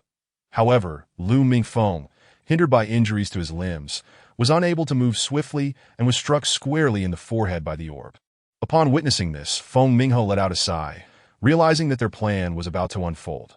With this thought in mind, he and Zhang Jianjun hastened towards Lu Mingfeng, particularly Zhang Jianjun, who felt a surge of anxiety. He was uncertain of the orb's nature. If it proved malevolent, how would he account for it to his sister-in-law, especially considering she had just given birth to 2 infants? If anything were to happen to Lu Mingfeng, he would be at a loss. As they neared Lu Mingfeng, he was suddenly enveloped by a dome-like object. Fearing for Lu Mingfeng's safety, the 2 desperately struck at the dome, with Zhang Jianjun even firing a few shots. Yet the protective barrier remained impervious, unaffected by their efforts. With no other recourse, they continued to pound on the surface, hoping to break through. Meanwhile, Lu Mingfeng, inside the dome, opened his eyes, revealing a look of terror that startled both onlookers. The whites of his eyes had transformed into an eerie silver gray, while his pupils glowed a striking pink. The duo stood frozen, momentarily captivated by the bizarre sight. Even Feng Mingho, aware that these were merely the decorative contact lenses Lu Mingfeng had chosen, was taken aback. Who could have anticipated that he would opt for such an unnatural hue? It was difficult to fathom that a man of such rugged masculinity would possess pink eyes. The two gazed in horror at Lu Mingfeng's unsettling appearance, their expressions a mix of disbelief and astonishment. The more they stared, the more their fear intensified, particularly for Zhang Jianjun. Although there was a contemporary push to dismantle all superstitions, the Chinese had historically maintained a belief in the supernatural. Zhang Jianjun now feared that a vengeful spirit had taken possession of Lu Mingfeng's body. Before he could voice his concerns, Feng Mingho, trembling, addressed the pink-eyed Lu Mingfeng, inquiring, "What have you done to my cousin? Release him at once." Upon hearing this, Lu Mingfeng tilted his head slightly and replied, "Ah, you are the cousin of this body. Fear not. I am not a wandering spirit seeking to possess him indefinitely, that I am merely borrowing his form for the time being. What is the current date? No need for you to answer. I shall ascertain it myself." With that, Lu Mingfeng extended his hand, aligning his index and middle fingers against his temple, then closed his eyes. Moments later, he reopened them, declaring, "It is now the year 1971, but there is still time. Allow me to introduce myself, my illustrious ancestors. Greetings. I am your descendant, that my name is in, signifying peace and prosperity for the nation, though you may also refer to me as Huan, with Hua representing Huaxia, that I must speak with your highest authority. Of course, if you harbor doubts, I can provide proof that he spoke." Books materialized before the two men, hovering in midair and automatically flipping to the relevant pages for their perusal. Zhang Jianjun found himself confronted with a textbook. The title prominently displayed that as he read the text, the words began to fade in color, and upon finishing the passage, he looked up, only to find that the book had swapped places with another, revealing a biography detailing the subject's birth and death dates, as well as pivotal events in their life, all clearly articulated. Zhang Jianjun felt his composure wavering. The individuals mentioned held immense significance for their nation, and if the biography's claims were true, it would be tantamount to a cataclysmic revelation for them. Having observed that both men had finished reading Lu Mingfeng, or rather, and awaited Zhang Jianjun's response, trembling, Zhang Jianjun extended his hands to receive the two books. "If all of this is veritable, from what year do you hail? What is your purpose in coming here, and what do you require of me?" "I come from the year 2477.by that time. We have already endured an apocalypse. You may not fully grasp the term apocalypse, but it refers to a cataclysmic event resulting in mass human mortality that in a bid to alter the impending extinction of humanity. We exhausted every possible means to send me back to this era, with hopes of reshaping the past to influence the future positively. What I need from you is to facilitate my meeting with the first leader. The knowledge I possess could significantly elevate the technological capabilities of this time, and the sooner, the better, as my time is limited." Having resolved in his heart, Zhang Jianjun decided to assist this entity occupying Lu Mingfeng's body in reaching the capital. After perusing the two books, he adopted a stance of cautious optimism, recognizing that it was better to believe than to dismiss, that if the claims inscribed were indeed factual, he could only hope this being possessed the power to alter the fates of the two individuals mentioned. Nonetheless, Zhang Jianjun remained skeptical about the urgency implied by this visitor regarding his limited time.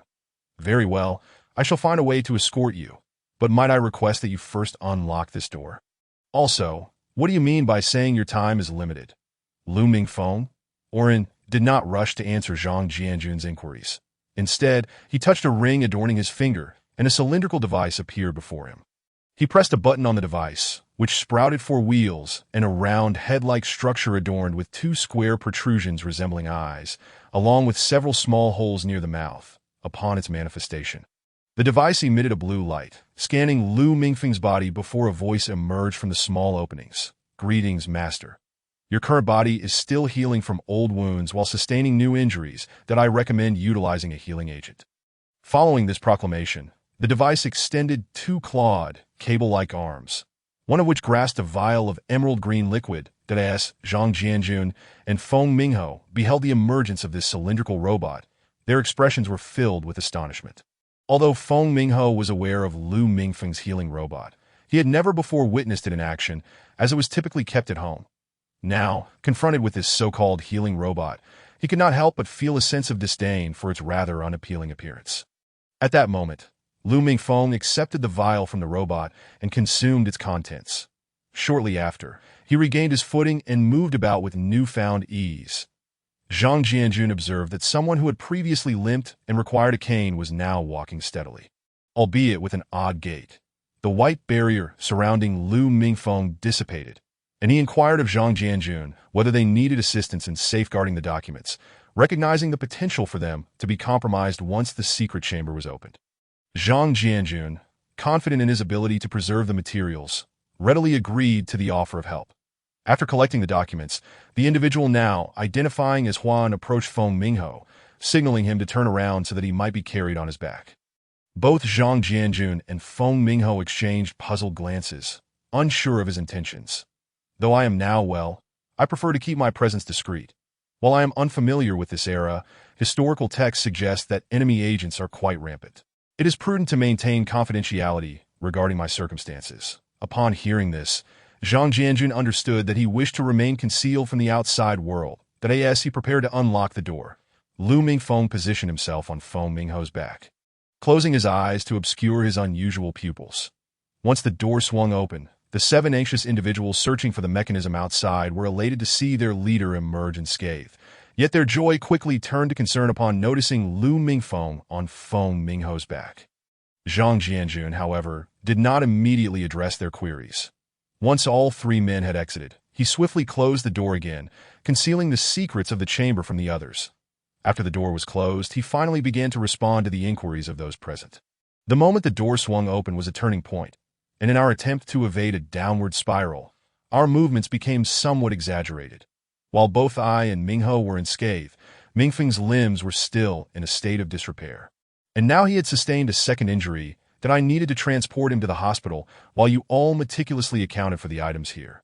Once I ensured Mingyi's arrival at the hospital, I would head to the military district to find someone to take over these matters.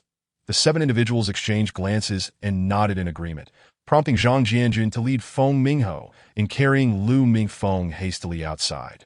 When they reached a distance far enough from the cave entrance, confident that no one would see them, Lu Mingfeng leapt down from Feng Mingho's back that he then produced a floating skateboard and, with a flurry of movements, extended 2 additional seats behind it.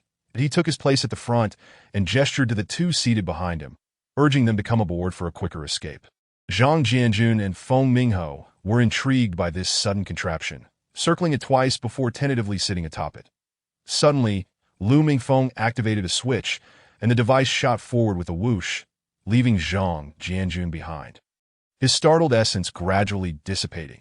The 2 seated behind clutched the front passenger's garment tightly, witnessing Lu Mingfeng maneuvering the peculiar device through the woods, at times feeling as though they would collide with a tree. Nevertheless, the speed was indeed astonishing, and they soon arrived at the area frequented by the villagers. Lu Mingfeng halted, allowing the 2 to disembark from the floating skateboard.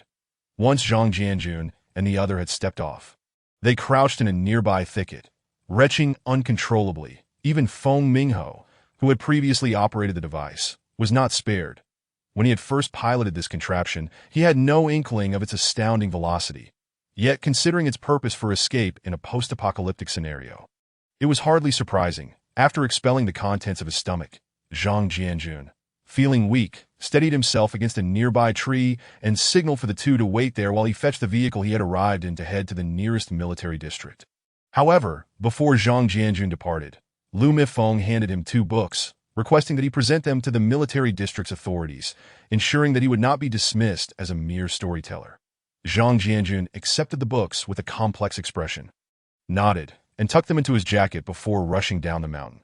Although he was in a hurry, he did not immediately drive off. Instead, he entered Lu Mingfeng's home to inform Wu Xiaoqiao and Lin Yue, who was caring for her and the children, about the discoveries made in the mountains, stating his intention to take Lu Mingfeng and Feng Mingho to the military district, with no set return time. Wu Xiaoqiao and Lin Yue, understanding the gravity of the situation, did not press him further but nodded in agreement. That Wu Xiaoqiao, however, reminded Lu Mingfeng to be mindful of his injuries, assuring him that she would take good care of the 2 children and Tai Dan during his absence. Zhang Jianjun nodded in a manner that appeared composed. Yet once he was in the vehicle, A trace of bitterness crossed his features. After all, no one wished for such circumstances to arise. The child was merely 3 days old, and Lu Mingfeng had already encountered such dire events. He could only hope that the words spoken were true, that after 3 months, the entity would vacate Lu Mingfeng's body, returning him to his family. As Zhang Jianjun drove out of the village and onto an empty road, he accelerated swiftly, eager to reach the military district and clarify the situation, especially if it were necessary to send this individual to the capital by military aircraft.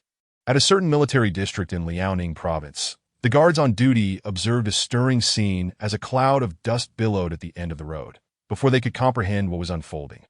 The sound of an engine roared to life, and a jeep, which should have been well-maintained, arrived at the military district's entrance, covered in dust and screeching to a halt that a middle-aged man leapt from the vehicle.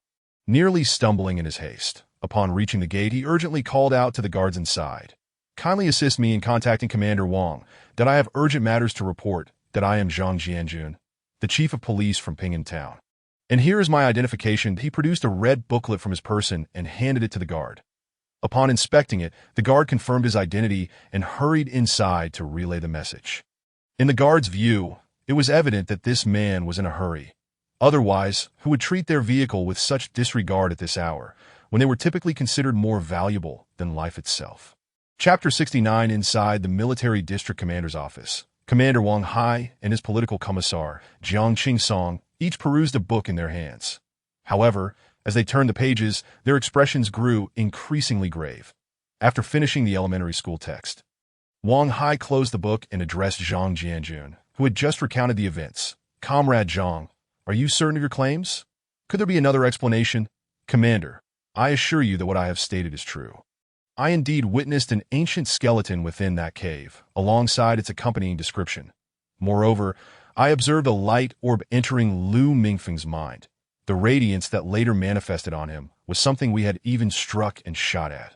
I personally witnessed him produce what he referred to as a medical robot and consume a healing potion. After ingesting the potion, Comrade Lu Mingfeng, who had previously suffered fractures in his hands and feet, became lively and agile, that he even utilized the floating skateboard he produced to whisk us from the depths of the mountain." Listening to Zhang Jianjun's account, Wang Hai turned to his steadfast ally, Jiang Qingsong, seeking his perspective. "Qingsong, what is your view? Do you believe such phenomena to be genuine?" Jiang Qingsong closed the biography he held and, with a serious demeanor, articulated his thoughts to Wang Hai. "It is better to trust in the possibility than dismiss it outright. However, I sincerely hope it is authentic, for as far as I know, the second-in-command's health is indeed precarious." Wang Hai, upon hearing Jiang Qingsong's words, adopted a solemn expression, recognizing that his close companion was connected to significant military figures in the capital. His presence here, serving as his political commissar, was merely a means to sidestep the ensuing turmoil. Hearing Jiang Qingsong express a desire for the events to hold truth, he nodded and stood, addressing Zhang Jianjun. "Let us proceed.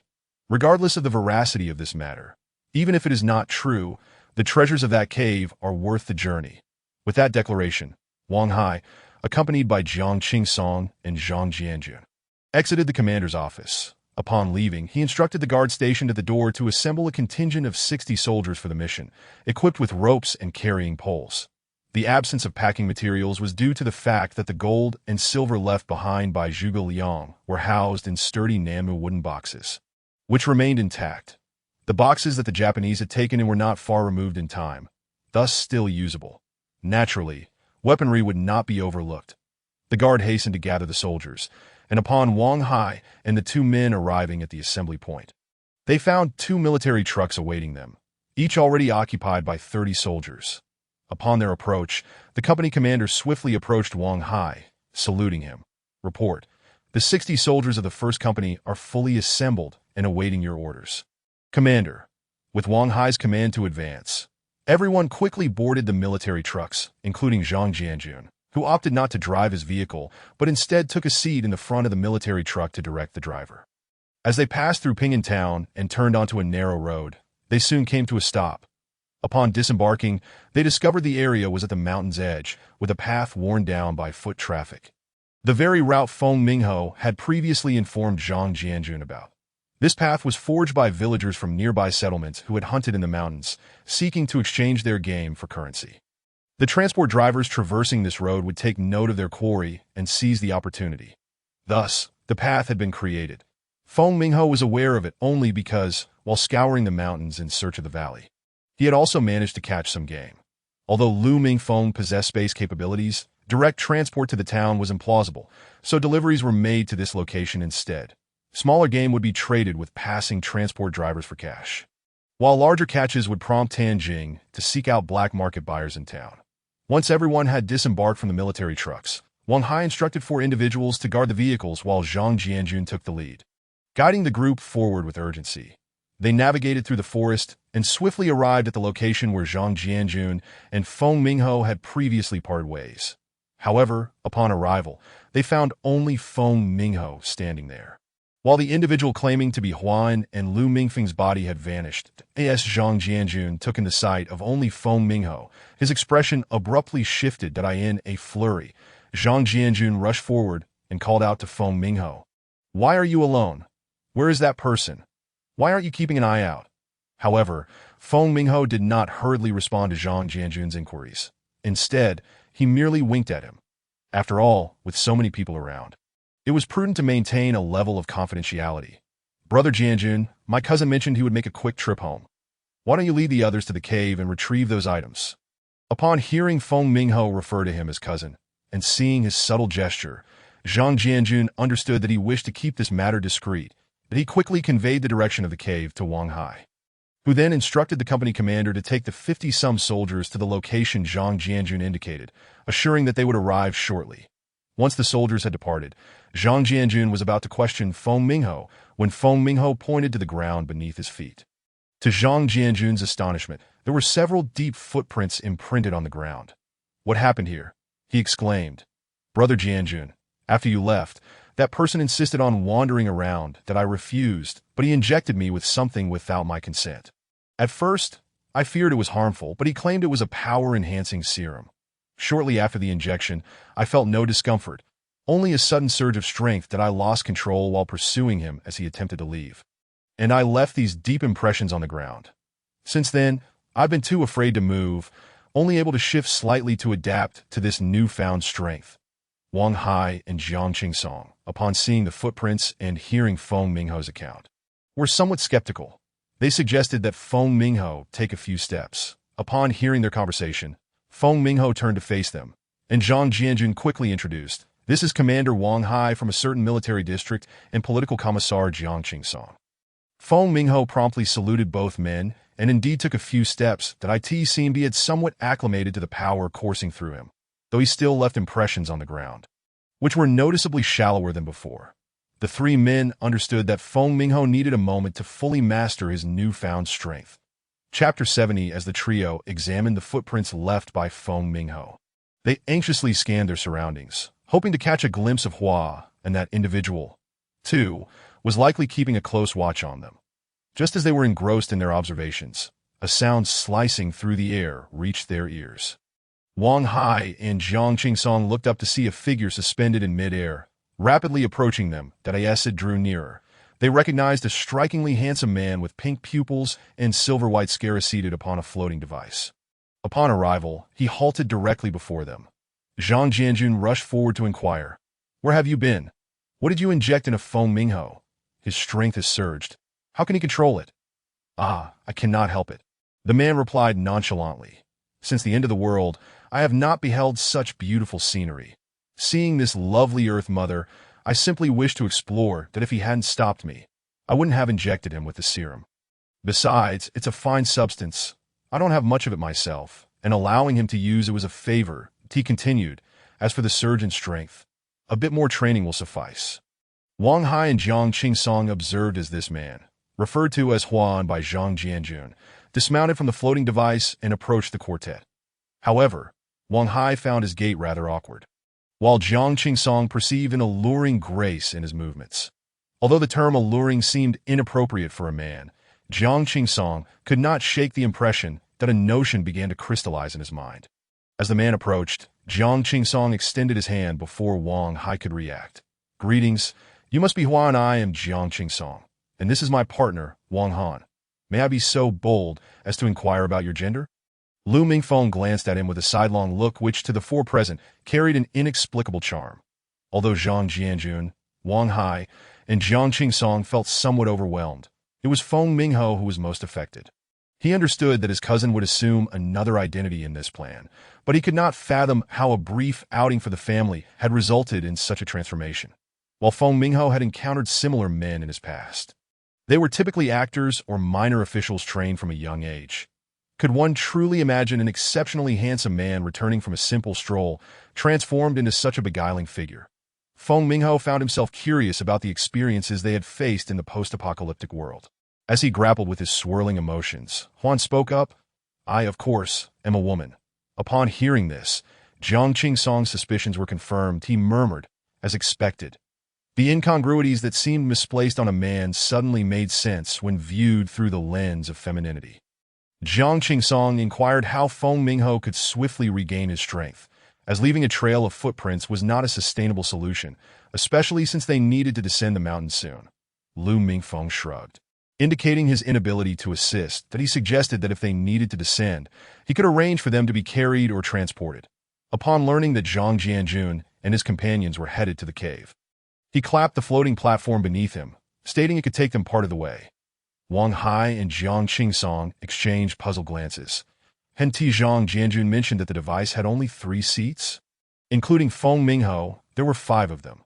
Lu Mingfeng did not address their concerns, but instead mounted the device and began manipulating it. To their astonishment, 3 additional seats extended from it, bringing the total to 4, including the driver. Lu Mingfeng then led Zhang Jianjun and the others onto the platform, propelling them toward the cave. As they traveled, Wang Hai and Jiang Qingsong experienced the exhilarating rush of speed. After depositing the trio near the soldiers who had departed earlier toward the cave, Lu Mingfeng left them with the instruction to wait at the mountain's base. As the dizzying speed subsided, the 3 men looked up to find Lu Mingfeng had already vanished, leaving only his voice echoing in the air. Wang Hai and Jiang Qingsong leaned against each other, occasionally retching, while Zhang Jianjun, who had endured the experience before, felt merely lightheaded and required a moment to steady himself against a tree.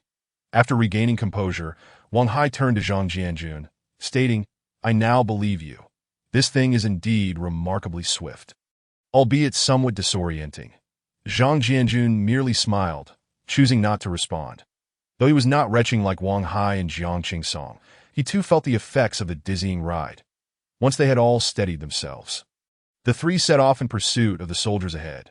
Upon catching up with the troop, Zhang Jianjun sprinted a few paces ahead to signal everyone to quicken their pace toward the cave. When they arrived at the Wild Boar's cave, they were taken aback by the mechanism. Upon entering the valley, they were further astonished by the treasures looted by the Japanese, which included several large boxes of gold bars and silver coins, all carefully bundled in paper and neatly arranged in boxes.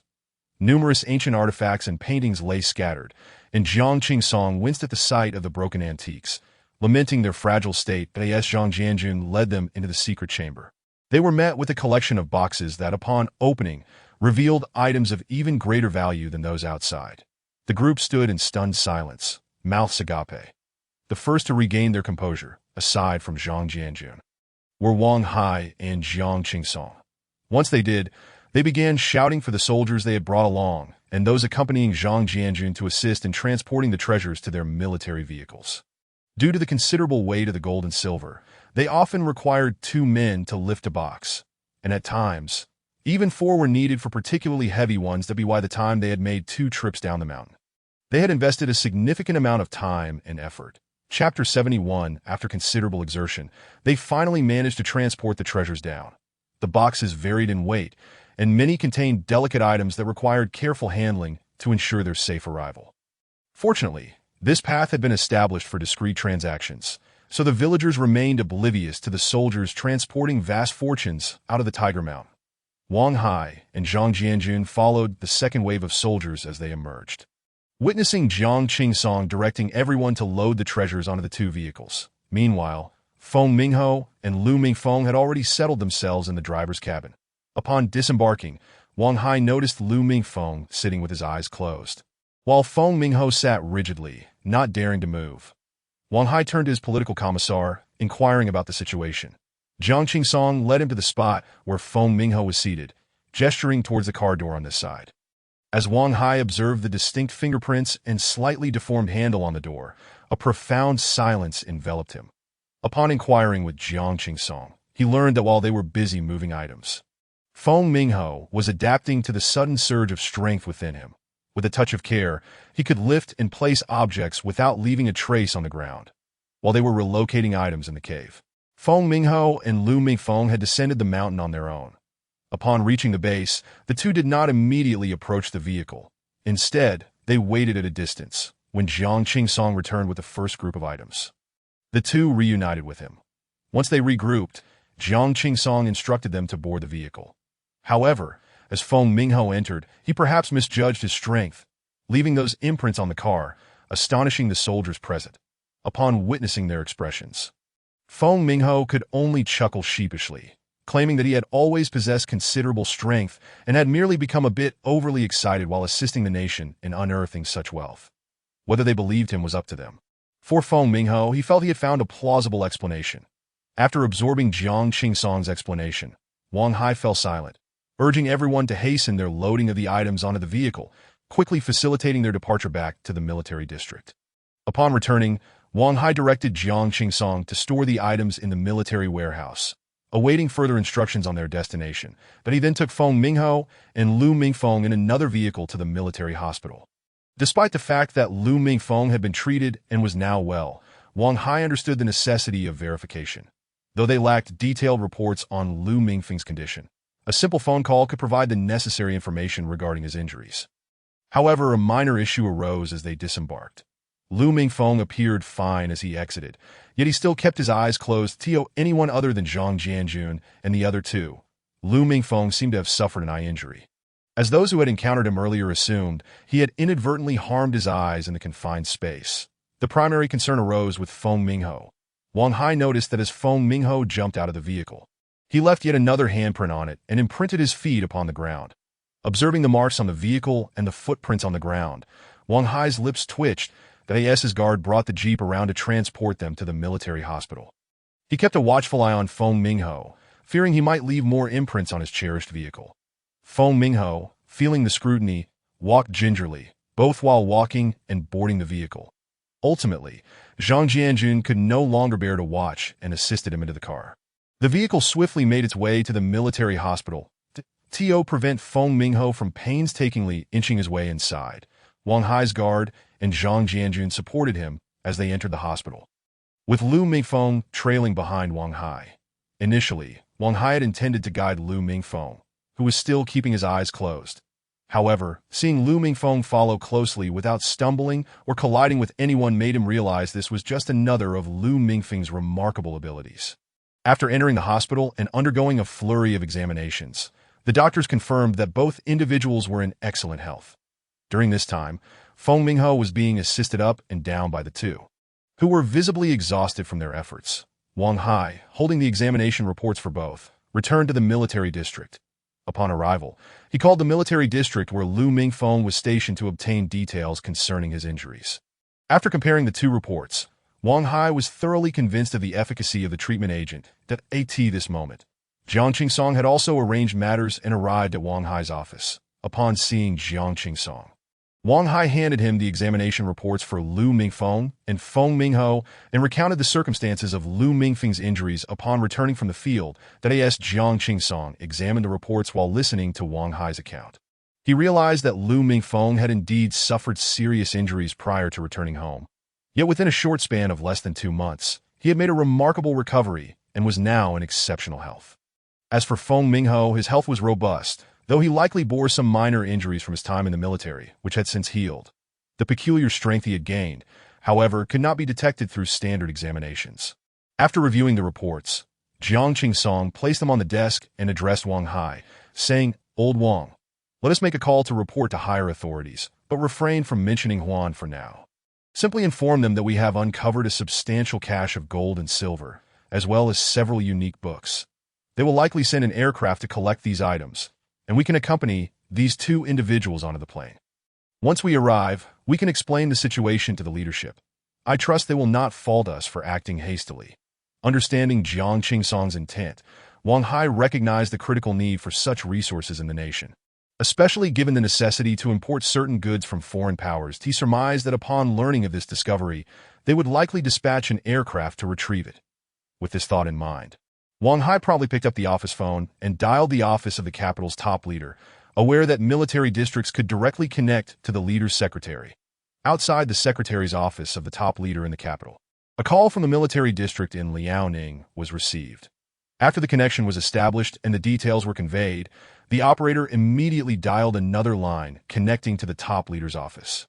Upon receiving the call, the top leader was informed of the situation, prompting him to instruct the operator to transfer the call directly to his office. It was noteworthy that the top leader had been grappling with issues regarding gold and silver, as preparations were underway to import a batch of necessary goods. Thus, upon hearing of a significant cache of gold and silver requiring his approval for transport to the capital, he felt as though a pillow had materialized just as he had begun to doze off.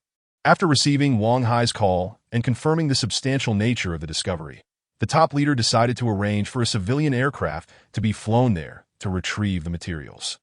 During the call, Wang Hai also mentioned that he would be bringing along 2 exceptional individuals, hoping for the leader's acquiescence.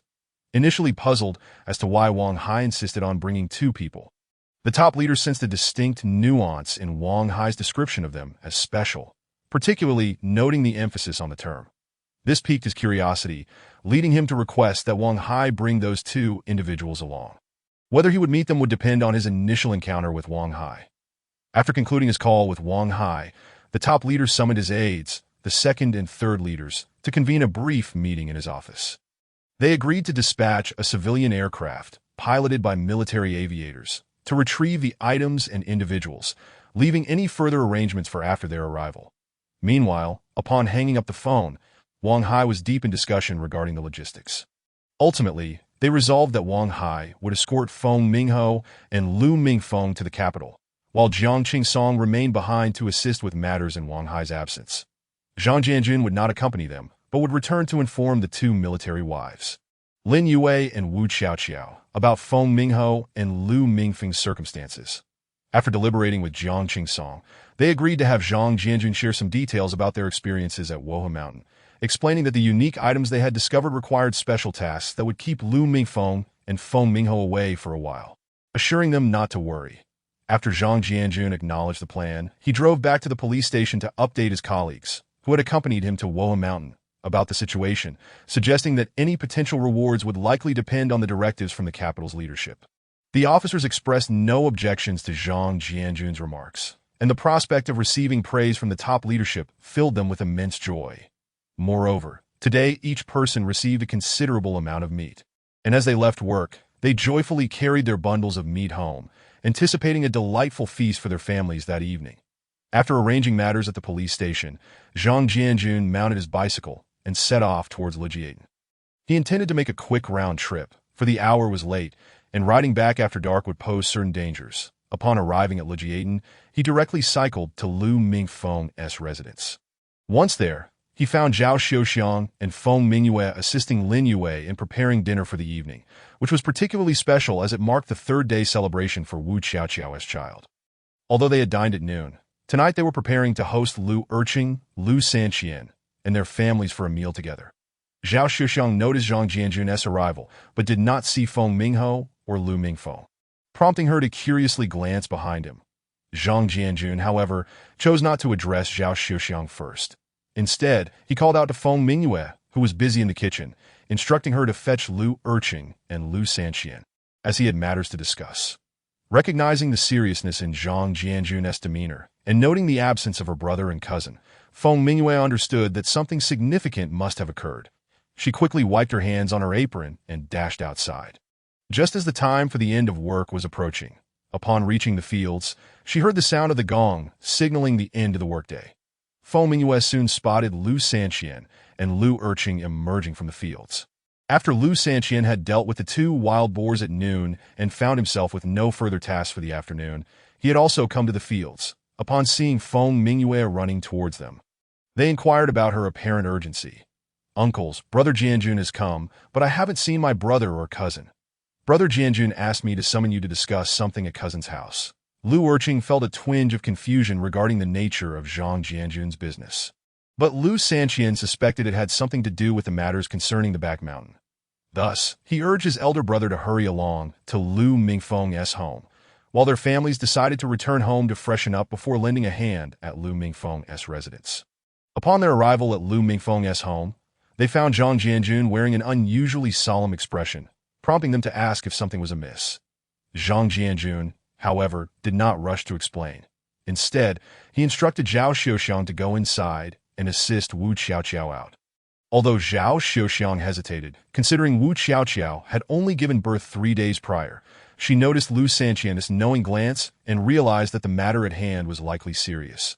She relayed the request to Wu Xiaoqiao, who, upon hearing it, consented and was promptly assisted by Lin Yue to sit at the table. As she took her seat, Lin Yue ensured that Wu Xiaoqiao was properly cushioned and covered to shield her from drafts. Once Wu Xiaoqiao was settled, Zhang Jianjun began by reassuring everyone that Feng Mingho and Lu Mingfeng were not in any danger, alleviating their anxiety, that he wanted to ensure their peace of mind, particularly for Wu Xiaoqiao's well-being. Upon hearing this, the group relaxed somewhat, though their concerns remained until they understood the full scope of the situation. Zhang Jianjun then disclosed that they had discovered a cache of items brought in by the Japanese in the back mountain. These items were of great significance and required Feng Mingho and Lu Mingfeng to undertake a mission in the capital. The tasks were not particularly daunting, merely involving some investigative work, but due to their complexity, the timeline for their return remained uncertain. Upon learning that only Lu Mingfeng and Feng Mingho were being sent on a mission, the group's worries diminished. Zhang Jianjun assured them that the difficulty of the tasks would be adjusted based on Lu Mingfeng's health. Ensuring his well-being would not be compromised. With that reassurance, they felt more at ease. Just as Zhang Jianjun prepared to take his leave, he was urged to stay and share dinner with them. Unable to decline, he stayed for the meal before cycling home. After returning and completing his evening routine, Zhang Jianjun lay in bed, unable to find rest, his mind racing with the day's events. His apprehensions regarding the individual claiming to be Huan within Lu Mingfeng's body weighed heavily on him, and he knew he could not find peace until Lu Mingfeng returned unharmed. In another part of the narrative, while Zhang Jianjun reassured Wu Xiaoqiao and the others, Wang Hai was busy organizing items on his end. Shortly after concluding a phone call with his superior, he received another communication indicating that the plane had taken off. Upon its arrival, it would rest for the night before collecting the necessary items and personnel for the return journey. Wang Hai set about arranging everything so that when the plane landed, they could swiftly load the cargo and depart without delay. Before dawn the following day, Wang Hai called for his team to begin moving the items onto the plane. The previous evening, the ace pilot from the military had flown in a civilian aircraft to their military district. Thus, as morning broke, Wang Hai led his team in transferring the goods onto the aircraft. Once everything was securely loaded, Wang Hai, along with his bodyguard, Feng Mingho and Lu Mingfeng, boarded the plane bound for the capital. Upon arriving in the capital, the plane landed directly at the military district. Descending from the aircraft, they were met by the highest-ranking officer, who had been awaiting their arrival due to prior instructions. As the soldiers began unloading the items, Wang Hai stood by, offering reminders to handle the delicate porcelain antiques with care. After everything was safely deposited, Wang Hai instructed Feng Mingho and Lu Mingfeng to remain behind while he took several books, including a volume on modern history, and proceeded to meet with his superior. Upon his arrival, Wang Hai was received by his superior, who, upon hearing his account, was initially skeptical, as he adhered to a philosophy that dismissed supernatural phenomena. However, after Wang Hai presented the books, his superior began to peruse their contents. After a brief examination, he instructed his secretary to summon the second and third in command. When they arrived, without waiting for inquiries, the superior handed them 2 of the books. Both men took their seats, engrossed in the reading. The atmosphere shifted as they delved deeper into the texts, realizing the implications of what they were reading. If the accounts were accurate, it suggested the possibility of living individuals possessing knowledge of events beyond death, a notion that was both extraordinary and unsettling. The 3 men remained absorbed in their reading, setting aside other matters as they understood the gravity of the information at hand. After exchanging their books and thoroughly examining the contents, they found themselves increasingly convinced of Wang Hai's claims. though they agreed that further confirmation would be necessary upon meeting the individual in question. Wang Hai returned to the military district, bringing Feng Mingho and Lu Mingfeng along. During their journey, he informed Lu Mingfeng that the superiors were not in a hurry to meet him, as they wanted to first assess Lu Mingfeng's capabilities. Lu Mingfeng nodded in understanding. Upon their arrival, he was taken to an interrogation room, not for actual interrogation, but rather because it featured glass panels allowing those outside to observe him clearly. At that moment, several individuals outside the room gazed at Lu Mingfeng, who exuded an air of elegance even while seated. The officers, armed with his dossier, recognized him as a remarkable individual who had joined the military alongside his brother during the natural disasters of 3 years prior. The brothers were both exceptional soldiers, and their shared participation in a challenging mission had resulted in one sustaining injuries while the other perished if one were to judge solely by Lu Mingfeng's dossier. He appeared to be a paragon of virtue and strength. Yet, the man they now observed seemed to embody a different persona altogether. Lu Mingfeng, for his part, caught glimpses of familiar faces in the photographs he had previously only seen in books, stirring excitement within him. However, as he was currently embodying Huan, he suppressed his emotions and inquired of the person seated across from him what was required of him. The individual opposite him requested that he provide some proof of his claims. After a moment of contemplation, Lu Mingfeng placed a stack of books on the table before him. Upon doing so, he instinctively touched his short hair, recalling the items he had organized in his space. "You may take a look at these books. As for the potion, allow me to demonstrate," he said, and with that, he produced a vial of clear liquid from his space that he directly opened the lid and consumed half of its contents. Surprising both those seated inside and those standing outside, who had not anticipated his boldness, upon witnessing him down the unknown liquid, Lu Mingyi gestured for them to wait for a moment, and yes, they waited. Someone entered and began to clear the books from the table. Once the books were removed, the individual opposite him was about to inquire further, but was suddenly startled by an incident involving Lu Mingfeng. Exclaiming "My goodness!" and retreating into the corner. The people waiting outside were equally alarmed. They observed Lu Mingfeng sitting there as his hair began to grow uncontrollably, engulfing his entire head, rendering him akin to an unidentified creature. This abrupt transformation shocked the onlookers, causing several to clutch their chests in surprise, while Feng Mingho pressed himself against the glass in astonishment.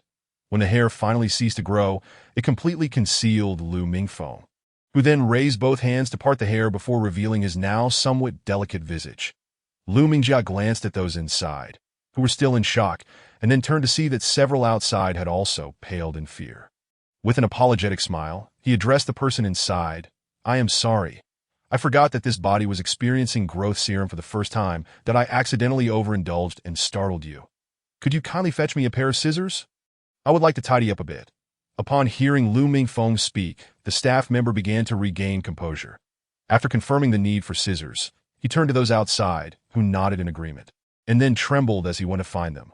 Chapter 74. Before long, the staff returned with scissors, which Lu Mingfeng accepted, swiftly trimming his hair to shoulder-length layers that he then requested the staff to bring him something to style his hair up. Watching Lu Mingfeng adeptly arrange his hair, Feng Mingho finally understood why Lu Mingfeng had taken the time to learn hairstyling from Lin Yue over the past few days and had been experimenting with Wu Xiaoqiao's hair during that period. However, due to the unfortunate incident that had left Wu Xiaoqiao's hair in disarray, it was not particularly long even after some repair. Nevertheless, it was impressive that Lu Mingfeng could manage to style Wu Xiaoqiao's uneven hair. Surely he would have no issue with longer locks. Once Lu Mingfeng had styled his hair, he was escorted by the staff to the leader's office. Having witnessed such a miraculous event, they were now convinced of Lu Mingfeng's claims. Upon entering, the head of the meeting invited him to take a seat. "Comrade Hua, we believe what you have said, as well as your background. Could you please elaborate on what transpired during that time and what we can do to assist you?" "You are too kind. Since you wish to instigate change, I shall certainly recount the events. However, this location is somewhat inappropriate. Could we perhaps move to your conference room?" Upon hearing this, the head nodded in agreement, acknowledging that the conference room would provide ample space. Before proceeding, he inquired if Lu Mingfeng minded having a few more people present.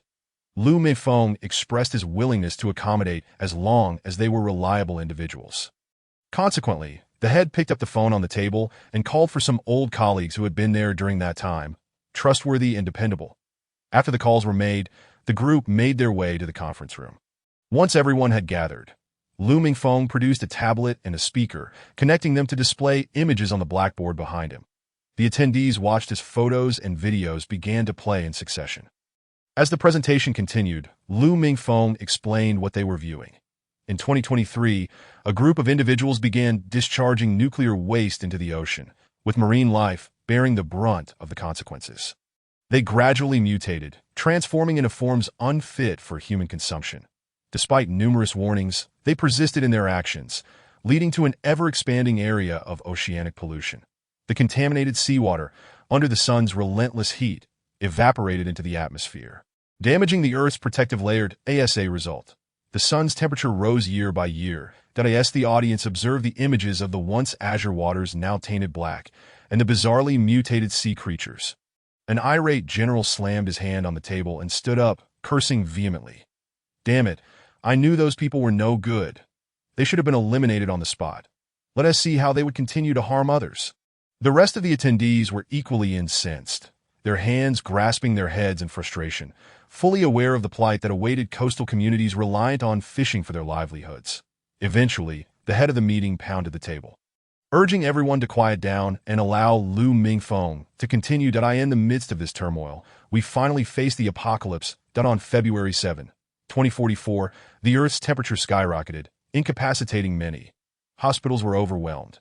This surge in temperature lasted an entire month, followed by 3 days of darkness, devoid of sunlight. When light returned, humanity confronted its most terrifying moment. Those who had fallen ill due to the heat awoke as monstrous beings, now referred to as zombies. The audience gasped in horror as they beheld the grotesque figures chasing down humans, turning them into their next meal. With each passing image and video, accompanied by Lu Mingfeng's explanations, it became evident that Earth had not abandoned its children. Aside from those who had transformed into monsters, there were others who had retained their humanity, awakening to newfound abilities that Lu Mingfeng referred to as superpowers. These individuals had been at the forefront of combating the zombies. However, the devastation to the planet was too severe for repair. Following the eradication of the zombies, preparations for interstellar migration commenced, with a faction remaining behind in hopes of restoring the Earth. Huan and his descendants belonged to this group. Despite their best efforts, the wounded Earth could not be mended. Faced with dwindling hope, they devoted themselves to the research of time travel technology, yearning to alter the past and create a boundless future. They were acutely aware that if the past were to be changed, it would not yield the same future they knew, but rather one belonging to an alternate timeline.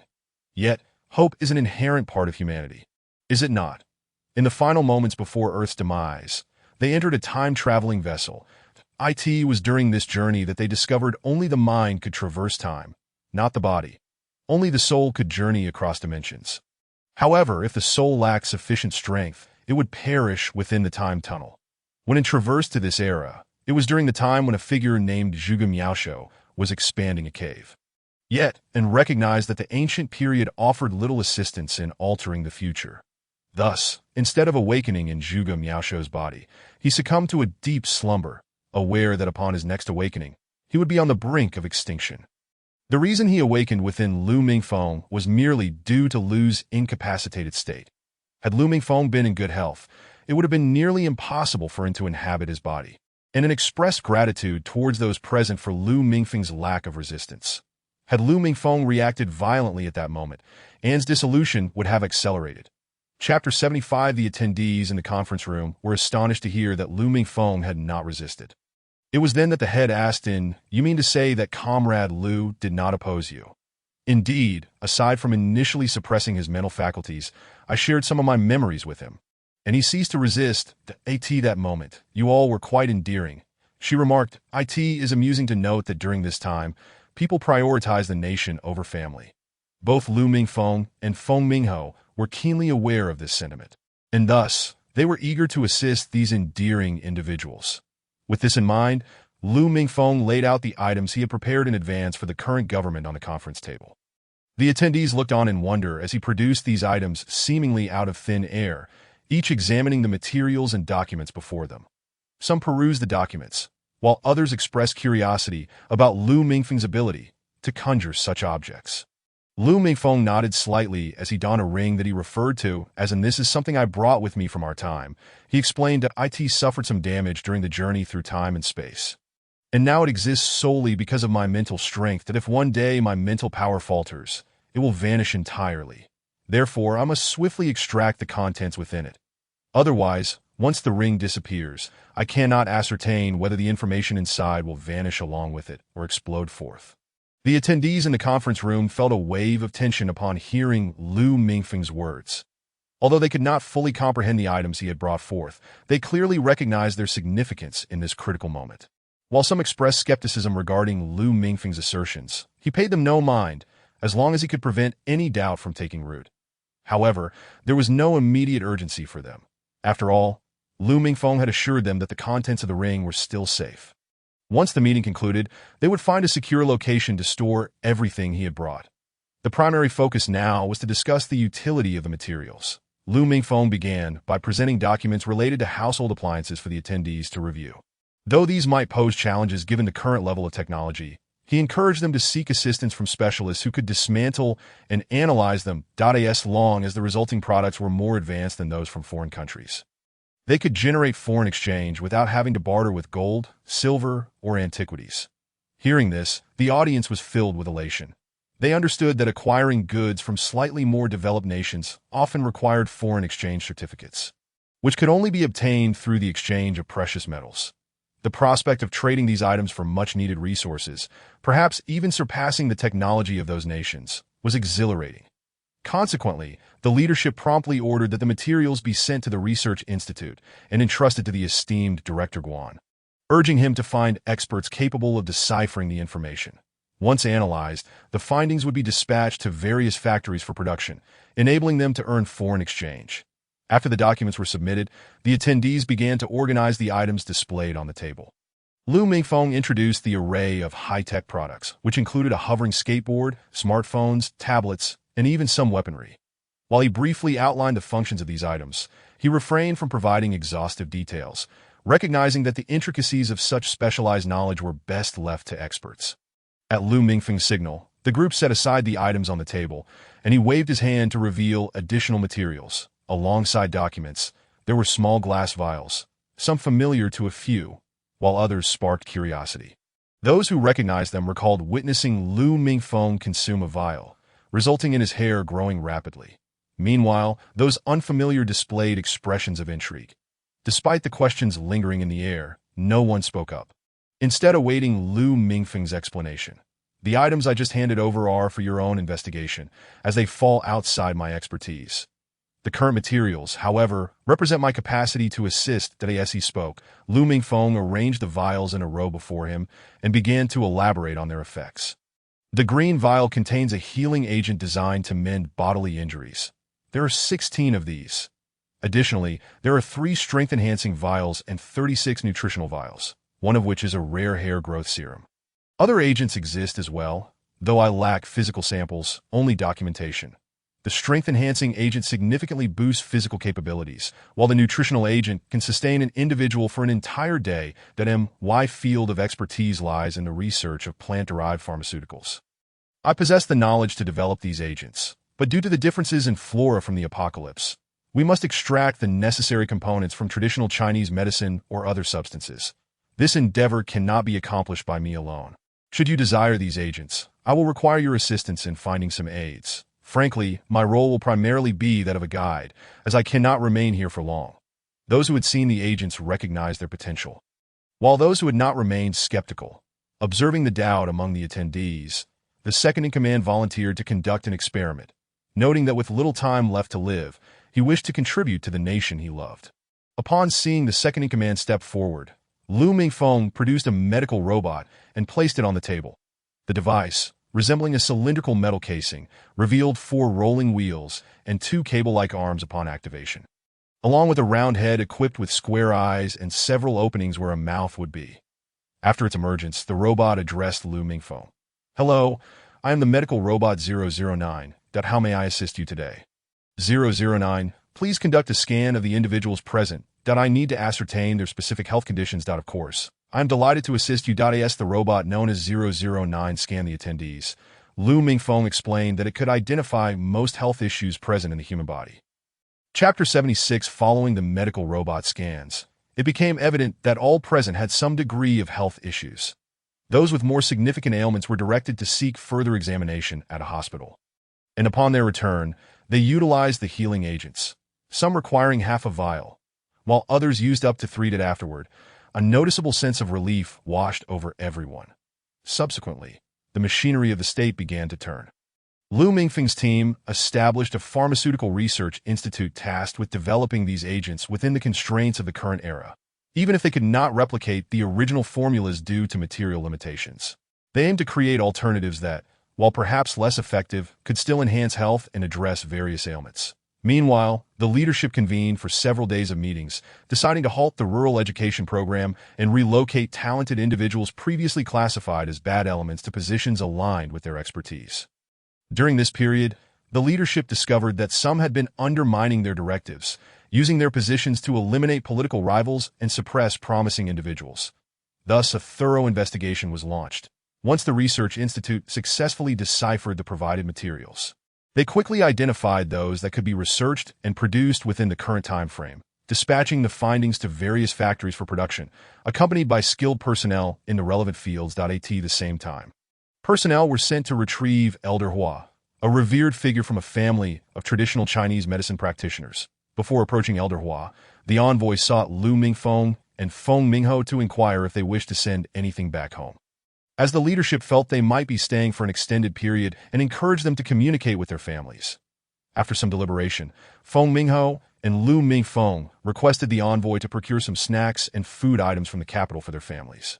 Feng Mingho even took the opportunity to prepare a gift for Lin Yue, while Lu Mingfeng, upon Feng Mingho's departure, asked him to assist in the arrangements.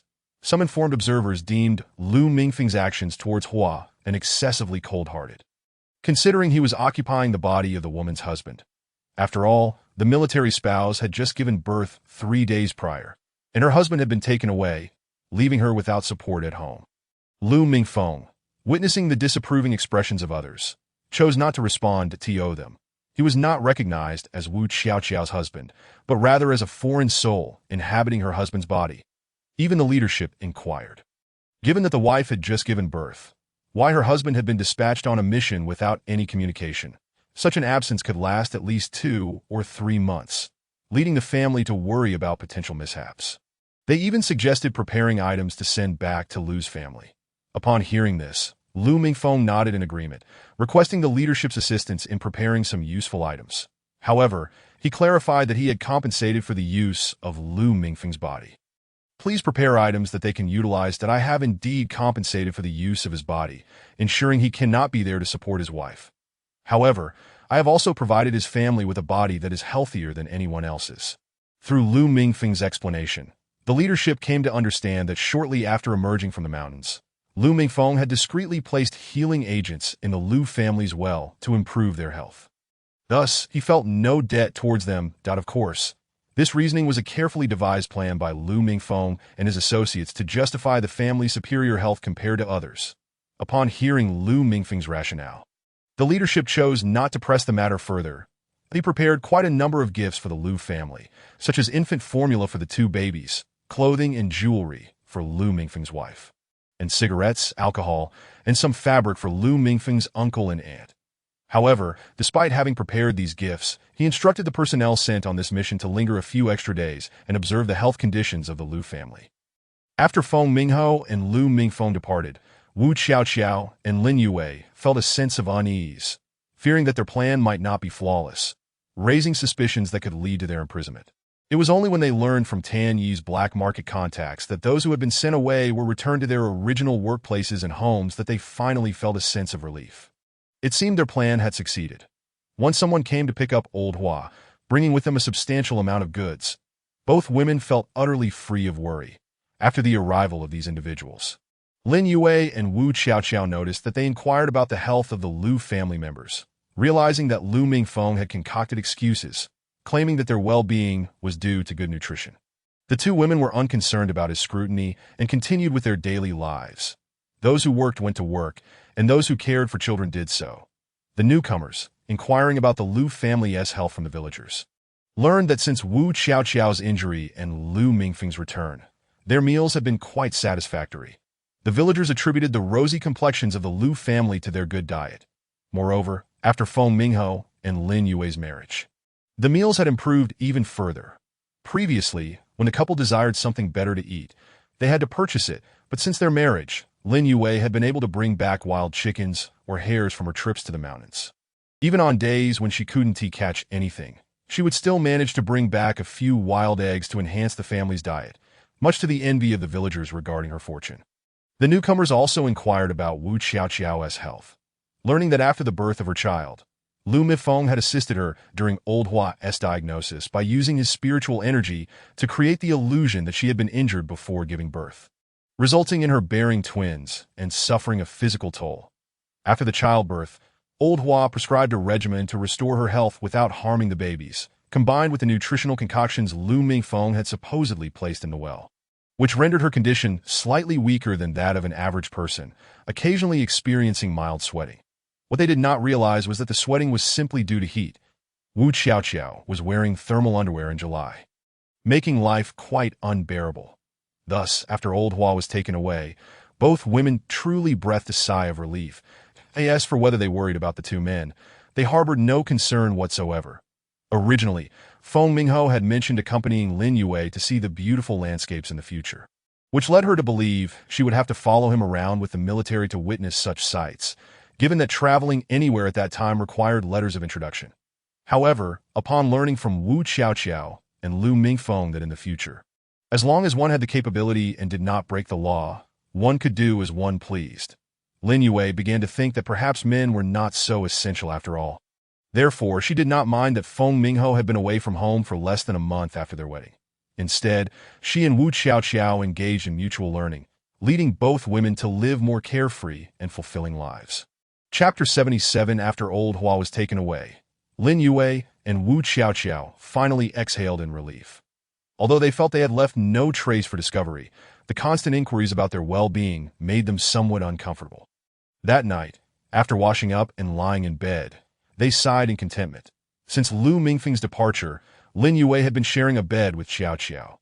Zhao Xiuxiang had initially intended to accompany her, believing that Wu Xiaoqiao, managing two children alone, would find it exhausting. If she did not rest well during her confinement, it could leave lasting health issues that Wu Xiaoqiao, however, disagreed, finding it quite uncomfortable to be confined to bed all day. Finally, when the night came and everyone else was gone, she wished to enjoy reading novels or watching TV shows and movies on electronic devices that if Zhao Xiuxiang were to sleep with her. Xiaoqiao feared she would go mad, that Wu Xiaoqiao insisted that Zhao Xiuxiang had to care for the two children, and given her age, it would be taxing for her to be up all night. Upon hearing Wu Xiaoqiao's reasoning, Feng Mingyue, standing nearby, raised her hand, offering to help care for her cousin and the two children, but was rejected due to her youth and clumsiness, feared to be inadequate in caring for the children.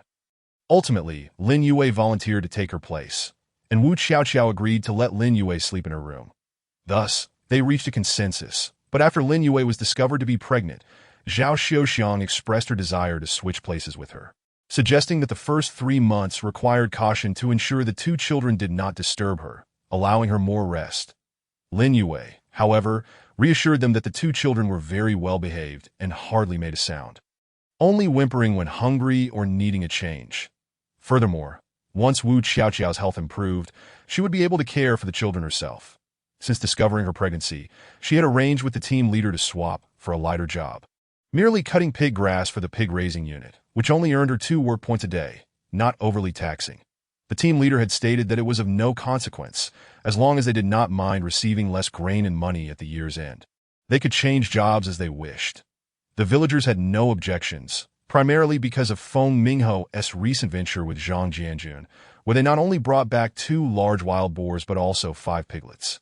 They had decided to raise them, knowing that 2 would be allocated to the police station, leaving 3 for themselves, which meant plenty of meat. Among the 5 piglets, 4 were male and 1 was female. After Wu Xiaoqiao's persuasion, the team leader decided to keep 1 male and 1 female for breeding, while the other 3 males would be castrated. Although they would not grow as large as domestic pigs and lacked their strong odor, they would still be less gamey than their wild counterparts.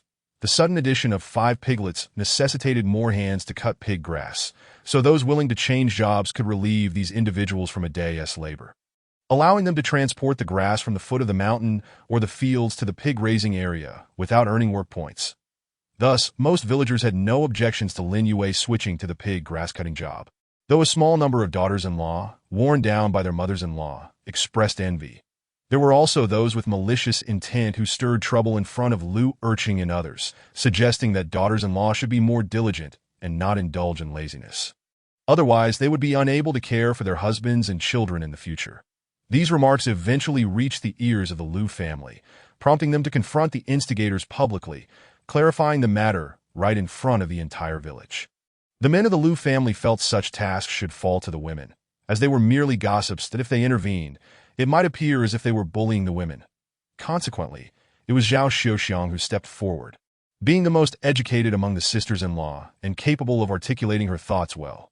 First of all, this is our niece-in-law, not our daughter-in-law. Moreover, even if she were our daughter-in-law, would any of our daughters-in-law who are pregnant not seek lighter work? If they are unwell, we certainly would not make them labor. Our family is not like yours, who treat your daughters-in-law so harshly. Have you considered that if you ruin their health, it is your own sons and grandchildren who will suffer the consequences? Her words left the gossiping women, who took pride in their harsh treatment, red-faced at this moment. The team leader, Lu Yujin, emerged. What are you all arguing about? After a long day of work, are you not tired? Go home to cook if you need to, or take care of your children. Are you planning on not eating? Upon hearing the team leader's voice, everyone quickly dispersed. Lu Yujin then called out to the troublemaking women. Young Posey, I'm talking about you. Stand right there. You treat your daughters-in-law like they are not human. There is no place in this village for such maltreatment. You lot are all brainless, treating your daughters-in-law as if they are not people. Have you considered that if your daughters-in-law die, will you have the money to find another for your sons? Who would want a second marriage with a woman who brings children? From now on, treat your daughters-in-law better, that we cannot allow such mistreatment to occur in our community. The daughters-in-law who had been mistreated felt delighted upon hearing the team leader's words. They were not trying to assume control just because of his statements. They merely wished for a better life in their in-laws' homes. Of course, all of this transpired after Lin Yue's pregnancy was discovered. At this point, life was still relatively tranquil, and no one had suspected anything.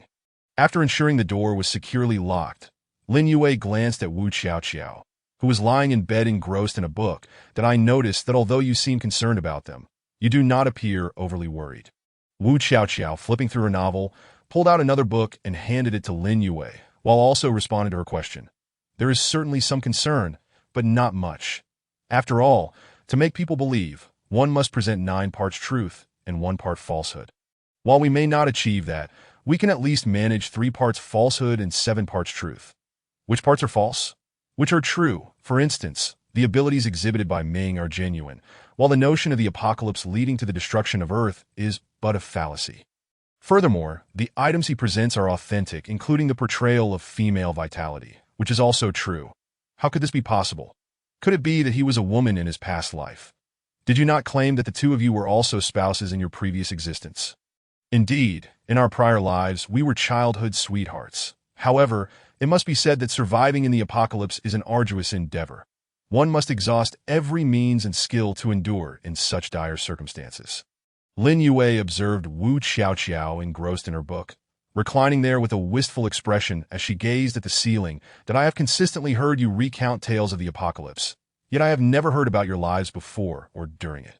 Would it be convenient to share? Upon hearing Lin Yue's inquiry, Wu Xiaoqiao turned to face her, while 2 little ones nestled behind her, sleeping soundly. As the weather had grown warmer, Wu Xiaoqiao had not dressed them heavily, leaving their tiny hands and feet exposed, occasionally stirring adorably. Wu Xiaoqiao patted the space beside her, indicating for Lin Yue to lie down. Lie down and listen to my tale. There is much to discuss. After Lin Yue reclined, Wu Xiaoqiao settled beside her, staring at the somewhat darkened tiles above, and fell into contemplation, gradually recalling their previous lives. Chapter 78. The two lay on the bed, with Lin Yue listening attentively as Wu Xiaoqiao began to narrate her story. She learned that her family had long-standing ties with Lu Mingfeng, a connection that had been established since the Ming dynasty. Their ancestors have been sworn brothers, having studied under the same master, Li Shizhen. Due to differing interests and aptitudes, they pursued distinct paths in their studies, yet no rivalry emerged among the disciples. The two families maintained a harmonious relationship, with their offspring often taking each other as mentors.